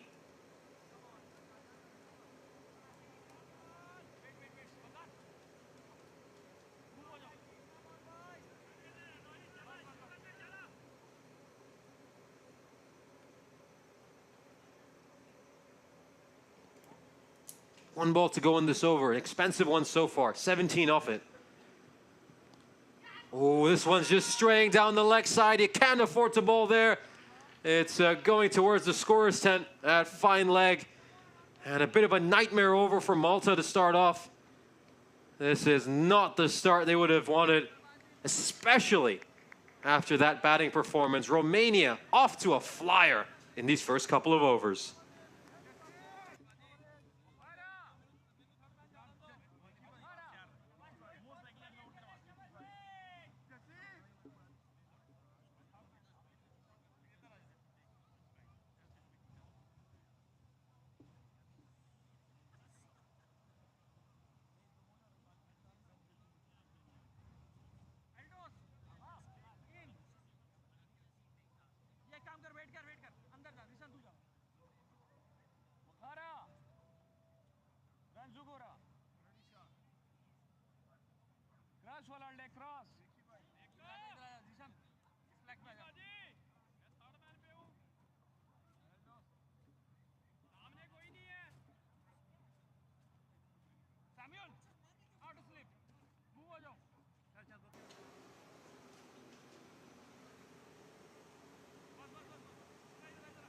Freely continuing here for Malta. They've just removed the slip fielder. Instead, moved into a position at backward point. Oh, that one's taking an edge. That one's a fairly thick edge, and that's the wicket they really needed there, Malta. He's certainly going to celebrate that, Afridi.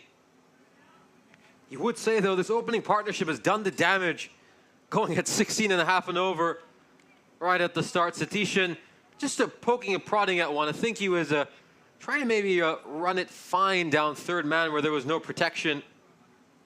But he's gone. Afridi gets a wicket. And, you know, I was just about to say when they removed that slip fielder that you should probably keep him there because an edge might be coming and Malta just need to attack and try to get wickets. But that edge, though, does carry through to the wicketkeeper, and they get that one. So an important wicket for Malta. Romania still firmly in front in this game. And it looks like it's going to be the wicketkeeper, Satvik Nadigotla, who's going to come out at number 3. As we can see, just a few Romanian cricket fans watching the game.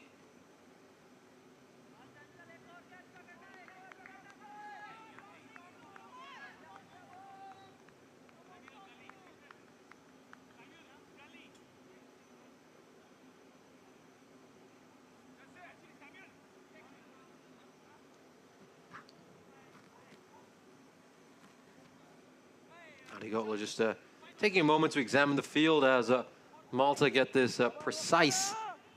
They're just moving the fielder that was previously at long off, Zishan, out to deep cover, and then about a deep third man, and they put slip back in place for Satvik. Let's see how this goes. Oh, good ball. He slashes at this. It's going to go over the fielder at points head, and it's going to go for 4. Every boundary will just hurt that little bit extra right now. Packable length ball, shaping away, just gets his bat on, and it goes over the fielder at points head. And it's gone away to the boundary.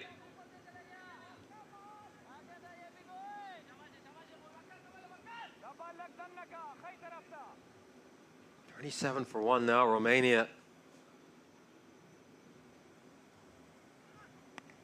This one is just played nicely into the gap. They're going to get a single here. This is all Romania need. Remember, run the ball does the trick for them. They're just going to have to attack every single ball here. Malta, that required is under 4.5.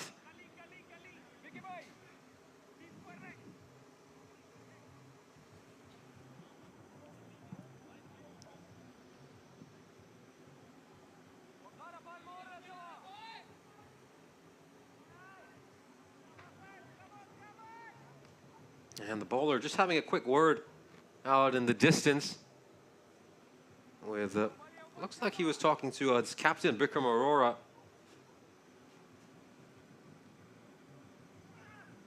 Oh, that's the right line. That's the right line in length. It's up there.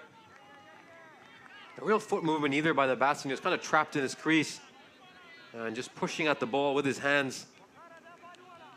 Yeah, his footwork was just all wrong.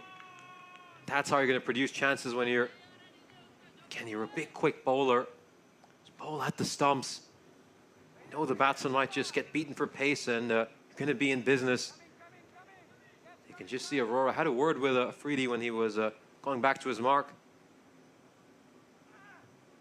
Yeah, that's where he needs to be bowling. Get one on the stumps, that'll be even better, but he's probably struggled to play this. Romanian batsman again, a real foot movement, probably not the right shot selection either.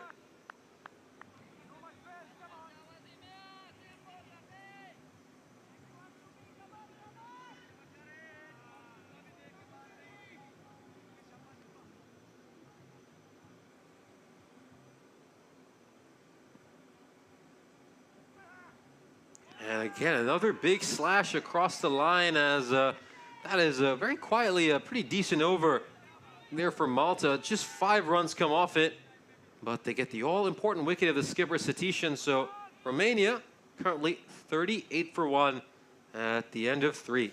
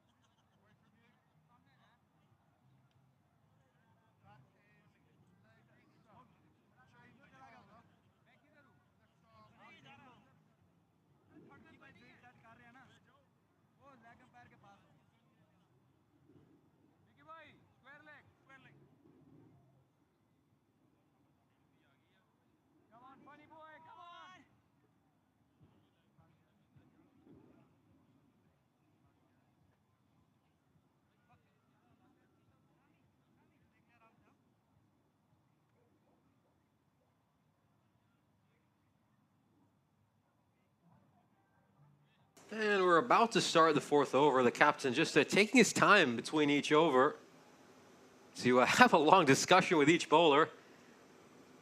I think that's going to be frustrating a lot of our crew. I mean, come on. Got a target of 116 here.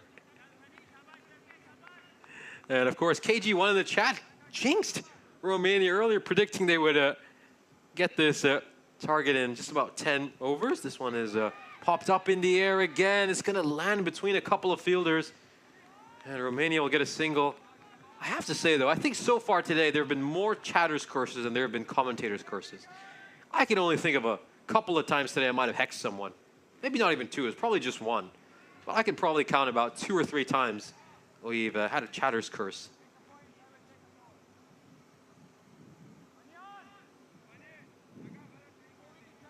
Again, your messages in the chat have just as much hexing ability as my words out here in the commentary cabin.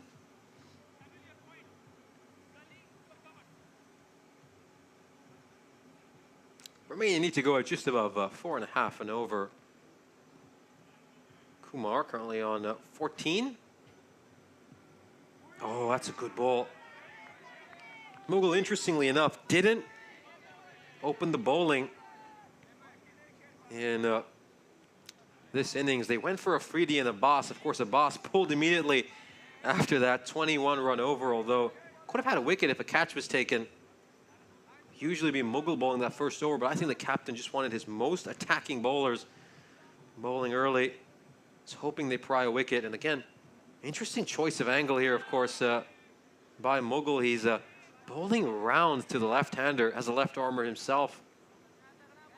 Not something you would usually see, particularly when you're trying to get a wicket. Again, Aurora with his arm around him, just trying to have a word with him. Again, I don't know why he isn't just going over the wicket. He's actually eliminating a lot of options to get wickets by going left arm around.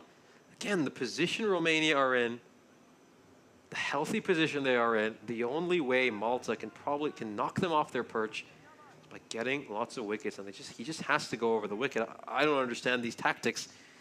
Of course, feel free to chime in with your opinions regarding this on the chat. This one played away behind point, and that's going to be a single.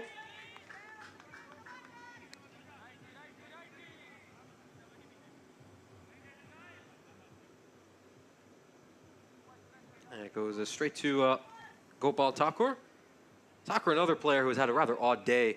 You know, usually a very explosive hitter, but not the case today for him. He's had a couple of innings of 15 of 16 today.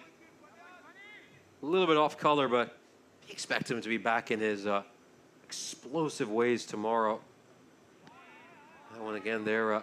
Nice ball by the left armer, just getting it to go across. Right-hander. Again, he's got to go over the wicket to the lefty as well. And get one to just dart back in or one to go away. He's just going to create so many opportunities for himself. And again, I just find it baffling why he's opted to go left arm round all of a sudden when he hasn't done it all tournament in a situation like this. And this one's gone up in the air. This is a catching chance. Should be taken. It is taken. And he stays calm there, Samuel Stanislaus. Very good catch. Romania lose a couple of wickets. Nadi Gotla just pops one up in the air, and this is very comfortably taken. And again, they've got to take all their opportunities here, Malta. I have to say, though, Nadi Gotla hasn't really had the best of tournaments so far. We've seen him show his wicket-keeping prowess. He's done a terrific job with the gloves, but I have to say, hasn't quite just demonstrated it with his batting.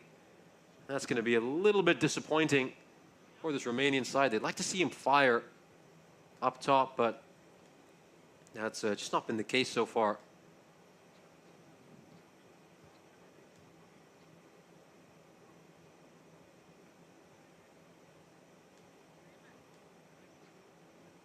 Yeah, just looking at his totals so far in T20I's this calendar year, averaging just above 15. And more worryingly, his strike rate has been 96. So it's been a difficult year for him in T20I's. And he's normally a much better batsman than this. So Romania will be hoping he turns his form around. But in comes a player who's had no issues with his batting form. A couple of big scores, a 40-plus yesterday, and was the top run getter for Romania in the last 5 T20Is heading into this tournament.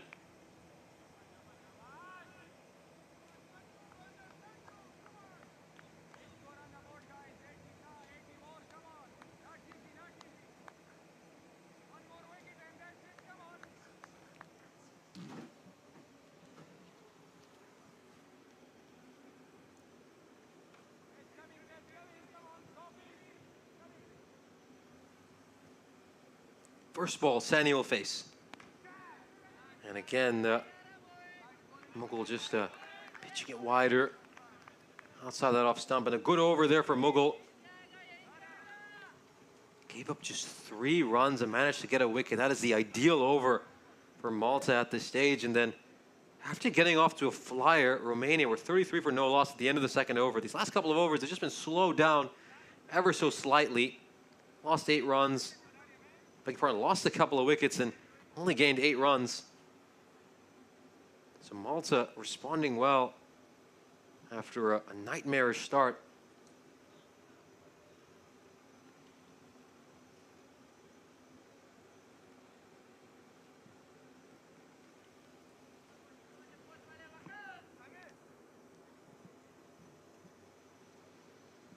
Captain Aurora just patting Afridi on the chest before he bowled us over. Had a good long word with him.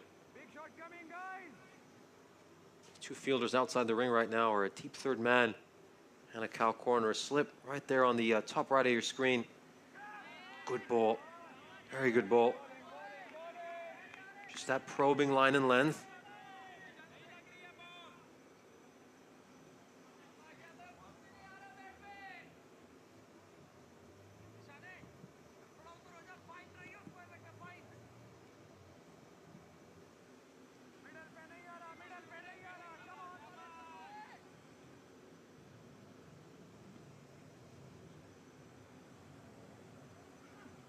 Now this one is struck away, and it's gonna take one bounce and go over the boundary rope for 4. But again, that's the sort of risk and reward that you do have when you bowl with Afridi. You know he's a firecracker, he can get you a wicket, but he's got that pace, and the batsman is able to connect. It's gonna go a long way, and that one, important boundary there for Romania after a couple of overs, in which Malta just felt like they might have a glimmer of hope.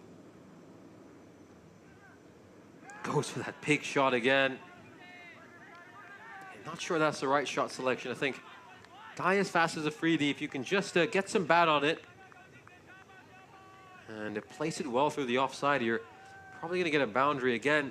There's nobody in the deep on the offside except that third man. So if you pierce those fielders inside the ring, you're probably going to get a 4. So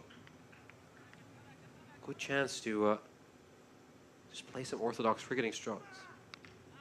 Oh, this time it takes an inside edge. He chops it onto his stumps. And this is a massive mix-up. Absolutely comical mix-up. What are Romania doing? Are they trying to find a way to lose this game? And Sani just charged to the other end. Kumar wasn't even looking. I mean, first of all, you don't even need to take these sort of risks chasing a target of 116. But are we going to witness something absolutely stunning here in the evening in Bucharest? Let's take a look at this. Inside edge. He says no. Sani just says, off you go, off you go. You might as well run yourself out. And this is just comical. Really, really silly stuff from Romania. And again, one of the issues for Romania is they're often their worst enemies at times with some of these very, very preventable errors they make. And there was no need for that. No need to try to risk a single like that when you're only need to go at about 4.5 and over to win it from here.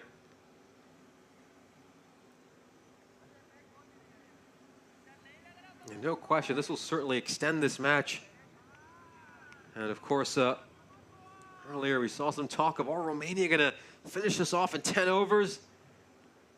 When they were off to 33 for nothing at the end of 2. Doesn't look like that's the case. Since that stage, they managed to make just 12 runs and lose 3 wickets. So it's one hell of a curse there by KG1, and our blue crew and everyone else will be thanking you a lot for that.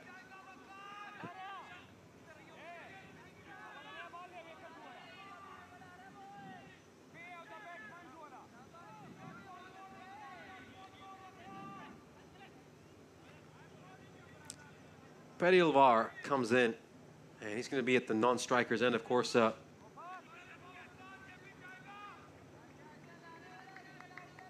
Sani, again, he's been in terrific form with the bat, but finally now he has a chance to play a knock that can win his team a big game. Must-win game, you must say. This one is just poked away towards third man. It's only going to be a single.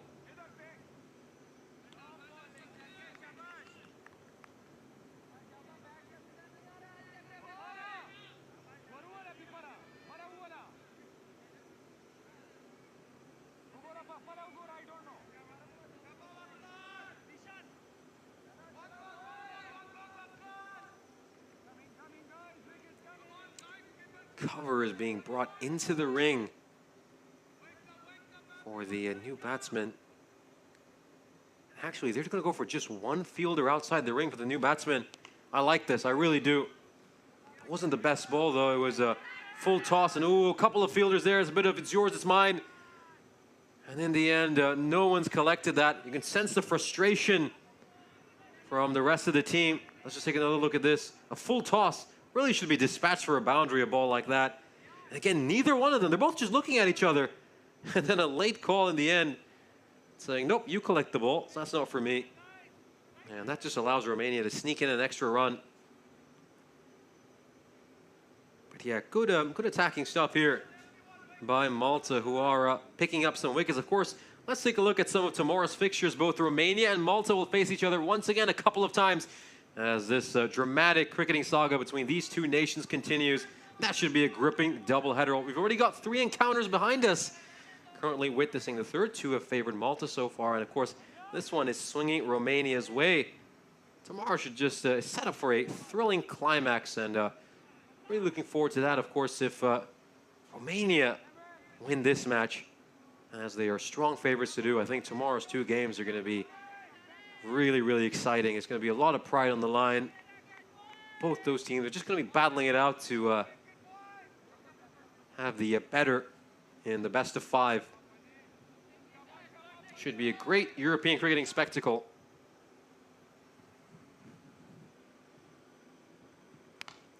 Straight down the ground, and this one's going to go for 4, or is it? Is it going to be cut off? No, it's not. It goes for a boundary. Probably didn't middle it as nicely as he would have liked, but he hit it straight enough where no fielder could get to it. Let's just take a look at this.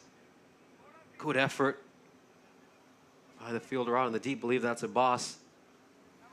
There was no way he was going to get to that. He hit it to the safest part of the field, Sani.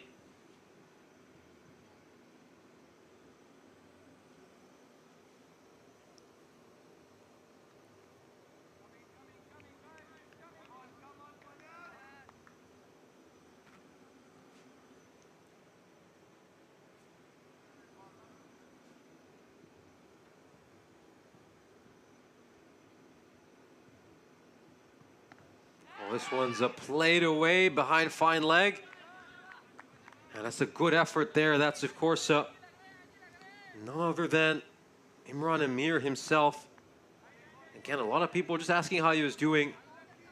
You know, he was attended to by medical professionals during the innings break. And, of course, after he was dismissed in the first innings. And he indicates that he's just fine. He can carry on and continue to play. I think he might even have a part to play with the ball in hand. Wouldn't be surprised as soon as this power play is done, they hand him the ball. We know he's a wicket-taking spinner.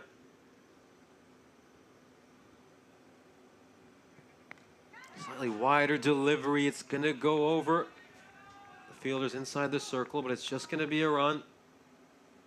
Again, there's plenty of these half chances being created by Malta.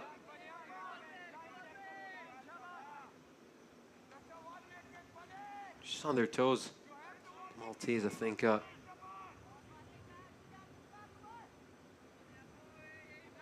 going down without a fight.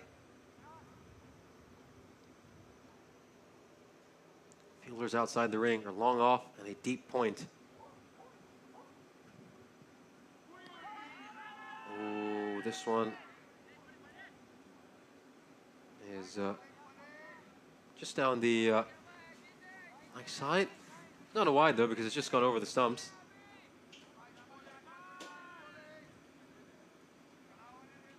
Two balls left in the power play. It's been a Romanian one so far. Again, Malta has managed to get 3 wickets, and we do know some of the middle order wobbles this Romanian side has had. So 1 or 2 more wickets here, and we could be in for a thrilling finish at the end of the day.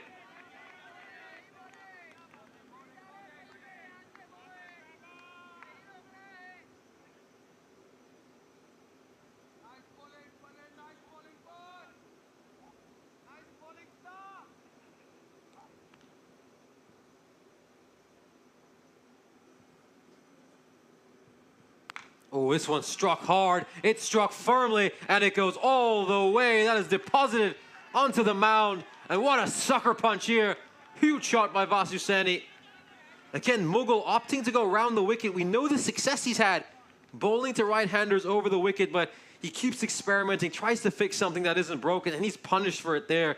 Shorter ball, Sani gets underneath it, rocks back, and smacks it away. And a very, very healthy power play for Romania. 60 runs off that, and they're already halfway there with 6 overs done in this innings as well. Of course, just take a look at that graph comparison. Of course, you can see got off to a flyer of a start. Romania, they were 33 for nothing at the end of 2, and then it just started to dip when those wickets came in, but it's just coming right back up.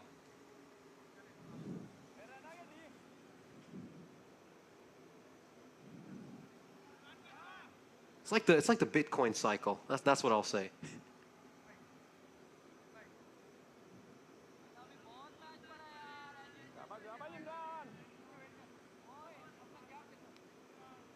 End of the power play indicated by the umpire. Of course, 5 fielders allowed outside the ring. You got a long on, a long off. Deep extra cover. Deep square leg. And I think the 5th fielder, yeah, he might just be out at cow corner.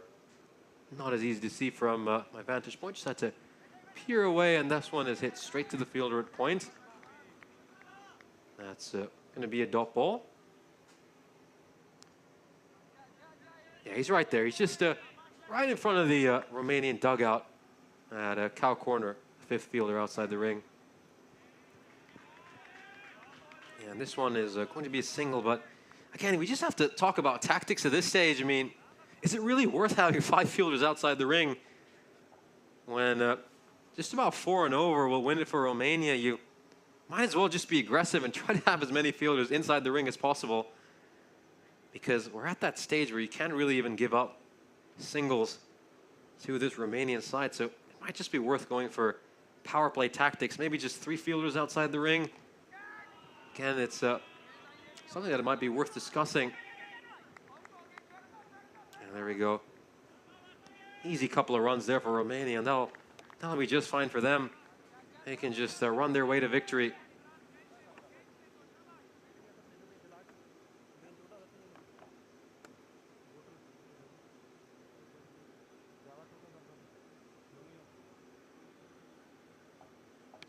Bullish delivery, slightly over, pitch is sliced up in the air. It's going to land right between 3 fielders. The old Bermuda Triangle again.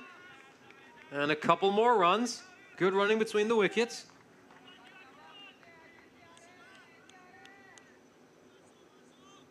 Now, I'll just take a look at this. Yep, right up in the air and lands between 3 fielders.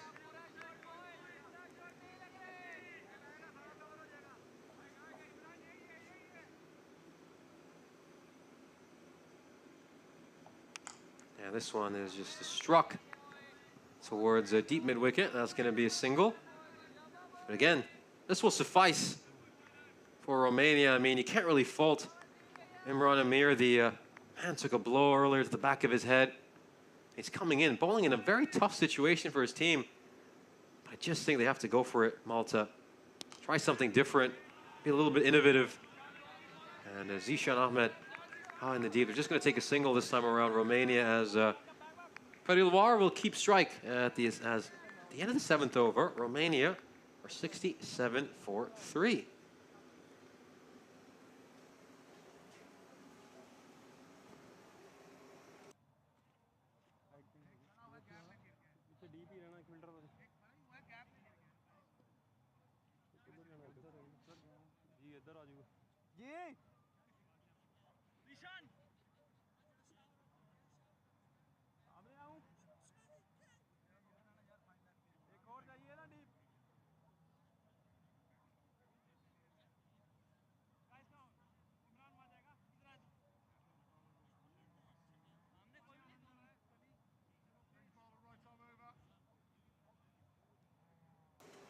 We're going to see Abbas come back for a second over. Of course, his first one was incredibly expensive, went for 21. Of course, he was a little bit unlucky that Satishan was dropped in that over by Mughal. Satishan was on just 14 when that drop occurred.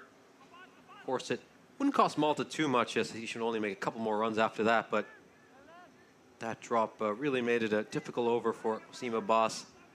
21 runs off that over, but again, I don't mind the captain going back to him. He's a strike bowler, he's a wicket-taking bowler. He might go for a few runs every now and then, but you're just at that stage where you have to go for the jugular, you have to attack. Oh, another thickish outside edge, goes to the fielder, a third man. Just the one run. Romania now need to go at less than 4 and over to win from here. I mean, after 2 difficult losses, what a great way it would be for them to come back by really handing Malta what would be a very humiliating defeat.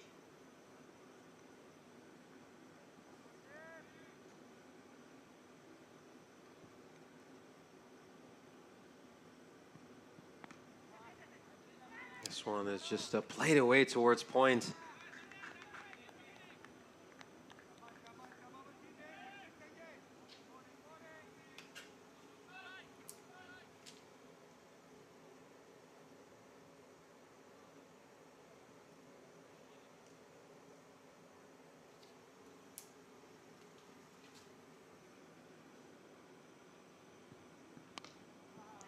And this one is played away towards extra cover.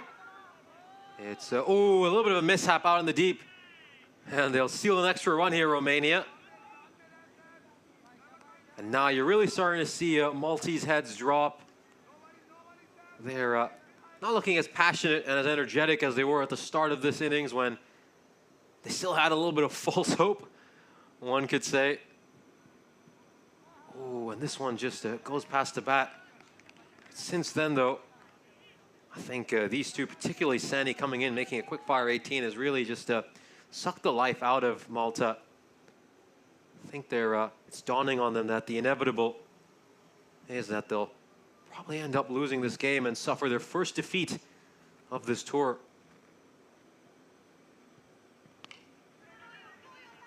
This one just pushed towards the fielder at cover. That's a well fielded by Samuel Stanislaus. Got a good start, of course, in the first innings, made 21 of 12, but just wasn't quite able to kick on and play that big innings. That was really the main problem that plagued the Maltese cricket team. Oh, this is a lowish full toss. Shouts of catch it. I think that's going to go away to the boundary. Just going to trickle over the boundary rope. No one's going to be able to cut that off. Fanyan Mughal put in the big chase, but it was a chase in vain, as it's another boundary for Romania. They move on to 75 for 3 at the end of 8 overs.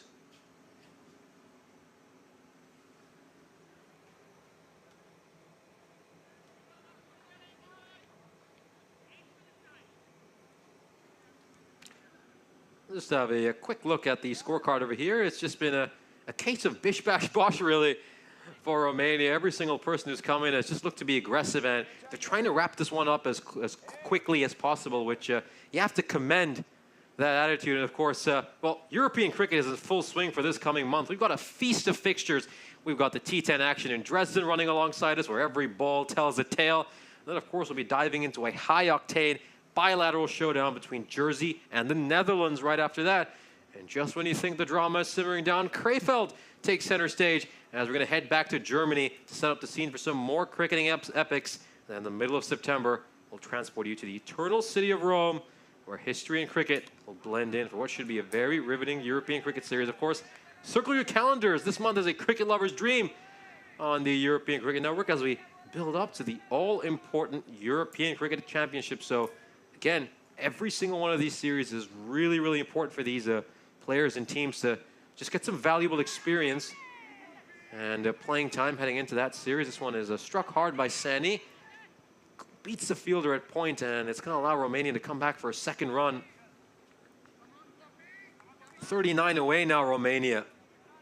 Inching closer and closer to their first victory of the summer against Malta. I mean, as we've said, Malta, they've had Romania's number for much of the summer. It'd just be nice to get those demons out of the way if you're Romania. Tossed up, played away towards mid-wicket. They run this first run hard, but they won't quite get the second, though. But again, a lot of people in our chat, they were talking about, well, does this Romanian side run well between the wickets? And yeah, I mean, I could certainly understand some of those criticisms, but I think so far in this innings, though, they've just put those aside. They're doing all the fundamentals right. This game, though, it's just been a near perfect from a Romanian point of view. Slip is in.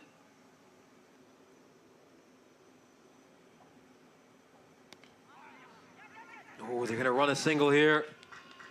Very smart work. And, you know, maybe, just maybe, instead of having those fielders inside the ring, right at the edge of the ring, they might need to move a couple of players in closer. Again, it's just really hard to get a favorable result if you're Malta at this stage, but they've got to try all sorts of things.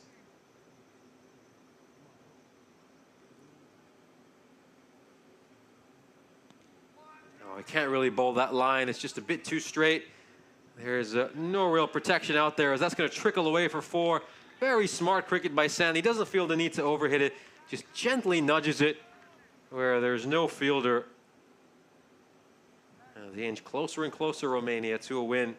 33 needed now for this Romanian cricket team.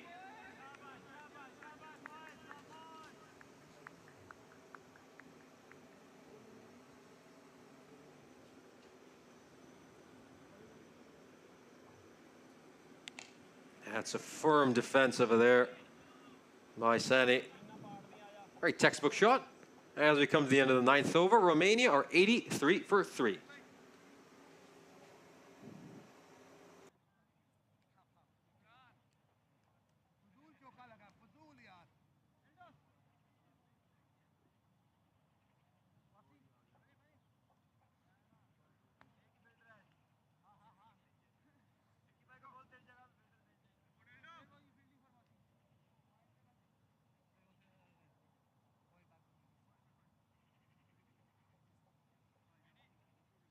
As we take a look at these bowling figures from Malta, Abbas had that one expensive over really of 21, but outside of that, I wouldn't say these Maltese bowlers have bowled particularly poorly.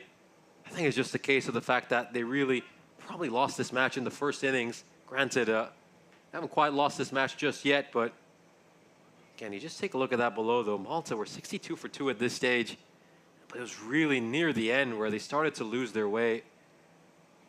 You know, that was the big talking point, something we were discussing heading into that match is, look, we've seen the Maltese top order go out and score more runs, but they've protected a lot of that middle and lower order. We haven't seen them exposed to some of this opposition bowling, and when that Maltese top order failed to click, we saw a mini collapse, a little bit of a wobble from that middle order. A few people got starts, but no one was able to kick on and get that big score. It might just be one match, and we really shouldn't read into it too much, but got a couple more games tomorrow, and we'll continue just analyzing this Malta team. But again, both these sides, as we mentioned, they're going to be playing each other again in the ECC, so this is a good chance for them to build detailed scouting reports on one another heading into that tournament, the all-important European Cricket Championship. Oh, nice bumper, nice shorter ball, out to third man. That's going to be a single.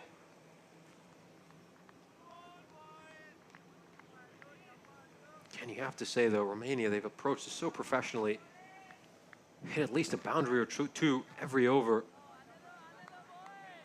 They haven't retreated into a shell. They've actually been very aggressive. I think they're also just aware of that horrible defeat they had against Romania A and what it did to their net run rate, of course. This is not a series that's probably going to be determined much by net run rate. It's probably going to be the outcome of these fixtures between Malta and Romania.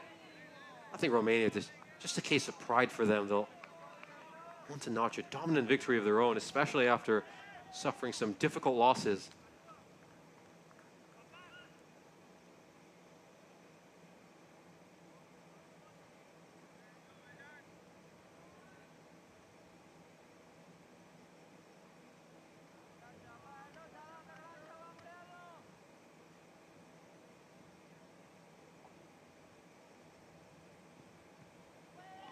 That's a nice ball there.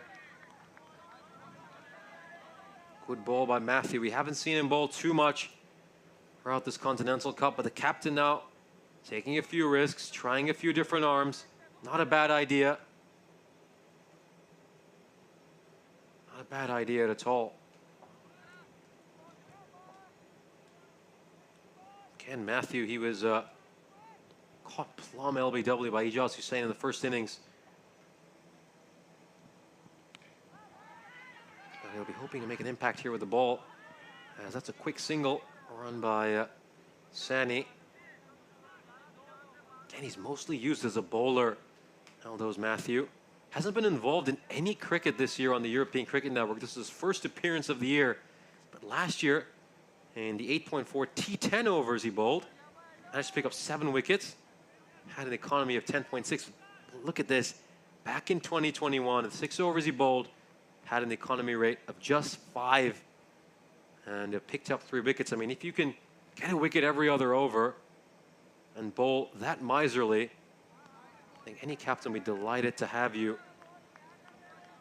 Of course, he featured in some T20I action this year. Bowled 22 overs in the 6 innings he participated in.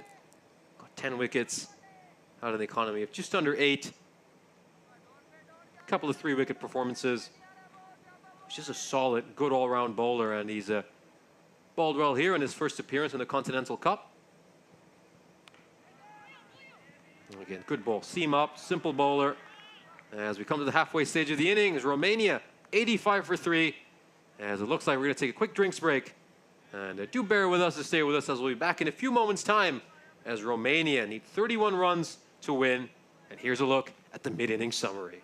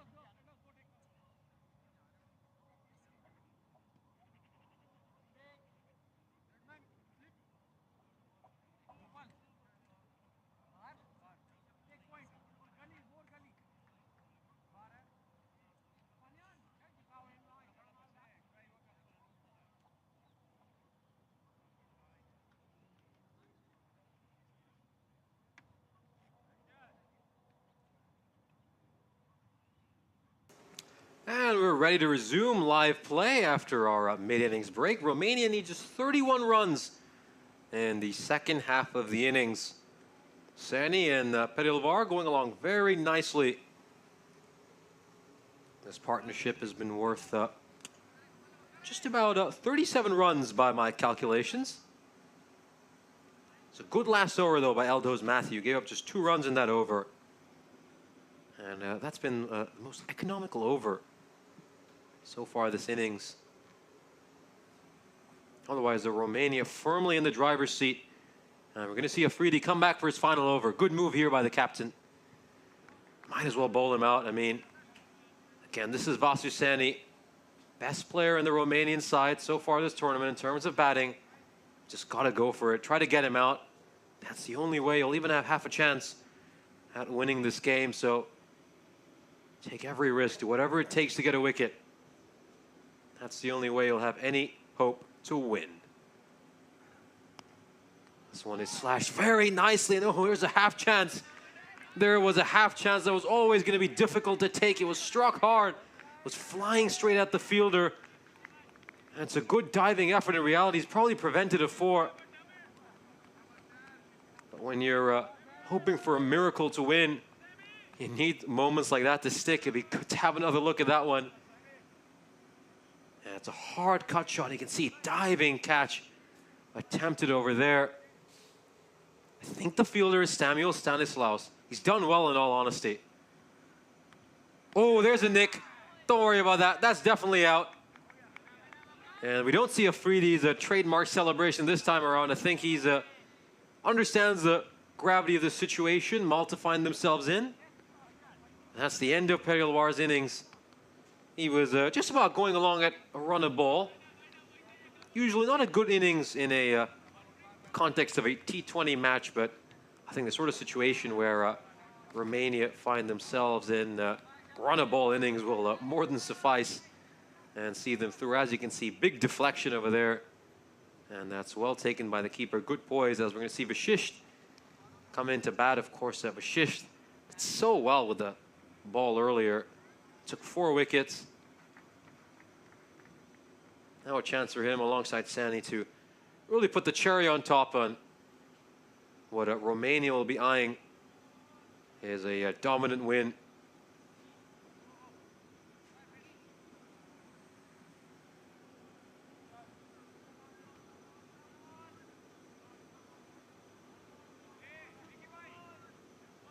They've brought 1 fielder in now, Malta. I mean, this is what we were talking about earlier. Is it really worth having 5 fielders outside the ring? I think they have just 4 at the moment. Couple of fielders just outside my vantage point. When I like this, maybe go for another slip fielder. I'd say might be worth having only 2, 3 outside the ring right now.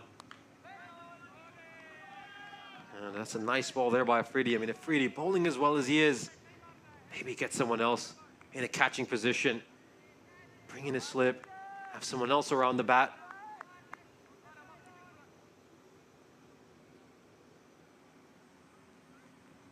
Rosali on the chat asking, where is Taranjeet Singh? Just going to answer that after this ball.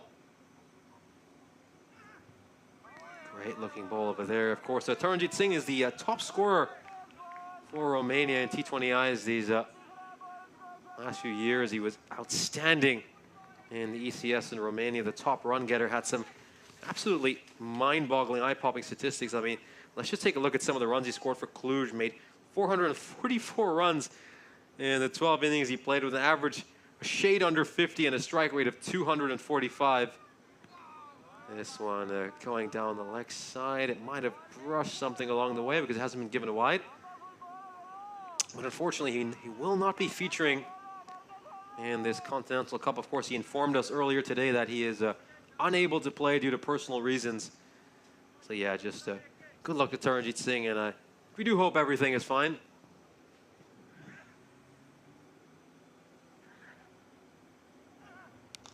Good fuller delivery. That's going towards mid-on, but certainly hope to see Taranjeet playing for Romania at the ECC. That's going to be a huge tournament, of course. That Romania picked up just 1 win in the ECC last year, but I think this team has improved significantly, and we might see a better showing from them this time around. The 11th over comes to an end. Romania are just 29 runs away from their first win of the summer against Malta.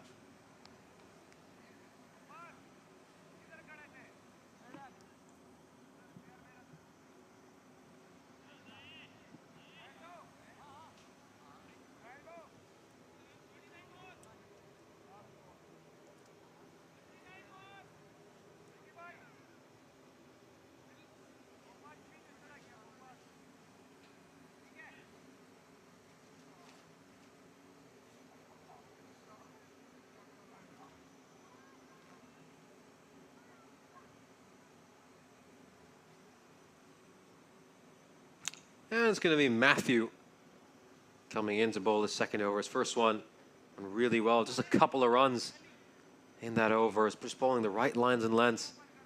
And I think you've got to give him a slip. He's got to put a slip in place. Malta just trying to get their field setting right. I think just being a little too slow, in my opinion, setting this field. Again, they've got 5 fielders outside the ring. I think with as a paltry a total they're defending, you've got to take risks. I'd like to see a slip fielder. This one goes down the leg side. And it must have brushed something along the way as it's not been given a wide. But yeah, move someone into slip. I mean, Matthew was just bowling really well in the channel in the previous over. Get a few more fielders into catching positions. Give yourself some hope.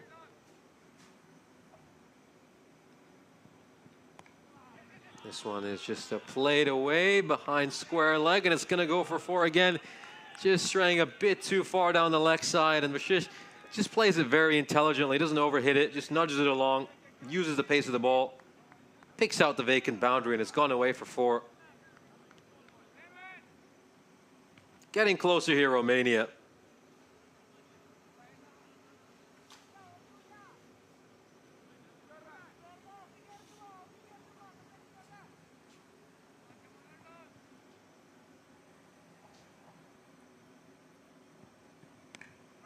That's a good fuller delivery there by Matthew. Of course, as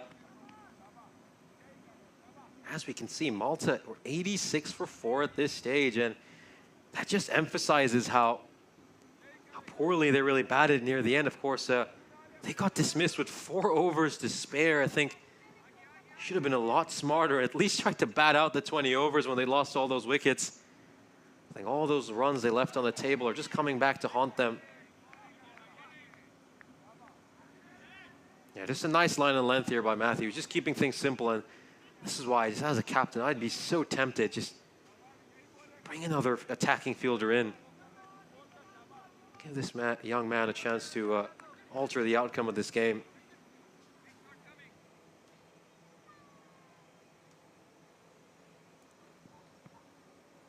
And that's well left. Wouldn't usually see a leave in the 12th over of a T20 match, but when all you need is 25 of 49, I think you can afford to get away with that. Dave, of course, pointing out that the Trent Rockets play in yellow and red, just as Romania does. Of course, they'll be featuring right now live in the 100. Yeah, we were just talking earlier about teams that wear yellow, especially successful teams that do. Mentioned, of course, the Chennai Super Kings in the IPL, and of course, the Australian national cricket team. But that's not yellow, is it? It's gold and green, as you very rightfully so pointed out earlier. And 12 overs completed. Romania are 92 for 4. As they just need to go at 3 and over from here on out to secure a victory.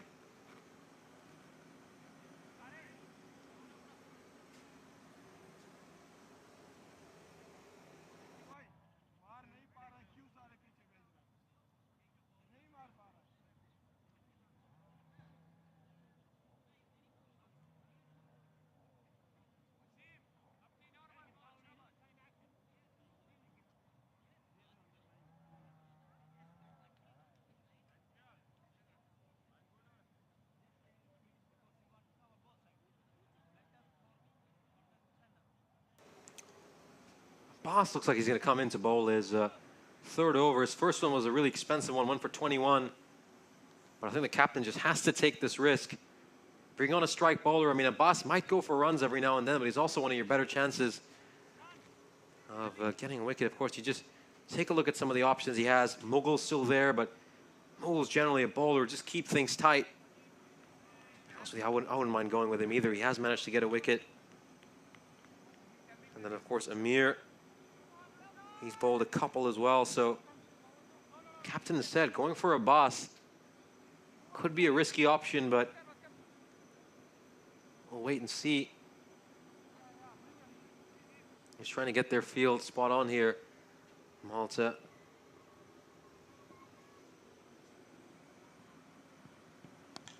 That's a fuller delivery, just played away towards cover for a single.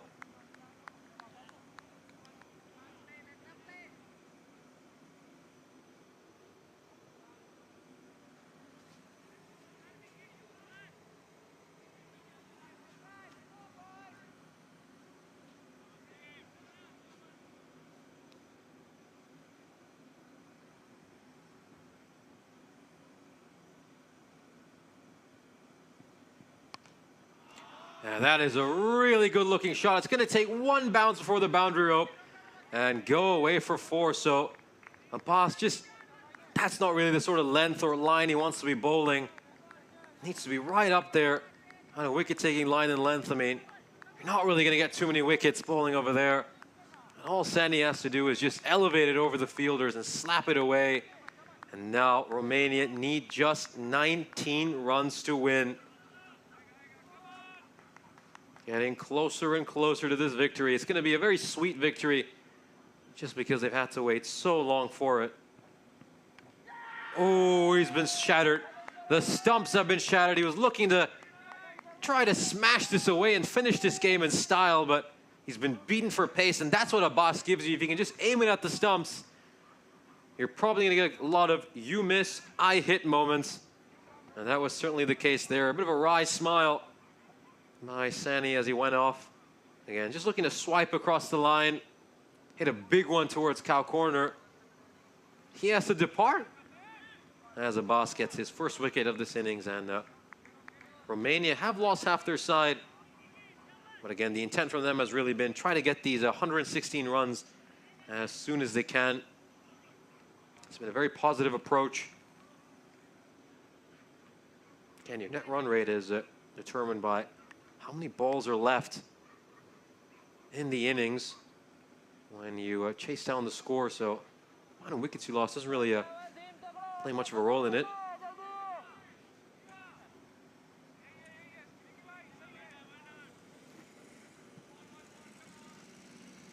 Well, the sun's starting to set here in Romania. It's just past 7:15 local time.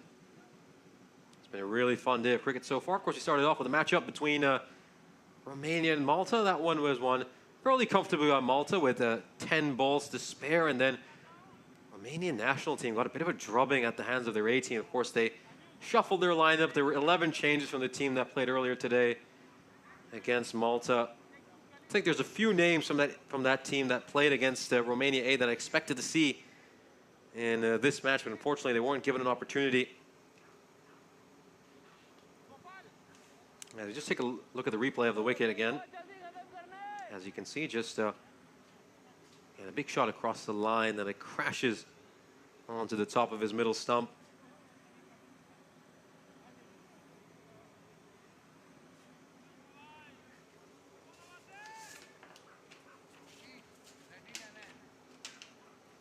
Again, you just look at guys like, say, Vindula. I really expected Vindula to potentially play for this Romanian team in this matchup. Of course, there are a few names that Rohit Kumar is in this lineup for Romania, playing in place of Kaka Vimlesh.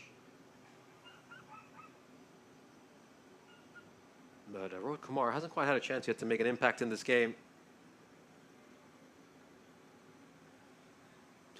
And Dave, okay, Dave, I do have to credit you for that. You're right. I did hex him there. I think I can just tack on one more to my commentator's curse tally for today. I'll say we're now even. I'll say the chatters and us commentators were even for the day in terms of hexes. Let's just settle with that. Although we still have 19 runs left, so it's going to be a photo finish. Slapped down the ground towards long off. That's going to be a single. But yeah, just going back to that team sheet, I think a lot of good players there. I think Baljinder Singh, if he wasn't injured, I think he's somebody who could play for this main Romanian national team 11, I think. One thing they lack is a spin option. And again, I know Baljinder Singh is currently hurt. Should be okay, though, in a few days, or he'll maybe even take part in tomorrow's action. But I think one thing with Romania is they're completely dependent on seam bowling, and I think you just need that variety in your attack. with the spinners, especially Buljinder, who's a left armer, so just adds a good bit of variety to your team. Yeah, this one just well played, tucked away towards mid-wicket. I think maybe even someone like Saidullah in future could potentially break into this 11. This one is hit very nicely, straight towards the fielder at long off.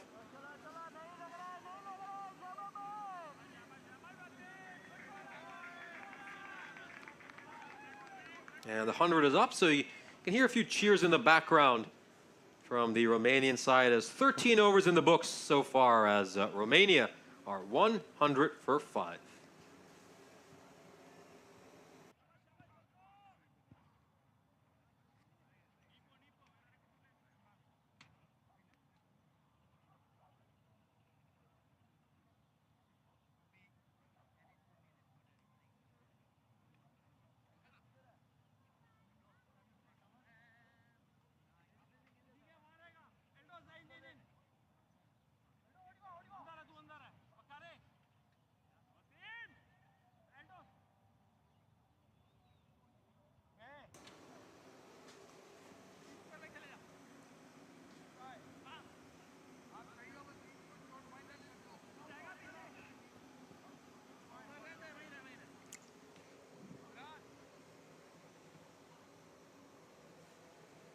Looks like it's going to be Imran Amir bowling this 14th over.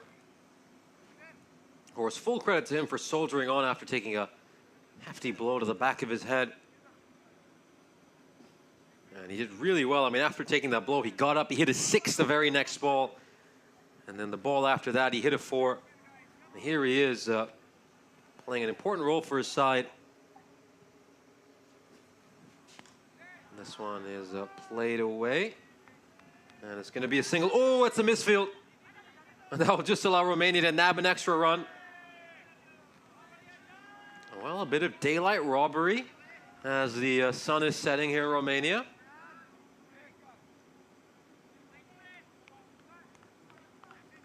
Played away. Yep, that's Mughal.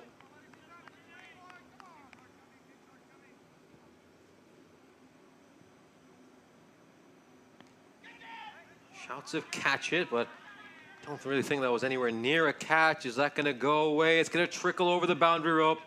Just 10 runs needed now for Romania to win this game. Getting closer and closer. As of course, as we near the end of the day, of course, it's an opportunity for us to thank everybody who's made this Continental Cup happen. And of course, we have to start off by thanking the Romanian Cricket Federation, who've been such incredible hosts.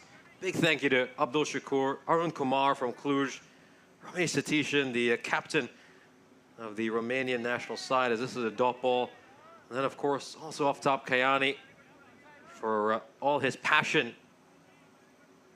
And, of course, you can't go into any tournament and not thank the Blue Crew. I mean, they've been absolutely wonderful, led by Maxi, our trusted project manager. We've got Assad, who's done an outstanding job. His first time scoring a tournament. Max in there as well. This is his first ever ECN event. This one is played away. They're going to pick up a run here, Romania, and they've done an incredible job. And of course, a big thank you to Nilkesh from coming all the way from the Netherlands to help out with the scoring. The Blue Crew is just swimming along as they so often do. And then, of course, I can't go without thanking all the people in our production who bring you these wonderful pictures, and they've done such a terrific job through these first couple of days. You got Catalin, our engineer in charge, who's doing a terrific job. Alex in production and IT. Silvio and Ilya, our cameraman. Alan, our assistant and power generator driver. Vlad, our CCU operator. Marius, our replay operator. Andre, our graphics operator. Petrisot, our OB van driver. And Ian, our wireless camera technician. Of course, they're all led so well by our TV director, Edward. And it's been so fun working with you guys these first couple of days. And we've got one more day to go. Party, it just isn't over yet, as Romania need 8 more runs to secure their first victory against Malta this summer. Yeah, certainly a good first couple of days here in the Continental Cup. We only have a couple more matches to go. And it should be a whole lot of fun. I mean, I'm really looking forward to tomorrow's games because that doubleheader is going to be very, very exciting. Romania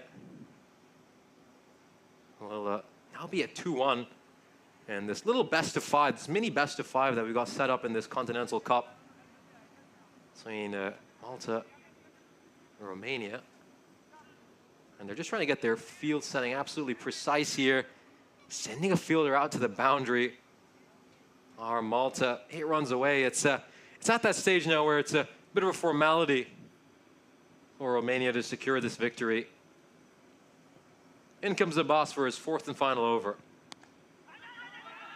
That's well blocked, goes towards cover, and it's a good throw at the stumps. And they're going to run overthrows over here. I mean, you might as well take a shot at this stage. It's not really going to hurt you. Romania now, though, just one big blow away from securing this win.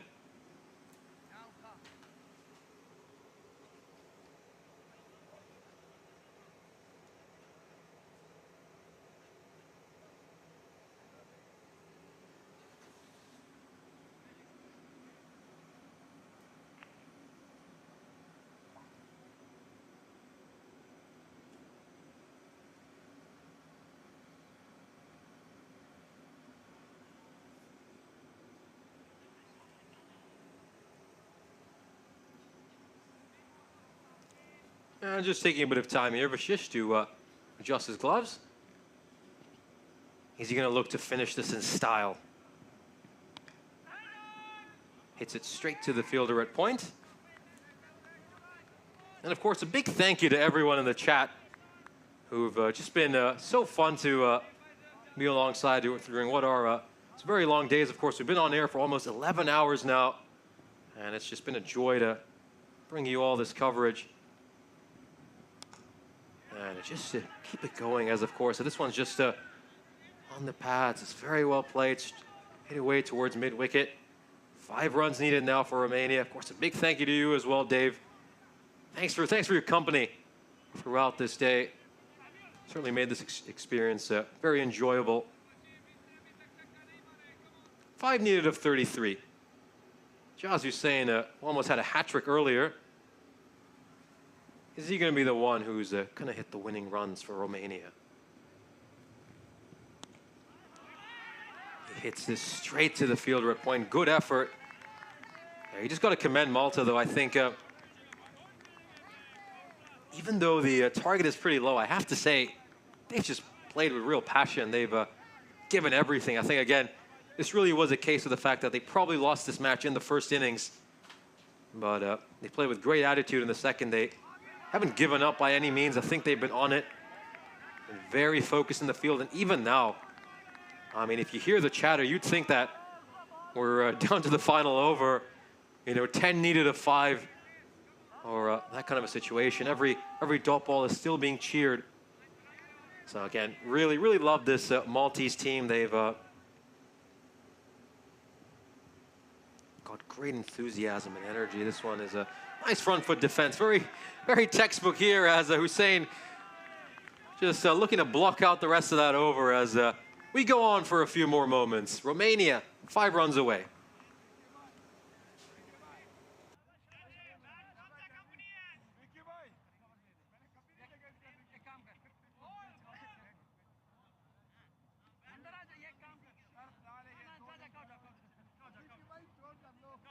And of course, we got an exciting doubleheader coming tomorrow as we're going to continue this cricketing saga between Malta and Romania. Tomorrow promises to be an absolutely gripping doubleheader.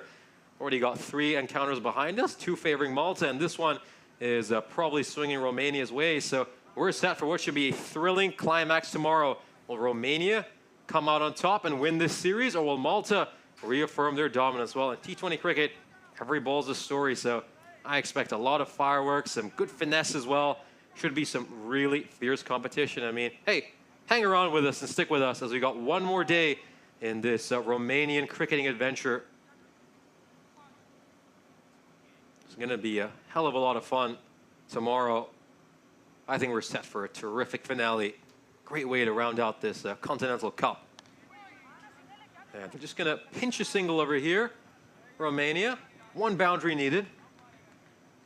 One thing I do have to say, though, Ijaz is saying just taking his gloves off, just leave them on. I'm not a big fan of cricketers taking their glove off. It delays the game, and if you're in a situation where you need to put in a slide or a dive as well, it's not an optimum position to be in. So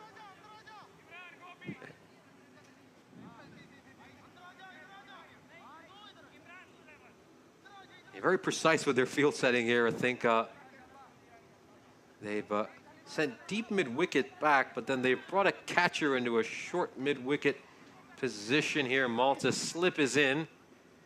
Again, I probably would have liked to see this about 6 or 7 overs ago, when maybe there was still half a chance for them to win, but at the moment it's rather needless. And oh boy, further delay in this game. I don't know how you're all feeling in the production cabin right now, or those of us out in our blue crew here. And this game just gets extended ever so slightly, each moment ticking by. Romania, 4 runs away, just 1 shot will do the trick.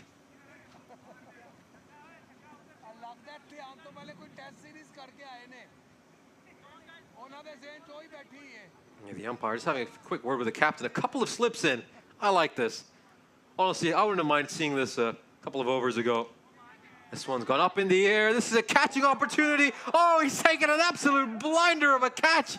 That's a brilliant one-handed grab. Oh, that's Aldo's Matthew out there. Terrific stuff. Take a look at this again. Oh, he just plucks it out of thin air one-handed. Malta getting a wicket in the dying moments of this game, as Romania made to wait just a little bit longer to get this win.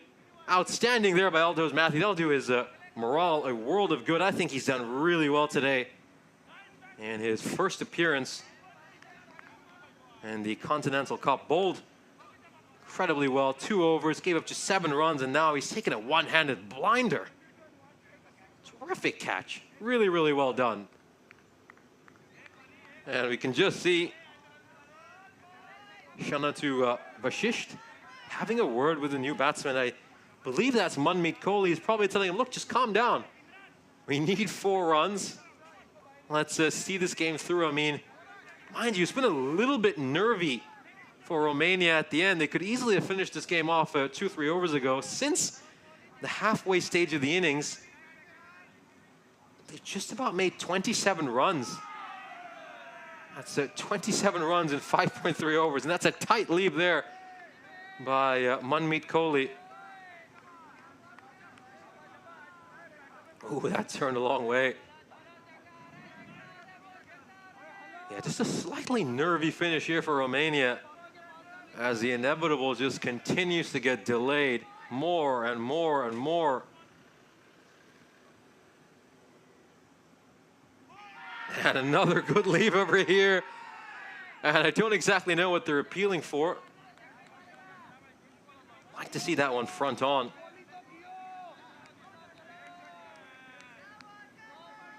I mean, there's no way that's ever going to be an LBW.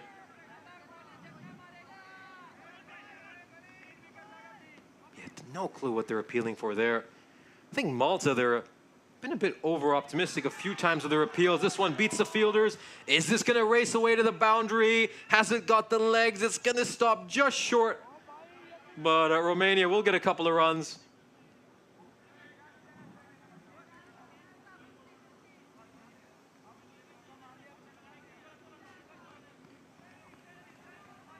Yeah, you got to say here, Malta are making this a nervy affair right at the end.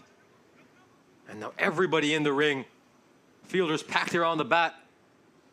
Honestly, at this stage, it looks an awful lot like Romania trying to bat out a draw on the 5th day of a test match. 2 slips in, a short mid-wicket. Oh, come on, put in a short leg as well while you're at it. Extend this game even further. I'm only kidding. Oh, this one falls just short of the fielder at first slip. And chances aplenty right now for Malta as this game goes on for 1 more over.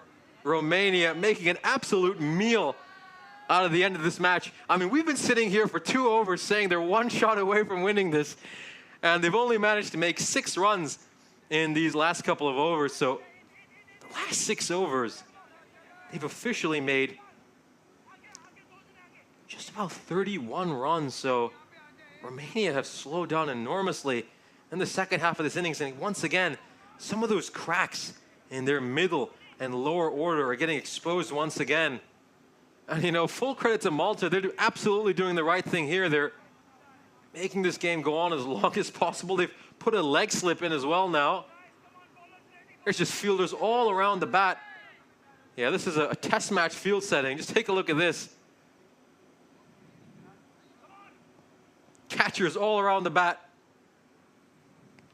Oh, it's another dot ball. Another one goes by the bat.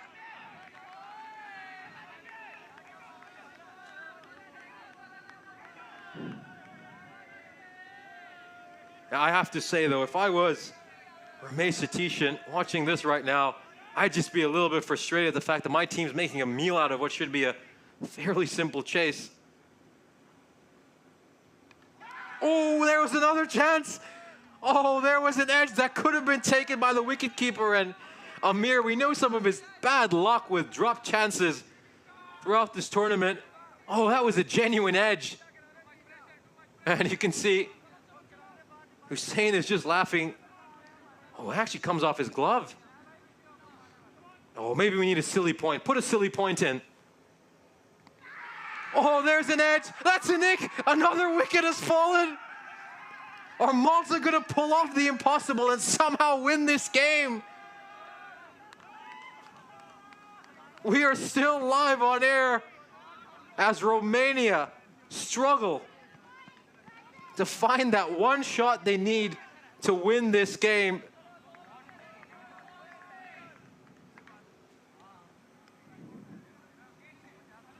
I mean, can I get a bit of insight into what the language is like amongst our blue crew and production team?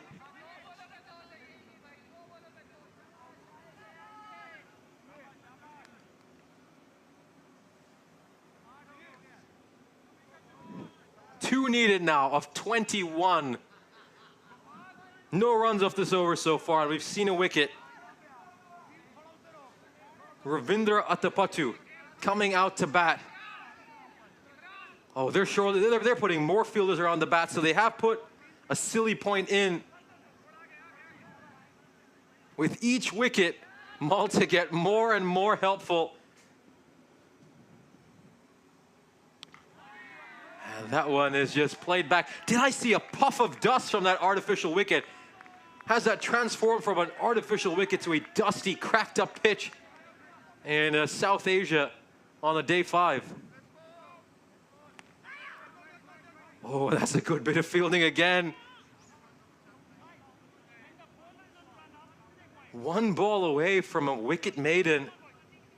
As the umpire, once again, is just going to go and have a word with his opposite number.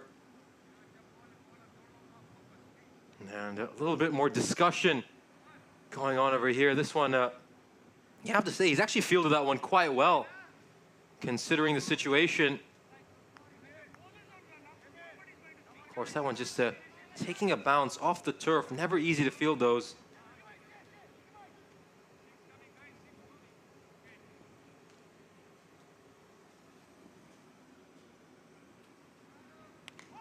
This one is played away. Are they going to get a single here? They get 1 run, so they take 1 off the scoreboard. The scores are level.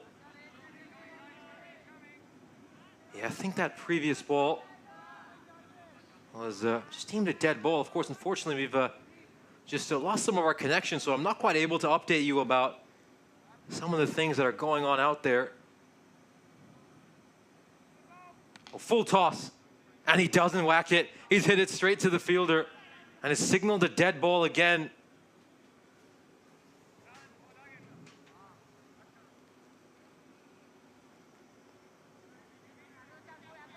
Well, I'll just try to get you an update on why these deliveries have been given a no ball, beg your pardon, a dead ball. But this over continues, of course. That one earlier, that was not given a single. And he goes for a big heave here.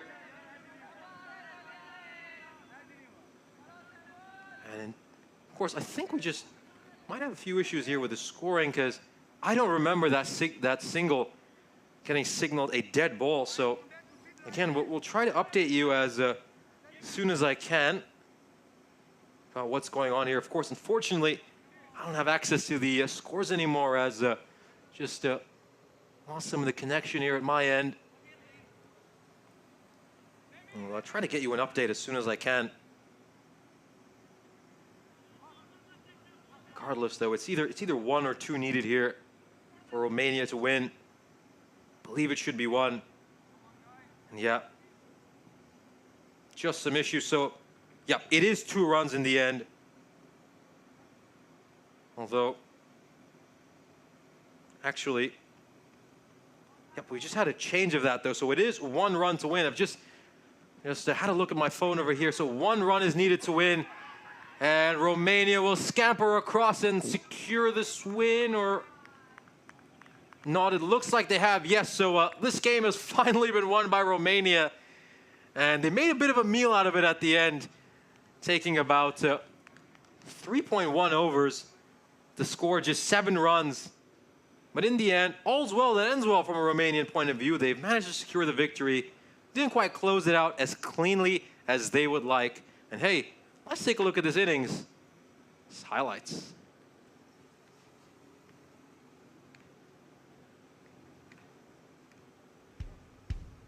As, of course, take a look at this highlights. It was a beautiful shot right up there early by Ramesh Satishan. He hit some good-looking shots, as did Kumar. 2 of them, each hitting 1 big maximo, and they really got Romania off to a perfect start. Romania were 33 for nothing at the end of the first couple of overs. And at that stage, of course, we had talk in the chat of, are Romania going to wrap this up in 10 overs? How quickly are they going to secure this win? And we just take a look at some of these terrific shots. This is from that Wasim Abbas over that went for 21 runs. Of course, Nadi Gotla, the wicketkeeper, would come in at number 3, and unfortunately for him, he would make just 6 runs. And he's just struggled making runs this calendar year, as that's just a look at a terrific 6 hit there by the skipper, Satishan. Very nice bottom-handed stroke, absolutely battered it away. And then this one was a really good chip over the fielder. Takes 1 bounce, 1 over the boundary rope.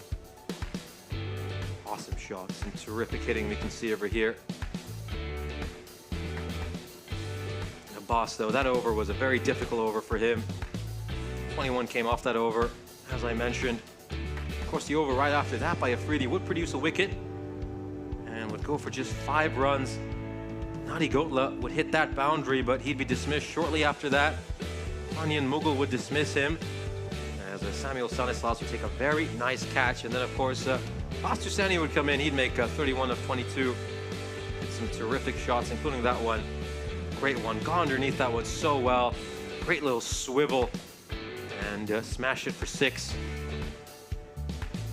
And of course, this was that dramatic final period of the game where it took Romania 3 overs to just score 7 runs, and they made that one as tight as possible, did they, Malta? Full credit to them for extending the game as long as they could. But in the end, Romania do secure a victory, chasing down what was a pretty low target of 114. Of course, do keep in mind, 37 days to go until the biggest festival in European cricket. 31 nations will be battling it out to be the European champion. All that action starts on the 25th of September at the Cardama Oval in Malaga in Spain. Really looking forward to that. Of course, these 2 teams we just saw involved will be in the same group in that tournament, so should be a hell of a lot of fun. As of course, we now take a look at the scorecard for this Romanian side. Of course, Satishan came right up there at the top, made 16 runs. He got them off to a really good start. Ravi Kumar alongside him made 19 as well. Hit a couple of boundaries and that one really good looking 6. Nadi Gotla, unfortunately for him, hasn't quite been able to get going with a bat so far this calendar year. Just 6 for him. He's shown us some very sharp glove work, but I think eventually, considering he bats so high up the order, he's going to need to start cashing in and making some runs. And of course, Vasu Sani, he's just the epitome of consistency for this Romania side. He made 31 of 22. Of course, the graphics just haven't quite arrived yet, so apologies if you can't see them. I'll just read the rest of this card for you, as Perielwar made 14 of 15 deliveries. Of course, Vashisht making 13 of 20. Hussein was part of that dramatic finish to the end of the game where we just had catchers all around the bat. He made 9, and it was eventually dismissed by a humdinger of a catch by Eldo's Matthew, and then Kohli struck the winning runs, hitting a couple. Then, of course, I'll just quickly walk you through Malta's bowling performance. Afridi was 2 for 26 in his 4 overs, and of course, Abbas, he was 1 for 40, and of course, you can just catch some of these beautiful drone shots as we're discussing the score. Mughal was 1 for 15 in the 2 overs he bowled. Amir 1 for 23 in his 3.3. Matthew was very impressive. I think he bowled terrifically in the 2 overs he did. Gave up 7 runs and then took that stunning one-handed grab. Stanislaus giving up just 3 runs in the 1 over he bowled and getting a wicket. Of course, in the end, Romania finally get that victory that eluded them against Malta in this match. So a great end to the day for Romania, but Malta still on top with 3 wins despite that loss. So either way, I think it's just been a really fun triple header. And on behalf of our entire team at String Productions and the ECN Blue Crew, I'd like to thank you for tuning in, and we'll leave you with the highlights of the rest of the day. Have a good day, everyone, and enjoy the rest of your evening.